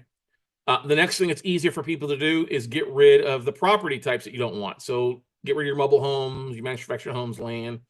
Completely up to you. If you don't like, you're like, oh, I like land, I like mobile homes, then guess what? Keep them in your spreadsheet. I'm just trying to help those that are trying to filter through and stuff, okay? Now, one thing when you get rid of states, I want to go back to this. Look at the cities, all right?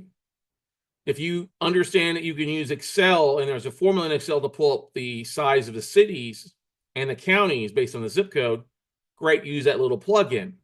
If not, look at the cities where these are left. If you don't recognize the cities, it's probably too small for you. So that's another thing to look at, okay? I look at BPO values, broker price opinion values. Anything over 25, okay, I'll keep it. If it's under 25, I'm going to definitely get rid of it because that's usually an ugly asset, unless it's in an area that you want to buy, right? Unpaid balance, it's unpaid principal balance. I'll usually get rid of that. That's under 25 as well. I want to make sure we're at $25,000, $50,000 in values that usually across the board, okay? Then you're going to look at your payments. Remove assets with P&I payments under $250 per month. It's hard to make any money in the non-performing space unless you're using your own funds. Like if you're using small balance and you're happy with stuff going to an IRA account of some sort, by all means, keep it there. But for the most part, get rid of the stuff under $250, especially if you're using other people's money. It just doesn't leave a lot of room for cash if you're paying $90 for a non-performing servicing fee and you've got a $250 or less monthly payment. Just not a lot of money there, okay? And then also, if you're looking at 30-year mortgages, I always want to be on the top side of payments. So I prefer to be in the top 15 years of the 30 years. So I usually remove assets with less than 10 years of payments remaining, just because if it's a shorter term, most of it's going to be principal, a lot of principal reduction, not a lot of interest going into here. If you're in the top first 10 years of 30-year, most of my income is going to be interest on a lot of principal. Okay, so especially if you're using other people's money, you want to make sure wherever you're funding at is well below what the UPB is, the principal balance, so that you've got 3 to 5 years of payments before you're forced to sell off that note. Okay.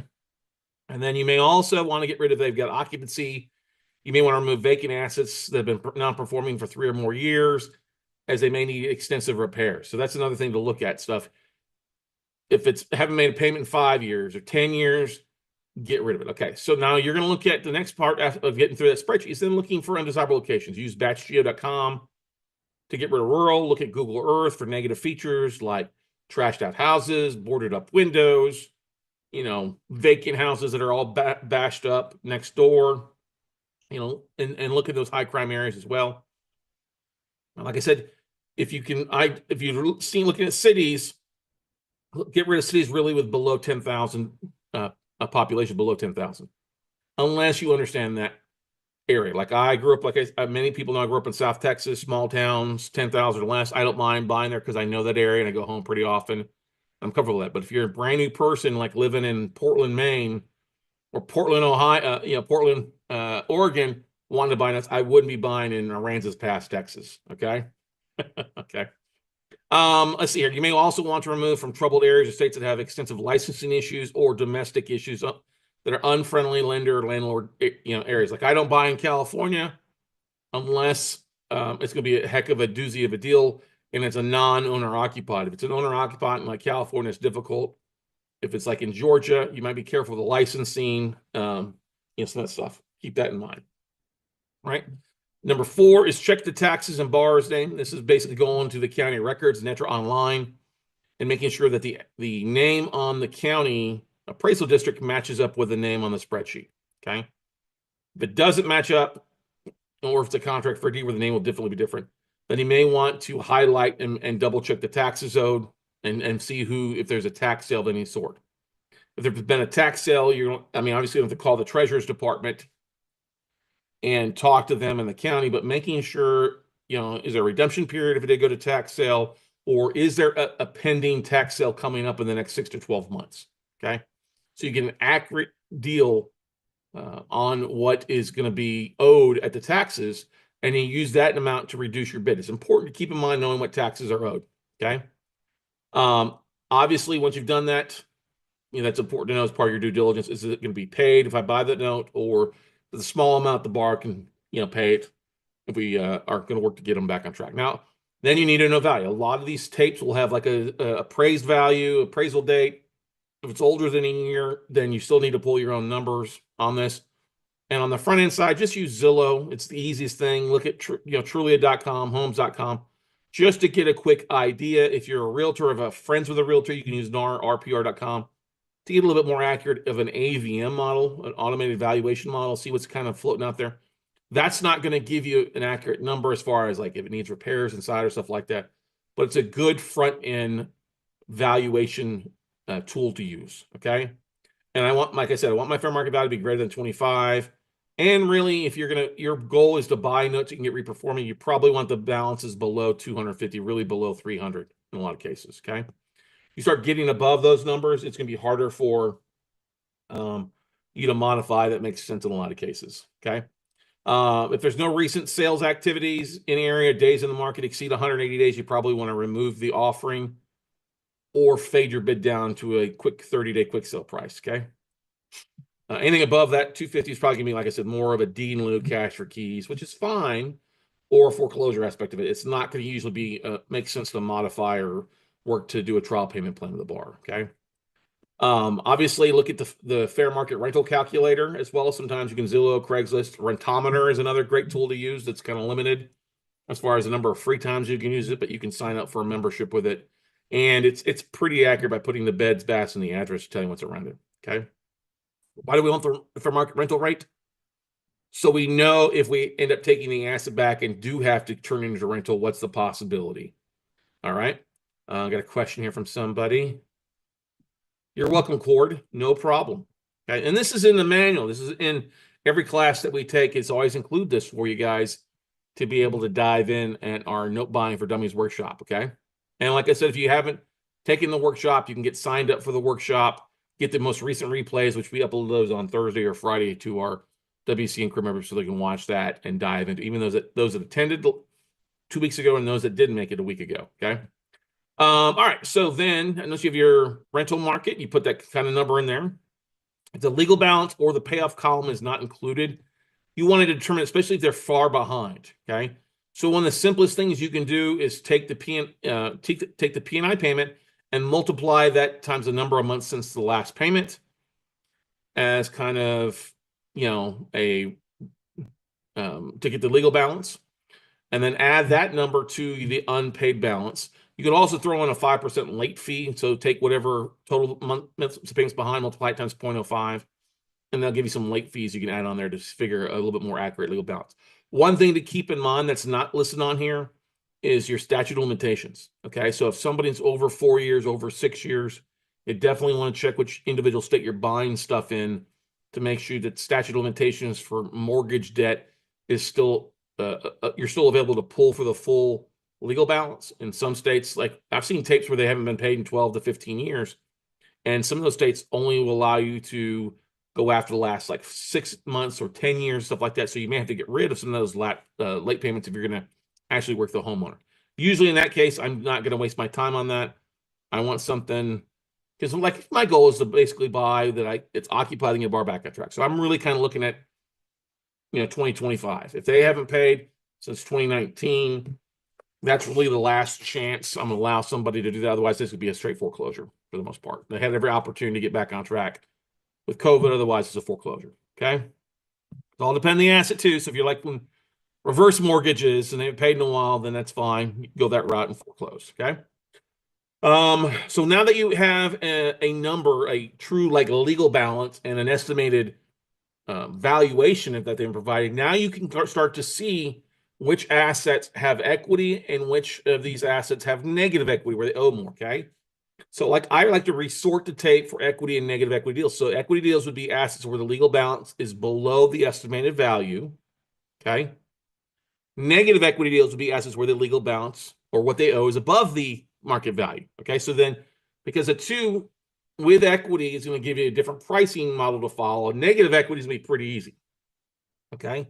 Now, part of what we want, remember we asked at the very beginning, number 2 was get pricing expectations. So they give you pricing expectations. If it's not listed on the spreadsheet, but you have an idea now you can insert a column in there and run some numbers to see, okay, if I get them back on track and they're making 12 months of P&I payments on time again, what's my yield going to be? If they bring 16 months to the table, or they're behind by 4 years and have them bring 12 months plus they pay on time. You're going to start running some calculations on there, okay?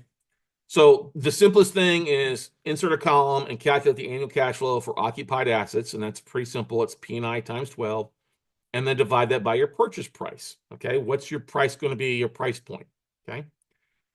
If it's going to be a potential mod cash flow, I like to say P&I, because I'm not going to let them start paying less than P&I payments. So P&I times 16. So that's 16 months. That's 12 months plus at least 4 months. Divide that by the purchase price. If last payment is older than 3 years, the loan modification is not likely. Okay. It's probably going to be more of a foreclosure. Okay. So when you things do, if they do have equity in the deal, equity notes, then I would figure in my offers probably need to be 80% of the legal balance, give or take, around there. Sometimes higher, sometimes less. It just depends on the situation. Well, that's a good guide to kind of go off of. 80% of the legal balance when there's equity. If there's negative equity where they're upside down, all right, they owe more than the property's worth, then we kind of base it off of a stair-step method like this. So like I said, anything assets below 30,000, you're probably only gonna make an offer like 25% of fair market value. I mean, this is where they owe more than 30. So you're going off the true value of the asset. So about, if anything's below 30,000 below 25% of fair market value, in the 30 range, you're going to figure about 35% of fair market value. In the 40K range, 45. If it's in the 50 range, 55 plus. If it's 50K plus, it's going to be 55% plus. You're going to fade that a little bit. If it's a fast foreclosure state, you may need to bump that up to 65, 70. It's a longer foreclosure state and they haven't started the foreclosure process, then you may want to drop it at 50. Okay. But remember, this is why we asked you to go back and check the taxes out, because if you're going to figure in, okay, it's a good asset, it's a $100,000 asset, I'll offer 65 or 60% of the fair market value minus taxes owed. Okay, so $100,000 assets, you're going to make an offer at 60. Oh, there's 10 grand in back taxes. Okay, I'll make an offer at 60%. It would be 60 minus 10. My offer is 50 because of the back taxes owed. Okay, all right. And then number 10, price the note offering. Put it in there. Like I said, check your taxes, get an APN If you need to look at the tax lookup, or use 411.com, that's a great tool and website to use to check up APN numbers. If you see that there was a bankruptcy filing on this, and it's in the last couple of years, or the bankruptcy filing is more than 5 years, it's less than 5 years old, go to pacer.gov and look for the bankruptcy case. It should be in there. Download the BGA report and start reading through it. What does it allow them to make? Are they making payments? What's their monthly payment they're making? And go from there. Okay. And then once I said, if there's an HOA, look at, or the back HOA dues. This is kind of important to know. Because some states, if a foreclosure will wipe it out, others they won't. It just depends on that stuff, especially for your exit strategy. And like I said, I usually want when I run my numbers, what I'm paying versus like the cash flow coming in, or if I'm paying to foreclose on, I want my profit margin to be roughly, minimum hurdle rate. If I'm using my own funds, is going to be 15%, depending on your money costs. So if I can get it reperforming, I probably will need to be at 18 to 20% if I'm using somebody else's money. Okay. If I'm going to end up foreclosing on an asset, I need to make at least probably around a 20% or more profit margin after repairs, after I sell it, to make it sure it's worth my while. And I also want to make sure it's worth my while if I have to foreclose and there's equity. If I'm paying 80 cents on the dollar, making sure that profit margin is going to pay me a 20% profit margin on the straight foreclosure, so that I make sure my investors are taken care of and I put some money in my pocket. The big thing we run into is if it's occupied, a lot of people, I'm going to buy the foreclosure, I'll make money because I'll take the asset back and I'll have all this equity. You're not guaranteed that equity if it sells at the foreclosure auction. You're only entitled to the legal balance. Keep that in mind when you're looking at that. I know that's a little tricky sometimes, but it's one of the biggest mistakes we see investors make. Okay. Submit your offer, send it in a spreadsheet. Make sure you narrow the spreadsheet down to only the offers you're making. Like if it's a tape of 200 and you only offered on 5, just send in a spreadsheet, attach it. Do not insert it. Attach it as an attachment and see what happens. Okay. If it's offer accepted, great. Then you're going to start doing your paid due diligence. If it's countered, you want to go back and review your numbers and see if it makes sense to counter up or counter down or meet halfway, that kind of stuff. Okay. If it's not accepted, if you're declined, or you only get accepted on like 2 out of your 10, then make yourself a note in your Outlook calendar or Google Calendar, whatever you're using as a calendar. Go ahead and mark it to follow up in 30 days. Go ahead and put it in your actual calendar as a reminder to follow up with the asset manager. Hey, did these assets sell at auction, or did they get sold or not? We find a lot of good deals from following up 30, 60, 90 days. Okay. All right. Because due diligence fall through, or the more that the sellers are looking at stuff that maybe they didn't accept their initial bids, another 30 days of making payments to servicing attorneys can often make them more motivated to sell those assets off. So that's something like I was looking this morning, I literally have about 150 offers that we're following up with, and some are as old as 6 months. Okay. Following back up with the seller. Hey, are you still motivated to sell? Our offer's still good, or we may even fade our bid a little bit too. Okay. Now that takes you into your due diligence, which is the second part of this spreadsheet besides slicing and dicing. Now this is for first liens. If you're going to ask me about second liens, I don't teach second lien investing. Okay. Not my time. It doesn't mean I don't buy some seconds, but they've got to be behind a first that I'm buying. It's just not worth my time for the amount of money we're going to spend time on. The bigger bang for the buck is always in the first lien. Plus, it's also easier to raise a lot more capital. So anyway, due diligence aspect. Once your offer is accepted, then that's when you start ordering due diligence. You order your title update, an owning report. It's an ownership encumbrances. I would only go back 2 borrowers. Don't order a full title report where it goes back to when the property was built. If the property's been around for a while, 20, 30 years or 100 years or like that, you only need to go back to the previous 2 owner report. Okay. Because that's why we like diving into institutional debt, because usually if a bank made a loan or a mortgage company made a loan, they're going to make sure that the title was clean prior to them funding that deal. Okay. So that's something to keep in mind. If it's an owner finance note, you definitely may want to go back to when it was originated to make sure there's not any stuff that's not released and stuff like, on there. Okay. Verified market value. This is important. Zillow has been great on the front end. Now we're on the back end. So you're going to order a broker price opinion, a BPO, or if you have a local realtor you like and trust, send them out, take photos and pull a better valuation, more up to date of what's going on in the market, a comparative market analysis. Okay. If the value comes in below your estimated value, you will need to really, if your value comes in or the BPO comes in below what you expect it to be, you'll want to reduce or fade your bid. That means fade means reduce it. Okay. If the condition report comes back with asset in poor condition, you may want to fade or cancel your bid. If it doesn't look like it is online, the worst condition, reduce your bid. If the value comes in lesser, reduce your bid. You're going to need to provide proof of this through your realtor, CMA, or your paid BPO. Okay. One thing about your BPO, like I just got one in on a property in Mississippi that I'm looking at, and the realtor did a shitty job with the photos. There's like one photo, but it's halfway cuts off the property, and there's one down for the street. I'm like, this doesn't give me a true idea what the whole property looks like. Now, since it's occupied, I'm not asking to go around, but I at least want to get kind of three sides, one side, one picture of the whole front of the house, and another side, so you can see what that looks like.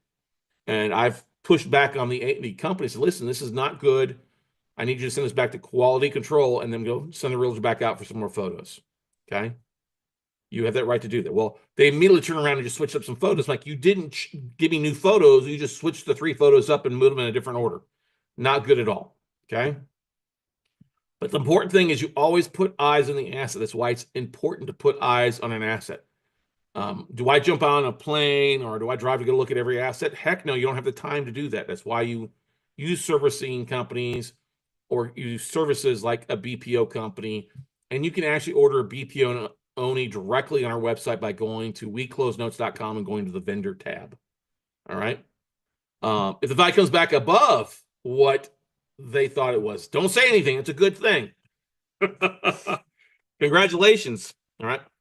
You can call the utility departments like the power, gas, water, making sure that those are on. Since you're the lender, the utility departments are supposed to give you more information because you have a vested interest in the property. You want to jump online and see if the borrower is active military. All right. You want to run a skip trace. It's pretty simple to pull numbers, contact information for the borrower or their spouse or their family. And that's going to come in good on the due diligence side for when you're reaching out to them. All right. I always like to have a VA, a virtual assistant, take a look and pull up any information they can find on the borrower, either phone numbers or like Spokio or whitepages.com. Or look at their social media. What do we find about this borrower? What are they saying? Do they have an active profile? Do they show us where they're working on LinkedIn? That kind of stuff. Okay. The borrower's filed bankruptcy. Go and ask to speak to the trustee. Part of the thing is, can we speak to the trustee or can I get the trustee attorney's notes? Okay. Make sure to always getting in that information from the seller is important. The servicing information is really valuable. Ask for that stuff. Look at it, see what they've been saying and what responding. Okay. Insurance, when it comes to make sure to review, it's the servicing company for property insurance or make sure that they have proof of current insurance. If the borrower is not paying, ask to see the forced place insurance policy from the seller. If they don't have that, then you want to get your own policy for sure. And get a bid on the insurance before closing. Insurance can often kill a deal. Like I've seen people buy in Florida and not realize how expensive the insurance is there these days, or in Houston and other places where you've had a lot of issues with God, basically. And so insurance can ruin a deal in a lot of cases. Okay. It's killed some of my Florida stuff. I'm not paying this much extra for insurance. I need to fade my bid. Oh, we don't accept it. Well, then I'm not going to buy it. Okay. When you get a collateral file, and this is the loan file that we're talking about, this is actually what you're buying. Something that looks like this. Look at it, read it. You're not going to get the physical copy on the front end, but you get a scanned PDF copy. Well, they call it a soft copy. They'll send that via like Dropbox or Boxbee or some other service, where it's secured. Take the time to go through those and start looking for things. You want to make sure you have copies of the original note. Mortgage deed of trust can usually be found in county records if it's been recorded, which is a good thing. Okay. You want to look for all assignments of mortgages. So if the note's been sold 3 times, make sure there's 3 assignments and look in the county to make sure that those assignments are recorded. If they're not recorded, then you're going to need to record them. If there's an assignment of mortgage missing in the collateral file, it's okay if it's recorded. It's not okay if it's not been recorded. Okay. So that's why you want to look at that stuff. Along with assignments, want to make sure you've got all allonges on there. Okay. Same thing, if there's not servicing notes in the collateral file, ask for them from the seller. Ask for an update from the attorney if it's in the foreclosure process, when they filed it, all the legal docs, look at that stuff. You're gonna ask for payment history. That's important. Okay. You're gonna ask for current payoff statements from the current servicing company, and then start looking for financials in the collateral file. They may have them, they may not. Hopefully they've got an original copy of what the 1003 is, which is the uniform loan documents that people would fill out when they're going to originate a loan. Okay. So fill that. This is one thing you got to be very careful about if you're buying owner finance notes. You may not have a lot of financial information, loan documents, originated stuff. I prefer to ask for that. Like, you want to see the full Dodd-Frank file folder from an owner finance note, direct from the RMLO. If you can get that, that's important to take a look at. It makes that paper that much more valuable. If you don't have that, it reduces the value. Okay. Like I said, look for the pacer.gov report. Okay. BK, check on the legal status update with the foreclosure attorney. Ask to speak to the attorney or have them communicate back and forth via an email with an update and where everything is. Get specific numbers. They've already started the foreclosure process. What's the next milestone? Where are they at in the process? What's the estimated time frame for that stuff? These are things that are very important for you to take a look at. Okay. Any loan modifications that's been filed or created, look at it, read it, cover to cover. Make sure that the numbers match up with what they are paying. You do not want to run into where there's a loan modification or trial payment plan where they're paying less than what the stated P&I is. If that's the case, you're going to need to fade your bid because the cash flow is going to be different. Okay. Also, if you're buying a note to foreclose and the borrower started paying again, that's enough resolution and real reason for you to cancel. I'll give you an example. I was going to buy a non-performing note on this property in rural Indiana. It's a 5-acre mini farm. I'm like, oh, I want to buy this. Well, I'm getting ready to close on this, and suddenly they send me the collateral file. Oh, the borrower just paid the full 2 years of back payments to the current seller, and now they're only paying, the monthly payment is like $300 a month. I'm like, well, that's not what I want. I don't want $300 a month payment. I want the farm, right? That doesn't make sense. I'm like, oh, they're paying on time. That's great. Good for you guys. I'm withdrawing my bid because that's not the route I want to go. Okay. And once again, as you're doing your due diligence, if you see missing AOMs, do not fund the deal till you make sure all the AOMs in there. Do not fall for the trap of funding, waiting for collateral file. Don't fund a deal before you get your collateral file in. It's an important thing. Okay.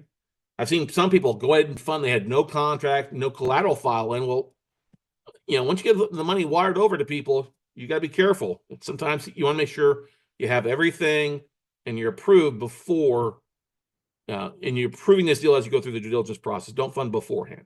Okay. If the borrower is deceased, check for errors, for deed in lieu. See if they've taken the property over, if there's been any quitclaim deeds filed at the county, and then see what's going on with the estate or if the file's in probate or not. Okay. One of the great things in the collateral file is look for the hardship letter. Sometimes the borrowers will literally outline what they can't afford and why they're behind, and that makes for great fodder for you to look at and say, hey, this borrower wants to stay in the house. They can pay this. Let's calculate that. What's my yield if they start paying that? Boom, let's go. Let's run with it and go from there. I'm talking about a soft copy, a PDF copy. Albert, they're not going to send you the physical file until after you've funded, in usually 30 to 45 days. But they should provide a soft copy, a scanned copy through something, through Dropbox to send for you to review beforehand. Okay. Now, one thing about that scanned copy too is look at the date of it. If it's an older, like over a year, you want to make sure, hey, can you have somebody rescan the copy? Because there may be things that are now in the file folder that weren't in it a year ago when they bought that note. Okay. All right, so moving on to part 15, servicing company and legal. Before funding, you will want to acquire your servicing company or retain servicing with the existing company. Make sure that the fees for that servicing company don't kill the deal. I was buying a couple notes, a couple in South Florida with from BSI. Well, BSI wants you to have a minimum of $5,000 a month servicing. These are only for 2 loans. So am I going to pay $5,000 a month, or am I going to transfer these to like Madison Management and pay $100 each? So you got to know what's going on with that. Okay. And when you look at your servicing company, make sure that they are licensed in the states to service. Okay. And make sure you look at your payment terms, look at what they do as far as if it's a non-performing note, how many months are required of the borrower to start paying on time before they start reclassifying it as a performing note. Okay. Look at number of loans they require, minimum bill amount, and ask for, ask to talk to your business development guy. It's important, guy or gal. Okay. If you don't know somebody, ask for referrals. Reach out to me. Hey, I'm buying. This is my first note. I'm only going to own one note. Who should I go with? We'll go with this A, B, C, or D. Okay. And like I said, performing notes can run you $15 to $30 per month. Non-performing can run you from 90 upwards. Okay. Plus other legal and workout costs. This is not also including like door knockers, sending somebody out to knock on the door, skip trace fees. There's some things along that way too. So look at the full servicing costs and a la carte fee menu that your servicing company should provide to you. Okay. Once you do close on this deal and wire funds, it's going to take 15 to 30 days after that before the new servicing company can start contacting the borrower. So the more information you pull on the front end, the more you can provide them to be accurate once that servicing transfer takes place. Okay.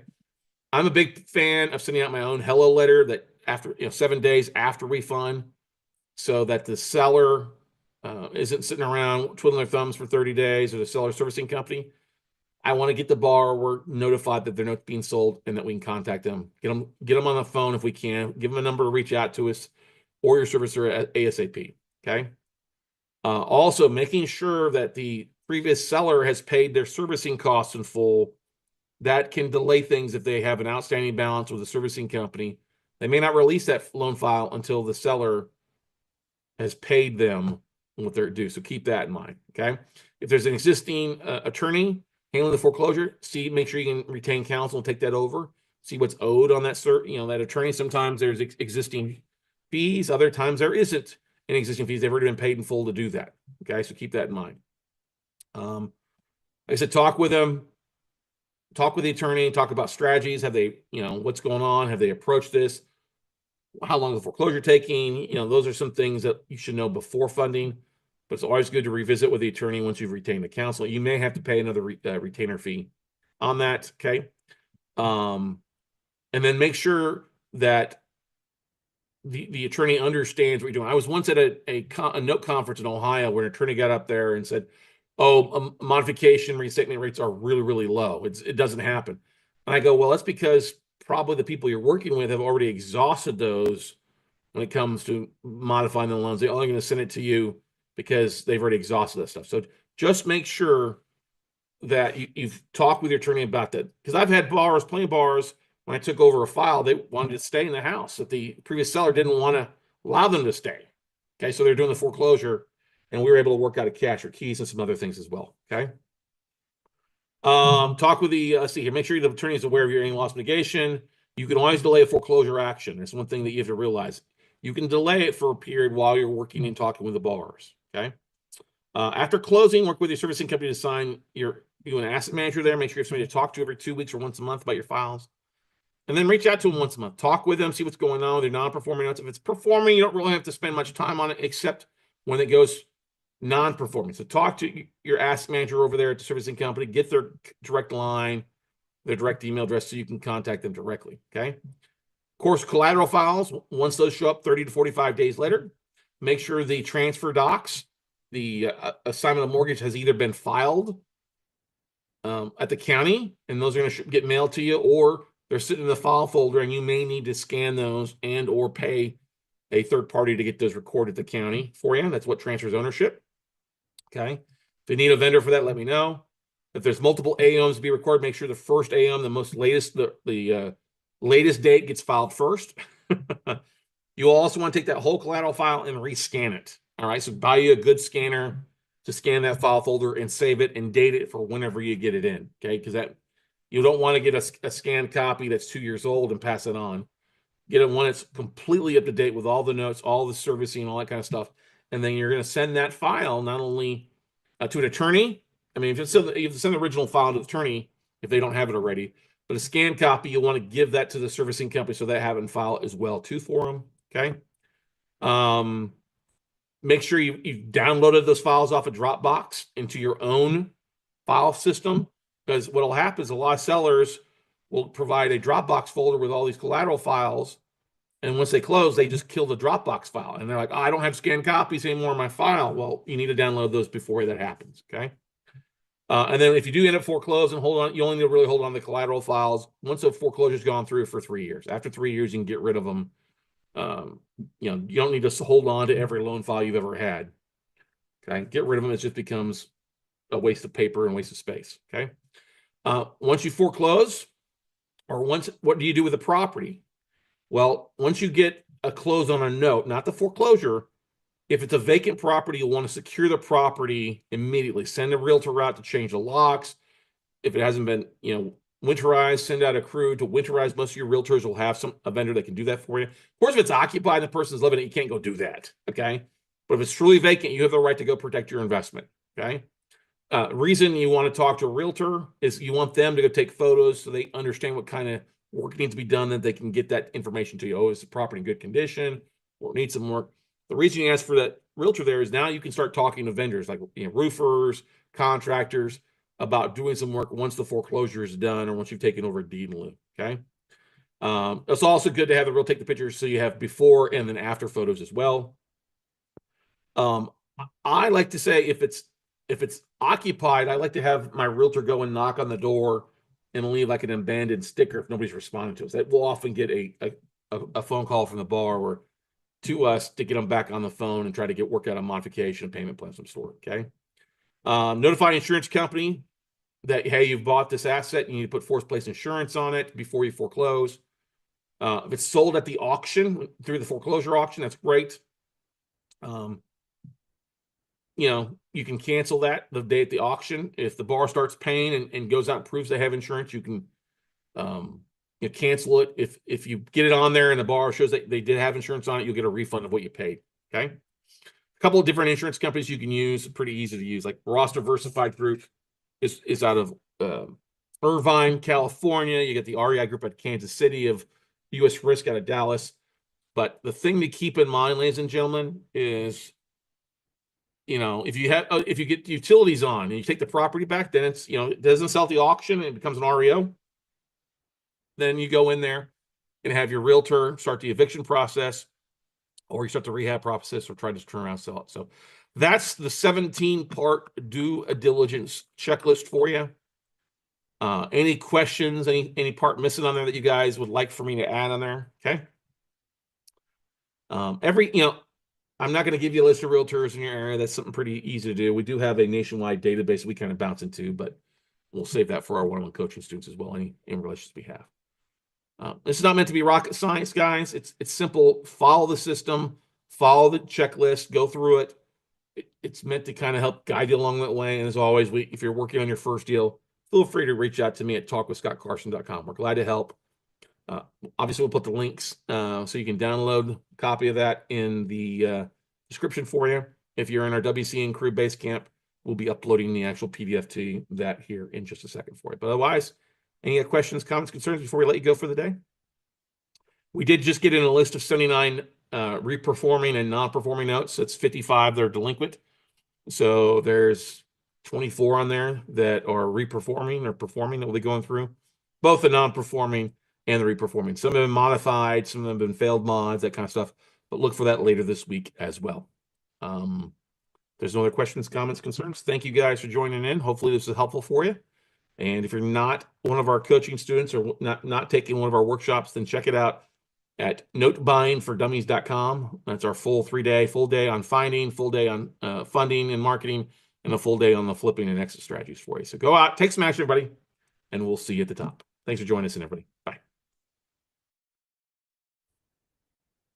Hey, real estate investors, this is Scott Carson. I'm known across the country as a note guy. For the past 20 years, I've been buying distressed assets, primarily non-performing notes on residential and commercial properties. And if you've ever wanted to learn how to dive in to start buying non-performing notes from banks, hedge funds, or other investors like yourself, then there's no greater place than to get the nuts and bolts, the A to Z, the 1 through 99 place to get started is our virtual note buying workshop. We've been teaching this class since 2010 on how to find, fund, flip non-performing notes, how to get banks to call you with deals that you can cherry pick. And no, you don't need millions. No, you don't need a lot of experience to start looking at non-performing deals.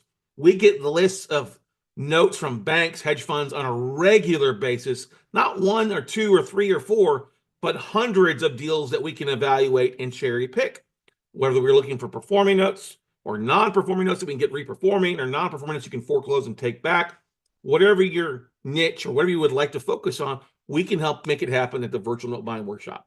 It's a 3-day class. Our next one is April 18th to the 20th. It's actually online live via Zoom. You get signed up by going to notebuyingfordummies.com. That's notebuyingfordummies.com. Day one is all about how to find these assets. How do you find asset managers? How do you find lists of people to reach out to that you don't have to spend thousands of dollars on postcards or letters that you waste money on? We don't do that. Day two is all about raising capital and marketing and how to create a business that feeds itself, that you can do part-time, 10 hours a week, 5 hours a week, depending on what your focus is.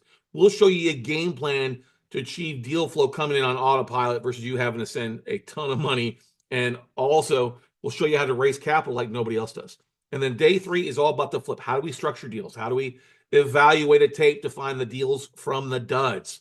All right. We'll show you what vendors to use. We'll give you a 200+ page manual, contracts, sample forms, all the stuff that you need to be a lean, mean note buying machine when you get wrapped up. Now, yes, this is live April 18th through the 20th online via Zoom. Get signed up today. We'll send you the replays of the previous online workshop so you can start learning, start evaluating material, and get rock and rolling.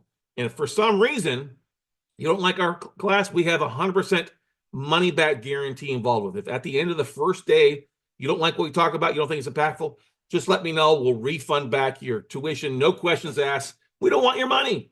We want you to become a note buyer. We want you to become a lien lord. All right. Like I said, if you're tired of dealing with toilet stands and trash outs, you don't want to deal with renters, then becoming a note investor is the path for you. Everybody evolves into a note investor at some point, but there are plenty of opportunities out there. There are millions of non-performing notes that you can cherry pick. No, it's not all junk. It can be small value all the way up to $1 million homes or $1 million apartments for you. So much opportunity is taking place right now in the chaotic market that we see. And who's going to come out on top? Note investors will. So take the time, get signed up today, April 18th to 20th. Go to notebuyingfordummies.com or go to our website, weclosenotes.com, and sign up for the virtual workshop there. As always, get signed up today. We run discounts all the time. The cost of tuition is you plus your partner or spouse. So get signed up today at notebuyingfordummies.com, and we'll see you at the top.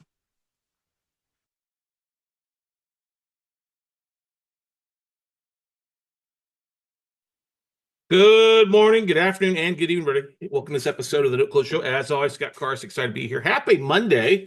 Hopefully you're off rocking and rolling. Hopefully you had a great weekend, and a lot of people across the country are kind of juggling spring break with kiddos, cold snaps. I've talked to a buddy of mine this morning who's out buying his kids new shoes, new galoshes, snow boots, because they've got holes in theirs. And so it's been interesting here, going from basically 82 Thursday afternoon to basically 39 over the weekend. So, but anyway, as winter, is dying with his last gasp of the year, it is a beautiful Monday morning here. Clear skies. It's going to be a beautiful day, and let's talk about some beautiful deals. So this past weekend, we actually had Saturday was our Note Weekend training class. We had a good showing for that. And so check it out on our YouTube channel, the most recent Note Weekend training or Note Training 101. And we do have an upcoming class in just over a month in April, taking place via Zoom. So get signed up for that class while we still have discount tickets as little as $497 for you. That includes you plus a spouse. And like I said, 3 days alive, April 18th through the 20th. Let's be glad to have you. But anyway, reason you're here today, as we always like to talk about, is notes. And people are always looking for some deals. And one of the great things that we get is we get a lot of notes sent to us. And we've got a portfolio of notes that one of our coaching students bought, about 2 years ago. They bought five notes in the first 30 days. If that tells you how committed they were. They've done a great job. They're very busy professionals out of New Jersey. Investing is not their only thing. They run a clinic and some other things. And so they bought notes with their own money, looking to, obviously add cash flow to their bottom line, to diversify their investment portfolio. They've done fix and flips. They've got some commercial bills, some other stuff they have besides a very thriving clinic in the New Jersey area. But anyway, they had this tape in, they bought stuff. They've had it for a while. They're all third-party service. They've held it for a while. and now they're looking to raise some capital for a different project. Now they've also raised private capital for stuff, and they're like, well, let's look at, we bought these at a pretty decent price. What can we turn around and sell these for? Because they're looking to raise some capital relatively quickly for some things. I'm like, well, we could sell the notes. You could sell some partials off. Sell a year of payment stream for 10 payments, and they were interested in that, but they're looking to raise a little bit more capital on that aspect. That's okay. It's great stuff. So I thought we would dive into that tape this morning. Our WC and crew members had access to this over the last couple of days. Hey, good morning, Cory. Good to see you today as well, buddy. Hope everything's going well for you. So I thought we'd break this down here for you guys to take a look at it, as we're now going to start marketing this trade, this pool, to folks outside of our WCN crew members. They've had, had their customary 48-hour head start. I'm sure we'll get a few bids. We've already gotten a few bids in from a couple students that I'll be going with later today. But I wanted to open it up for those of you out there that listen to the show, but also for those that maybe come back afterwards to see us kind of go through a tape or help us go through a performing tape on the different options that are available. So let's dive into this episode so we can go through it. I think it'll be right at about an hour. I don't, I do encourage questions. So I see Cory and a few others there join us here live on the Zoom. Feel free to ask questions. I'm going to jump over to YouTube really fast, even though it's with it being Monday at noon our time here. We might not see too many folks there, but we might get some folks, which is always good. And I know a lot of folks are like, hey, I'm looking for, there we go. So questions, people looking for deals. Hey, Eleanor, good to see you. Good afternoon to you as well. All right. So let's dive into the tape and go from there. So let's pull up the presentation we did. All right. So this is like I said, it's a tape of 16 notes. And if you look at the map, you see stuff. Kansas, Arkansas, or is that Southern Missouri? I can't remember where it's at. Alabama, South Carolina, Ohio, Michigan, Indiana, and Illinois, not Cook County. We're going to take a look at. And this is not, they've got values. They're all got a ton of equity above what's owed. That's the beautiful thing. I didn't take the time to pull values on this. I thought we could do that together on here so you have a bit of an idea of what we're looking at here. But whenever you get a pool of notes in, I immediately look at, okay, what's it break down to? And out of this 16 notes, 14 are performing, 2 are non-performing.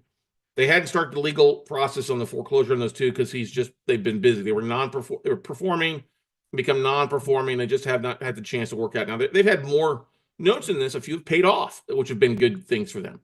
But to give you a bit of the highlight, like I said, 14 performing, 2 non-performing. Clients looking to raise some capital off of this. You've got balances anywhere from $1,200 to $90,000. Okay. They're all with third-party servicing companies. They're all serviced with a third party. Not the same servicer, but I think there's 2 different servicers on here, depending on how they bought them. And no, these aren't owner finance where the borrower is covering the servicing fee. So you would be responsible for the servicing fee. Okay. These are all contract for deeds, I believe. And they were previously bought in bulk by another one of our coaching students a few years back that were non-performing. He bought them, got them working, and have been performing pretty well for the most part over the last few years. There's anywhere from 14 months of payments, that's the low balance of 1,200, all the way to 268 months of payments left. So there's a mixed bag. It's just they're all contract for deeds. They're all somewhere around that 9.9, 10% interest rate. Okay. So let's pull up the tape now and dive into the actual spreadsheet. Shall we do that, everybody? All right. So here we go. All right. So here is the spreadsheet. Oh, let me go over here. I always forget that.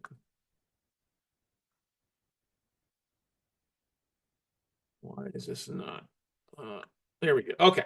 So you can see they're all, okay, we got a couple other things that are not, I don't know why these are hidden. There we go. They did put their estimated value. Okay, so they're all performing. Actually, 2 are non-performing. They were performing, but let me go ahead and highlight those real fast. So that's the first thing to take a look at is when you get stuff in, okay, are they with a third-party servicer, which is great. Their estimated value of the whole pool, if we add all this stuff up, comes to 1.65 million, or we're just under 1.65. So there's a plenty of equity. Now, if you go over to the, let's see here, let's go over to the estimated current balance.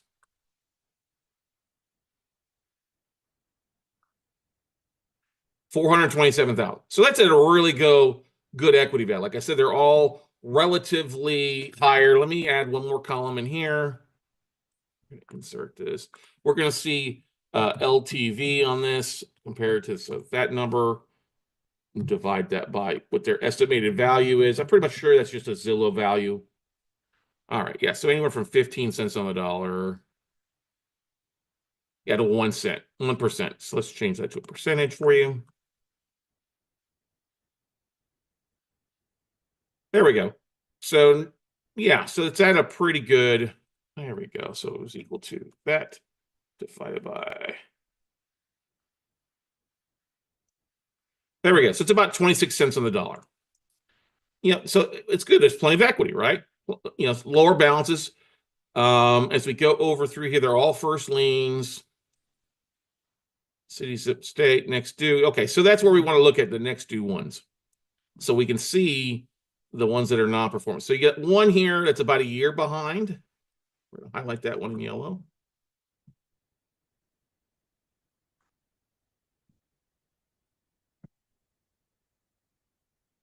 And then this one is come upon, it's actually 2 years behind. The rest of them are relatively due for January 31st or February. Now, they sent this to me, about 2-3 weeks ago. So they've been making payments. I guarantee all of you basically have that are performing. So they're all due for like March 15th, March 1st, which is, it's March 10th now. So, and then, or the servicer hadn't updated. So we could definitely assume that these are performing, except for these two, this one in Parsons, Kansas, and this other one in Allendale, South Carolina. Okay. Now, since they're all, if you look at the interest rates, there is one mortgage in here, sorry, 5.13 in Grand Rapids, Michigan.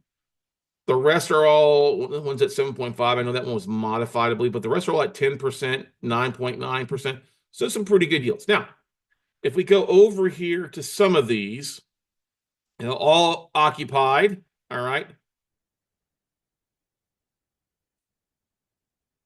And you can see, they're all occupied. They've all got some values. Their values are anywhere from like 86,000, 96,000, 64.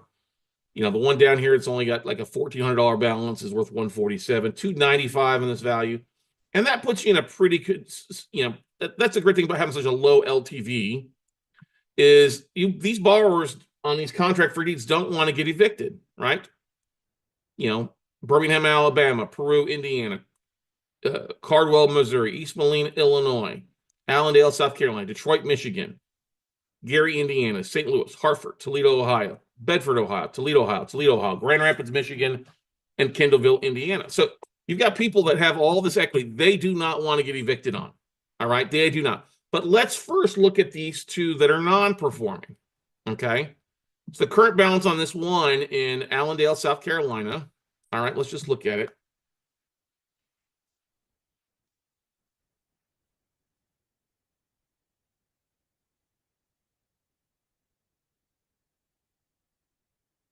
So we're going to go over, look at the values, and drop the address in, see what Zillow says it is.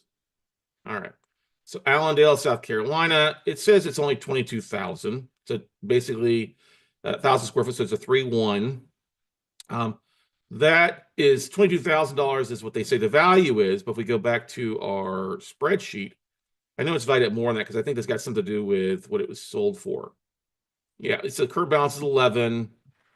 What did they say the value on this was? 44 is the estimated value. You can't trust Zillow on that. All right. So when it's something like this, it's a low balance, 40, if you figure the non-performing side of things. And so the estimated value is 45. All right. And it's worth 11. Okay. That's the current balance of all is 11. Something like that, if they haven't paid one. Now, South Carolina, I think it's an eviction since it's not a traditional mortgage where you'd foreclose on. I would actually tell my investor, don't sell this one. I mean, to sell it at 65 cents on the dollar at $6,000, and then letting somebody else go to foreclose at 44, to evict the tenant, it's a better play for him to keep the property. But he's like, hey, I still need to raise some capital. So if we go in here, and let's just go ahead, and since this is insert. Since the value's at 45, I would say, hey, you got to be at, roughly around 45, 50 cents on the dollar, since there's all this equity, right? So let's just say 50, let's say purchase price on this one. So if you're gonna do this one at 50 cents, because you got to have some room in there to evict, and if to go that route. So yeah, so if we did say 50 cents on the dollar, oops, let's change that to $1 now.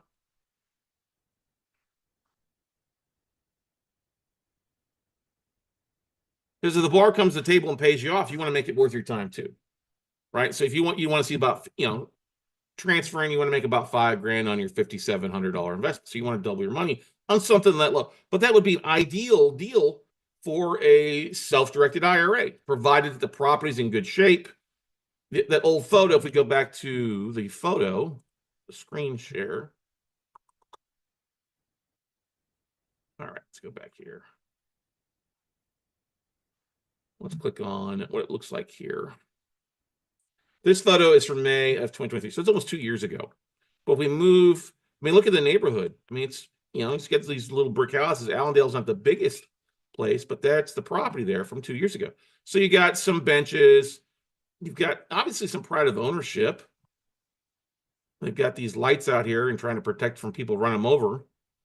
The lawnmower is being fixed. The little shed in the back. That's a nice little red brick home, Got a house across the street. Well, let's make sure that's not the house that we're looking for, right?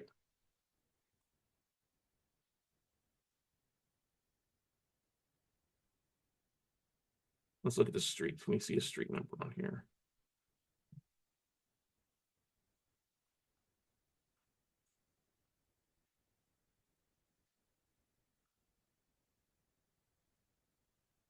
See, is this house across the street?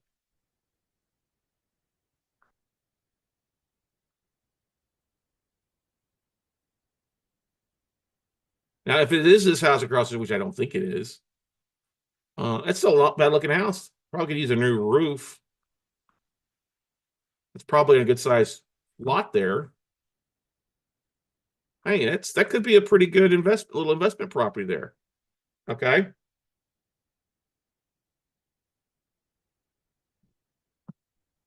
Sherwood Circle. Yes, that does say Sherwood Circle. Exactly. It does say that there. Forest Circle. Let's look. Oh, you're right. Maybe it pulled it. No, see, it keeps referring to it. Maybe the address is, that's what it pops up. Let's go back here one more time.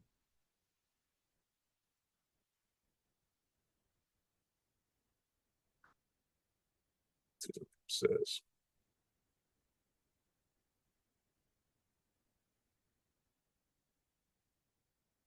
Sherwood Circle. So that says what it is. Maybe they've changed the name since it was originally. We've seen that happen sometimes.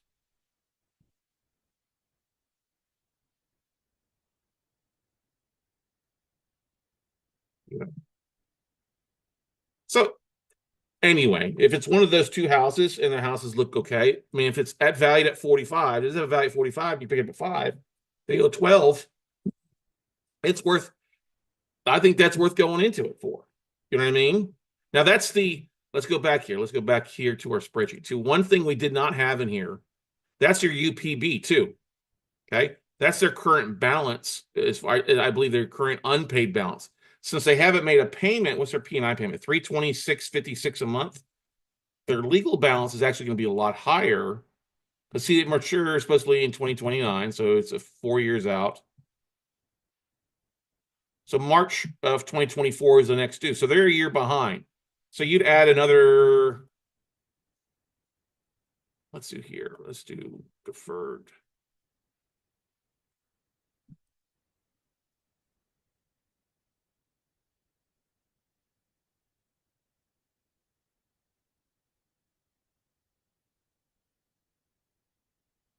Another $4,000 to the spreadsheet here. So they actually owe roughly about 15, $16,000. And it'd be a pretty good return there. Let's look at it this way. If you buy it at that and you get, you paid it somewhere between $6 to $7 grand, you get a pretty good return if they owe 14. and a payoff for the next 4 years. That'd be worth looking at putting 6 to 7 grand away in an IRA that you put some work. And it's service. Who's it service with? It's service with FCA. So that's probably part of the problem there. Two is they're not really great at the follow-up aspect of things. So live to learn. Does that make sense for you? I appreciate you talking about that. All right. But that's a potential. I mean, it's not a bad little deal on a bad little on a good little house. Obviously, we'll double check that address to make sure. Okay. Now let's go to the other one. Let's do the one here in Kansas, see what it looks like.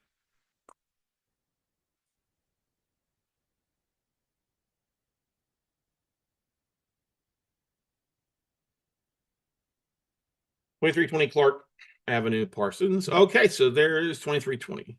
Let's see here. 2320, that's the house. This is from December of 2022. So it's a couple years old, but look at this one. It's not. It's pretty similar little cookie cutter house. Looks like it's got a little building in the back. Yeah, right, some cars in the back there. All right, that's not a bad looking little house. Let's go and see what the value says. What they say roughly value. So Zillow gives it a value. They say 35. Oh, this is a photo. We'll see. That's original photo. They say it's worth 35 from a couple years ago. Yeah, see, 2040. But what's great is you can see some of the interior photos. Now, somebody's been living in this for a while. This is probably the original. Yeah, it's probably the original listing. 2-bedroom, 1-bath, 925 square feet. Let's go back to the spreadsheet.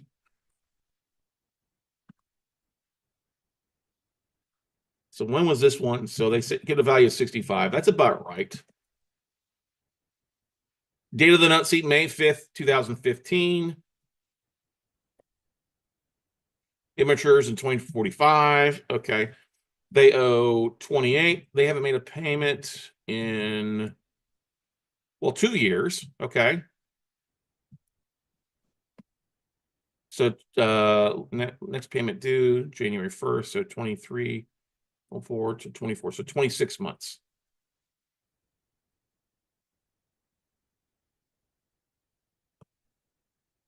And their P&I payment is 261. So times 26. So they're about 7 grand behind in their back payments. So the current balance is 25, figured 35 is the payoff. So if you figured, since it's like a smaller balance, 35, 60. So you'd offer 55%. We'll just say 50% as well. We put 50% up here. C. B. So you're paying 14 on that. Okay. Now, if you got the borrower back on track, let's put a number in there.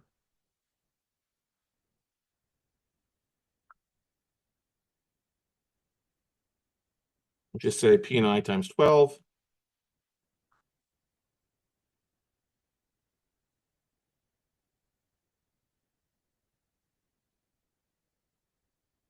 This is going to be, let's just going to go do the whole thing across the board. So we'll take the P&I payment times 12 months. So that will cover that all the way down. Now this one down here, they only owe, the current balance is only $12.97. Okay. This is where it's worth about 150. And they're paying on time. Right. There's 14 months left. I wouldn't necessarily waste my time. I mean, you could just say 50 cents on the dollar. And you'd make some money on that, obviously, if there's a year left of making payments. I would almost put this one in a lighter red, and it's not really worth pursuing. I just tell my investors, just keep that one.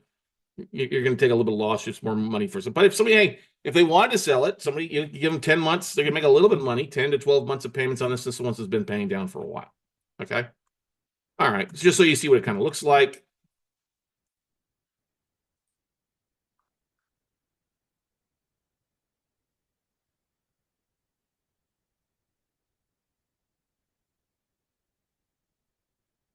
Yeah, this is October 2022. So it's somebody's got a lot of pride of ownership out there selling lawnmowers, it looks like, right? I remember actually going through the due diligence of this one when they were buying this one because I remember the lawnmowers. Okay. So, all right. So that's, it's valued at this guy's probably going to pay off last year. It is valued at 1,176 square foot. It's a 3.1C, 112, it says. This is his estimate on it. Okay. What we do? Let's go look at the rest of these things now. Okay. Now, the rest of these, we look at the remaining payments on these, because that's obviously you want to get a pretty good return. Where is the remaining payments column? Here we go. 75, 26, 78, 87, 108, 71, 87, 30. Here's another one that's kind of low. It matures in, she took it out 2018.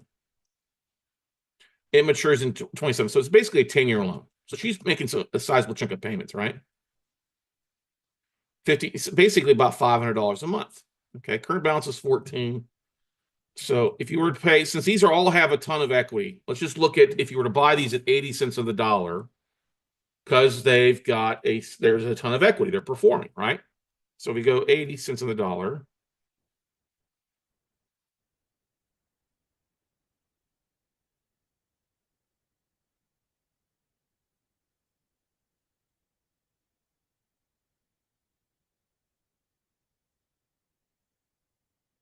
There you go. All right, 80 cents a dollar. And if we figure in 12-month cash flow, sorry, not ROI, cash flow. And now we go in here, figure in gross 12-month ROI. So if you take the cash flow divided by your purchase price for those, that's about a 58% ROI in that one. That's buying at 80 cents on the dollar. Okay, because it's a low balance. It's at 12 grand. They're performing, right? You're gonna get cash flow. They're making $497 a month. P&I payment to you, that's gonna be a pretty good return. Current balance is 12 grand. That's not so bad. That could be a pretty good day, right? Let's drag this down and look at the one here in Peru.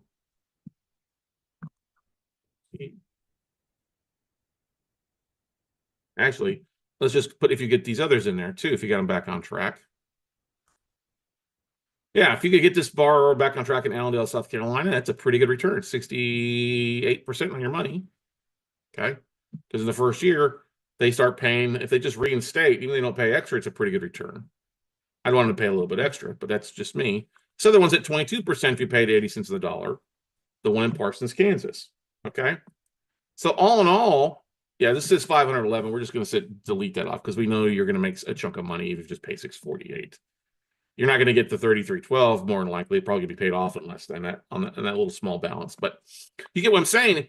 The only one that isn't a really great return is this one down here at 13%. This is the one in Toledo, Ohio. 96 months left. They have, it's performing. They're making a $500 a month payment. Their interest rate on this at 9. Oh, okay. That's actually, let's look down at the Grand Rapids at 5.13. Oh, yeah, that's at 10%. That's a little cheaper one. All right, so let's look at this one here.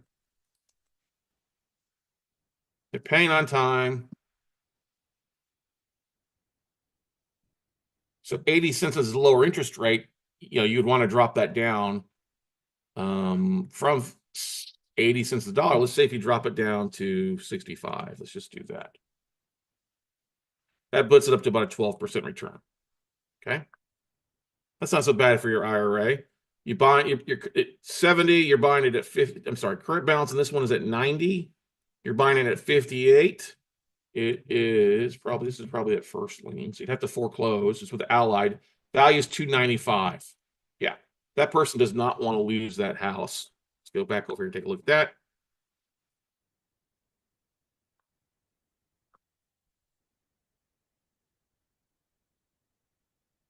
Redfin, basically it's a 1.5 bathrooms, so about 1,400 square foot house. Let's just see what it looks like here. 1120 Benjamin. Always the one behind the tree. Now, this is an older photo. It's not, oh, it's okay. That's a current photo, February 2022.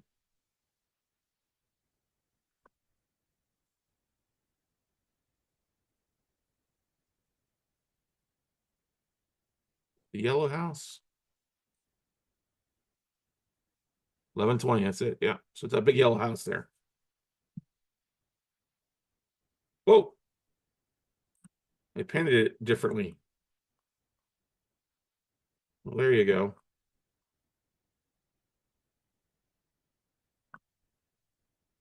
Yep, 1120.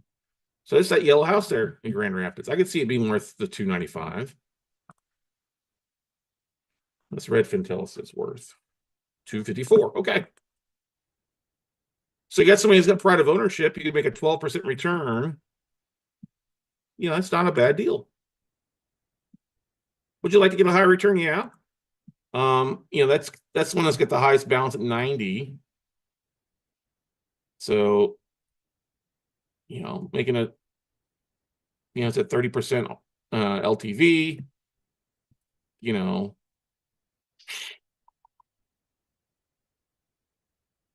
you make a 12% return on that one. That's not so bad.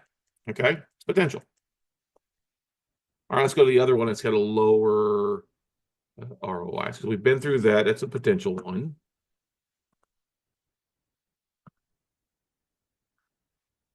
%13. All right, so this one, they have a balance of 46,000 on it. Let's see, one Toledo.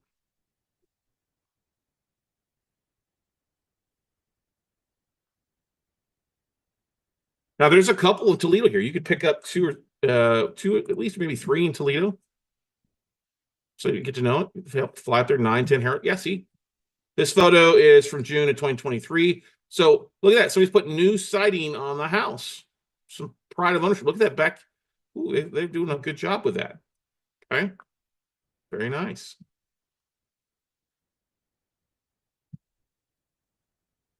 Price unknown. All right.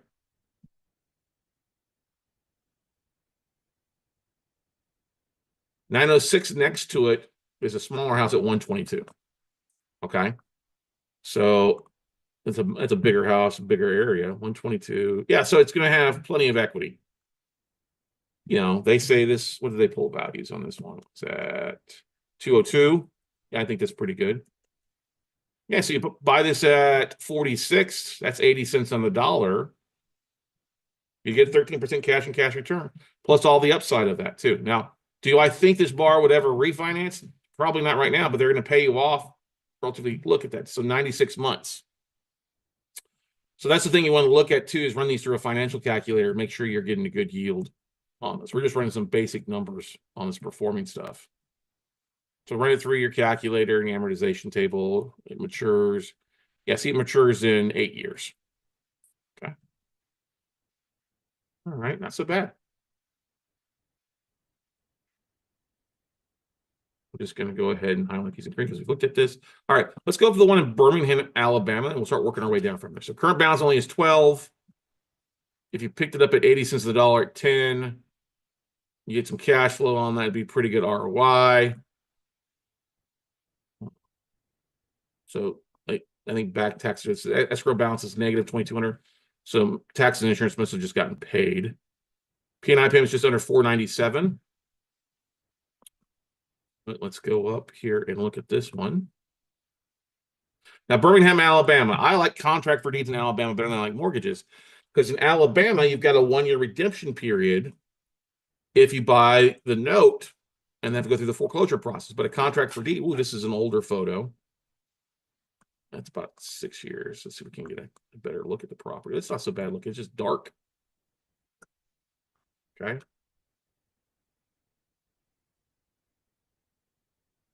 1,335 square foot. This is worth 86. Okay. We send it. I send somebody drive by to make sure it's there. But they don't look too bad. So let's go back to our spreadsheet. All right, we'll highlight that in green. That would be a pretty good deal. You got 6 years of payments coming. You might drop it down a little bit, maybe not 80 cents a dollar, but if you drop it down, let's just say 65. Paid 83 for it. It's worth 12 and some change. Okay. Yeah. You'll make some money on it. Your return goes up a little bit. All right, let's look at the next one. This one is in 555 Tyler Avenue in Peru, Indiana. Current balance is 9. You know, they owe not much. I mean, they only owe 9. Value is 96.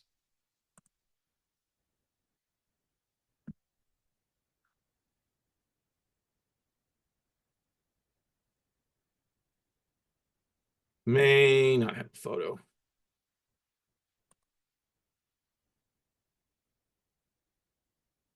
So if I remember correctly, it's a nice looking property.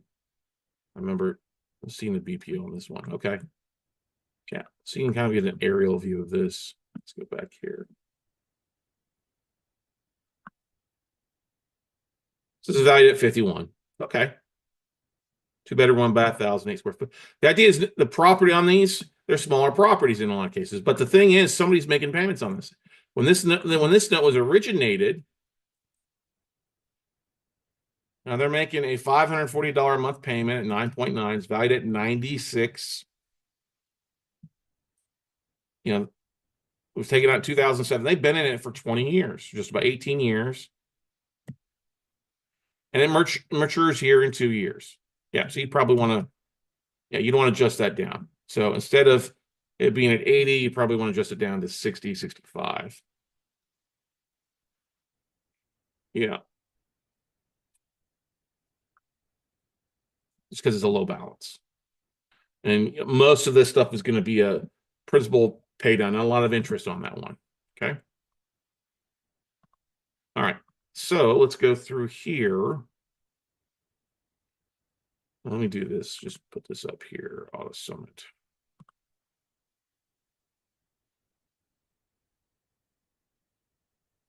Let's look at Caldwell, Missouri. Balance is only 16.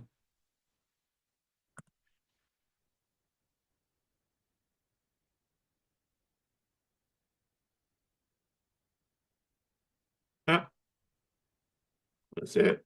This is a photo from about 10 years ago. Got their chicken coop, their kids, got some definitely emotional equity in this property. Probably worked not too far from there.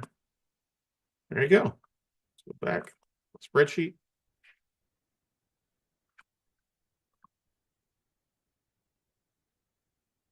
$16. Was it? When is the mature of this one? Matures in 2031, so in 6 years. 6.5 years. Yeah. They're paying on time.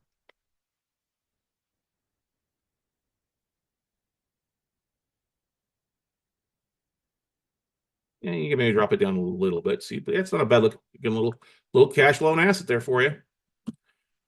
East Moline, Illinois. Date of 2012. They only owe 15.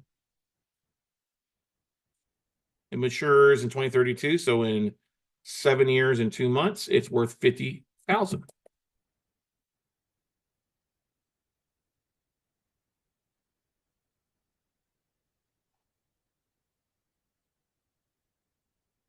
Oh, right. This one here. Yeah, see, not the biggest of properties. This is from May of 2023, but somebody's living in it. At the garage. Yeah. Maybe a boat.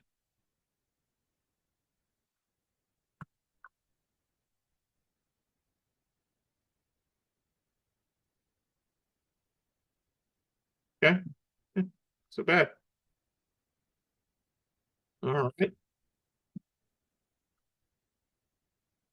Same thing. It's not a bad yield on that one. That one, if you bought it at the 80 cents, you'd see, yeah, a pretty good ROI at 46. We've already talked about the Allendale, South Carolina, was that brown home. Let's look at Detroit.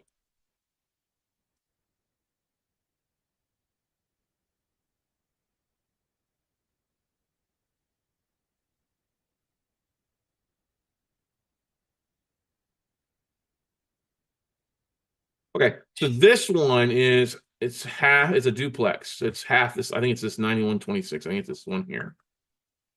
I don't think it's this one. This is from 6 years ago, anyway.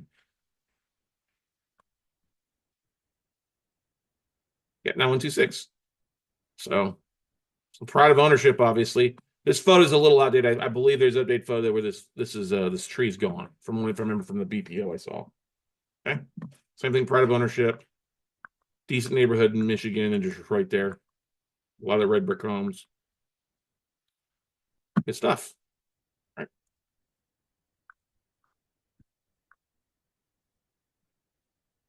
Same thing. That's got 108 months remaining. They owe 43. If you pick it up for 36, it's a 21% cash and cash return. It matures in 2033. So you got 8 more years of that one. Okay. Not bad. Let's go to Gary, Indiana.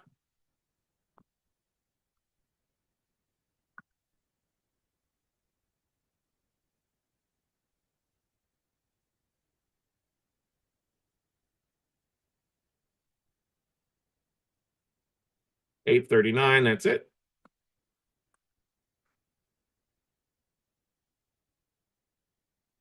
Nothing too flashy about that. What did they give us a value on that one? At 1147 square foot. It was worth 40. Well, that's what they say. It's worth 40. Let's go back here.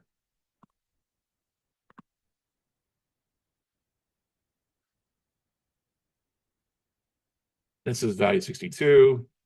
P9 payment is $297 a month. Current balance is only owes 18. You're at 30 cents on the dollar. Yeah, it's a 24% cash and cash. All right. Using your own funds.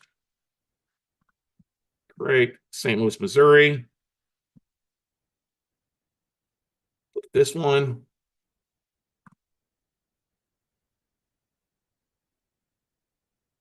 We got some interior photos, which is always nice. Worth 68. Somebody's done a lot of work to rehab this property. 3-bedroom, 1-bath, 1,000 square foot.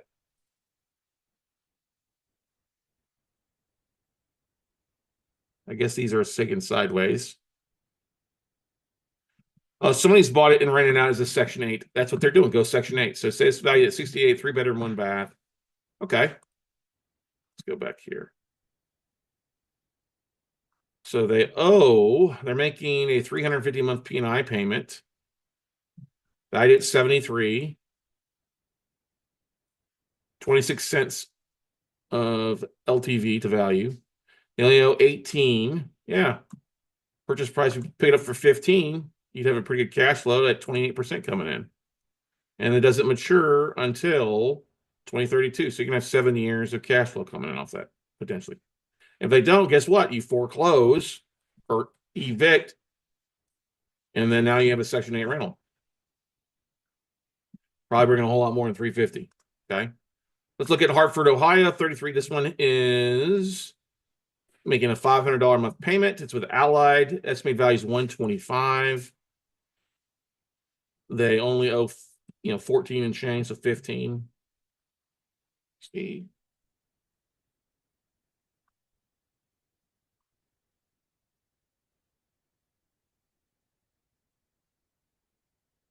It says this is the house. Oh, yeah, I think I remember this house. Yeah, it's a pretty good size house. There's 9 photos of it.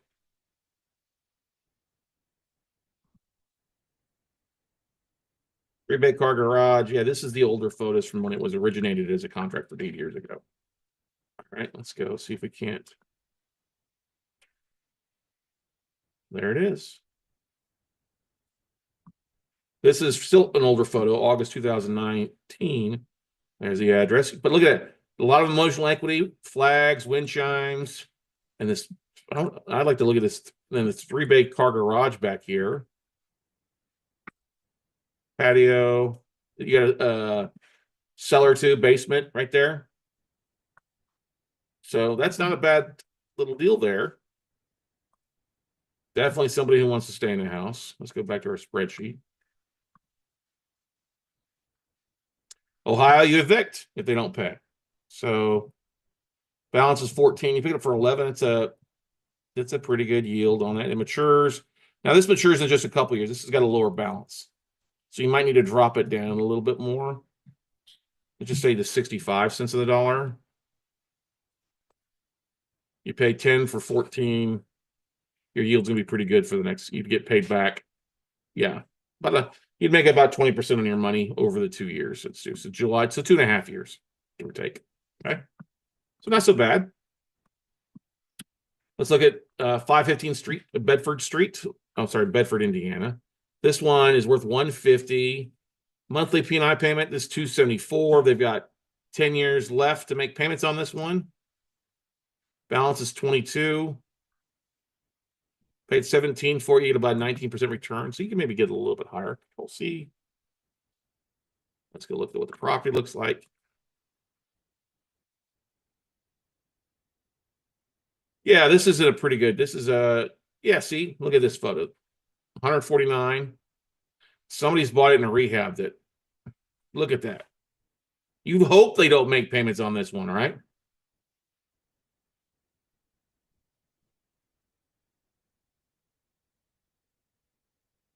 Yeah, see, that's such a, that's, wow, that's nice looking. So that one, I mean, a lot of pride of ownership. It's a 2-bedroom, 1.5 bath, 8,000 square foot, built in 24, but obviously been rehabbed in a lot of emotional equity. Look at that thing. I mean, it's landscaping. What is that? A ham radio operator tower on the side of the house there. It's got obviously a rehab basement. Let's see if we can see what the basement looks like in here. Upstairs, upstairs, upstairs. Ooh, look at that old wood. Look at that. That's really nice.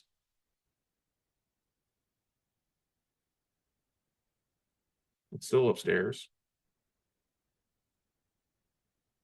That's the back, enclosed back. Oh, there we go. So there's the, well, this is a couple years old, so you got to see, you could basically finish this out. I mean, you don't own the property. I'm sorry. You're the bank. You're not going to finish that out. Somebody else is, right? That's a good looking property. I mean, I really like that one. 550 Bedford, Indiana. If they don't play ball, okay, you evict and take the property back. 12 months cash flow. So it's at 19%. Maybe you drop, I mean, you could maybe get it. So let's drop that down, just say 65. So you're seeing a 20% return. Yeah.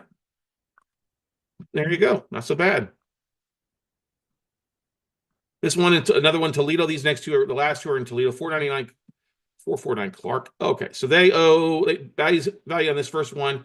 Oh, it's the same investor on both of these. Okay, so 77 and 57, same borrower. They owe 34, 35 on one and 33 on the other one. That's a 16. If you're buying 80 cents on the dollar, you're getting a 16 to 15% return. Let's just change both of those. Just see. We get 65.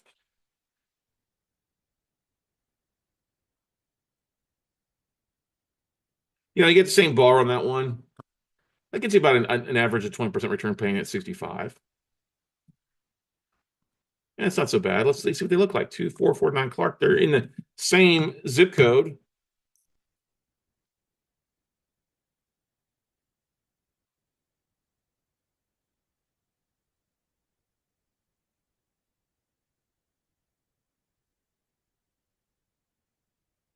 Okay. This is a duplex, so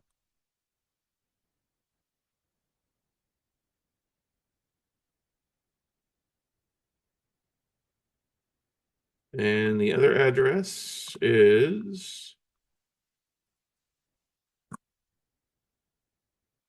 Park Street.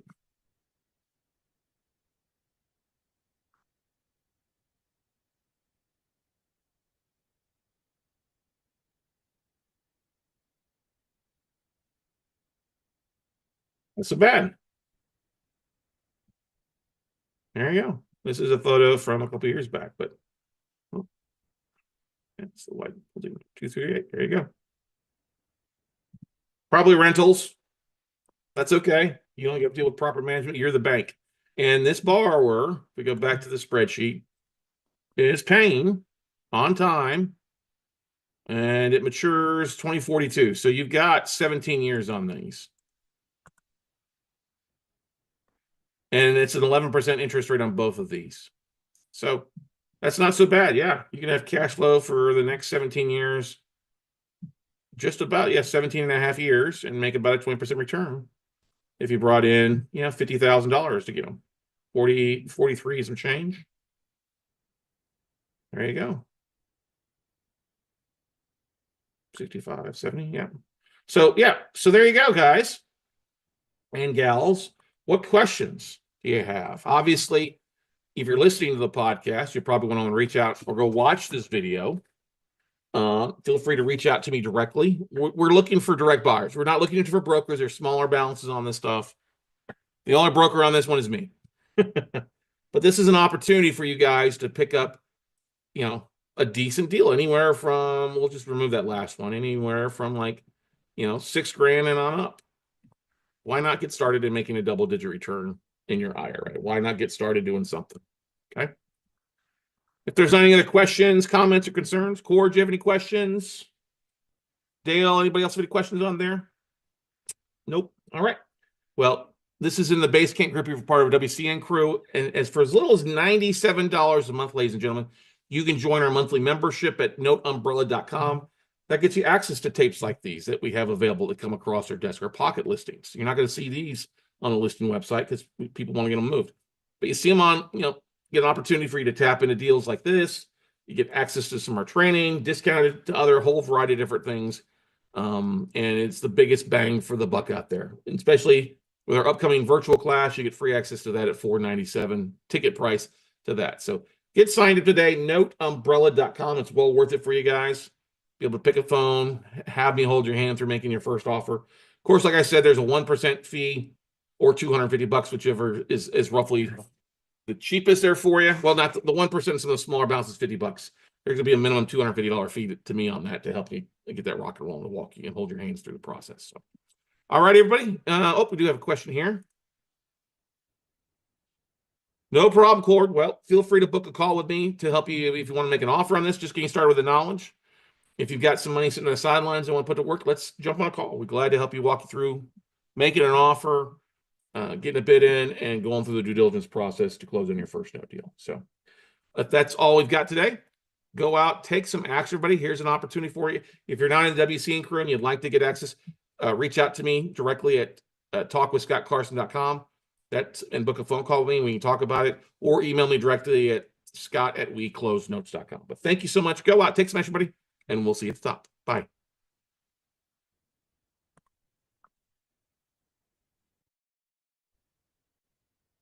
Hey, real estate investors. So you want to dive into the world of note investing, but don't currently have the funds to sign up for an expensive class or a workshop or one-on-one coaching. Well, then you definitely want to check out the biggest bang for your buck in the note world, and that's our WCN membership. It get you an all-you-can-learn access to our class workshop replays, tapes, weekly coaching calls.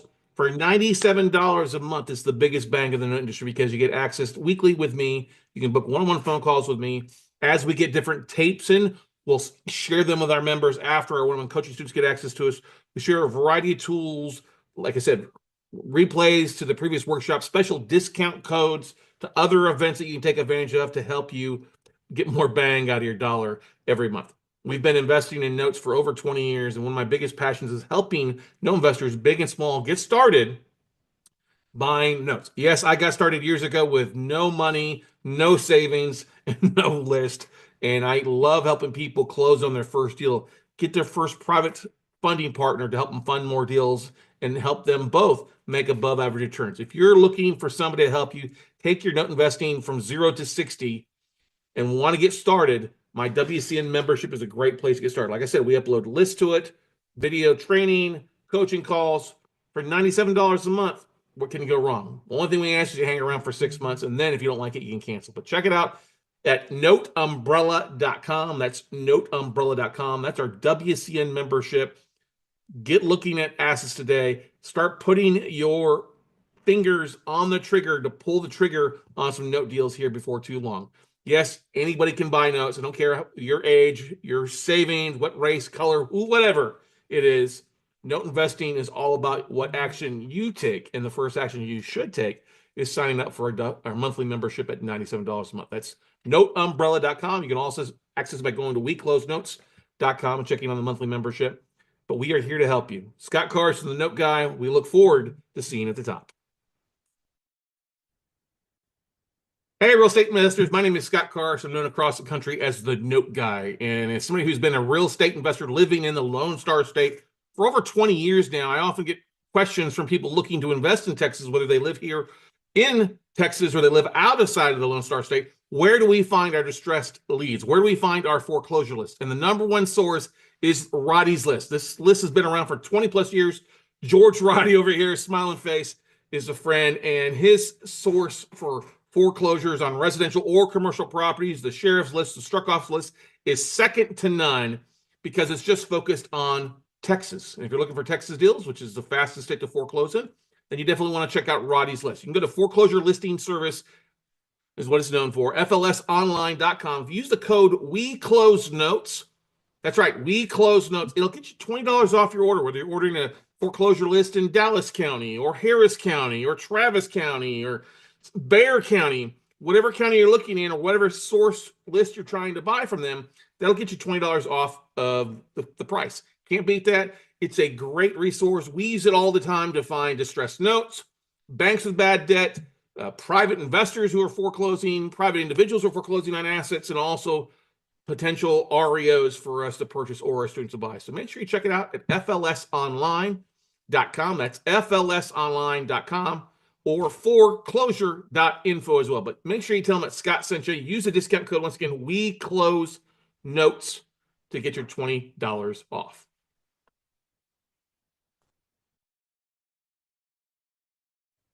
Good morning, good afternoon, and good evening, everybody. Hey, welcome to this episode of the Note Close Show. As always, Scott Carson, excited to be here today. Today, I want to go through another deal or dud case study, all right? And it is Friday as I'm recording this, and it's been a very good week. I'm just going to tell you, even with the shortened week that we had, it's been a great week. We've gotten offers in on some tapes. We've got tapes sent to us. Like in literally the last 24 hours, I got in a list of 58 early buyouts, non-performing notes, some DSCR stuff that we're looking at making some bids on. I got in a tape of, was it 57, 58, also reverse mortgages, HECM loans that we can make offers on with 18 of them in Texas. So already got bids out on about $3 million worth of notes this Friday morning. So most people are like, hey, I'm going to take the rest of the day off and go have happy hour day. We'll be doing that tonight. But anyway, I want to go through because, as always, we're talking with coaching students. We got a couple new coaching students, and somebody asked me about this note that's on paper crap. And I was like, well, let me take a look at it. And it looks like the numbers look like it's pretty good. But this is the thing that drives me bonkers about these different listing websites. Now, some have been good about updating things. Like, I'm not going to give you any names, but some are just horrible, all right? Their listings actually contradict each other. And this is the thing that aggravates me, because there are little tricks that some of these people are doing to say it's a new listing when it's been around for 5 months, and it's aggravating. So let's dive into this. Now, this list I get in, I'm looking at one like, okay, I see a guy's name and I know the guy, ex-coaching student of ours, just hosting events, stuff like that. And I'm like, okay, let me look at it. Oh, what's he got? Oh, he got one in Kentucky. First of all, I don't buy notes in Kentucky for the most part because they're usually too rural. All right. Secondly, you usually have to have some sort of bond, whether you're a personal buyer or an institutional buyer, to hold notes in Kentucky. And he's got this license. That's completely fine. He wants to do that, completely fine. But as I always say, don't buy a note you don't want to end up owning. Now, how many of you want to own a note in Kentucky? Raise your hand, you may not know. But here's the thing that violates the first rule. Don't buy a note on something you don't want to open. Now, first and foremost, when you Google the address, you can't find a picture of the property. The only thing you can see is an aerial view. And on PaperStack, all you see is the aerial view, what looks like a single family home. Okay. But it's in a city. Get this. No, I'm not going to even give it. It is not even a city. It's not in a village. It could be a little village, I guess you could say. It is a small town of a small town. 549 population. And so it literally, let me share this with you because I had to pull it up to take a look at it for myself. When I typed in how many people live in McDowell, Kentucky, that's where it's at. There is a big 549 as of 2023, and you can see that's going down. Now, in 2014, it was bustling at 952. So this is a city that has lost roughly about half of its population in the last 9 years. Okay, so that's not exciting. If you look at the map, here's what it looks like: 9693 Kentucky Road. And if you'll see where the hell is McDowell at? That's the thing. Like, where the heck is McDowell, Kentucky at? I'm like, I have no idea. I've never heard it. And that's the thing. Everybody know you don't. So it's somewhere, as you can see, it's way the heck in it. Like, I don't see a big city yet. All right. So if it gives you a bit of an idea, it is out in the middle of nowhere. Okay. Out in the middle of nowhere. Now, okay, it's out in the middle of nowhere. It's a rural note. As we squeeze in and look at the aerial, this is all that you get aerial-wise of it. And we can do a layer. We do a layer approach to it and see what pops up. So that's what we see. That's what we see. It's a single-family home in a neighborhood, really not a neighborhood, just off the main highway there, right next to a convenience store, Hunt Brothers Pizza, McDowell Stop. You're right by the bustling McDowell Stop and Shop. Okay, right next to it. Yeah. Okay. But the thing that's contradictory, and let me go into this, is literally the listing is okay, performing first, 37.4 UPB, okay, on paid principal balance, okay, at 9.9% interest. And he wants $50,000 for the list price. And I was like, what? You want over UPB for this? Supposedly it's a performing note, right? They say performing first. Well, as I'm going down, okay, it's a first position. They say performing, some mortgage, not contract for DD, and then some legal status in foreclosure. What? What does that mean? It's a performing note that's in foreclosure? How does that work? Okay. And this is the most aggravating thing because it says it's only updated like 2 weeks ago, 14 days. 14 days ago it's updated. All right. Well, if it was updated, they should have changed the status from foreclosure to, if it's performing, really to performing. Okay. So it was originated back in June 15th of 2004. So it's been around for over 20 years. Original balance is $52,500. The total payoff now, though, is $66,000. That's the total payoff. Okay. Well, UPB is 37. Total payoff is 66. They didn't pay for a while, right? So let's figure that. Let's just say, okay, they want 50 grand, $50,000 divided by 66,000. They want 76, 75.7. So we'll just round it 76 cents on the dollar for performing note. Okay, that's not so bad. Okay, if it is truly performing, but if it's a non-performing note, that's a horrible price point. It's also so freaking small at only 549 people. You should not buy this note. If it's your first note, it's way too rural. Now, well, you have to keep in mind too, let's figure out the yield because there's basically 99.3 payments remaining. Now, the loan matured. The maturity date was February of 2023. So they didn't pay for a couple of years. They're at 9.9% interest. Principal balance is $552. Escrows impounds $49.66. That means they're probably paying the fourth place insurance on this. The total monthly loan payment is $602. All right. Last payment received was September 9th. So, okay, we can say this is if they updated it 14 days ago, they should have updated it, or they paid the October. The next payment due, though, is they're a year behind. August 1st, actually more than that, August 1st of 2024. So this is a matured loan that's way upside down. Technically, not upside down. They don't give us any property values. Okay, this is the thing that frustrates me. What's the value of the property? So let's go back here and see what we can find when we search this. All right, there's not anything that pops up Zillow-wise. So let's the Zillow Route 122, single family, it says it's $1,000. Okay. This is the thing that aggravates the shit out of me because if you're not going to give any value, you're not going to give any yield on this. So if you figure, let's just take the P&I amount to keep it simple, 552.71 times 12. That's the $6,600. Divide that by $50,000. That's a 13.2% cash and cash return just based off of this. Now, the thing that you can look at here, which is aggravating, there's no valuation posted, no photos, no files uploaded to, so you can take a look. They do have the payment history, which is, and look at this, added 5 months ago. All right. The payment history was added 5 months ago. Well, this tells you, let's see here. Oh, let me pull that up there because it downloads in a spreadsheet here. Let me open it up. Let me share my screen so you guys can see it. All right. So here's the payment history. And this thing is kind of like reading Latin sometimes. Okay. So you see, they don't have this is as of May of this year. So they haven't uploaded the June, July, August, September payments to it. Okay. Or October.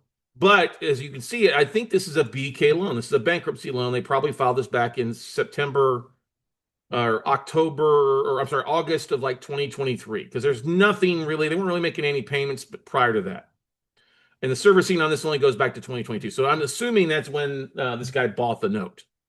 Bought as a non-performing, and maybe it's part of a pool. I would hope he wouldn't buy it, but he's been known to buy some low balance notes before when he was a coaching student of mine. And I said, don't buy it. And then we try to owner finance it, and it didn't work out very well. So, but it looks like this is a BK loan, because how do I tell that? Because when you look at the reference numbers, if it gives a BK at the very end of their loan numbers, that's usually a sign it's a BK. All right. So they've made payments, but you can see this payment made on May 7th of this year. It went to April 1st of 2024. So they're still a year behind approximately. Okay. So if it was a foreclosure, I could understand, because it looks like they've made payments for the last, let's see here, since November of 2023, roughly, give or take a little bit. Well, if they've made payments for almost 2 years now, it shouldn't be a foreclosure. It should be listed as a BK loan. All right. But that's not what it is. It's false advertising on the ad with no values. And so this is the thing that aggravates. Yes, it could be a 13% or greater yield to you. You don't know what that 50,000 offer price is off of the value of the property. You know, you don't know if it's upside down based on the value versus the legal balance and stuff like that. And it's also the number one overriding factor is this isn't such a small town. Trying to sell this at 75 cents a dollar might seem like a discounted deal. But if you really want to sell this and it's taken you 5 months to sell this thing because this stuff was uploaded 5 months ago, drop your price. Okay? Give it to somebody to get rid of it. It's performing. Yeah, give it to somebody that's going to be incentivized to buy this in a small ass town. Yes, they still got 10 years of payments or 100 payments left. Yeah, it could be decent yield and stuff like that when running an amortization table to figure it out. But this is a BK plan. So there's maybe 3 years and 3.5 years of a BK Chapter 13 payment plan left to go on. But come on, get your story right. Tell a little bit about the story. Give a valuation. It costs $80, $100 to pull a BPO to send somebody out to take a look at. Maybe, well, I take that back. On a rural asset like that, it might cost $200 to send somebody out to do that, or call a local real estate agent there in McDowell, if there is one, and say what's the value of the property. Yep. If you want to sell this and you want to make $50,000, and let's say the UPB is $37,000, and you're going to sell it for that's 12 grand, 13 grand over the UPB. Spend a little money. I understand you're paying for servicing. You're probably paying for the fourth place insurance, but that's being reimbursed back to you if it is part of that escrow impounds aspect of things. So I would highly not bid on this. Don't bid on this unless you live in Kentucky and you're fine buying a little small note way the heck out in the boondocks. Okay. Now, if he dropped it to 25, would I buy it? No, I still won't buy it. It's too small. I don't violate my number one rule. Don't buy a note on a property you don't want to end up owning. I don't want to end up owning a property way out in the middle of Kentucky. Now, are they likely to fall through? They file bankruptcy. They're making payments for you. Good for that borrower. I still don't want to own it. Still don't want to own it. And that's the number one thing. Could this be a decent yield at 13? Okay, yeah, 13. But that's not desirable. You can get 13% yield or 16% yield or greater looking at other stuff from other sellers. And so this, for me, is not a deal. It is a dud. And keep that in mind, ladies and gentlemen. Don't fall victim to somebody selling you a note that you shouldn't be buying. I mean, I'm not surprised. I've seen this guy who brought on a business partner who wanted to buy a note, and he sold her a non-performing note in New York State. That tells you all you need to know. That's not a friend. That doesn't make sense to do. If you're going to say, oh, yeah, I'm going to sell you your first note, I'm going to give you, guess what, New York State to buy a note in. That's the worst thing you could possibly do. So don't fall prey to these types of deals. Yes, it could be good, but when you have a lot of information missing or stuff's not updated, that tells you a lot. That tells you a lot. So don't buy shit like this. There's better deals to go out there. We're seeing stuff coming in. If you will just market and get out and talk to asset managers and rely on LinkedIn or email blasts or just go to mortgage banking associations or looking at who's speaking and stuff, you will find deals. You just got to get outside and not be lazy enough. Just like, let me log into one website that only has like 100 to 200 notes any given time. So go out, take some action, everybody. Avoid the duds. Look for real deals that make real sense and real numbers that aren't going to be a pain in the ass at some point. So go out, take some action, everybody, and we'll see you at the top. Bye. Hey, real estate investors, this is Scott Carson. I'm known across the country as a note guy. For the past 20 years, I've been buying distressed assets, primarily non-performing notes on residential commercial properties. And if you've ever wanted to learn how to dive in to start buying non-performing notes from banks, hedge funds, or other investors like yourself, then there's no greater place than to get the nuts and bolts, the A to Z, the 1 through 99 place to get started is our virtual note buying workshop. We've been teaching this class since 2010 on how to find, fund, flip non-performing notes, how to get banks to call you with deals that you can cherry pick. And no, you don't need millions. No, you don't need a lot of experience to start looking at non-performing notes. We get lists of notes from banks, hedge funds on a regular basis, not one or two or three or four, but hundreds of deals that we can evaluate and cherry pick.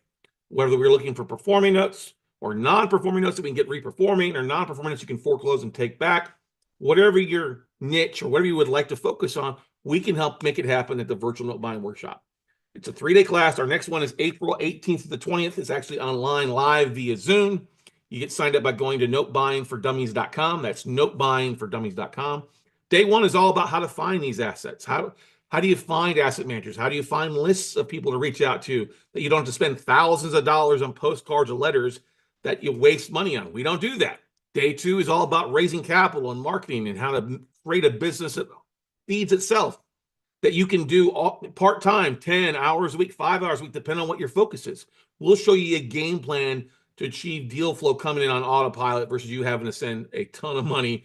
And also, we'll show you how to raise capital like nobody else does. And then day three is all about the flip. How do we structure deals? How do we evaluate a tape to find the deals from the duds? All right. We'll show you what vendors to use. We'll give you a 200+ page manual, contracts, sample forms, all the stuff that you need to be a lean, mean note buying machine when you get wrapped up. Now, yes, this is live April 18th through the 20th online via Zoom. Get signed up today. We'll send you the replays of the previous online workshop so you can start learning, start evaluating material, and get rock and rolling. And if for some reason you don't like our class, we have 100% money back guarantee involved with it. If at the end of the first day you don't like what we talk about, you don't think it's impactful, just let me know. We'll refund back your tuition, no questions asked. We don't want your money. We want you to become a note buyer. We want you to become a lien lord. All right. Like I said, if you're tired of dealing with toilets, tanks, and trash outs, you don't want to deal with renters, then becoming a note investor is the path for you. Everybody evolves into a note investor at some point, but there are plenty of opportunities out there. There are millions of non-performing notes that you can cherry pick. No, it's not all junk. It can be small value all the way up to $1 million homes or $1 million apartments for you. So much opportunity is taking place right now in the chaotic market that we see. And who's going to come out on top? Note investors will. So take the time, get signed up today, April 18th to 20th. Go to notebuyingfordummies.com or go to our website, weclosenotes.com, and sign up for the virtual workshop there. As always, get signed up today. We run discounts all the time. The cost of tuition is you plus your partner or spouse. So get signed up today at notebuyingfordummies.com, and we'll see you at the top.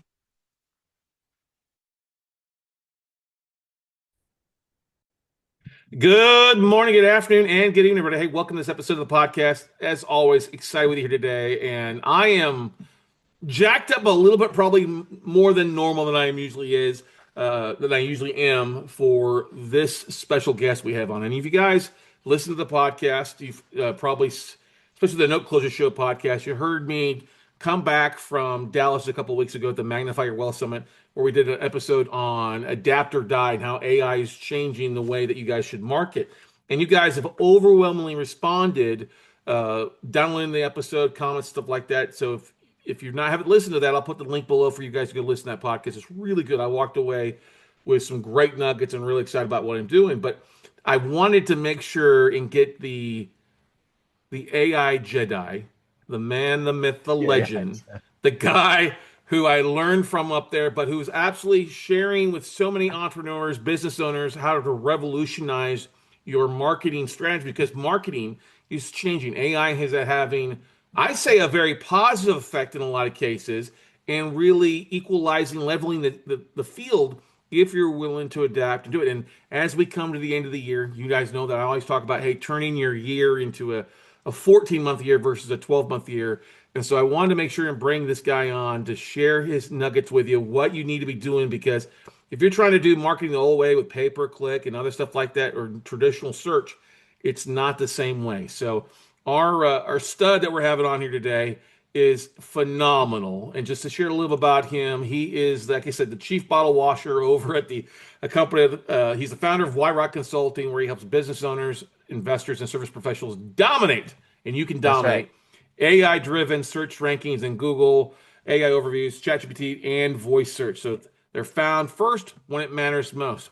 With over 5,000 entrepreneurs coached and more than 94 million, probably close to $100 million in client revenue, his work bridges traditional SEO, AI visibility, and real world results. So let's get you some good real world results in the new year. And we've got, like I said, the man, the myth, the legend, Mr. Cory Long. What's up, Cory? How you doing today, buddy? Man, I'm gonna have to steal the AI Jedi. Like I've never that's the first time I've heard that one. I'm thinking, man, that's a brand right there, buddy. That is, we can jump over to HeyGen and create a couple images real fast for the Yeah. an AI and That's have you. right. I am the AI Jedi. I'm the AI Jedi. I had an employee years ago, and we were handing out business cards, and we were trying to figure out what people's roles were going to be and all that. And I said, you can make up any, like, just make up your position, whatever you want to call it. Huge Star Wars fan. And so she had some kind of Jedi marketing, something. It's like her like thing. So that's kind of funny. But yeah, man, thanks for having me on. This is so much fun. You and I were literally sitting in the audience few weeks ago. I pulled up one of our friends, his knowledge panel that we'd created for him, and boom, there's your podcast sitting up there on the screen. It's one of the main things that's showing right now for him. AI is changing the game, and as long as you're playing the game the way it's changing, dude, there's no limit to what you can do right now online. It's kind of cool. It is totally cool. I mean, I was very lucky with my marketing. I worked with a guy, Roland Frazier, for Yep. about 4 years. Roland's a very smart guy, stuff like that Yeah. back in the day, just a little bit smart.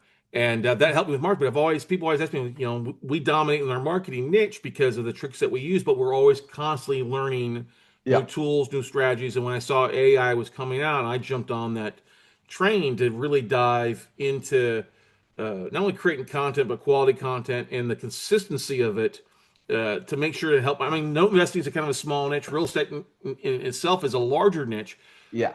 But when I see the comments and the people like, hey, man, now it's costing me like 3 times the amount for my lead gen or my pay per click, or I'm not getting any traction at all, I can't help but think that so many other people out there are struggling with it because they haven't adapted to the new norm, right? Yeah. Yeah, it's kind of crazy. We did so from that event, I had about 40-ish AI audits that I did. Out of the 40-ish AI audits that I did, probably 95% of those people still show up on Google pretty well.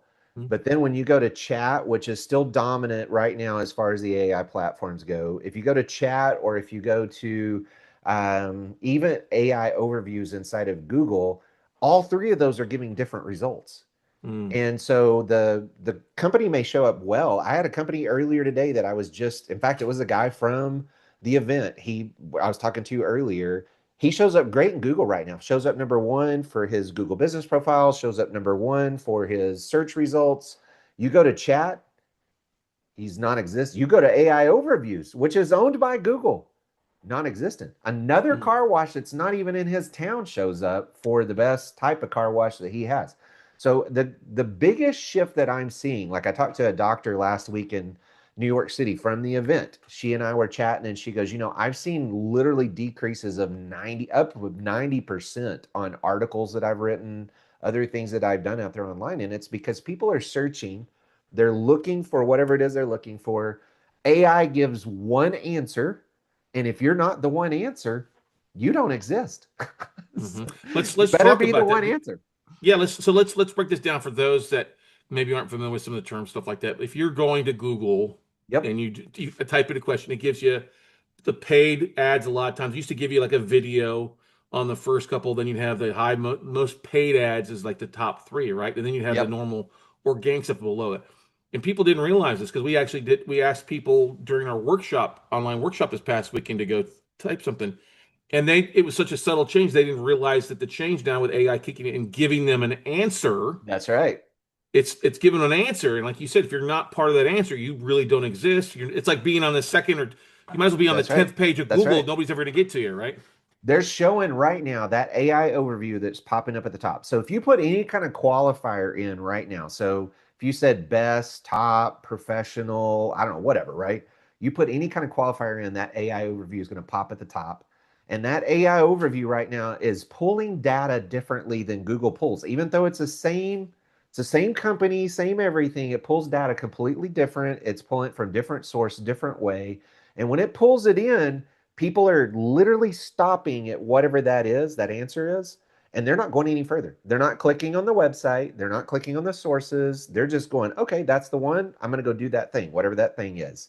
And they're showing right now that probably 65% of everyone's stopping at that answer. That means that, yeah, like in right now, AI overviews probably show up. They're estimating because there's still a lot of data issues with all this, but they're estimating right now that they're showing up at least 40% of the time across all searches. They're saying by the end of 2026, we're probably talking 70-80% of everything will be AI overviews. I think at some point when you search on Google, it's going to have an AI overview, period. That's just the way it's going to work. And then I don't know if maps are going to be a thing still or not. And then you and I talked about this the other day. Guys, ads are going to start to show up now in AI overviews and in other places that you don't necessarily expect them to show up. And they're kind of testing them kind of sneakily where they don't even show up as an ad. They're not even going to show up as sponsored anymore. And I don't know. I'm very curious to see what happens with it. But bottom line is, whether you're a brand new company, you've been around 30 years. I was working with a doc that had been around for 30 years in Oklahoma. He doesn't show up at all across chat or any of those places, shows up great in Google. 30 years. So it doesn't matter if you've been around 30 years, then been around 1 month. Literally, right now, you have an opportunity to rank inside of AI just as easily as anybody else. So I have noticed a trend over the last 3 months that when people book a spot in my calendar, like my talk with Yep. Scott Carson, when I ask, because that's one of the things, like, okay, it tells me what you want to talk about, but I ask people, so hey, how'd you come across my information? And most of the time, okay, it'll be, okay, across a YouTube channel or came across a podcast. But surprisingly enough, because I've said it to Steph here, I'm like, hey, this person said they came across AI for me. And I'm like, okay, all right. Yeah. And I would say 80% of them are on point with note investing and real estate investing. Everyone's a little bit off for the marketing side, but that's a very noticeable change Yep. in search. Now, I mean, obviously we crank out a lot of content. There's no doubt about it. But let's go to those folks. Like, what would you advise? Say that doctor around for 30 years, or somebody who's been a Yep. traditional fix and flip investor, or something like that, who's been just normal aspect of not really creating content. What's your best suggestions on what should they create or where should they start posting stuff that AI is maybe pulling some stuff as we speak now? You know what I mean? Yeah, think about going out and getting a bunch of friends to talk about you. So podcasts like what we're on right now work great. Podcasts are probably one of the most powerful things because YouTube is cited almost 30% of the time right now across all platforms. So anything that you can get on YouTube is super powerful. Every single person listening to this needs to go get a about.me page set up. It's free, doesn't cost you a dime, real easy to set up. For whatever reason, AI loves it, and it'll give you credibility. You need to have a LinkedIn page.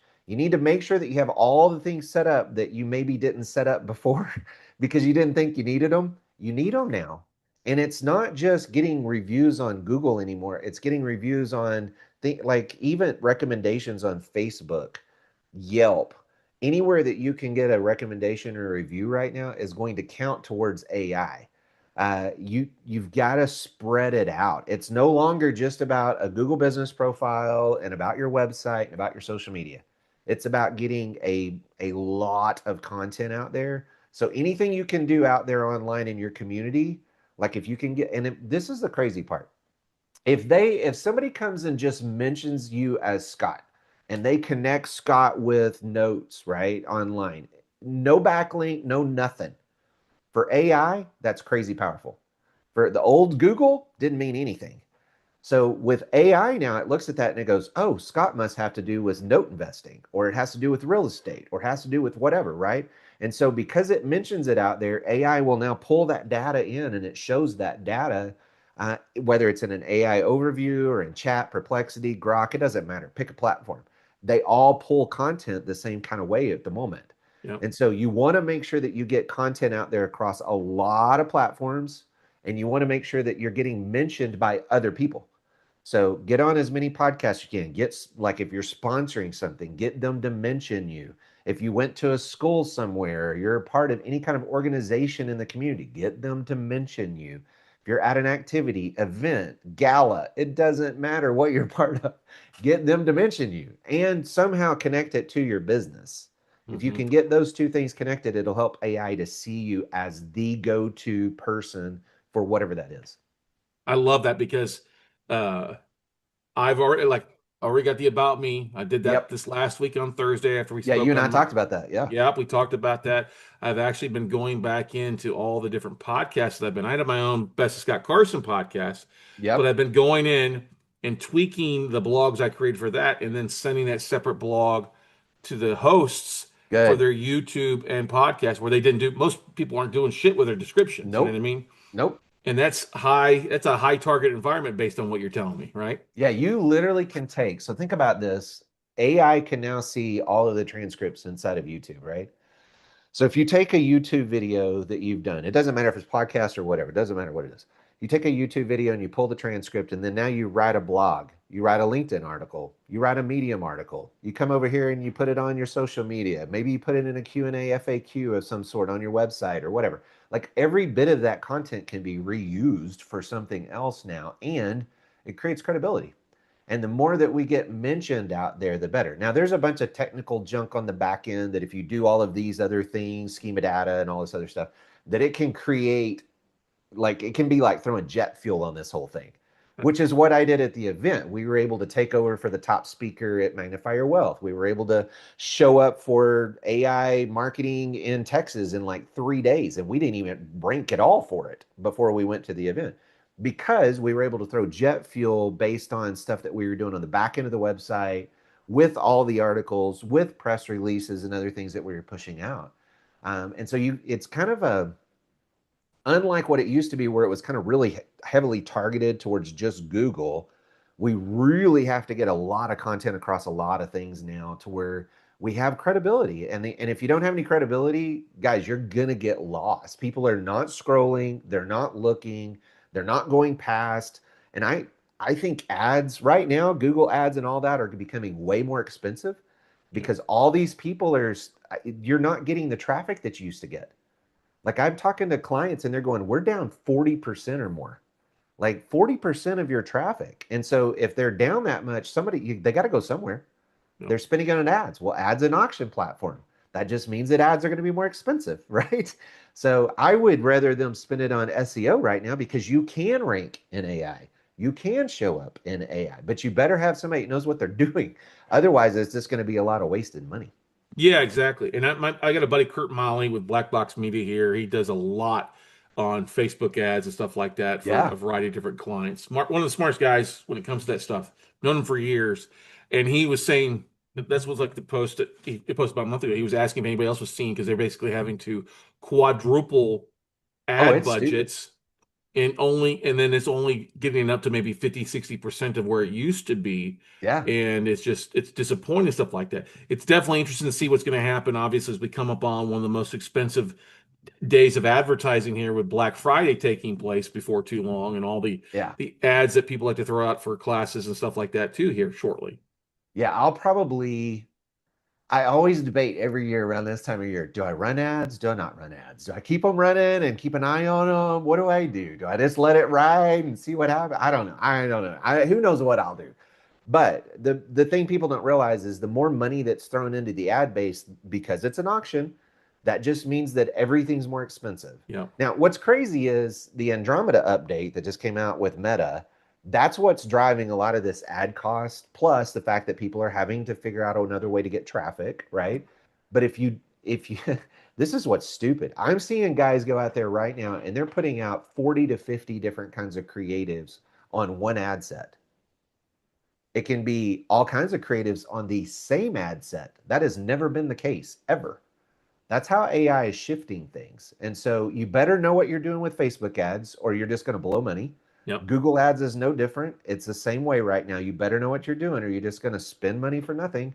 And if you're doing any kind of SEO type work, make sure you're doing like Google SEO. The old school SEO only affects Google. AI SEO, which is kind of what we were talking about at Magnify Your Well, the AI SEO will actually affect Google and AI. It's going to help both sides of that fence. But you've got to have enough, the velocity of the amount of content, the velocity of what you're putting out, there has to be enough. If you're not spending 1,500, 3,000, 5,000 a month on AI SEO, you're probably not getting anywhere.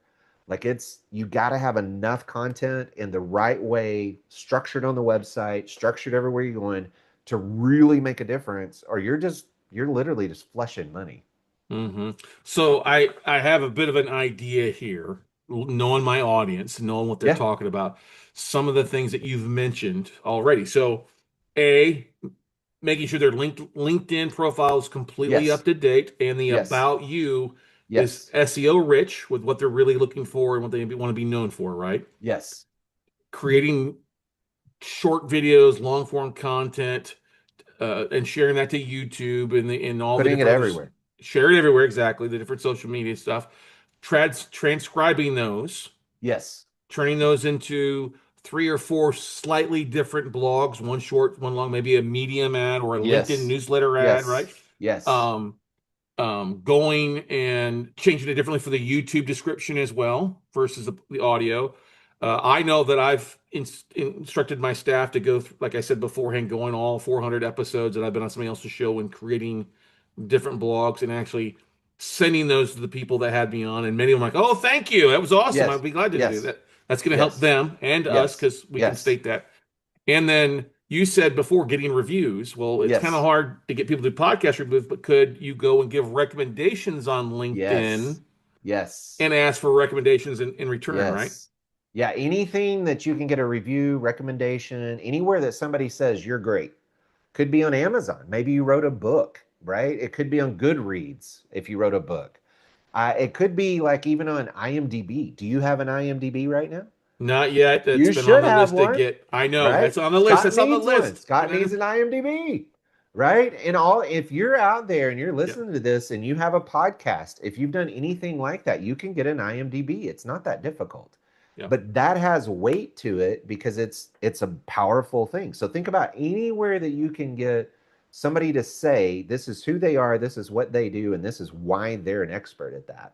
So that you can be an AI Jedi too, right? Like there's something to having powerful websites that have your content, but yes, reviews anywhere you can possibly get them. Trustpilot would be one of them I'd look at if you can get on that. Clutch is another one that you can look at, but it's way more complicated. You're gonna have to walk through some steps with Clutch. It's a little more, there's more stuff to do with it. But those are just a few things. Like you said, if you can just start with LinkedIn and start with like the things you already know, things that you already have platforms on.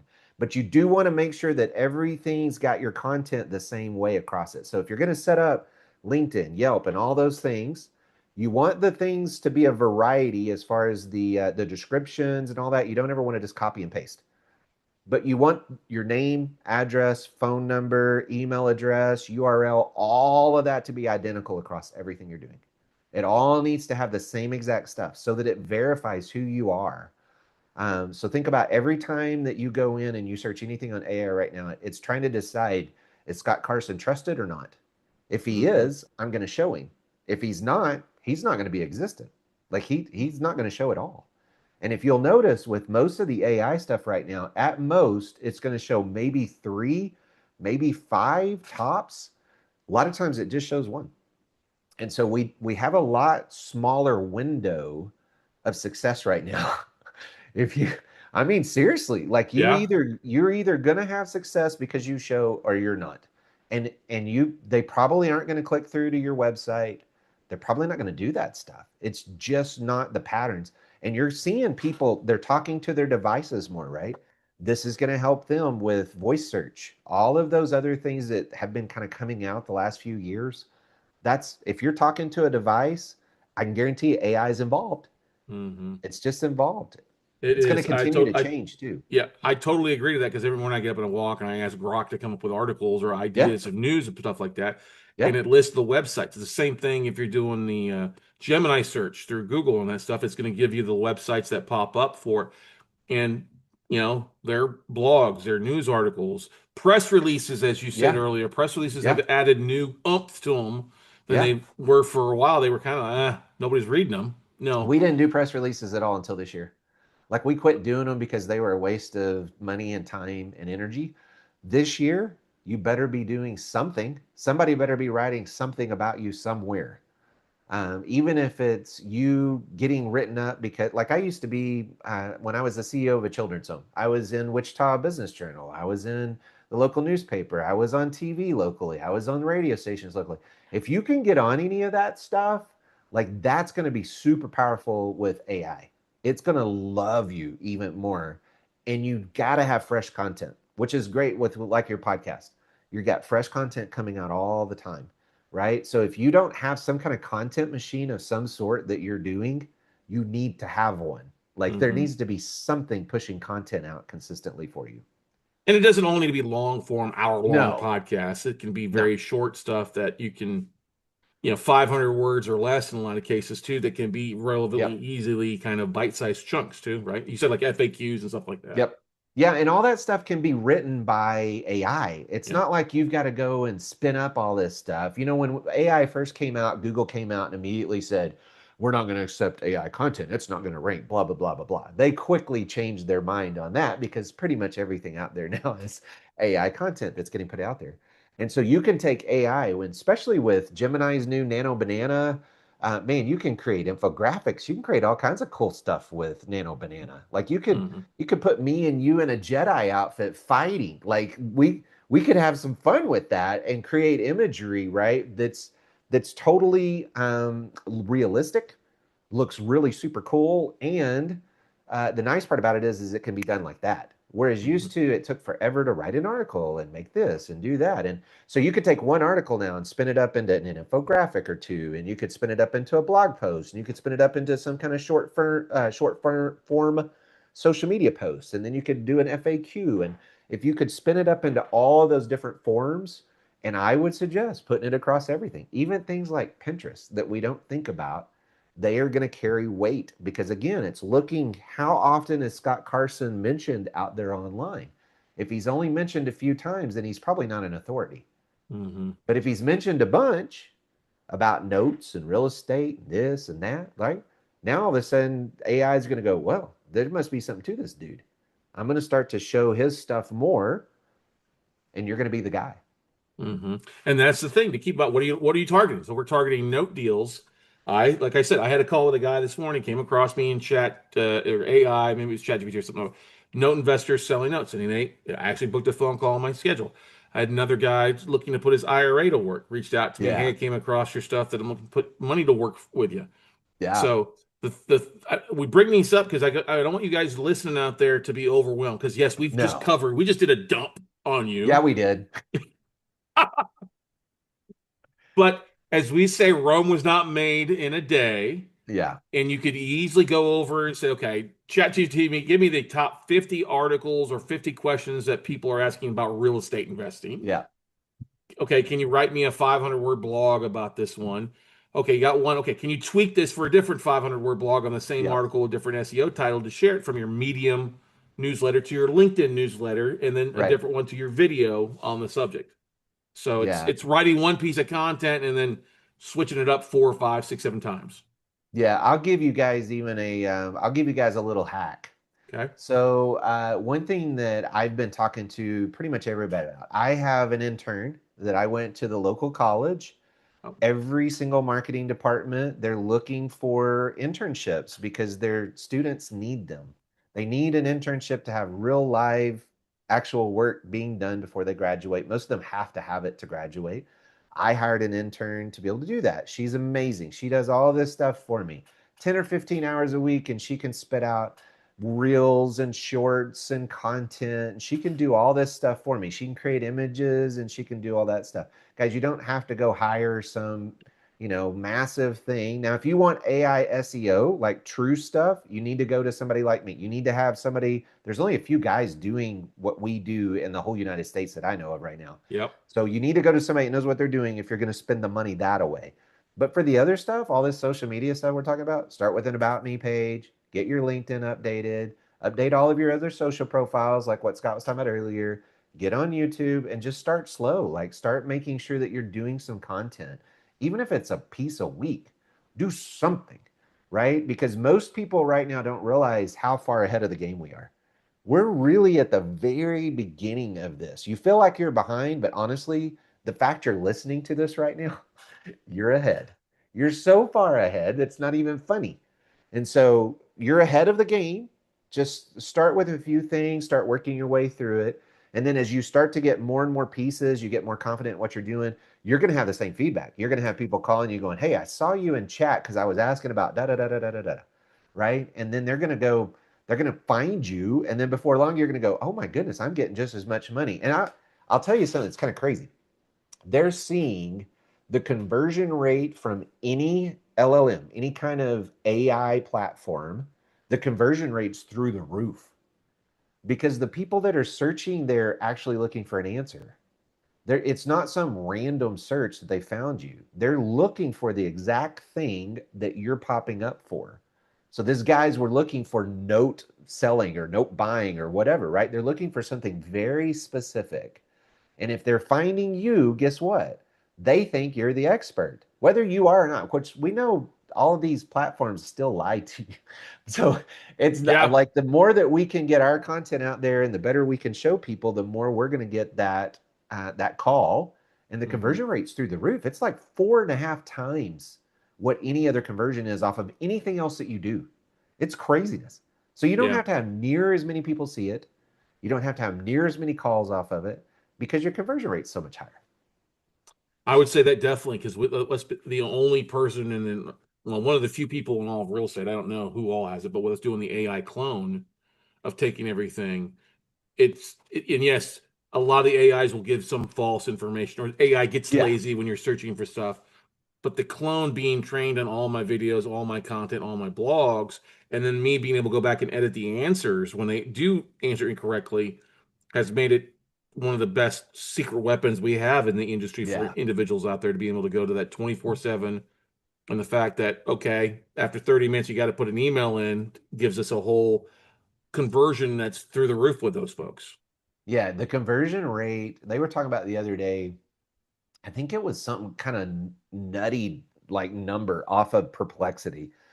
There's a very, by the way, like if you look at Google right now, Google still owns 80 something percent of the search market when it comes to regular search. Chat right now owns 80% something like that of searching inside of AI platforms. There's still a whole bunch of other platforms, Perplexity, Gemini, blah, blah, blah, right? But they were talking about Perplexity the other day, and they were talking about how when people search on there, the rate of that person actually going to buy the thing was so high. It was like if you could show on that just for the few people searching for your thing, like it's almost a guaranteed sell. It's kind of nuts the amount of just conversion off of the things that they're doing just because people are and what's funny is You don't think about this until you think about it. Right. I was talking to a guy earlier today and he said, you know what? I do that.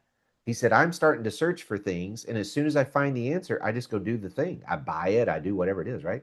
And so people don't realize like next year, PayPal is now integrated with chat. And so what's going to happen next year is you're going to be able to go, you're going to get into chat, you're going to search for something, you're going to find a product, you're going to be able to buy it, order it, ship it, do everything right through chat. You're never going to have to go out of chat to do it. Just like if you were in Amazon or anywhere else, right? And so for all of the product people out there, if you're selling a book or you're selling some kind of a training or I don't know, whatever, if you're in the real estate space and you're doing any of those things, guys, you need to be thinking about this because this could be a massive marketing opportunity for you. Because right as of this recording, Amazon has blocked pretty much all the chatbots. And so Amazon's not showing up in ChatGPT. They're saying it's like a $58 billion hole or something. It's something crazy that it's filled inside of that gap right now. So if somebody's selling something that could be sold inside of chat, they have a huge opportunity because Amazon's not even going to show. It's not even going to pop up right now. You could show up above everything.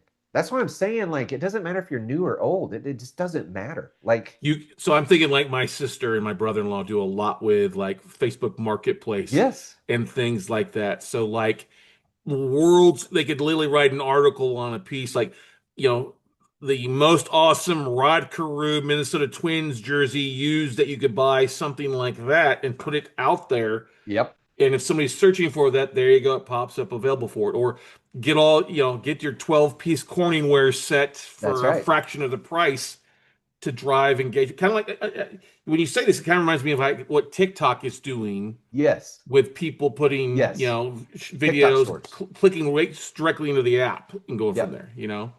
It's the same idea. And I think what you're going to see, Gary Vee's been like talking about this for a while now. He's Yep. like, look, if you really want a huge opportunity right now, go sell stuff. Like the lady that was they were talking about the lady that's in China that's showing something every like 5 seconds or whatever, and she's selling, I don't know, millions of dollars. I don't know, something crazy. And she literally just picks up something and drops it, and she picks something else up and drops it because people right now it's just the world is changing, and if you don't change with it, man, you're going to miss a huge opportunity that's out there, and it could be something simple like what you're talking about with your family. Like it could be something super simple that they're selling products or whatever, and then at some point, there's going to be a store, there's going to be all these things that are going to be integrated, and it's happening at a pace that's crazy. Like changes are happening weekly, changes are happening daily, and there's no way to keep up. So you just do your best. You keep up with as much as you can, and you're going to be way ahead of the other. If you just do what we just talked about in this podcast, if that's all you do, you're going to be so far ahead of all the other people that are out there right now that's in your industry. I don't care what industry it is. There's nobody doing this stuff. There's just not. And that's what we signed because when you look at American, Association, was it the American Marketing Association stats? 80% of sales comes after the fifth contact or stuff like Yeah. that. It's that's a multiple touch without you having to touch them. Yes. The AI and chat's doing that touch for you. But it makes me think when you were talking about, I was thinking about Pat Flynn. You know what I Yeah. mean? From Yeah. the passive income show, but how he is dominating the market when it comes to uh Pokemon. Yeah. And now he Yeah. has his whole Yeah. card party three Yeah. times a year with his episodes. Yeah. I was at a chance to go to one in Tampa a while back, and I was blown away at that. But it's the whole he's leveraged it with the ads and what he's selling Yes. and all that Yes. stuff. It just was mind blowing to think about it. I have a buddy that has a vending machine right now. He does vending machines for Pokemon. I'm like, are you kidding me? And he makes almost a full income. He does ministry work. This is just like a pay for kids and stuff and vacations. But he almost makes a full income from these vending machines for Pokemon cards. I'm like, are you kidding me? I had no idea. That would be you could do. I could see you could do like NBA, NFL, Yes. Yes. baseball, Yes. Pokemon, and have just a whole different role. Like you're going to the snack machine at a hotel, but doing it at like Disney or doing it at like Universal Studios or something like that in the hotel because Yes. the kids will spend it. I worked one summer. I worked at the Jay Novacek football camp up in Commerce where I was playing college ball at East Texas State back in the day, Yeah. and I saw kids spend more money on cards one kid go through a $700 allowance he had for the whole week, blew in like 2 days on cards Yeah. because they were available. But yeah, wow. And that's the thing, though. There's So much. unlimited opportunities with all this. And I think that's where you've got to pick a lane, right? You know, your lane is this. Yeah. Like I know right now, I'm pretty much going all in on AI as far as AI search, AI traffic. We are dominating for things right now that have to do with our clients. We're setting up knowledge panels. We're doing the whole thing, right? Because we're looking at it going, okay, we know if we establish them right now, they're going to be so far ahead of everybody else that it's going to take so long and so much effort and so much money that these people are not going to want to even try to catch up because we're just going to be that much further ahead of everybody else. And so if you know your lane, this is the time. Just get in and start to take over piece by piece by piece until you look up. Before long, you're going to be so far ahead of everybody else. And the basics are the same. We still want to do our Google stuff. We still want to do the same stuff we've done for years. And we want to do this other stuff on top of that, just to kind of supercharge everything that we're doing. Mm-hmm. I have a question I want to ask you because you wrote an article prior to Magnifier, well, prior to speaking for the first time in Dallas, and you ranked as one of the most dynamic speakers of Magnify Your Wealth, right? Yeah. So if you've spoken at other events, should you go back and create an article about why you're one of the most dynamic speakers and pick 3 or 4 other people who've spoken in the past or on the current aspect So of think things? about this. This is what I've been thinking about. Let's say you're a speaker like Amanda or one of these other speakers that were at Magnify. And these, by the way, there were people at that Magnify event that had way bigger audiences, way more pull, way more authority than I have. Like Aaron that ran the group. Yeah. The Jake dude. I mean, that guy was like a rock star. Oh yeah, the there. whole He, XRP guy. Yeah, I mean, yeah, he was he definitely had up there his with whole like entourage yeah, walking 80 in with people him. were there just because he said go. You know what I mean? Yes, yes. And so these guys were way more authority than I have, and yet we ranked as the top speaker at this event with my face, my name, my pictures all over everything. Think about how you could arbitrage every event that you go to, every activity that you're involved in, everything that you're doing in your business, in your city, especially from a local level. Guys, you could literally dominate as the fix and flip person. Like if you think about all of these TV shows and all this stuff that are going on for fix and flips and this and that and notes and selling and buying and blah, blah, blah, right? All these things that are going on, you could become the guy or gal in your area very easily right now, just with just some little AI magic, right? And that's what we did. So you could go in and take over every event, every activity, everything that you're doing. We're about to meet with, and it's kind of funny because I talk to people about this and they're always like, yeah, I want to do it. I want to do it. The KW group that's here, they're some of the top realtors in our town. And I went and spoke to them and taught them some stuff. I'm looking for speaking gigs right now. Like I'm like, please, I want to come. I want to teach this stuff. I'm going to be launching a course for it and all kinds of stuff. And they told their regional director, and the regional director is like, you need to come talk to our regional people because they know that and you see this all across real estate right now. For the most part, the amount of teaching and training is so simple. It's like, hey, here's how to write a prompt. Great. That was like 6 months ago, guys. Like how to write a prompt is, I don't even know, it's 6 months. It's all old news, man. Like this is all old stuff that people are so far advanced from that right now in the marketing world that if that's where you're at, which that's what they were teaching them at the last training that they did. I walk in the door, I show them some very basic stuff and I said, look, you could become the realtor and realtor group in all of Lubbock, and you could control everything that's on AI overviews, and Google right now. Do you want that? The answer to that is hell yeah. You know what I Yeah, mean? right? I mean, even in Austin right now, guys, it doesn't matter how big the city, small the city, it does not matter with AI. You could take over right now in your marketplace for what you do. No matter what it is that you do, you just need to have the right pieces of the puzzle in place. Mm-hmm. Yeah, it's That's kind of so cool. much. It is so cool. So I got to ask here, this is the thing. How do people get connected with you? Do you have a class on the schedule? I got a little bit of a broner. I told Megan that when I heard you get out there, I'm like, I'm pretty excited about this guy. I'm not turned on, but I am mental Oh, wise here because you're speaking the same language. But so how do yeah. folks take advantage of what you're teaching, or how do they hire you guys with Rock Consulting, or how do they get the Yeah. thing going? Yeah, you can go to yrockconsulting.com. That is just my name backwards. It's YROCconsulting.com.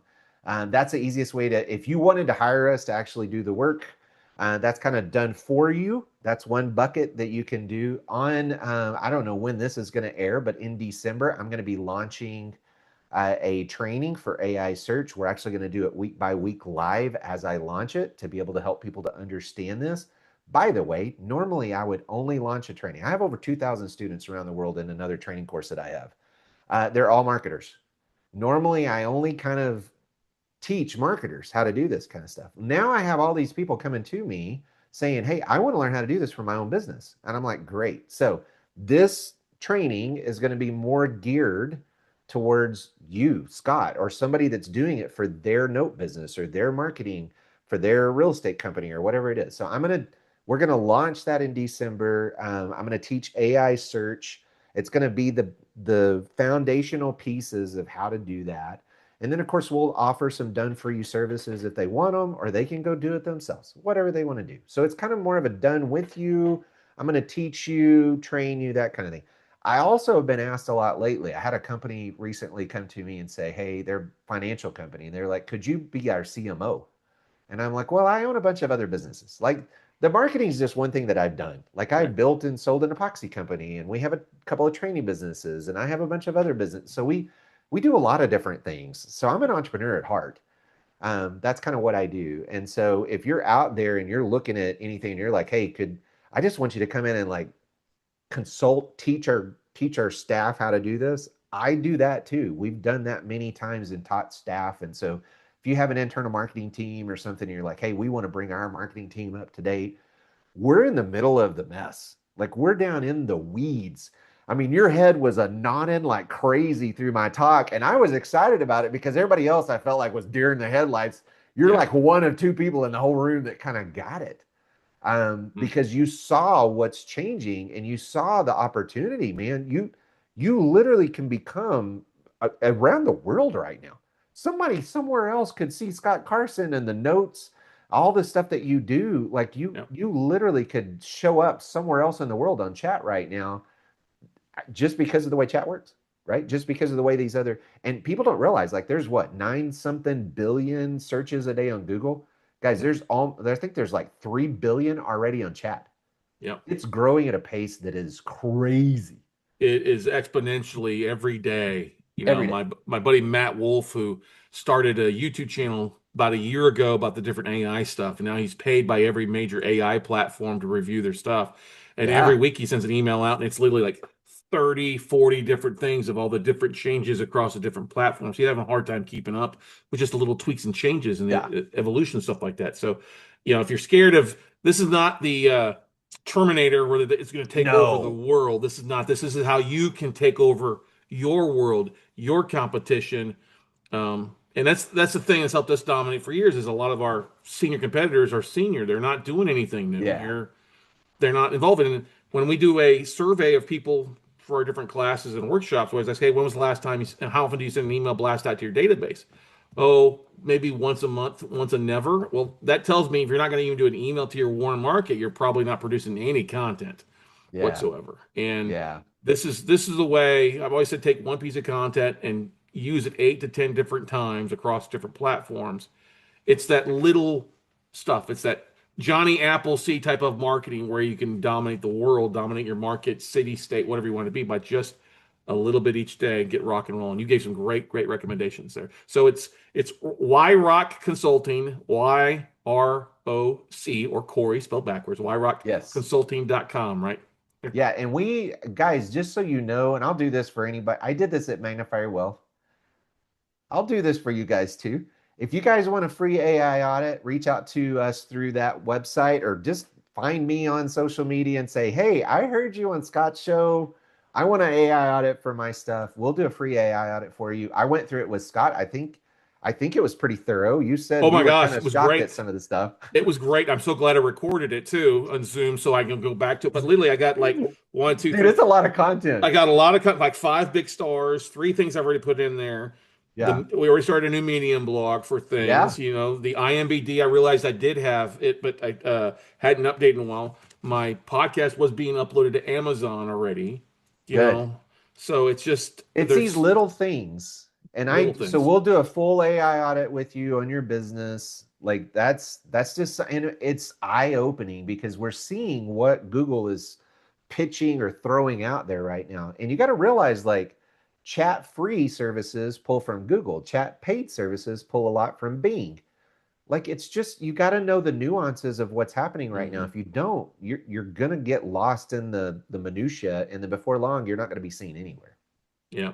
Well, let's get you seen. Let's have you become your own Jedi Master, whatever niche That's you want to do right. there for you. That's So, right. Cory, this has been phenomenal, man. Thank you so much for coming on and sharing these insights. We're going to have you back on at For another sure. point. And I already have a couple ideas, speaking gigs for you as Sign me well. up. Will do. Will do. We'll talk offline here in just a second once I finish hitting the record button here. So, guys, go out, take some, guys and gals, go out, take some action, listen to the show, reach out, get that free AI audit for you. It is so eye-opening, so valuable. Especially, I've had people say they were so scared how little they had because they weren't doing anything. And then when they realized the little things they started doing that Cory talked about, exponential growth, Yeah. exponential traffic, and that's what you're looking for. Go make your 2026 more profitable, but get ahead of the curve and do what he's doing now. So go take some action.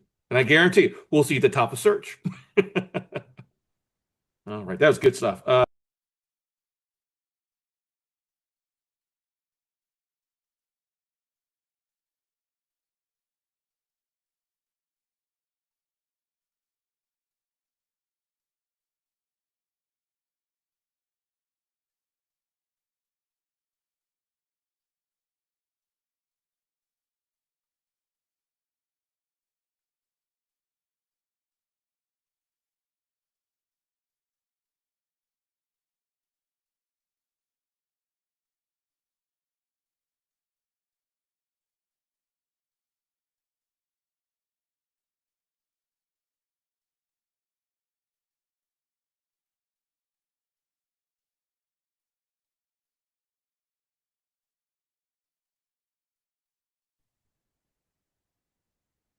Good morning, good afternoon, and good evening, everybody. Hey, welcome to this episode of the Note Closure Show. As always, excited to have you here. It is Monday, so that means it's a Money Monday. That's right. We like to go through some stuff to make you guys some money here on Mondays for you guys. Hopefully, you all had a great weekend. Things are rocking and rolling here. It's always good to start the morning off.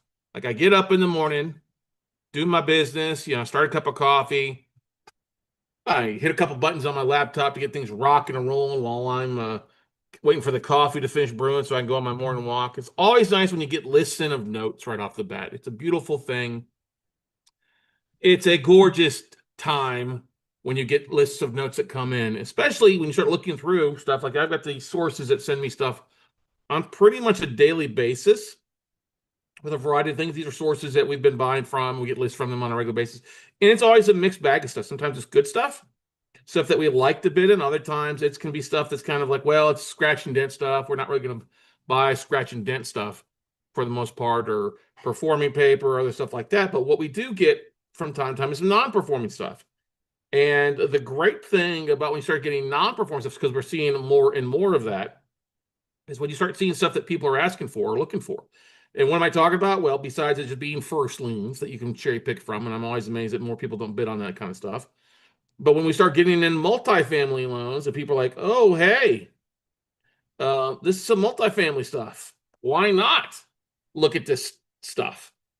And, we see multifamily stuff. We've seen a lot of it in New York. That's no surprise. New York, New Jersey. And this tape does include some of this. But we saw these 20 notes that are coming in. And I started looking at some of the addresses. I'm like, oh, there's some stuff in Georgia. There's some stuff in Florida. There's some stuff in Ohio. Connecticut, all right, some stuff in Illinois, which I don't really like, even Indianapolis. And of course, there's the stuff in New York and New Jersey. So I'm like, well, this might actually be a decent tape to dive into and do a little due diligence on stuff. There's even one in Milwaukee, Wisconsin. We just had our buddy Cory Raymer on there on our podcast out of Green Bay, Wisconsin, who buys in Milwaukee. So I've already shot him an email with the, let's see if he's interested in this address in Milwaukee. So what I thought we'd do this morning is go through kind of what we're seeing on this stuff, kind of walk you through the process. If you're interested in this kind of stuff, get signed up for our WCN membership. That's $97 a month. We do have our upcoming workshop this coming Friday, Saturday, Sunday. So your monthly membership includes access to the class. Really excited about what we're teaching this weekend. Yes, we'll do a little more deeper dive into these multifamily deals and due diligence this Friday, Saturday, Sunday as well. And yes, this list can be cherry picked. You don't have to buy the full amount, and there's some higher balances on this stuff, especially the New York stuff. And then there's also some lower balance stuff that's actually pretty decent in some of the areas. So I've already shared this tape with our WC and crew members. I know people are already looking through it because I can see people already responding to questions. And I'm like, what's on the tape is what I have. All right. And yes, I am paying attention to those that are watching also live on YouTube. So if you got some questions about stuff, feel free to type in there. But I would tell you, hey, go join up over on Zoom with the link that we provided for those to join in today, just for this purpose of going through and asking questions live as we break down these 20 non-performing notes. Now, multifamily notes, I started buying multifamily notes right off the bat back in the day, everybody. Okay. I mean, I was getting lists in from Capital One that we could cherry pick, Wells Fargo, multifamily, even some stuff from a couple of the big evil guys, on stuff that they want to get rid of. So there's an opportunity. How you have to approach a multifamily loan is not get so bogged down into, oh, it's the multifamily, I'm going to take an apartment complex over. You have to realize that you're buying the debt. Okay, you're the bank. And to get the property, you either A, have to foreclose, or B, work out like a deed in lieu, cash for keys, or a consent to judgment, especially if there's second liens. And a lot of these properties will have second liens probably on them from other things that have to be paid. You also want to make sure you're buying a first lien. And as far as I can tell, I believe these are all first liens on these properties for the most part. So let's dive into the spreadsheet and go from there and start looking at some of these assets. I've already looked at some of these properties this morning by just quickly pulling in the address. There's a couple that are very interesting. There's a couple that have some mixed use, especially the stuff up in New York and there's one in Chicago, which has some apartments and then some mixed use offices on obviously the first level, which is not bad. There's also the one in Georgia. There's one in Georgia that says multiple addresses. And so I have not got the updated list of addresses on those. So let me just share my spreadsheet here. Let's see, here we go. 20 multifamily loans. Share, let's make this a little bit bigger. Come on, share. There we go. All right, escape. Let's make this bigger so it's easier to read. Okay. All right, so let's just go through what's on the spreadsheet so you guys have a bit of an idea.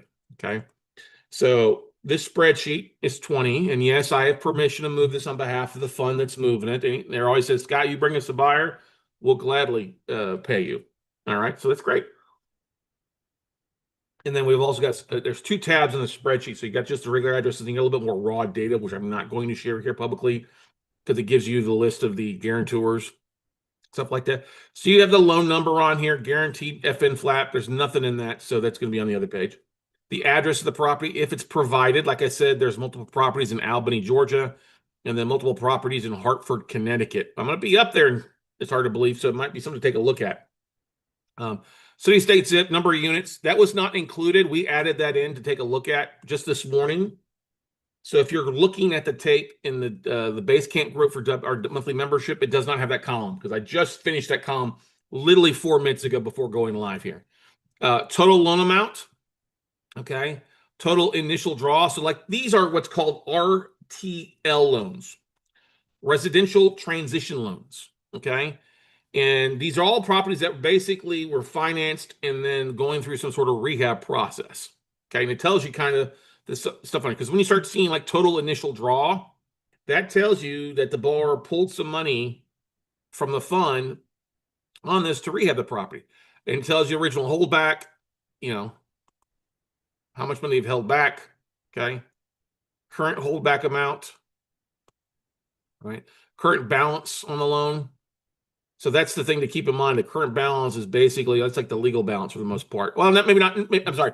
That's probably the current unpaid balance, not the UPB on it. All right. because there's going to be late fees on these things. All right. So then you go over here to the next couple columns, amortization type, fixed interest only loan. It's a rehab. All these were rehab. Dutch flag. I don't know what the Dutch flag, I have to look at that for, but anyway, they're all, not sure what it's, one's true and the rest are all false. Original term, you can see these are short terms, 12 or 18-month terms. All right. And then you see term remaining kind of shows you how far behind they are. So this one's over a year behind. This one's age. So you can see the age of the loan, 28 months, 48 months, 27 months, 37 months, 52 months, 48 months, 72 months. And you see they're already kind of negative 46. They're already behind by a chunk there. Okay. 20 months, 3 months. So some of these are pretty far behind. Okay. Original rate, they're all rehab loans from 6.8, 6.8. And then they have a default rate here of 23. This does not make sense. A 45% default rate, but maybe it is. Woo, that's expensive. Okay. Original FICO, you can see they all have pretty good FICO scores. All right. They don't have current FICO date. They don't have that. Borrower experience will have that. They have that in the other column for a little bit. Original, I think AI LTV. I think maybe that's all in LTV. Current AI LTV. I'm not sure what the AI stands for, but I think it's all in. Original. Oh, as is LTV. That's what it is. Sorry, as is LTV. Okay. AR and after repair LTV. Okay. And the current after repair LTV is still at 64. All right. What's this? LTC, not sure. And here you get into some notes here, like the loan purpose. It was a new customer, light rehab, purchase, no cash out. Experienced light one, heavy rehab, and the all rest have been, light rehab, light rehab. Light rehab. So basically all light rehab except for this one heavy rehab on this one. And this one is located where? Probably, it's the ones in Fayetteville, North Carolina. So 22 unit. Okay. Keep moving on over here. So original, that's where we're at. Experience, and then property type, multifamily, number of properties. One's got 3 addresses. Another one they're mostly 1, except for the ones in this one has 5 addresses, but we still don't have the addresses for that one. So those are 3 addresses and 5 are the ones we're missing. 2 of the ones in Florida are right next door to each other. I think it's the same exact borrower. Let's go over here.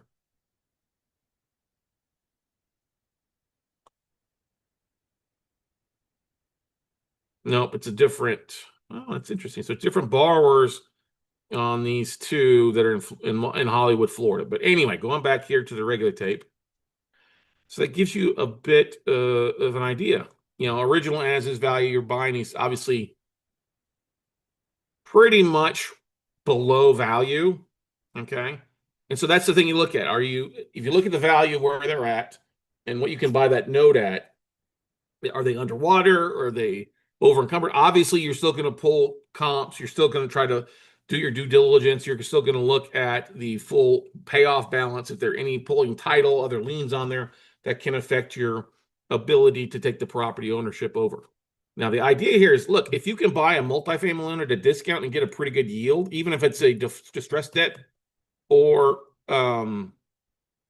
look at this stuff. If you can buy this at like 14.9%, if you buy this at 65 cents on the dollar, all right, hey, that adds, you're gonna be making a 20% cash and cash return just to keep them in the property. You know what I mean? And this is the one in Chicago, which I probably would not buy, but that's just me. I am not a fan of Sharp. This is one of the multi-unit ones. Okay. So, but anyway, so you've got some information on here to start doing your due diligence. Obviously, we were waiting for addresses. Take a look at those 2. You can see when these originated. Back in 2020 was the earliest one. Or no, sorry, 2019 was originated, July. And the most recent one originated was April of Nope, February of 2024. February and March of 2024. Okay. Oh, no, wait a second. February 2024. Yeah, May of 2024. Sorry. All right. And then you can see that the next pay date, they're all behind. So like this, the next pay dates are supposed to be like March of this year, February this year, January, November, February of 2024, May, March of 2025. So they're all behind by at least roughly, give it a take, 4 months. They're in default. Okay. Some ones that are further behind are ones that be the bigger discounts. All right. Original maturity dates, these are all well beyond their maturity dates. Okay. And you can see there if there was an extension placed in there, yes, yes, true for a couple of these, false for others, and they're all delinquent, and they don't know the occupancy if they're occupied or not. If we go over here, the notes, let's go back to the notes. Because that'll tell us the foreclosure aspect of these things, where they're at in the foreclosure process.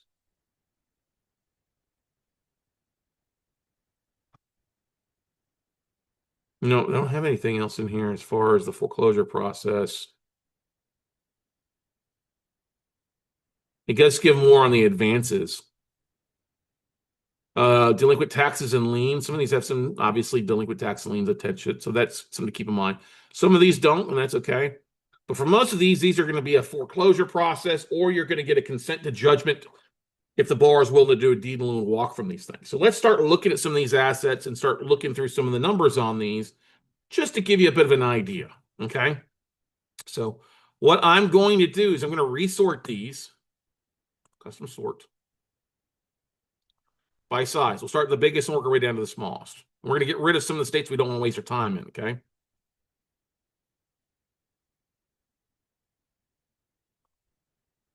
Actually, I'm going to resort this by the address. So there we go. Over on this one. All right. So custom sort. Resort these by unit numbers, number of units. We're going to do largest to smallest.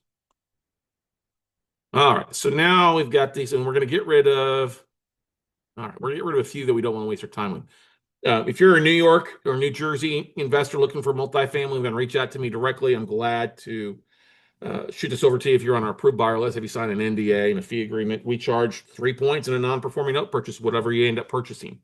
So that's something we'll have you guys sign beforehand. Anyway, let's look at the ones we want to spend our time with. So let's just get rid of the stuff we don't need to spend time on, so that we're getting rid of New York, New Jersey. All right. The Connecticut and Georgia ones, unfortunately, don't have the information, so we're just going to leave those off. Okay. So that's where we're at. So you can see on here, let me just give you a bit of an idea. This one here in Chicago, Illinois, this is a mixed use. It's 8 units mixed use based on what I could tell online.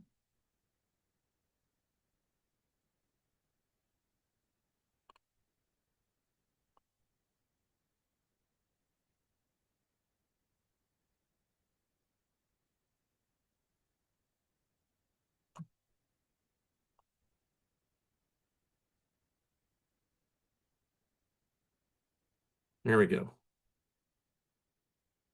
545 side cap. So you see up here, this looks like it's 8 units on top with 2 retail units on the bottom, 2 office. Okay, tax refund max, and this other one.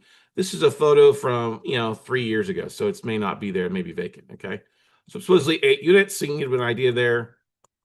Kind of normal South Side Chicago area, which is not fun for me. Let me pull up the next address.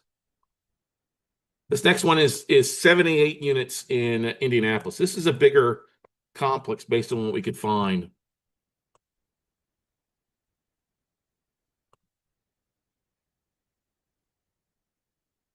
Come on, let's share.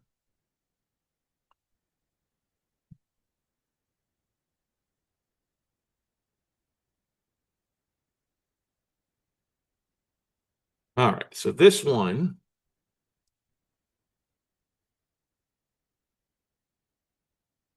So this is 78 units in Indianapolis. I want to make sure my screen is updated here. Share. There we go. You know, pulling over shoulder. Okay. So it's not a bad looking complex, right? I don't know what part of town. This is from June of 2024. The thing that concerns me, oh, see, there you go. I can't tell if it's just this unit or all four of these. It's probably just this one based on the address. Otherwise, they say multiple addresses, 78 units. So maybe it is all of them. Yeah, probably potentially 78 units. Okay. Not a lot of cars in the driveway. That kind of concerns me. This is from June of last year. Okay. Not bad looking. Okay. And let's actually do a little deeper dive on this one. So if we go back to our spreadsheet here.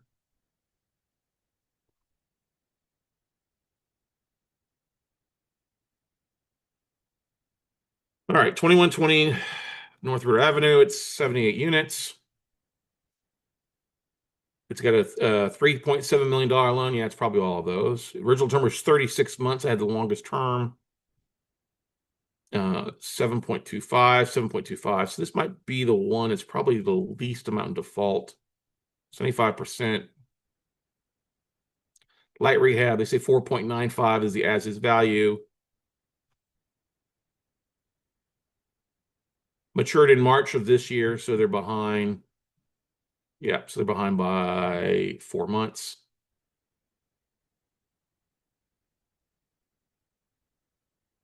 They've advanced basically about 600,000. Okay. And we just got the data was pulled 4 days ago. So the lender's tired of messing around with these guys, I guess.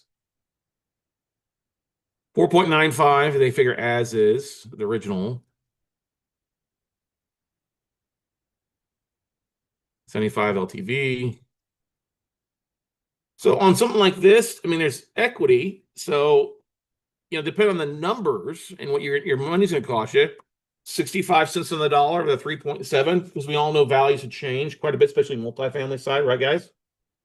So if we just figure in, since these are all non-performing, let's just put in 65 cents on the dollar.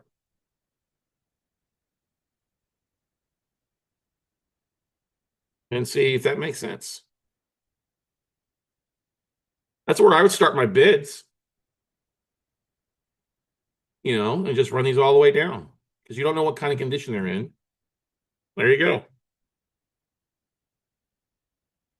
So the thing you have to do as a multifamily investor is what? You got to figure out your cash flow. Is it going to make sense cash flow wise on what their monthly payments, P&I payments are supposed to be, right, to you up to 2.4 if it's in default? Well, they're probably not going to get that. So is it going to make sense for you to foreclose and take this property back from the borrower, right? And then you got to go through that process. And then what is it going to be? Now, the nice thing about being in commercial notes is the minute you start with the foreclosure process, you have the right to collect rents. Okay, so that's one nice thing that you can do as a lender, start collecting rents and working to do that. Now, we don't know the vacancy. I don't know the occupancy. I don't know the monthly P&I, the rent payments on these. That's something you're going to have to do a little bit of your own Sherlock Holmes. What's the makeup on it? How occupied is it? That's the unknown. Now, you could use a service like CredIQ, and that could possibly pull up the where they're at in the financials and what they reported. But this one, these assets are probably not going to be in there initially because they're probably not with a CMBS lender. Okay. But for something like that, that's where I would start my bidding with the unknown. 65 cents on the dollar. I would even go lesser depending on where it's at, the more you find. But that's the thing is, if you can get something at 65 cents on the dollar right now, and it's going to turn into a pretty good rental, and you can take foreclosure, start collecting rents, there you go. Yeah, So if we go back here, let's go back to a little bit of information on that one. Let's go back here, share.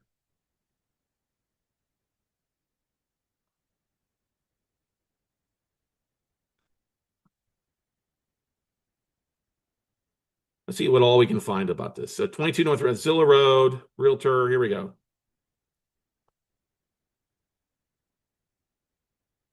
You can see, yep, it is all of these units, which is nice. It's a whole 4 or 5 buildings. 3.17 acres.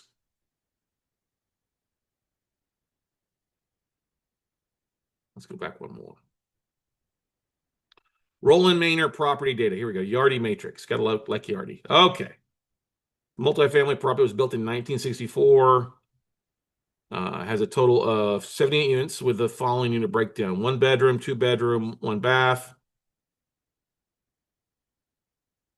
All right, so it's got 1 and 2, 1 ones and 2 ones. Don't know the mix up on it, breakdown on it, so you have to figure that. So checking rents, seeing what the rent rates are is, you jump in, you already take a look at it. But that's the thing, is figuring out what your cash is going to be. You got a question here from somebody. What's the question?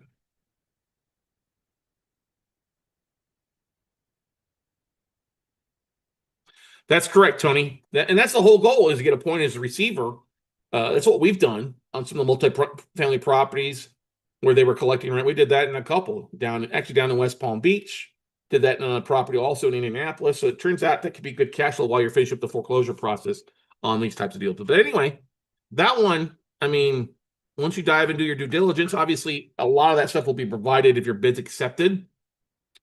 And that's why I started at like 65 cents a dollar, because you fade it up, fade it down, depending on what you find in the due diligence process. Sometimes owning the bid, controlling the bid is just as valuable, because sellers don't necessarily want to go back if they can sometimes be close to where you're at. And also on something like this, the lender might be willing to carry that loan for a period of time. If you bring it that way, you don't necessarily need to bring in the full amount due on it. If you're going to buy it at 2.4, depending on the value comes back lower than, 3.7, then you're going to be lower than 2.4. Trying to figure out values on this stuff is kind of the trickiest aspect of the multifamily side of things. Okay. But that's not a bad looking little property. 78 units. Looks like it's in pretty decent shape. And this was considered, based on what they told us here, light rehab. And that's at an 18% default rate right now. Okay. That's a pretty good default rate. Up from 7.25. So I guarantee they probably haven't made a single payment. This one was, when was the last payment made? Richard in 2022.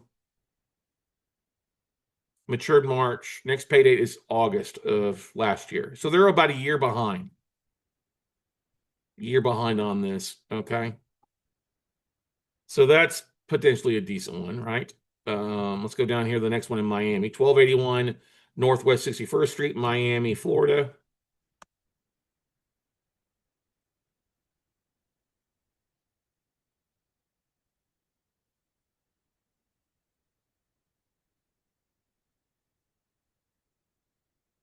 This is also it's a bunch of small 1 bedroom, 1 bath. Okay. This photo is from December of 2022. This is what, 22 units, I think. 33 units, actually. Okay, question here from somebody. Not a great neighborhood. Yeah, I could understand it. Thank you, Tony. Totally agree. Probably not the greatest neighborhood to be staying in. There's good areas and bad areas everywhere, right? I always say when you see a lot of gates, but you've had some more, it's not so bad. This is taken in December of 2022. Look at that Christmas wrappings. You get some pride of ownership there, pride of tenants. But it all depends on where the numbers are. Is it worth it? You're not managing it. You probably would have an on-site property manager, have somebody work with it where they take it over there for you. So same thing, figuring out what the rents are in that neck of the woods, and then figuring expenses and going from there. Well, I live here, so know them. Yeah, I don't doubt it. I know you live there, buddy. Yeah. Not the greatest neighborhoods, but doesn't mean you're living there necessarily. Other people live there. Area will be redeveloped soon. Yeah, definitely agree. And I think I saw that this property had already been painted. If I remember looking at some of the stuff, where did I see something here? That's the most recent. Maybe it was a different one. Let's just look at this one. 1281 North of 61st Street. Now, yeah, 485 rent. So 485 is a square foot.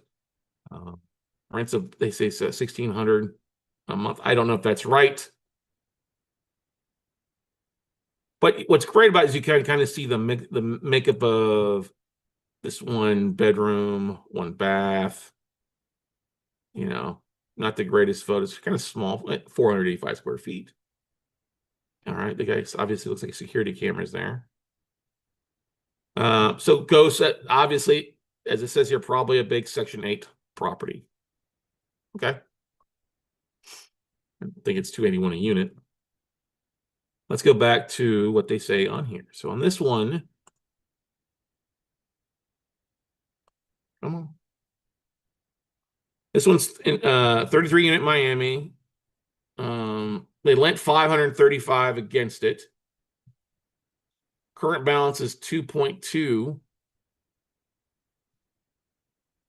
So they must have borrowed some of it. They got the loan to purchase it and then took some rehab and then didn't. 2.2, 12 term, 12.99 instead of 25% default rate.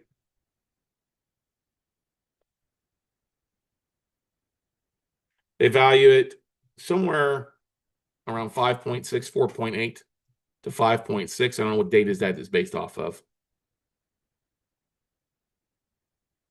So originated May of 2024. And they stopped paying in April. And it just matured. Okay.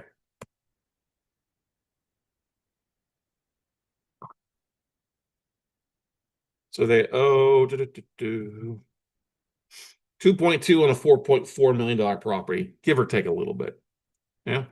You might need to be at 80 cents of the dollar for that one, if it makes sense. It's at a higher default rate. So I don't have the P&I payments on here where they're supposed to be, obviously, for the default rates, but that's something we look at in the due diligence process, figuring out cash flow. I mean, it's not too hard to go and figure, okay, 2.2 at a 7.9% interest only,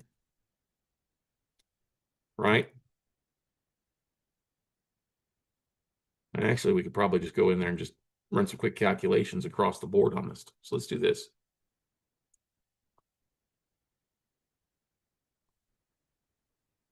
So let's do this.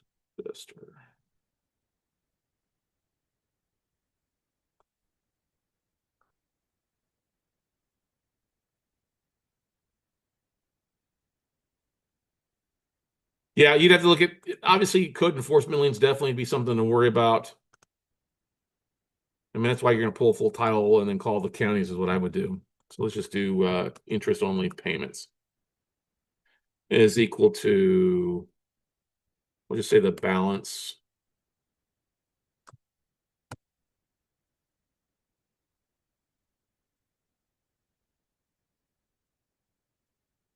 Change it to a dollar amount. And divide that by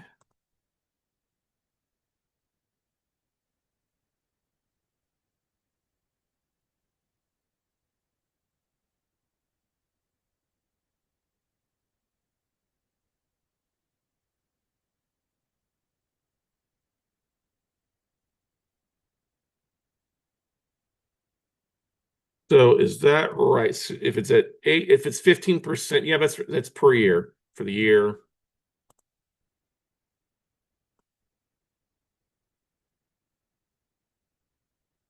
Okay. And let's run that number all the way down.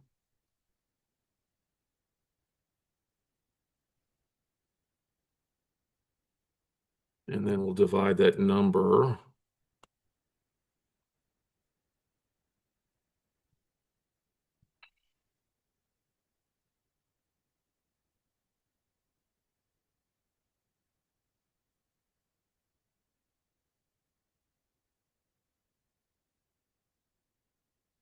So that's going to give you a better idea if you pull rents on these buildings and say, okay, what are they supposed to be paying cash flow wise? Figure to roughly just do a 50% expense ratio for the most part. Let's do default, insert default rates.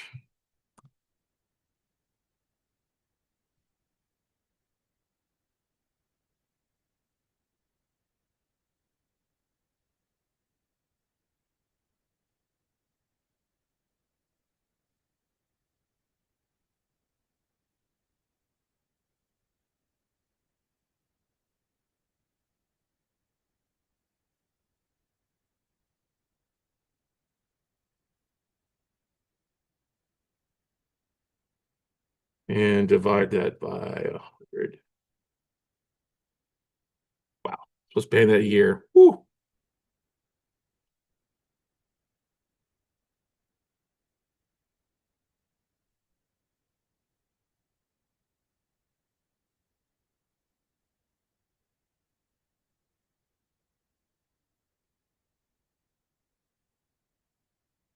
So there we go. So now we can kind of see that their payments have gone from one number to another number, right? There you go.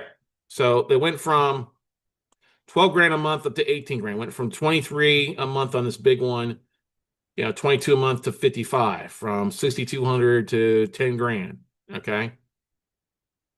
So that's the idea to see is when you look at income, especially if they've got units under repair, depending on what they're replacing, obviously they can go from a bad situation to worse really, really quickly. Okay.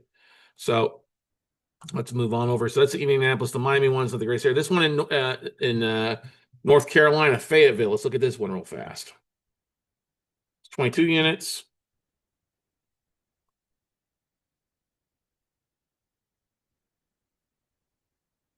And so these are interest-only loans. I just dropped in, just the amount owed times the interest rate and divide that by, so this is showing 14.99 versus 0.1499. You got to divide it by 100.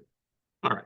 So let's go in here. Let's look at the overhead of this one because this is 22 units. It's all kind of garden style. All right. So I don't know if it's this one unit or this other unit. So let's drop our little guy here. Because I don't think this is 22 units by itself, right? I think it's also including this address here too.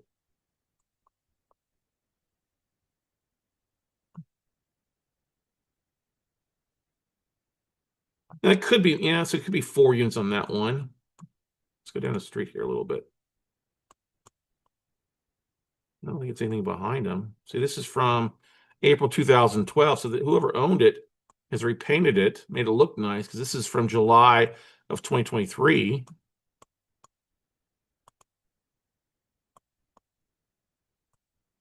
So maybe it's multiple addresses here, which is a possibility. So that's not a bad looking little property in Fayetteville, right? Fayetteville, North Carolina. Roofs look current, look pretty decent. Something like this, you definitely want to go out, drive by, fly out, take a look at, walk the property. Not on the front end, but obviously part of your due diligence process. Now, I don't know what kind of process, this is, you got a vacant asset here. I don't know what happened with that one. You want to take a look at that one, whether it's smoke or fire or just damaged window. You see some signs that for rent. I don't know if this is a good area or a bad area either. That's another thing to take a look at too, is an area you want to own distressed assets at. Okay. So that's the Fayetteville one. Let's go over here. Let me pull up the next one here. Fayetteville's 22 units. This one is in Toledo, Ohio. It is 20 unit property. This next one.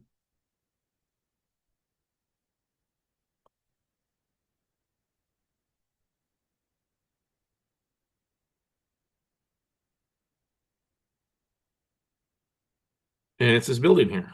And this is from May of 2022, this photo.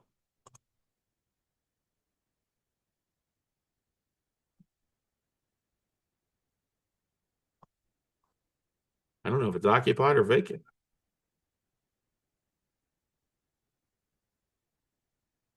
But it's kind of a neat looking little building, right?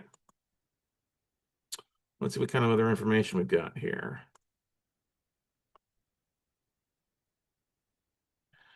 Apartment building, the building not rents for sale. Saxon House Apartments. Sometimes you'll find a listing for it. Come on. That's it.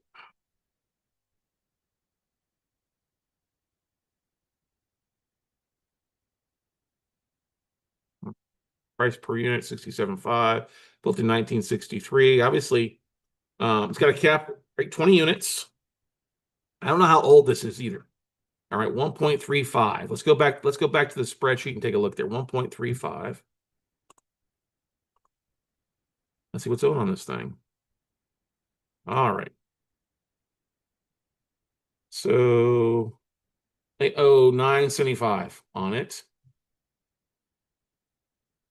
That's what they borrowed. So they're trying to get cash out of the thing. It's at an 18% default rate. Yeah.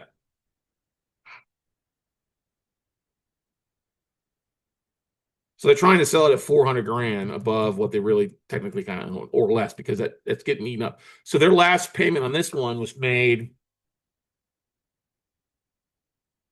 light rehab, multifamily. They figured at 1.3. Okay. Bought in June of 2022. It matured January of last year. Last payment next due is February of this year, so they're 5 months behind. They were given an extension because it says true, but now they stopped paying.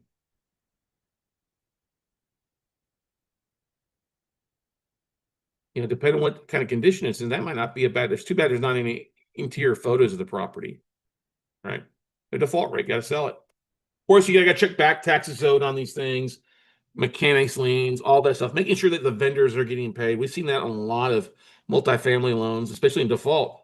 They're getting people to come out and do the work, but they're not paying the vendor. So that's a possibility on that one in Toledo. I don't know if that's a good area or a bad area, but if we go back to the map, it looks like it's just off of a residential area, right?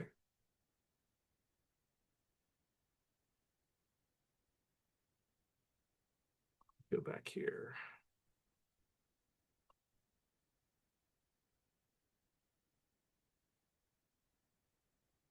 There's the apartment. Yeah, see, it's right next to residential. A church over there. What is this building? I don't know. It's kind of a weird looking building there too. Right? But I don't, like I said, I don't know the condition currently, but if somebody got light rehab, it's near a residential area. Is there a university? At two churches, the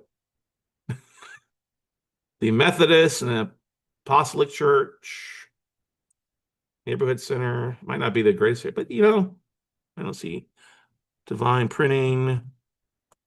Yeah, it might not be a bad area there. Let's drop our little guy down here and see what kind of houses these look like. Yeah.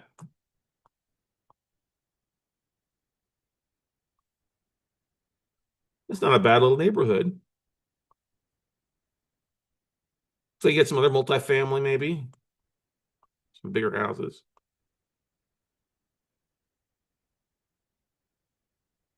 That's a pretty good size house. Look at that. That may not be a bad neighborhood. I mean, I wouldn't mind owning that area, but it all depends on what kind of condition the property is. So that's, hey, may have to fly to Toledo. I think there's another one here. Let's see, where's the other one in Ohio at? Back to our spreadsheet. Toledo, Ohio, and Cleveland, Ohio. This is the 4-unit. That's a 4-unit. We'll look at that later on. Okay. Not so bad. The Chicago, Illinois. This one is hard to tell if it's I don't think it's in a very good area. Let's go back to our map. The photo gives it like it's a rougher spot. Yeah, see, it's kind of a. Let's do this. Let's look through the aerial.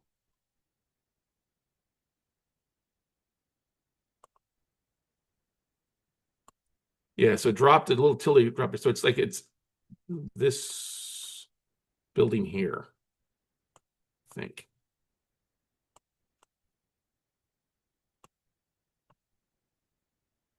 Yeah, it won't drop us anywhere except right over here.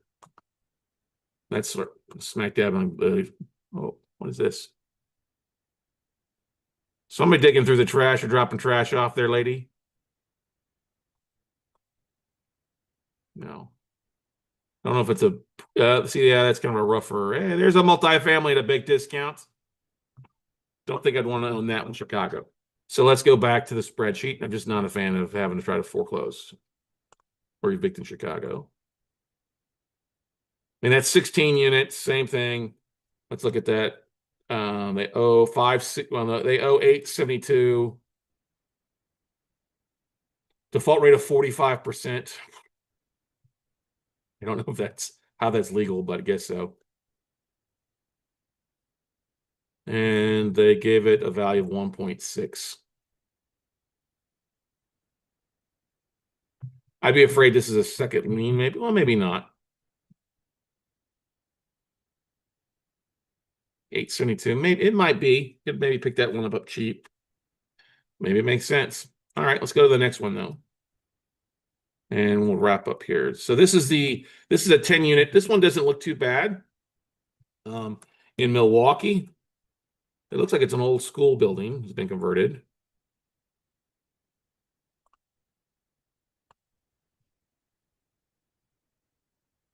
And I believe this is 9 1-1s and 1-2-1. Yeah, it doesn't look like a school, like a 3-story.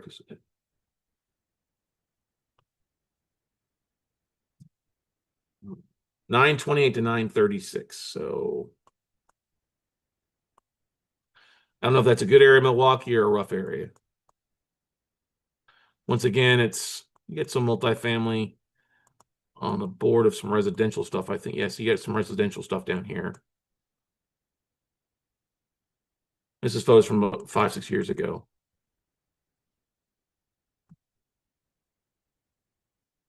We go back here to what it said on here when I was looking at something. 10 unit. Also, here's the actual listing of it. Okay, so they're trying to sell it for 310. Well, that may be just the 1 unit. There was a description that popped up. Where is that at?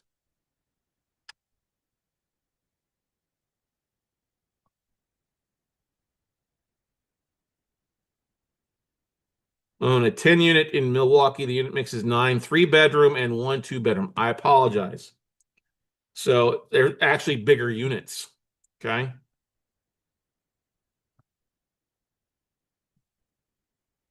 Here we go. Beautiful renovated apartment. Each unit features 3 bedrooms and 1 bathroom. They're renting for $1,200 a month. So here we go. So we see what kind of work they've done on this one.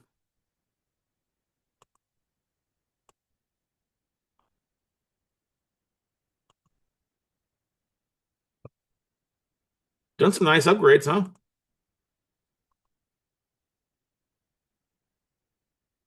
And that's the thing. If they've done this upgrade and they're not paying because they probably can't get refinanced out, this is the opportunity to step in.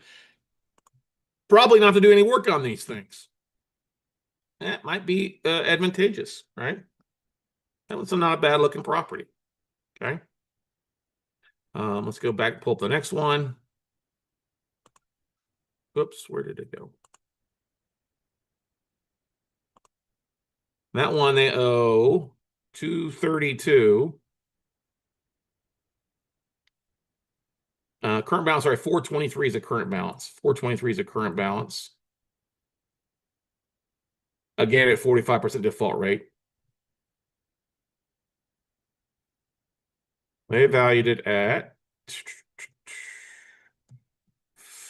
860 after repair. 560. So yeah, they don't have that much.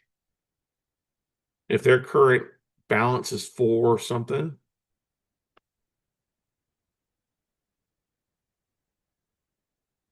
$423, yeah. I mean, it's 40K a unit roughly. That's not so bad.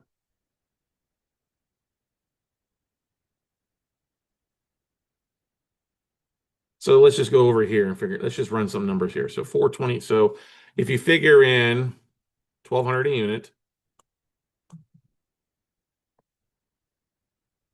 and there's 10 units. So that means you've got 12 grand coming in a month, right? 12 grand coming in a month, as well as multiply it times 12 months, is equal to 144,000. Basically, that's your cash flow, right? If you figure just a 50% expense rate, I don't know if it's individual metered or not, so I'm just going to do a rough 50. So basically, your gross is $72,000. All right. You're technically $72,000 if you're buying this note at the, let's see here.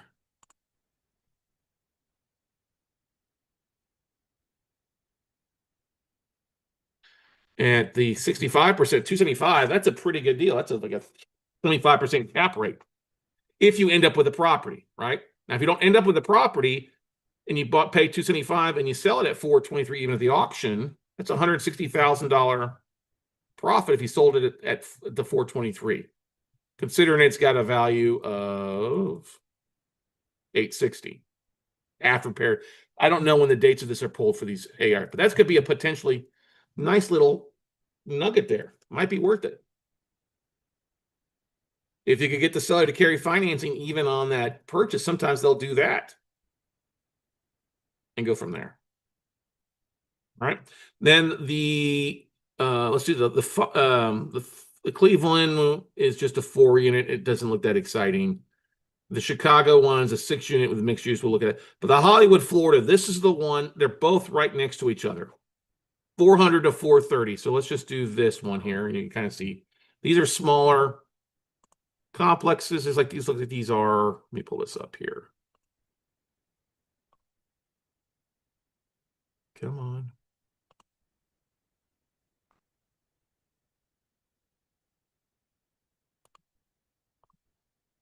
All right. So let's click over here.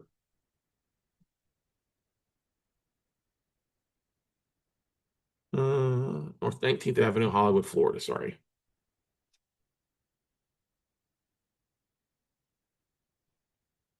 Yep.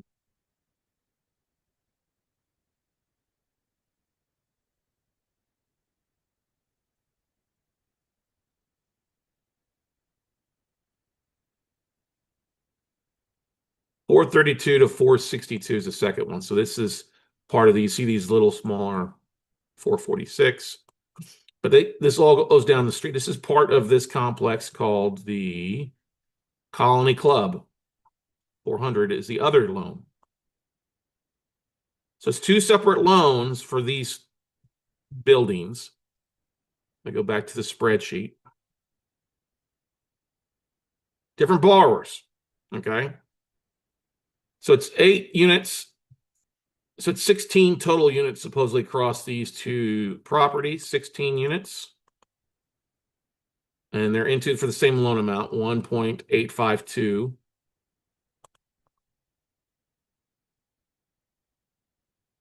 These are rehab.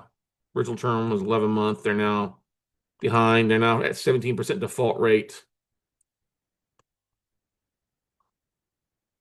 What's the balance?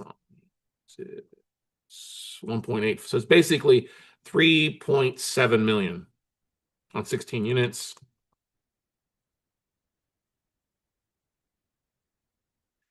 And these are experienced. Let's see here.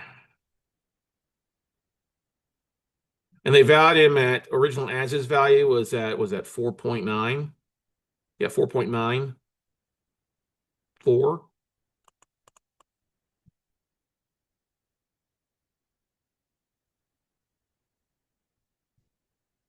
These two here.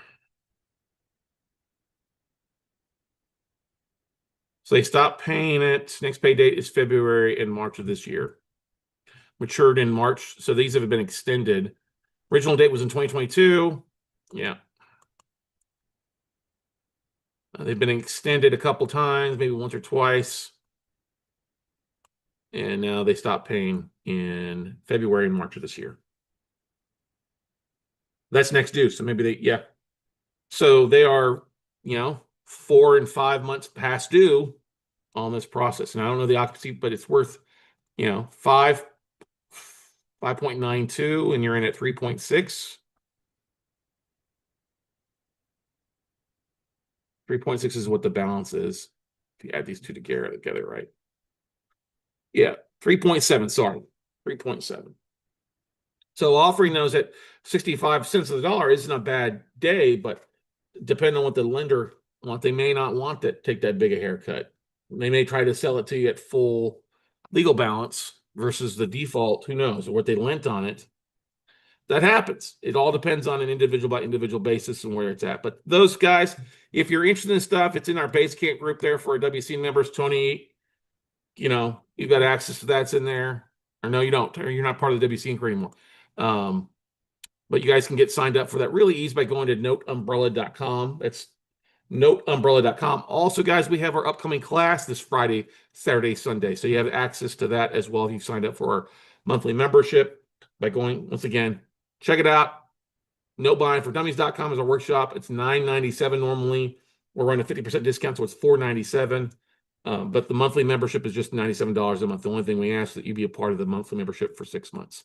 So we keep on. Any questions, any comments, any concerns?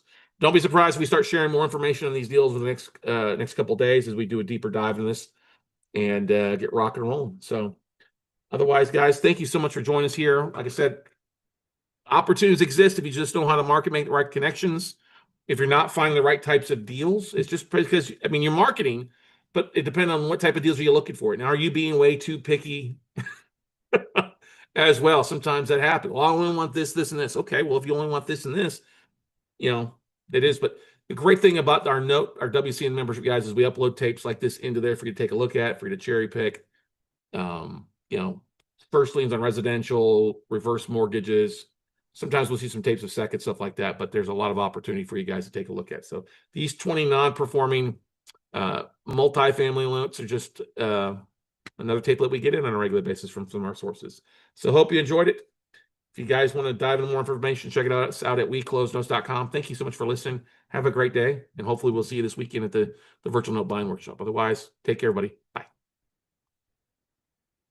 Good morning, good afternoon, and good evening, investors. Hope you're doing well. This is Scott Carson again here for another amazing episode of the podcast for you guys to dive into your day in, day out investing strategies. And we've got a special guest on here, somebody who's taken his company from just Texas roots to being outside of Texas as well and doing a ton of business, a lot of growth. Started doing this back in 2008, and it's something that you definitely want to take some notes on if you're buying, fixing, and flipping in the state of Texas or even outside of Texas. But primarily if you're here in the state of Texas, where about 40-50% of their business still is, you're going to want to take notes, because I don't think there's a better hard money lender out there to help you get deals closed and funded and make some more money. Now, who am I talking about? Well, I've known this guy for a while, like I said, going back to 2008. He is the founder and CEO of Longhorn 3 Investments. All right. It's a Dallas, Texas-based originator and servicer of real estate loans to investors focused on the fix and flip and new construction of single residence in 10 states across the U.S. And he's originated over 10,000 loans for him and his team and over $2 billion. Now, he's also the manager of Trident Realty Investments. It's an affiliated private equity fund with over 464 investors. And get this, a whopping $222 million of capital. Now, who am I talking about? I'm talking about the man, the myth, the chief bottle washer over at Longhorn Investments, Michael Hoffman. Hey, Mike, how you doing today, bud? I'm doing great, Scott. Thanks for having me on. I'm excited to talk to you because we haven't talked in a long time, but I've known you and known about you for a long since I started the business. Yeah, no, I mean, we met before. We talked at different REI expos, Yes. I think realty events and Yes. different things up in the DFW market when we'd make it up there. And then, we friends with a couple of your guys that were out here in town as well, originating loans or being the local business development guy, stuff like that for you. But yeah, we guys, and then know your ex-partner Merrill as well. Talked with him over the time and stuff like that. But yeah, man, let's get into it, because I know you're laid up, just a brand new knee replacement. So if you see him squirm on the video, that's what he's doing, trying to get comfortable there for you. So our hearts and prayers go out for you for a fast recovery. But I'm sure you probably feel a whole lot better in about 6 months than you did beforehand, huh? I'm sure. Yes. Listen, better. That's the plan. That's why I did it. I was pretty miserable, and so I'm making good progress. He's a full contact fix and flipper investor, everybody. That's right. That's right. That's right. But let's dive into, so let's just go a little generic to begin with for Yeah. those that are listening in maybe for the first time or looking to do their new deal, because we always know end of the year, first of the year, people start looking at their New Year's resolutions and what they want to do. And we all know more people come out to the local RIA clubs and stuff like that, learning how do I dive into real estate investing? I want to be a fix and flipper. I want to do that HGTV magic that they see on those fictional TV shows. What is a hard money lender? We'll go from there first, Mike. Yeah. As simple as can be, right? A hard money lender is we're going to lend you money based on the asset, right? You want to buy a property, you're not going to live in it. It's not an owner-occupied property. You're going to buy a property, you're going to fix it up, and then you want to sell it. Or in today's market, you want to refinance it out, create a rental property for yourself.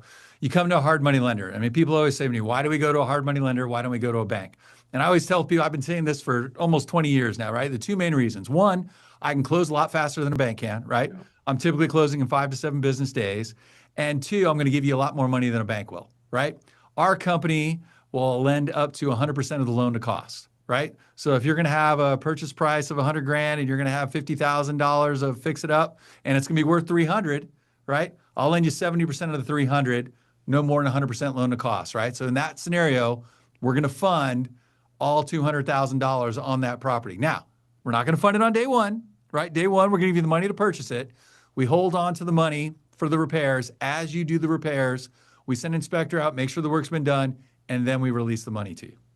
Reimburse you for the expenses and stuff like that of what you're Correct. putting in. Correct. That's what the big thing, making sure it's so that's the thing. People don't realize when you're getting into it, like, oh, I think I got to have good credit, be a real estate investor. I got to have a lot of experience. Can you talk about kind of what you guys do for first time fix and flippers? Yeah. Where the deals make sense. For sure. And look, two different examples there, right? Because credit matters if your plan is to refinance out of the property, right? Because look, there's other lenders out there. We're not the takeout financing. There's long-term lenders out there that credit does matter. Typically, we're looking at 650, 660 credit scores, right? So we want to make sure that you're successful. So we want to know what your exit strategy is before we make the loan to you. And if you want to refinance and you come to us with a 580 credit score, it's probably not going to work out for everybody, right? I mean, we like to be very transparent with everybody, right? Well, that's what I would say. If you got like a sub 600, you're not getting refinanced out with the bank financing whatsoever. No, it will be a challenge. I mean, even in the private equity groups, the bank financing, it's going to be hard to find a lender to do that. Now, if you want to fix the property up and flip it, right, that's a different story, right? For us, we'll go down to 600 credit score and everything. You might pay a little bit more, right? It might cost you a little bit more if you're not below the 650 or 640. But one of the things that's unique about us is we do not require any experience if you want to fix up and flip a property. We believe that people that have decent credit, have a little cash in the bank and everything, and they want to get into the game, we want to help them get into the game. But what we will do is we will evaluate that property because, like you said, I think I'm up to 11,000. We've probably done 11,000 loans. So I've probably looked at 50,000 deals, right? I've looked at more deals than you have. And if we tell you we don't like the deal, it's not that we don't like you, we just don't like the deal, right? So let us help you, but we're going to evaluate the deal. We're going to get a full-blown appraisal on the deal. And if the deal makes sense, we're happy to fund that deal for a first-time buyer, right? So any of these new folks that want to get into this and everything, we'd love to talk to you. Now that's provided. Let's just run some things in there. I love what you said. But for those that are out there thinking, you got to make sure that what you're buying and the repairs aren't going to go above 70% of the ARV or after repair value. And we all know values are kind of coming down a little bit. Yes. So when you're evaluating are you pulling your own comps? Are you paying for an appraisal? Or are you just kind of going off of numbers and days on market to make sure it's an accurate kind of valuation? I mean, literally all of the above. We get full-blown appraisals on every deal that we do. We run our own comps. We have software that we use that gives the value. I mean, we are trying very hard to make sure that the value that you think it is really what it is. Because look, the last thing I want to do is have you do a deal and you're not successful. You got to come out a bunch of money to make the deal work, or worst case scenario, you got to give the property back to me. That's not setting you up for success, right? And so I want to make sure that, look, we want to make sure, and by the way, you mentioned HGTV. I have a story about that. We actually did a loan on someone at HGTV. It is not reality TV, just Amen so we're to all that. clear. So we're all clear. That's why I said that fictional TV, not reality TV. You nailed it, right? Because, look, deals don't always work, right? And so it's not always so easy, so magical. Fixing and flipping is hard, right? It's challenging. And you got to buy it right. You got to repair it right. You got to have a good contractor in there. And then you need a good realtor to help you sell that property, right? It takes a team to do this and everything. It takes a good lender to help you on this. And a good lender is someone that tells you that you should walk away from a deal sometimes. So not true. every That's deal why I is a always good say, deal. I've always said that if you're going to be doing fix and flip and run it by a local hard money lender or two, if they won't do it, ask them why. They'll tell you for a reason. And don't think that they're trying to beat you down. They don't want to foreclose or take a property back. They want to make sure you're successful, so you come back and do it again and again and again with them. Right, Mike? Yes, that 100%. Like we want to spend time with you. We want to work with you. We do not want you to be one and done, right? We do not want you to do a deal that this is too hard. This is miserable. I lost a bunch of money. I don't want to do another deal. It's like, no, no, no, no. We want to develop a relationship with you. We want you to keep coming back to us. We want you to be successful, right? Whether it's flipping properties, building your own rental portfolio, whatever it may be. So we are heavily invested in your success, right? Mm-hmm. And, you know, I tell everybody too, it's like, we put a lot more money into the deal than you do. We want you to be successful, right? We do not want to take back the property. No, you're in the lending spot, not the buying back unfinished properties or properties are sitting out there. That's you like to be the bank. You want to be the bank, and the big buildings are all the bank. You're in the note business like I am. I am in the note business, right? I am creating paper, and I am not in the loan to own business. That is not my business, right? I do not. You know, I can't tell you, Scott, how many times borrowers call me up and go, "Man, you just want to take my property," and I'm like, "Sir, like with all due respect, you know, your loan with me, my average loan is about $225,000." I go, you know, right now, I have $450 million in loans on our books. Do you think I really am focused on wanting to take back your $225,000 property? Not one bit, sir. I want you to be successful, pay it off, do another deal. Mm-hmm. And I've had that conversation more times than you can imagine.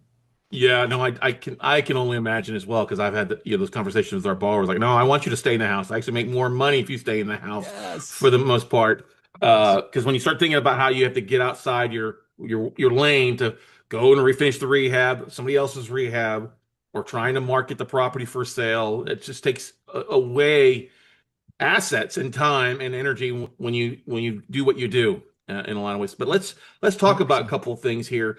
Yeah. What are you guys seeing right now that's causing deals that maybe you would have said yes 6 months ago? Or is it maybe saying no? Are you seeing the days on market dragging, more competition, less quality rehabs? What's kind of the thing that you're seeing that may be mucking up the machine?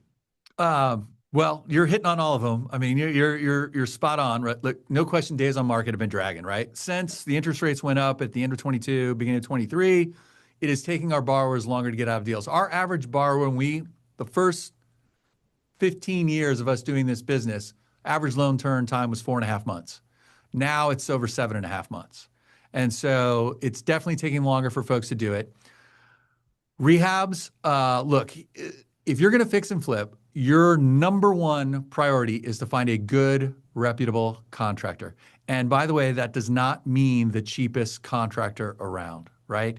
Or you trying to be a jack of all trades, right? Too. Or you, right? That is a recipe for disaster, right? We want our borrowers to go find contractors that are going to do what they say they're going to do in a reasonable time period, right? And so what we're finding right now is good contractors are super busy, and it's hard to find them. So people find folks that maybe don't have the experience, and that's how you get in a little trouble, right? Number one. Then number two, if you are doing a fix and flip deal and you are not going to your property 4 or 5 days a week to make sure the contractor is doing the work that is going to be done, that needs to be done, you are setting yourself up for a problem. And by the way, if you are relying on your lender to oversee the contractor, you are setting yourself up for a problem, right? You are the owner of the property. You need to take ownership in the deal. You need to make sure the contractor is doing the work that's been done, and make sure their bid is reasonable, right? I mean, that is the two biggest things right now: contractor bids, days on market for properties, right? I mean, look, you get it. There's a clog right now, right? With interest rates have been up for a little while, people kind of hoping that they come down. They're not trading properties. You know, people with big houses that their kids moved out aren't trading down because they got a great interest rate. Why would they get out? People that want to move up can't find those properties because those other folks aren't leaving their house. It is a problem right now. We have a shortage of homes that basically started since the great financial crisis, right? I mean, that started it because home builders that nobody would give them loans, no one let them start building new properties, and this is clogged up. We're paying the price 15 years later of mucking up the system. So we're seeing it's challenging right now. There's no question about it. Yeah, we've actually seen that here in Austin, Central Texas, where Oh it is gosh. a huge lack of inventory because nobody was buying or building affordable homes. I mean, the city of Austin makes it difficult in a lot of cases. Areas like San Antonio have done a really good job of building more so, but there's still that big need nationwide, and not just here in Texas, but for affordable housing. So that kind of leads me to my next question. What kind of price point do you like to stay at? I mean, I know you Yeah. probably do a little bit of all sizes, but where do you see that bread and butter side of things that it kind of still moving? Anything under 400,000, 300,000? I know it may be a little bit market dependent, but where do you see the stuff that actually does move? So no, you're dead on. We've always been about workforce housing, right? And so when I first started, the average loan size was 150,000. Now it's like 225, 230,000. So ARVs, right? 300. 350 to 400, right? Under 400 is really where we like to play. We will do bigger loans, but we are very nervous about those. You have to be experienced in those deals. You got to know your market. You got to know your area. You know, one of the things, Scott, that always becomes a problem is I have some borrowers that want to graduate, right? And so they're doing $250,000 flips and they're killing it and they're just going. And then they go, you know what? But if I do $1.5 million flip, I can make this much more money. And I'm like, yeah, but the problem is you haven't done $1.5 million house. It is a different product than what you've been doing. Pricing's different, craftsmanship's different. I mean, it's a totally different world. And so we've had some people that try to graduate and they can get in a little bit of trouble sometimes, especially if you're using that same contractor on the $250,000 property, on the $1.5 million property. It doesn't always work out so well for you and everything. So we try to avoid that. I think like in my portfolio right now, I've got about 1,780 loans, right? Let's just say. I think I have 40 that are over $500,000. Yeah. I workforce housing, look, there's more of those people than any other market, right? Those people are looking for housing, young people, right? Did you see that stat the other day? The average age of a person buying a house now is over 40 years old. Yeah, that's a 10-year increase over what 10 years ago, something like that. Yes, it used to be 29 and a half. Yeah. I mean, it's gotten a little crazy and everything. Well, but you also too in markets, was it 68 out of the 105 largest markets across the country? It's actually cheaper to rent than it is actually own a home in a lot of those places. And Look, Texas is one of those. Yeah.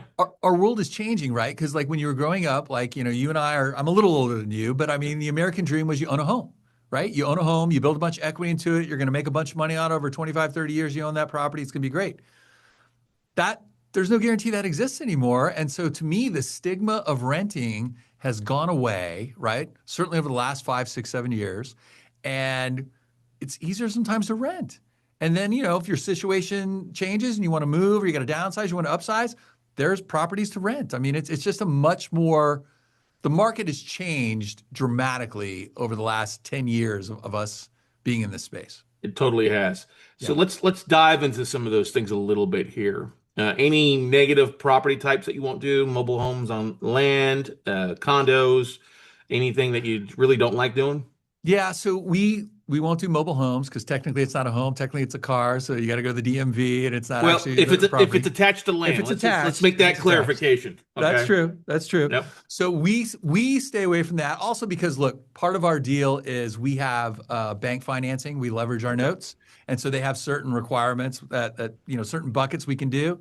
That is not a bucket we can do, right? Okay. Condos we've always shied away from. Like we've done some, but we're not crazy about owning air, right? Like you don't own the land, and then, you know, especially in Texas, you got to be careful because those condo associations are very powerful, and they can assess you, they can fine you, they can put in new compliance issues, and you have to comply.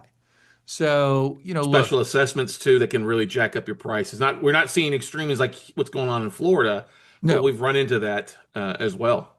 Hey, well, so I mean, just for example, condominium in North Dallas, my mother had lived there before she passed, and they did a $40,000 assessment on everybody.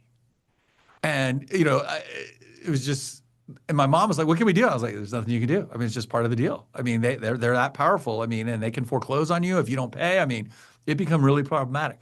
So we stay away from that. Look, our Texas 3-bedroom, 2-bath, brick house, hopefully built 1970s or earlier, right? I mean, that's the perfect model for us. Now, I would say you can go a little higher, right? $500,000 or $600,000, right? But it's like you said, it's very market dependent. Yeah. Like you're in Austin, Yep. that is a different world than here. We don't play a lot in Austin because there ain't a whole lot of $250,000 loans you can do on houses for Austin, right? I mean, Yeah, that doesn't that's so exist. true. Yeah. Now, it looks like a $250,000 home. I mean, there's plenty of those, but they want $750,000 for it, $800,000, and you're just like, you're always scratching our head looking at it, going like, you got to be kidding me. So, very, very market dependent. And we, like we said, we focus on workforce. Like one of the states we're in is Tennessee, and Tennessee, Nashville is their Austin, right? Yep. So we do not do a lot of deals in Nashville, but Chattanooga, Knoxville, we love it, right? Tons of the workforce housing that we really like, and you can be super successful there. Now, any minimum loan amounts, because if they're doing some other areas, like Corpus Christi might have some stuff below 200,000 pretty readily in a lot of cases in Austin, but any minimum amount of loans you're looking to do? Yeah, so it's changed over time. Like when I first started, there was no minimum. I mean, I did $50,000 loans, $70,000 loans. Now our minimum, the loan cannot be less than 100 grand, and the value of the property not less than 150. Right? So $200,000 loan, $140,000, or $200,000 property, $140,000 loan, we can do that all day long. We don't have a problem with that. But yeah, too low, look, and problem with the too low is you can't refinance those. You cannot refinance those. Yeah, bank doesn't want to do a loan anything below 100, and even if that case, And because barely there's that. specific limitations on what they can charge as far as points and fees and stuff like that. As an ex-mortgage broker, anything below 100, you're losing money on realistically in a lot of Correct. cases. So now let's talk a little bit about. We talked briefly. Hey, a bar, brand new could do it if they got some contract. If somebody's doing kind of a let's just say lipstick kind of thing, paint and carpet, Yeah. that's really about all it needs. They still need to have a general contractor. If they bring in bids from their Certa Pro and the carpet guy, and that's what they're doing, will that suffice and help them get rock and rolling too? Look, Okay. if you give us a realistic bid, like I said, we've looked at 50,000 deals. We've funded over 11,000 deals. We know what something should cost.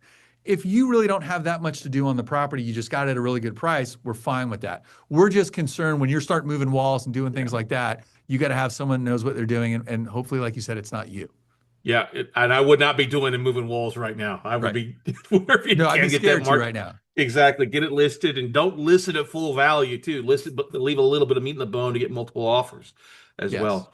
Now, if somebody's coming to you and you mentioned they need to have a 650 FICO score or greater, have probably the better rates, what are some other things they need to do? Does the property need to be in an LLC or in their personal name or an IRA? So it depends, right? It's kind of state specific. Like I said, we're in 10 different states. Most of our states, you can do it as an individual or as an LLC. We do pull credit, right? So we do have a credit requirement. We also want to see at least 2 months of bank statements. And our kind of minimum cash wise is $15,000 of cash in the bank or 25% of the rehab amount, right? If you're going to do a $100,000 rehab, we think you should have $25,000.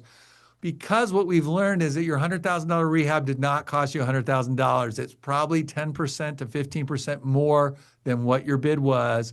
So you got to have some cash in there, and you got to be prepared for the uh-ohs of real estate, right? I mean, no deal goes perfectly smooth. It just doesn't happen. There's always a few little hiccups. And if you have, like my favorite is the guys say, no crash, no credit, no problem. I'm like, yeah, we don't believe that. We don't believe that. Sorry. The fantasy, that's a fantasy, right?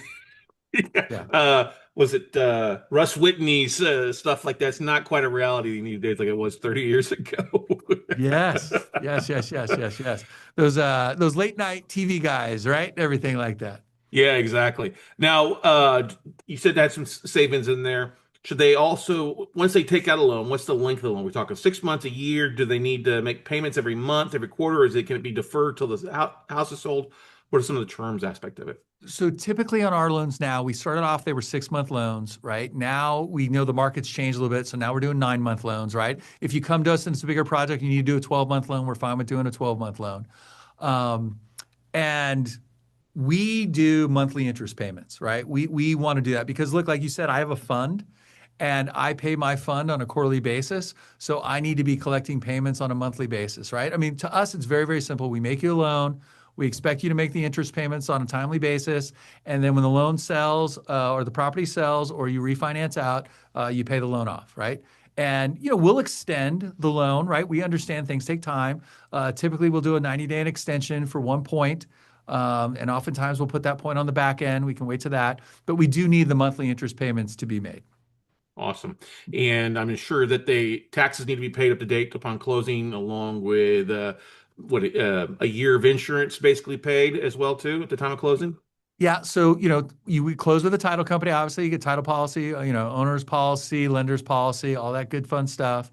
And then insurance for as long as the term of the loan, right? So if we're doing a 6-month loan, 6-month, 9-month, 9-month, 12-month, et cetera.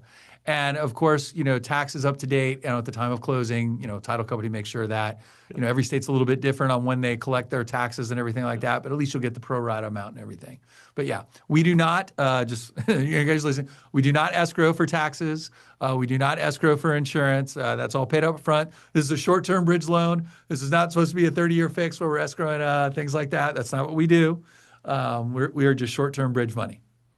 Now, what kind of rates are we seeing these days? I know it'll vary depending on a little experience and stuff like that, but what kind of interest rate and points are somebody looking at?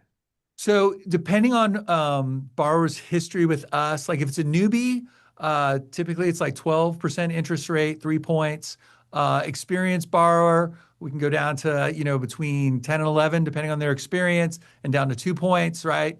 Maybe depending on the deal, sometimes, I've got guys we've done 25, 30 deals with, man. Maybe they get a little better deal, but we kind of work up to those things. And what we're also doing now is kind of offering people a choice, right? Like, do you want the 12% interest? Do you want the higher interest and maybe lower points, or, higher points, lower interest? Kind of played along. And I think borrowers, it was so interesting. I always thought that they would all just say, I want fewer points, higher interest, because I'm getting out of my loan fast, right? Well, now the way the market's going, some of my folks have said, no, I'd rather have the lower interest and I'll take the higher points because I know this is going to take me longer. So, it's the market is always shifting. And I think you got to kind of adapt your strategies, right, to the market. Well, that's important. And some people out there, if you're brand new, like, oh my God, 12% or greater. Like, listen, it's a short-term loan. We go back to the same analogies, we were creating a $300,000 house. They're lending up to 210. That's 210,000. If that's somewhere between, let's just say you sell it at 300, but net 90%. That's 270 you're netting after closing costs, commission, some things. That's $60,000 difference. And you did it in 6 months instead of paying 12,000. You're paying $6,000 in interest on it. You're still coming away with a deal. It's better to make a whole lot of a chunk of something than a whole lot of nothing, right? Yes. Yeah. And I think the more experience the borrower gets, they really don't care about the interest rate, right? They are about speed and efficiency and can you get me my money? Can you close the deal? And, one of the things, especially if you have new folks getting into this, and I strongly encourage them to talk to other lenders, how long does it take for me to get my draw money? Because nothing slows you down like not paying your contractor on a timely basis, right? Or if you don't get reimbursed fast enough because you paid your contractor and then the next payment's coming around because you're set up, you're paying weekly or every 2 weeks, but your draw hasn't come in, then you can't pay your contractor, you're not going to see them at your project then. They will not show up, right? We've learned that. They need to be paid. So you want to make sure. I think a good lender will get you your draw money in 48 to 72 hours. If somebody's telling you it's going to take longer than that, you need to ask them why, right? Because that's a problem. Because we all use third-party inspectors. Now, some of the guys are going to virtual inspections now, which we've started doing, which speeds up the process. But even if they use third-party, they get out there, they get them report. It should take 24 to 48 hours from the time they get the report to turn it around to you. If it's taking them longer than that, that means they don't have the money sitting there ready for you, and that becomes a problem for you.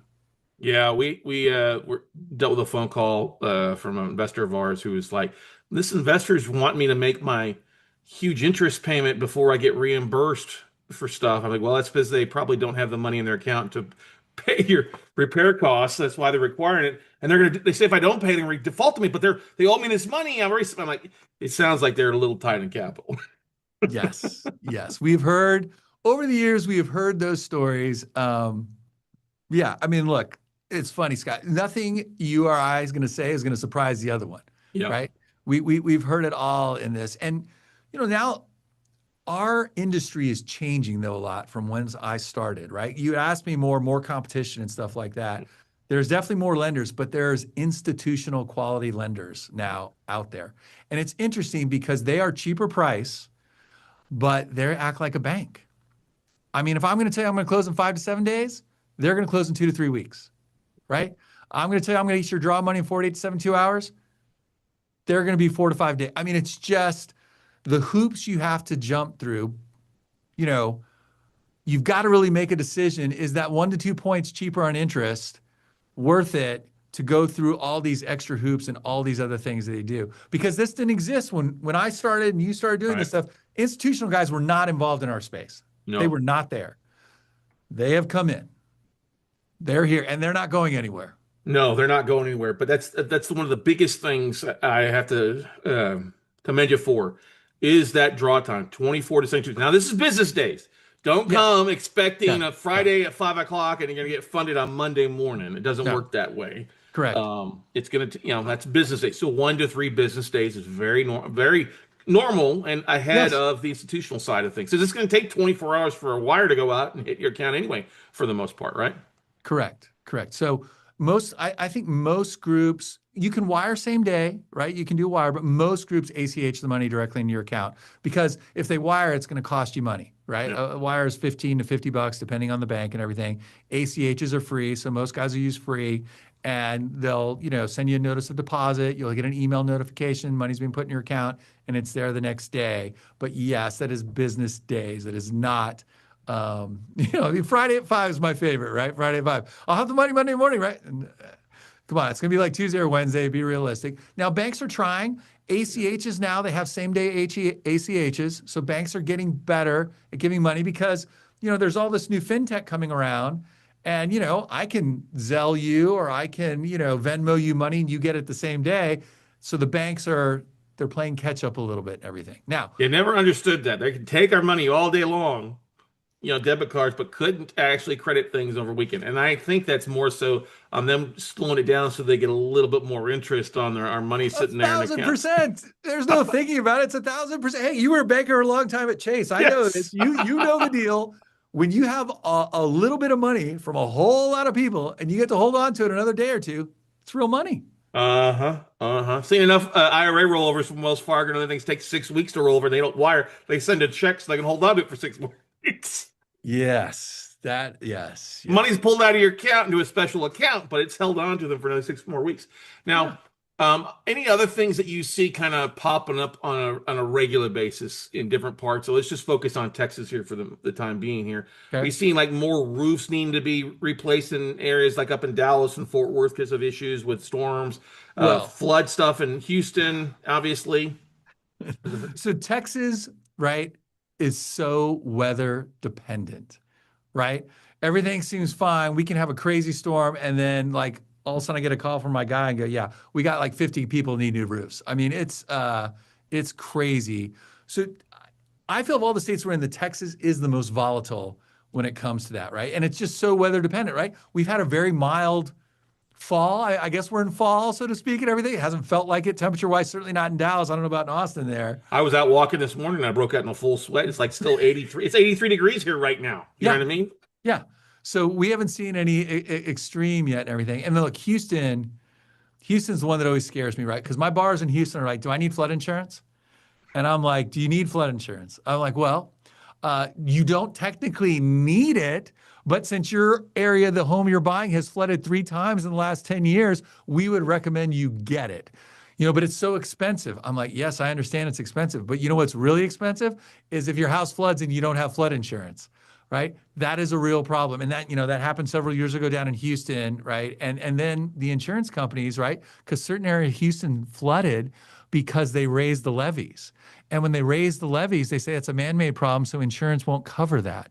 And so it is super tricky on this stuff. But yeah, Houston, we're always very, very cognizant of flood insurance and everything. And then Dallas, look, it's certainly DFW, Austin, it's just so weather dependent. Now, let me ask you a question, because obviously Texas is huge and we've got a lot of wide open spaces. Is there Yes. a size of the area town-wise that you won't lend in? Like we're talking, Yes. it's like out in like Edna versus Houston, or like down in the valley, out in the middle of nowhere? Yeah. So we don't land in the middle of nowhere. Yes. We try to be in major metropolitan areas, typically within 40 miles of a major metropolitan area. We like this at least 10,000 folks living in the town, There we go. right? Is what we like population. But we want that for you as our borrower, because if you're trying to flip the property and nobody lives in your town, who are you going to sell to, right? Mhm. Doesn't make any sense. Our whole thought process is how can we help you get out of the property, right? And if you're going to be in a Podunkville, which we have a lot of in Texas, we have a lot. That's not the best place for you to want to fix and flip, or even create a rental, because there's not enough. The population's not there. Yeah. So yes, we do have certain criteria. If you ask us in the middle of nowhere or something like that, we stretch out 40 miles, right? So if you're in Fort Worth, 40 miles in a direction, Dallas, Houston, Austin, San Antonio. We'll do Corpus. We really don't participate down in the valley because the valley is kind of its own world in Texas. So we kind of stay away from the valley. We just want to be in places where folks we think have the best chance to succeed. Well, and that's the thing. You don't want to set people up for failure, because you're speaking my language. Like if you're in a small town, it might get it a heck of a deal, but if you've got a 360 days on market, you don't have a deal there. Your money's gonna get all eaten up with different fees and stuff like that as well for you. So understand your numbers and go through it.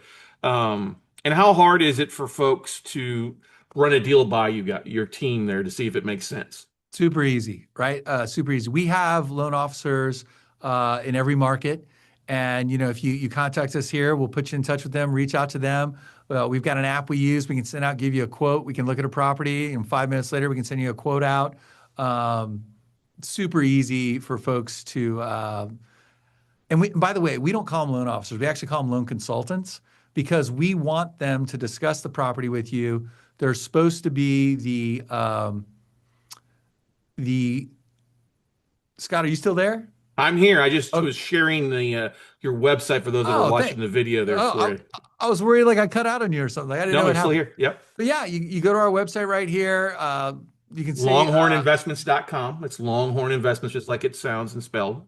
Exactly. Hit the apply now button. You can get pre-approved. You can have us look at a property. And our loan consultants, we call them consultants because we want them to be experts in your area, and we want them to tell you if it's a good deal or if it's not a good deal, right? Mm-hmm. They know it. Like most of our loan consultants, they're flippers themselves. So they know good deals, right? And they don't have to wait for underwriting to say, hey, this is good, this is not good.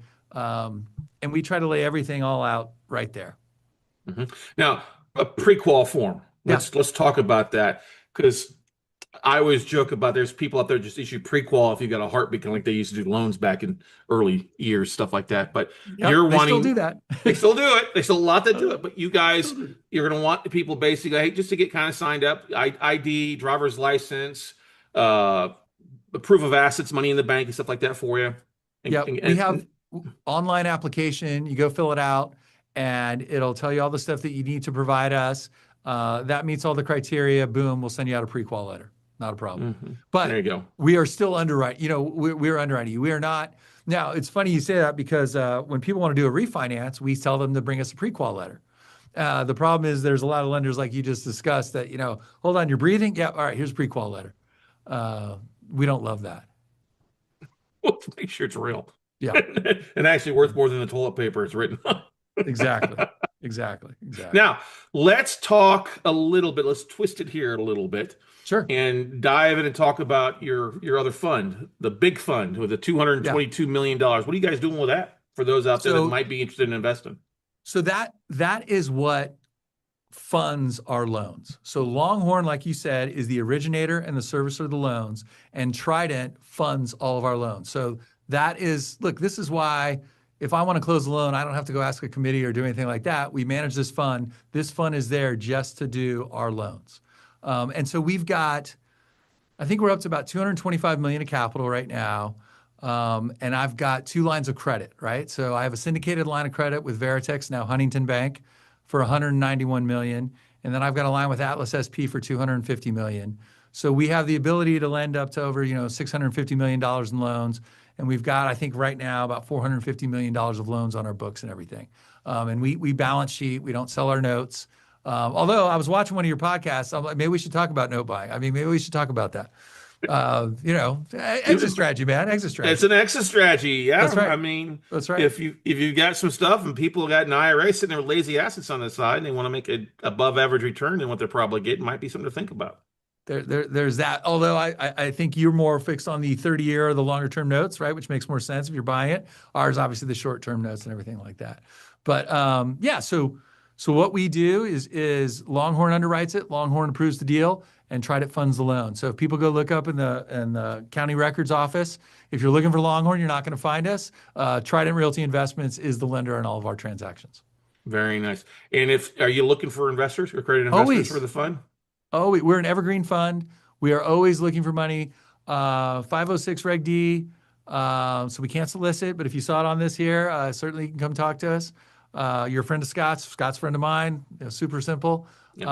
And look, my goal, that fund has been around since 2012. So it's an evergreen fund. So perpetuals, a 1-year lockup period. And then my goal is to get you 10% return on your money. That's been my goal. And I think out of the last 13 years, 11 years, we've hit over 10, and 2 years we've been at 9 or above. I think 8.93 might be the lowest, and I think that was COVID. I think that was 2020 when we weren't sure. Frankly, we weren't sure if we should be doing loans, right? Turned out it was a great time to do loans, but in the first, March of 2020, the first 3 months, we were all very, very nervous about making loans at that time. Well, yeah, when you had, especially like we had a portfolio of stuff that stopped paying, and you don't expect that and not be able to do the foreclosure process on it. So yeah, it's difficult. That was a something that was not on my bingo card to predict for that year, that the government would say, yeah, you don't need to pay. You can stay there. You don't need to pay. Don't worry about it. Yeah. Now we have seen it. I think I did see with the first, like April was the first month that Harris County did foreclosures. After like 6 months, it's like, oh, a lot of hard money guys foreclosing. People stop paying for 6 months. Yes. It just happens stuff like now. If you end up taking stuff back, do you have REOs for sale, or do you just turn around and list them and go that route? Yeah. I mean, listen, I have borrowers that say, hey, if you have REO, send them to me. I send them to them. We list them on the market. I've learned I want to get rid of an REO as fast as possible. I just want to get my money back, recycle it, go do another loan. I don't want to. Unfortunately, I have built brand new homes. I've knocked down homes, built brand new homes. I've repaired, I've remodeled, I've done all those things. Economic wise, sell it as fast as you can is what I've learned. Velocity of capital, time value of money. You can get that money in and get it working for you for sure. Yes. And that's why banks don't want to own your property, because it's technically, if they got an REO, it's a non-performing asset that's not generating any income. And they can't leverage it. Nope, they sure can't. They Yes. sure can't. Definitely not. Now, and I'm kind of actually looking to a ball here. Where do you see 2026 going? Or you think that we're going to see more people diving back into buying more homes in Q1 if the rates go down, or they decide to pass a 50-year mortgage? I mean, that's more on the consumer side, but on the fix and flip side, where do you see opportunities maybe lying? So that's an interesting thing that you brought up, is that we've kind of studied, right, over the last 15 years, what affects our business the most. And it's actually the 30-year fixed rate, right? When the 30-year fixed rate is down, our borrowers can sell their properties much faster. When the 30-year fix is up, it slows down, it clogs up a little bit, it's a little more challenging. So, what I see, look, I hate the crystal ball question, because it's just impossible to predict. Look, part of the reason that we have our current administration is unpredictable, right? And some people can think that's a good thing, and some people think it's a bad thing. For our business, it makes it more challenging, right? There's two things that I am wary of going into 2026, right? One, what is the Fed going to do, right? What are interest rates going to be? Because it seems like every time they lower the rate, nothing happens because it's already been baked in. So we've already baked it in. It's not helping us a whole lot. And I am concerned about labor shortage, especially in the states we lend in, right? Is that the workforce has been leaving. And whether it's being deported or self-deporting, and that causes a challenge in the construction business. I mean, that is a problem. So all of that being said, the last 2 quarters, Scott, we've done more loans than we've ever done in the last 2 quarters than we've ever done, right? Because look, part of what's happening in our space, institutional guys have money, but a lot of the smaller guys, their money's not being recycled as fast, so they don't have the cash to close. And we, fortunately, we do. We are able to close, right? We have our lines of credit, we have our capital, and so our volume has been picking up the last 2 quarters. Now, traditionally, Q4 is a little slower. Thanksgiving, Christmas, New Year's, people kind of slow down. Then January, people get all revved back up again and fire back up. And then January picks up a little bit. February, March, usually better. But man, I don't know. Like, look, I got to be honest. After 2020, I'm out of the prediction business. I know, right? Because I thought in 2020, I had been saying rates have got to go up. Right? All the indicators said rates need to go up. And so we expected rates to go up and, things to get a little more challenging. And then, COVID happens, rates are at the bottom. And look, everyone that stayed in the game, right? If you could stay in the game, your business went crazy the next 2 years. So, well, but it's the thing too. I totally agree that the price and interest rate in a 30-year mortgage effective. But I also crack up thinking that what a rate is now used to be a really good rate back in 2007, 2006. You know what I mean? People got spoiled on the low rates, whereas a 6%, 7% interest rate for your 30-year fix was a great rate. I mean, my mom's and dad's house was 18%, and that was the first loan I refinanced back in 2001. You know what I mean? Yes. And by the way, so what we have thought about is that we don't need to see interest rates go down. We need to see interest rate acceptance. Mm-hmm. We need people to say, I'm stop waiting for rates to come down before I sell or before I buy my home. We need acceptance coming in because like you said, this is not a bad rate. It's not, it's all just relative, right? We have recency bias, right? Oh, I want 2 or 3% loans. That ain't happening again. That's not happening. Ask your parents about their 12 to 18% loan and tell them you're getting it at 6, and they'll be like, buy, this is a great time to buy. Your dollar's going far. But it's also too, I think you have a lot of new buyers that want that perfect forever home. And most of us like forever home didn't come till 20, 30 years after I bought my first home to get into it because I'd save on money and now have all the write-offs and tax deductions or have the home office that I could do. You want to work from home? Great, go buy a house. That's right. And and you probably know better than me, but I think the last thing I read said the average person that buys a home to live in, right? And let's say they get a 30-year fixed mortgage and all that stuff, they typically are in that house no more than 7 years. Yeah. Right? And so, you don't need perfection, especially starting out, right? The 250 to 500,000. Everybody wants that, fancy schmancy home, but like you said, I don't know, my third one, right?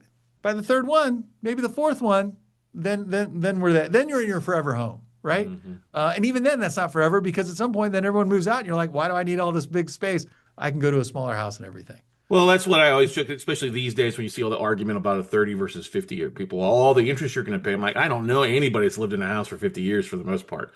You know what I mean? They're out of it in 7 to 10 because, they're refinancing they can refinance usually after 2-3 years, to a better rate. But the whole getting in, real estate's not going to get any cheaper. So you might as well grab what you can any way you can get it these days. One question I wanted to ask you that I think maybe folks don't realize out there when they're buying an REO or a fixer-upper is kind of the seasoning that the end financing often wants to see of you owning the property for 90 days to get full value.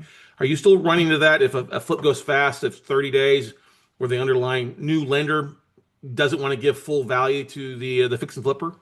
So we are not seeing that as much, right? So maybe the government loans, maybe Fannie and Freddie, they want to see that, but there's so much other, institutional money, non-government money in that the seasoning really, that was a problem, right? A long time ago. Yeah. We really don't see that as much of an issue anymore. And by the way, nobody's flipping. No one's getting their rehab done in 30 to 60 days anymore anyway. We had a couple that we did that we ran actually just recently. Wow. It's kind of funny. They wanted us to make sure we held it for 90 days, so we just pushed the closing out from 30 days to 45 days. Yeah, and that got beyond the 90-day period. But I agree, less of it, but Yeah. It's when we buy notes and end up taking back, that might be the thing. They always seem to have a hard time understanding. What you mean? You're flipping the property? No, we were the bank. It's an REO. If B of A can get full value on REO, we should be able to get the same thing. Absolutely. Yeah. Absolutely. You're the note holder. I mean, Yeah. you are the bank. Yeah. Right. Yeah. Let me ask you a question. If Sure. somebody's buying debt and they do take it back at a foreclosure auction and then clean property, doesn't need a lot of work. I'm sure, would you guys do a refi if I wanted to say refinance out my private investor who funded the note purchase and wanted to needed to pay them off because they didn't have enough money to fund the flip, to bring in a hard money lender to fund the flip and rehab on it? Yeah. So we typically look at how long they've owned the property. So in the scenario that you're talking about, if it's within 30 or 60 days, absolutely, right? You know, we love doing that. We're always a little hesitant when the guys own the property, and it's usually not the scenario you're talking about. Right. It's usually the scenario where they inherited the property and they've owned it for 18 months or 24 months. They haven't done anything, and now they're ready to do something. We're like, well, it makes us a little leery because we cannot do owner-occupied loans, right? We're not licensed for that. So we're always a little leery that they might be doing it for that. So we kind of stay away from that. But in your scenario where they took it back and, you know, they've just had it for, you know, a couple of weeks, something like that, yeah, we absolutely would look at that. Yeah, because we're looking at some reverse mortgages where the borrower's deceased. We're buying the debt at about 60 cents on the dollar of value of that, market value comps, and looking to refinance out our private investors to do a little like paint and carpet on some of that stuff. So I'll run some scenarios by, and they're all in major cities: Georgetown, Texas; Rosenberg, which is Georgetown, San Antonio; Rosenberg, which is in Harris County. Yep. And then Midland. Do you do now Midland, Odessa area, San Angelo area? So we don't do Midland, Odessa. You know, boom and bust towns make us a little scary. Lubbock, though, we would do. What about Tyler? We've done deals in Tyler, yes. Okay, I'm just asking. I'm not holding you to anything. No. You know what I mean? And by the way, what's interesting too, and we didn't really talk about it though, just because it's in the city, like if it's in San Antonio, if it's in Dallas, it doesn't mean we'll do the deal. Like we don't want you buying a house and trying to fix it up and flip it when it's in the middle of a commercial area. If it's on the busy intersection, right? We've seen enough of these. If it backs up to the highway, like we know that people don't want to live in those locations, right? And even though you have good comps, your comps though are not specific to that piece of property. And you and I both know property is unique. Every piece of property is very unique. Just because you have comps, it's not the exact property that's sitting there on the corner of the busy intersection. 10 houses into the neighborhood's a whole different ballgame. Yeah, exactly. And that makes sense. If it's got to be a marketable property, probably got to be over 1,000 square feet. I'd be willing to bet as well too. Yes, we're not in the 1-1s. We're not in the 1-1s. Well, I saw a 2-1 from I guess you could say competitor out there. They got a string of REOs that I just saw. I'm like, ooh. I said, why did he or she lend on this property? It's a piece of shit. You know what I mean? My realtor, I was going to drive by one in San Antonio, and my realtor said, oh, no, Scott, avoid that area. It's got like 12 months of inventory in that area. I'm like, okay, why? Just not a good deal. Well, and here's what I'll say on that. I think a lot of lenders have had to learn how to underwrite over the last 2 years, because let's say you started in this business in 2017, right? Or 2016. The market's been going like this. You could have underwritten like crap, right? And I talked to a guy that's been in the business 35, 40 years, and he was like, I've never underwritten such shitty loans in my life, but the market's been so good, it took care of it. Well, guess what? Rates changed in 2022, 2023. If you're not underwriting right, you're going to be in trouble. And there is a lot of lenders who are struggling now because of that. Yeah, amen to that. Like you got to evolve like anything else. Same thing. We got to adjust our numbers when we're buying debt and things that we do as well out there, because it's changed. You got to understand that buying habits have changed, days on market change, markets change, all sorts of stuff's going on. It can affect whether it's a good deal or a bad deal out there. Now, do you guys do any commercial or strictly residential stuff?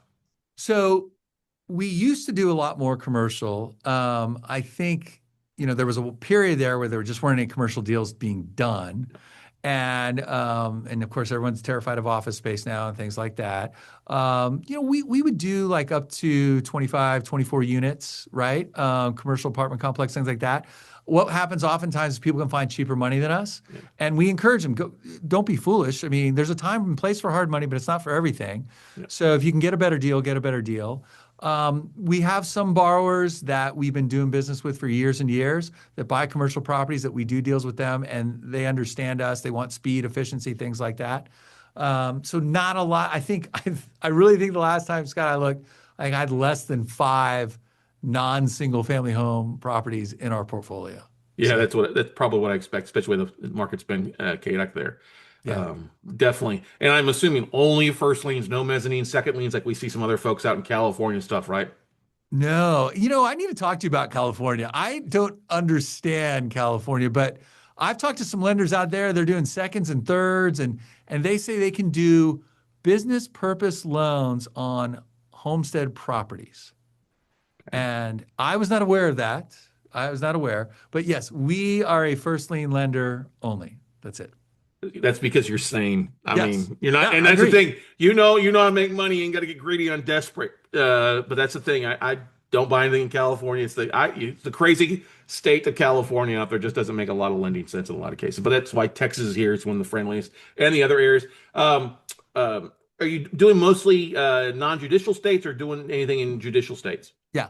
Try to stick with non-judicial. I think Indiana's judicial, North Carolina's quasi-judicial, Yeah, and Ohio, I think it's judicial. judicial. Yeah. Yeah. And then other than that, we try to stay in non-judicial foreclosure states. Yeah, well, Ohio, Indiana, under 9 months to foreclose. About 9 months, but Indiana, you can evict or especially Indianapolis, like 14 days you can evict, which is really nice. Evicting is not the issue, right? Evicting No, is not the issue. It's getting the property back. Because, I mean, you have to file a lawsuit, and there's just yeah, no fast way around it. So, we try to communicate with our borrowers, right? Even if things aren't going well, let's communicate. And if we can do a deed in lieu, I'd much rather do a deed in lieu, right? The yeah. only time I got to foreclose is if you won't communicate with me, or you've allowed other liens to be put on the property that I have to try to wipe out via foreclosure. Yeah. But Well, that's it. that's it. Awesome. Well, Yeah. once again, guys, best way, Mike, for the folks to reach out is at longhorninvestments.com and connect with you on there and Yeah, your absolutely. team. Absolutely. Longhorninvestments.com. Check us out. We've been around forever. It feels like, the good thing about us is I'm not the cheapest guy in town. I'm not going to tell you I'm the cheapest guy in town, but we do what we say we're going to do. If we tell you we can close the loan, we're going to close the loan. All right. Well, that's why I reached out to you first when we launched all the different podcasts in Texas for it, because I knew you guys do what you do. You've got a great reputation. We've known you for a while, and you guys just do a great job. Second to none out there. That's what I like to say. Thank you. I really appreciate that. Yeah, no problem. All right, guys and gals, that's going to wrap it up for this episode of the podcast. Make sure to check it out, longhorninvestments.com. Get pre-qual, get your information in there if you'll be doing a project here before too long, before the end of the year or the first of the year, if that's one of your choices. As always, go out, leave a 5-star review, make sure you subscribe and share with somebody else. But take note, if you're thinking about investing in the Longhorn state, longhorninvestments.com for you guys. Go out, take some action, and we'll see you at the top.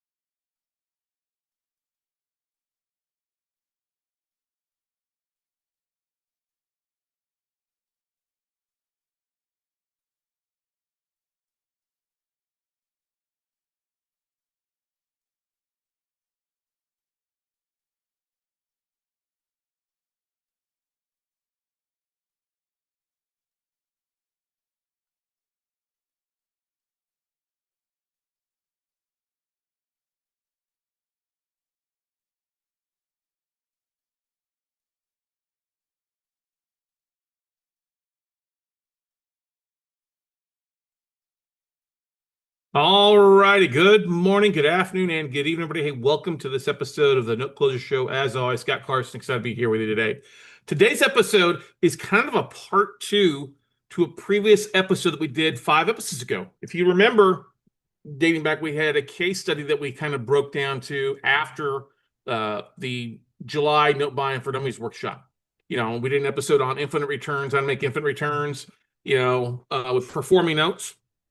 And it was basically it's an episode on a deal that we came across while working through a tape during our workshop. It was a property in Toledo, Ohio. This is a previous photo of it from June of 2023. And then this was an updated photo of the property after the current note holder obviously rehabbed it, did some work to it, and then sold it on owner financing. And one of the great things about it, it was a performing note, just to give you a bit of the details again, of it $106,000 UPB, $110,000 sales price. The bar brought about $2,000 to the table, so not a lot of money, not a lot of skin in the game to the table. It was originated back in March of this year, March 28th, 30-year, 8.9% interest rate. The P&I payment is $845.71 a month. The RMLO is, it was done through an RMLO, third-party service at Allied, and they're looking to sell it at $44.7. Okay. Now, that's not bad. I mean, I'm like, wow, that's really at 40 cents on the dollar, give or take a little bit, right? And so we're like, oh, that's not so bad. $845 a month. That's pretty good. Now, the thing that concerns me is the previous value was like 56,000. And obviously that's a valuation before the rehab and then selling on terms. Now, is the 106, $110,000 sales price a little escalated? Yes, we talked about that. Current market rent's about $1,000 a month. And like I said, they're selling it at the old fair market value price of being at 56. That's at 80% at the 46,000, okay? Or 42% of the UPB. If you take the 845.71 a month P&I payments times 12, that comes to $10,000 plus a month annual cash flow, and that based on the purchase price of 46 is at 22.7% ROI. Not bad, right? And then we dove into kind of going through the numbers of it. So what I did is I made an offer, right? I went and made an offer immediately on that Saturday night after the class, and I submitted an offer. And they said, the seller obviously said on the tape that it was performing and that they were flexible on it. So I was like, well, okay, what do the numbers look like if I dive into a little bit differently? If I get, instead of at 46, I make an offer, say at 40, right? So let me pull this back up because I've got the spreadsheet that you guys loved. So you can kind of see where we're going about making the if it returns, because if we're buying it at a good price, right? All right, there we go. Just trying to get my screen's all acting confused. All right, so this is the spreadsheet once again here. Let me move some stuff over here. Why is mine on here twice? But anyway. All right, so come on, move my face. So they said flexible, newly originated. I didn't like the 56, so I said, okay, let me make an offer at 40. Well, the 40 turns into a pretty good yield. Now, if I'm borrowing money, all right, here we go. So if I'm borrowing 40 and I have 8% money cost, that means I'm paying $3,200 a year. If I'm paying 12%, I'm paying $4,800 a year, right?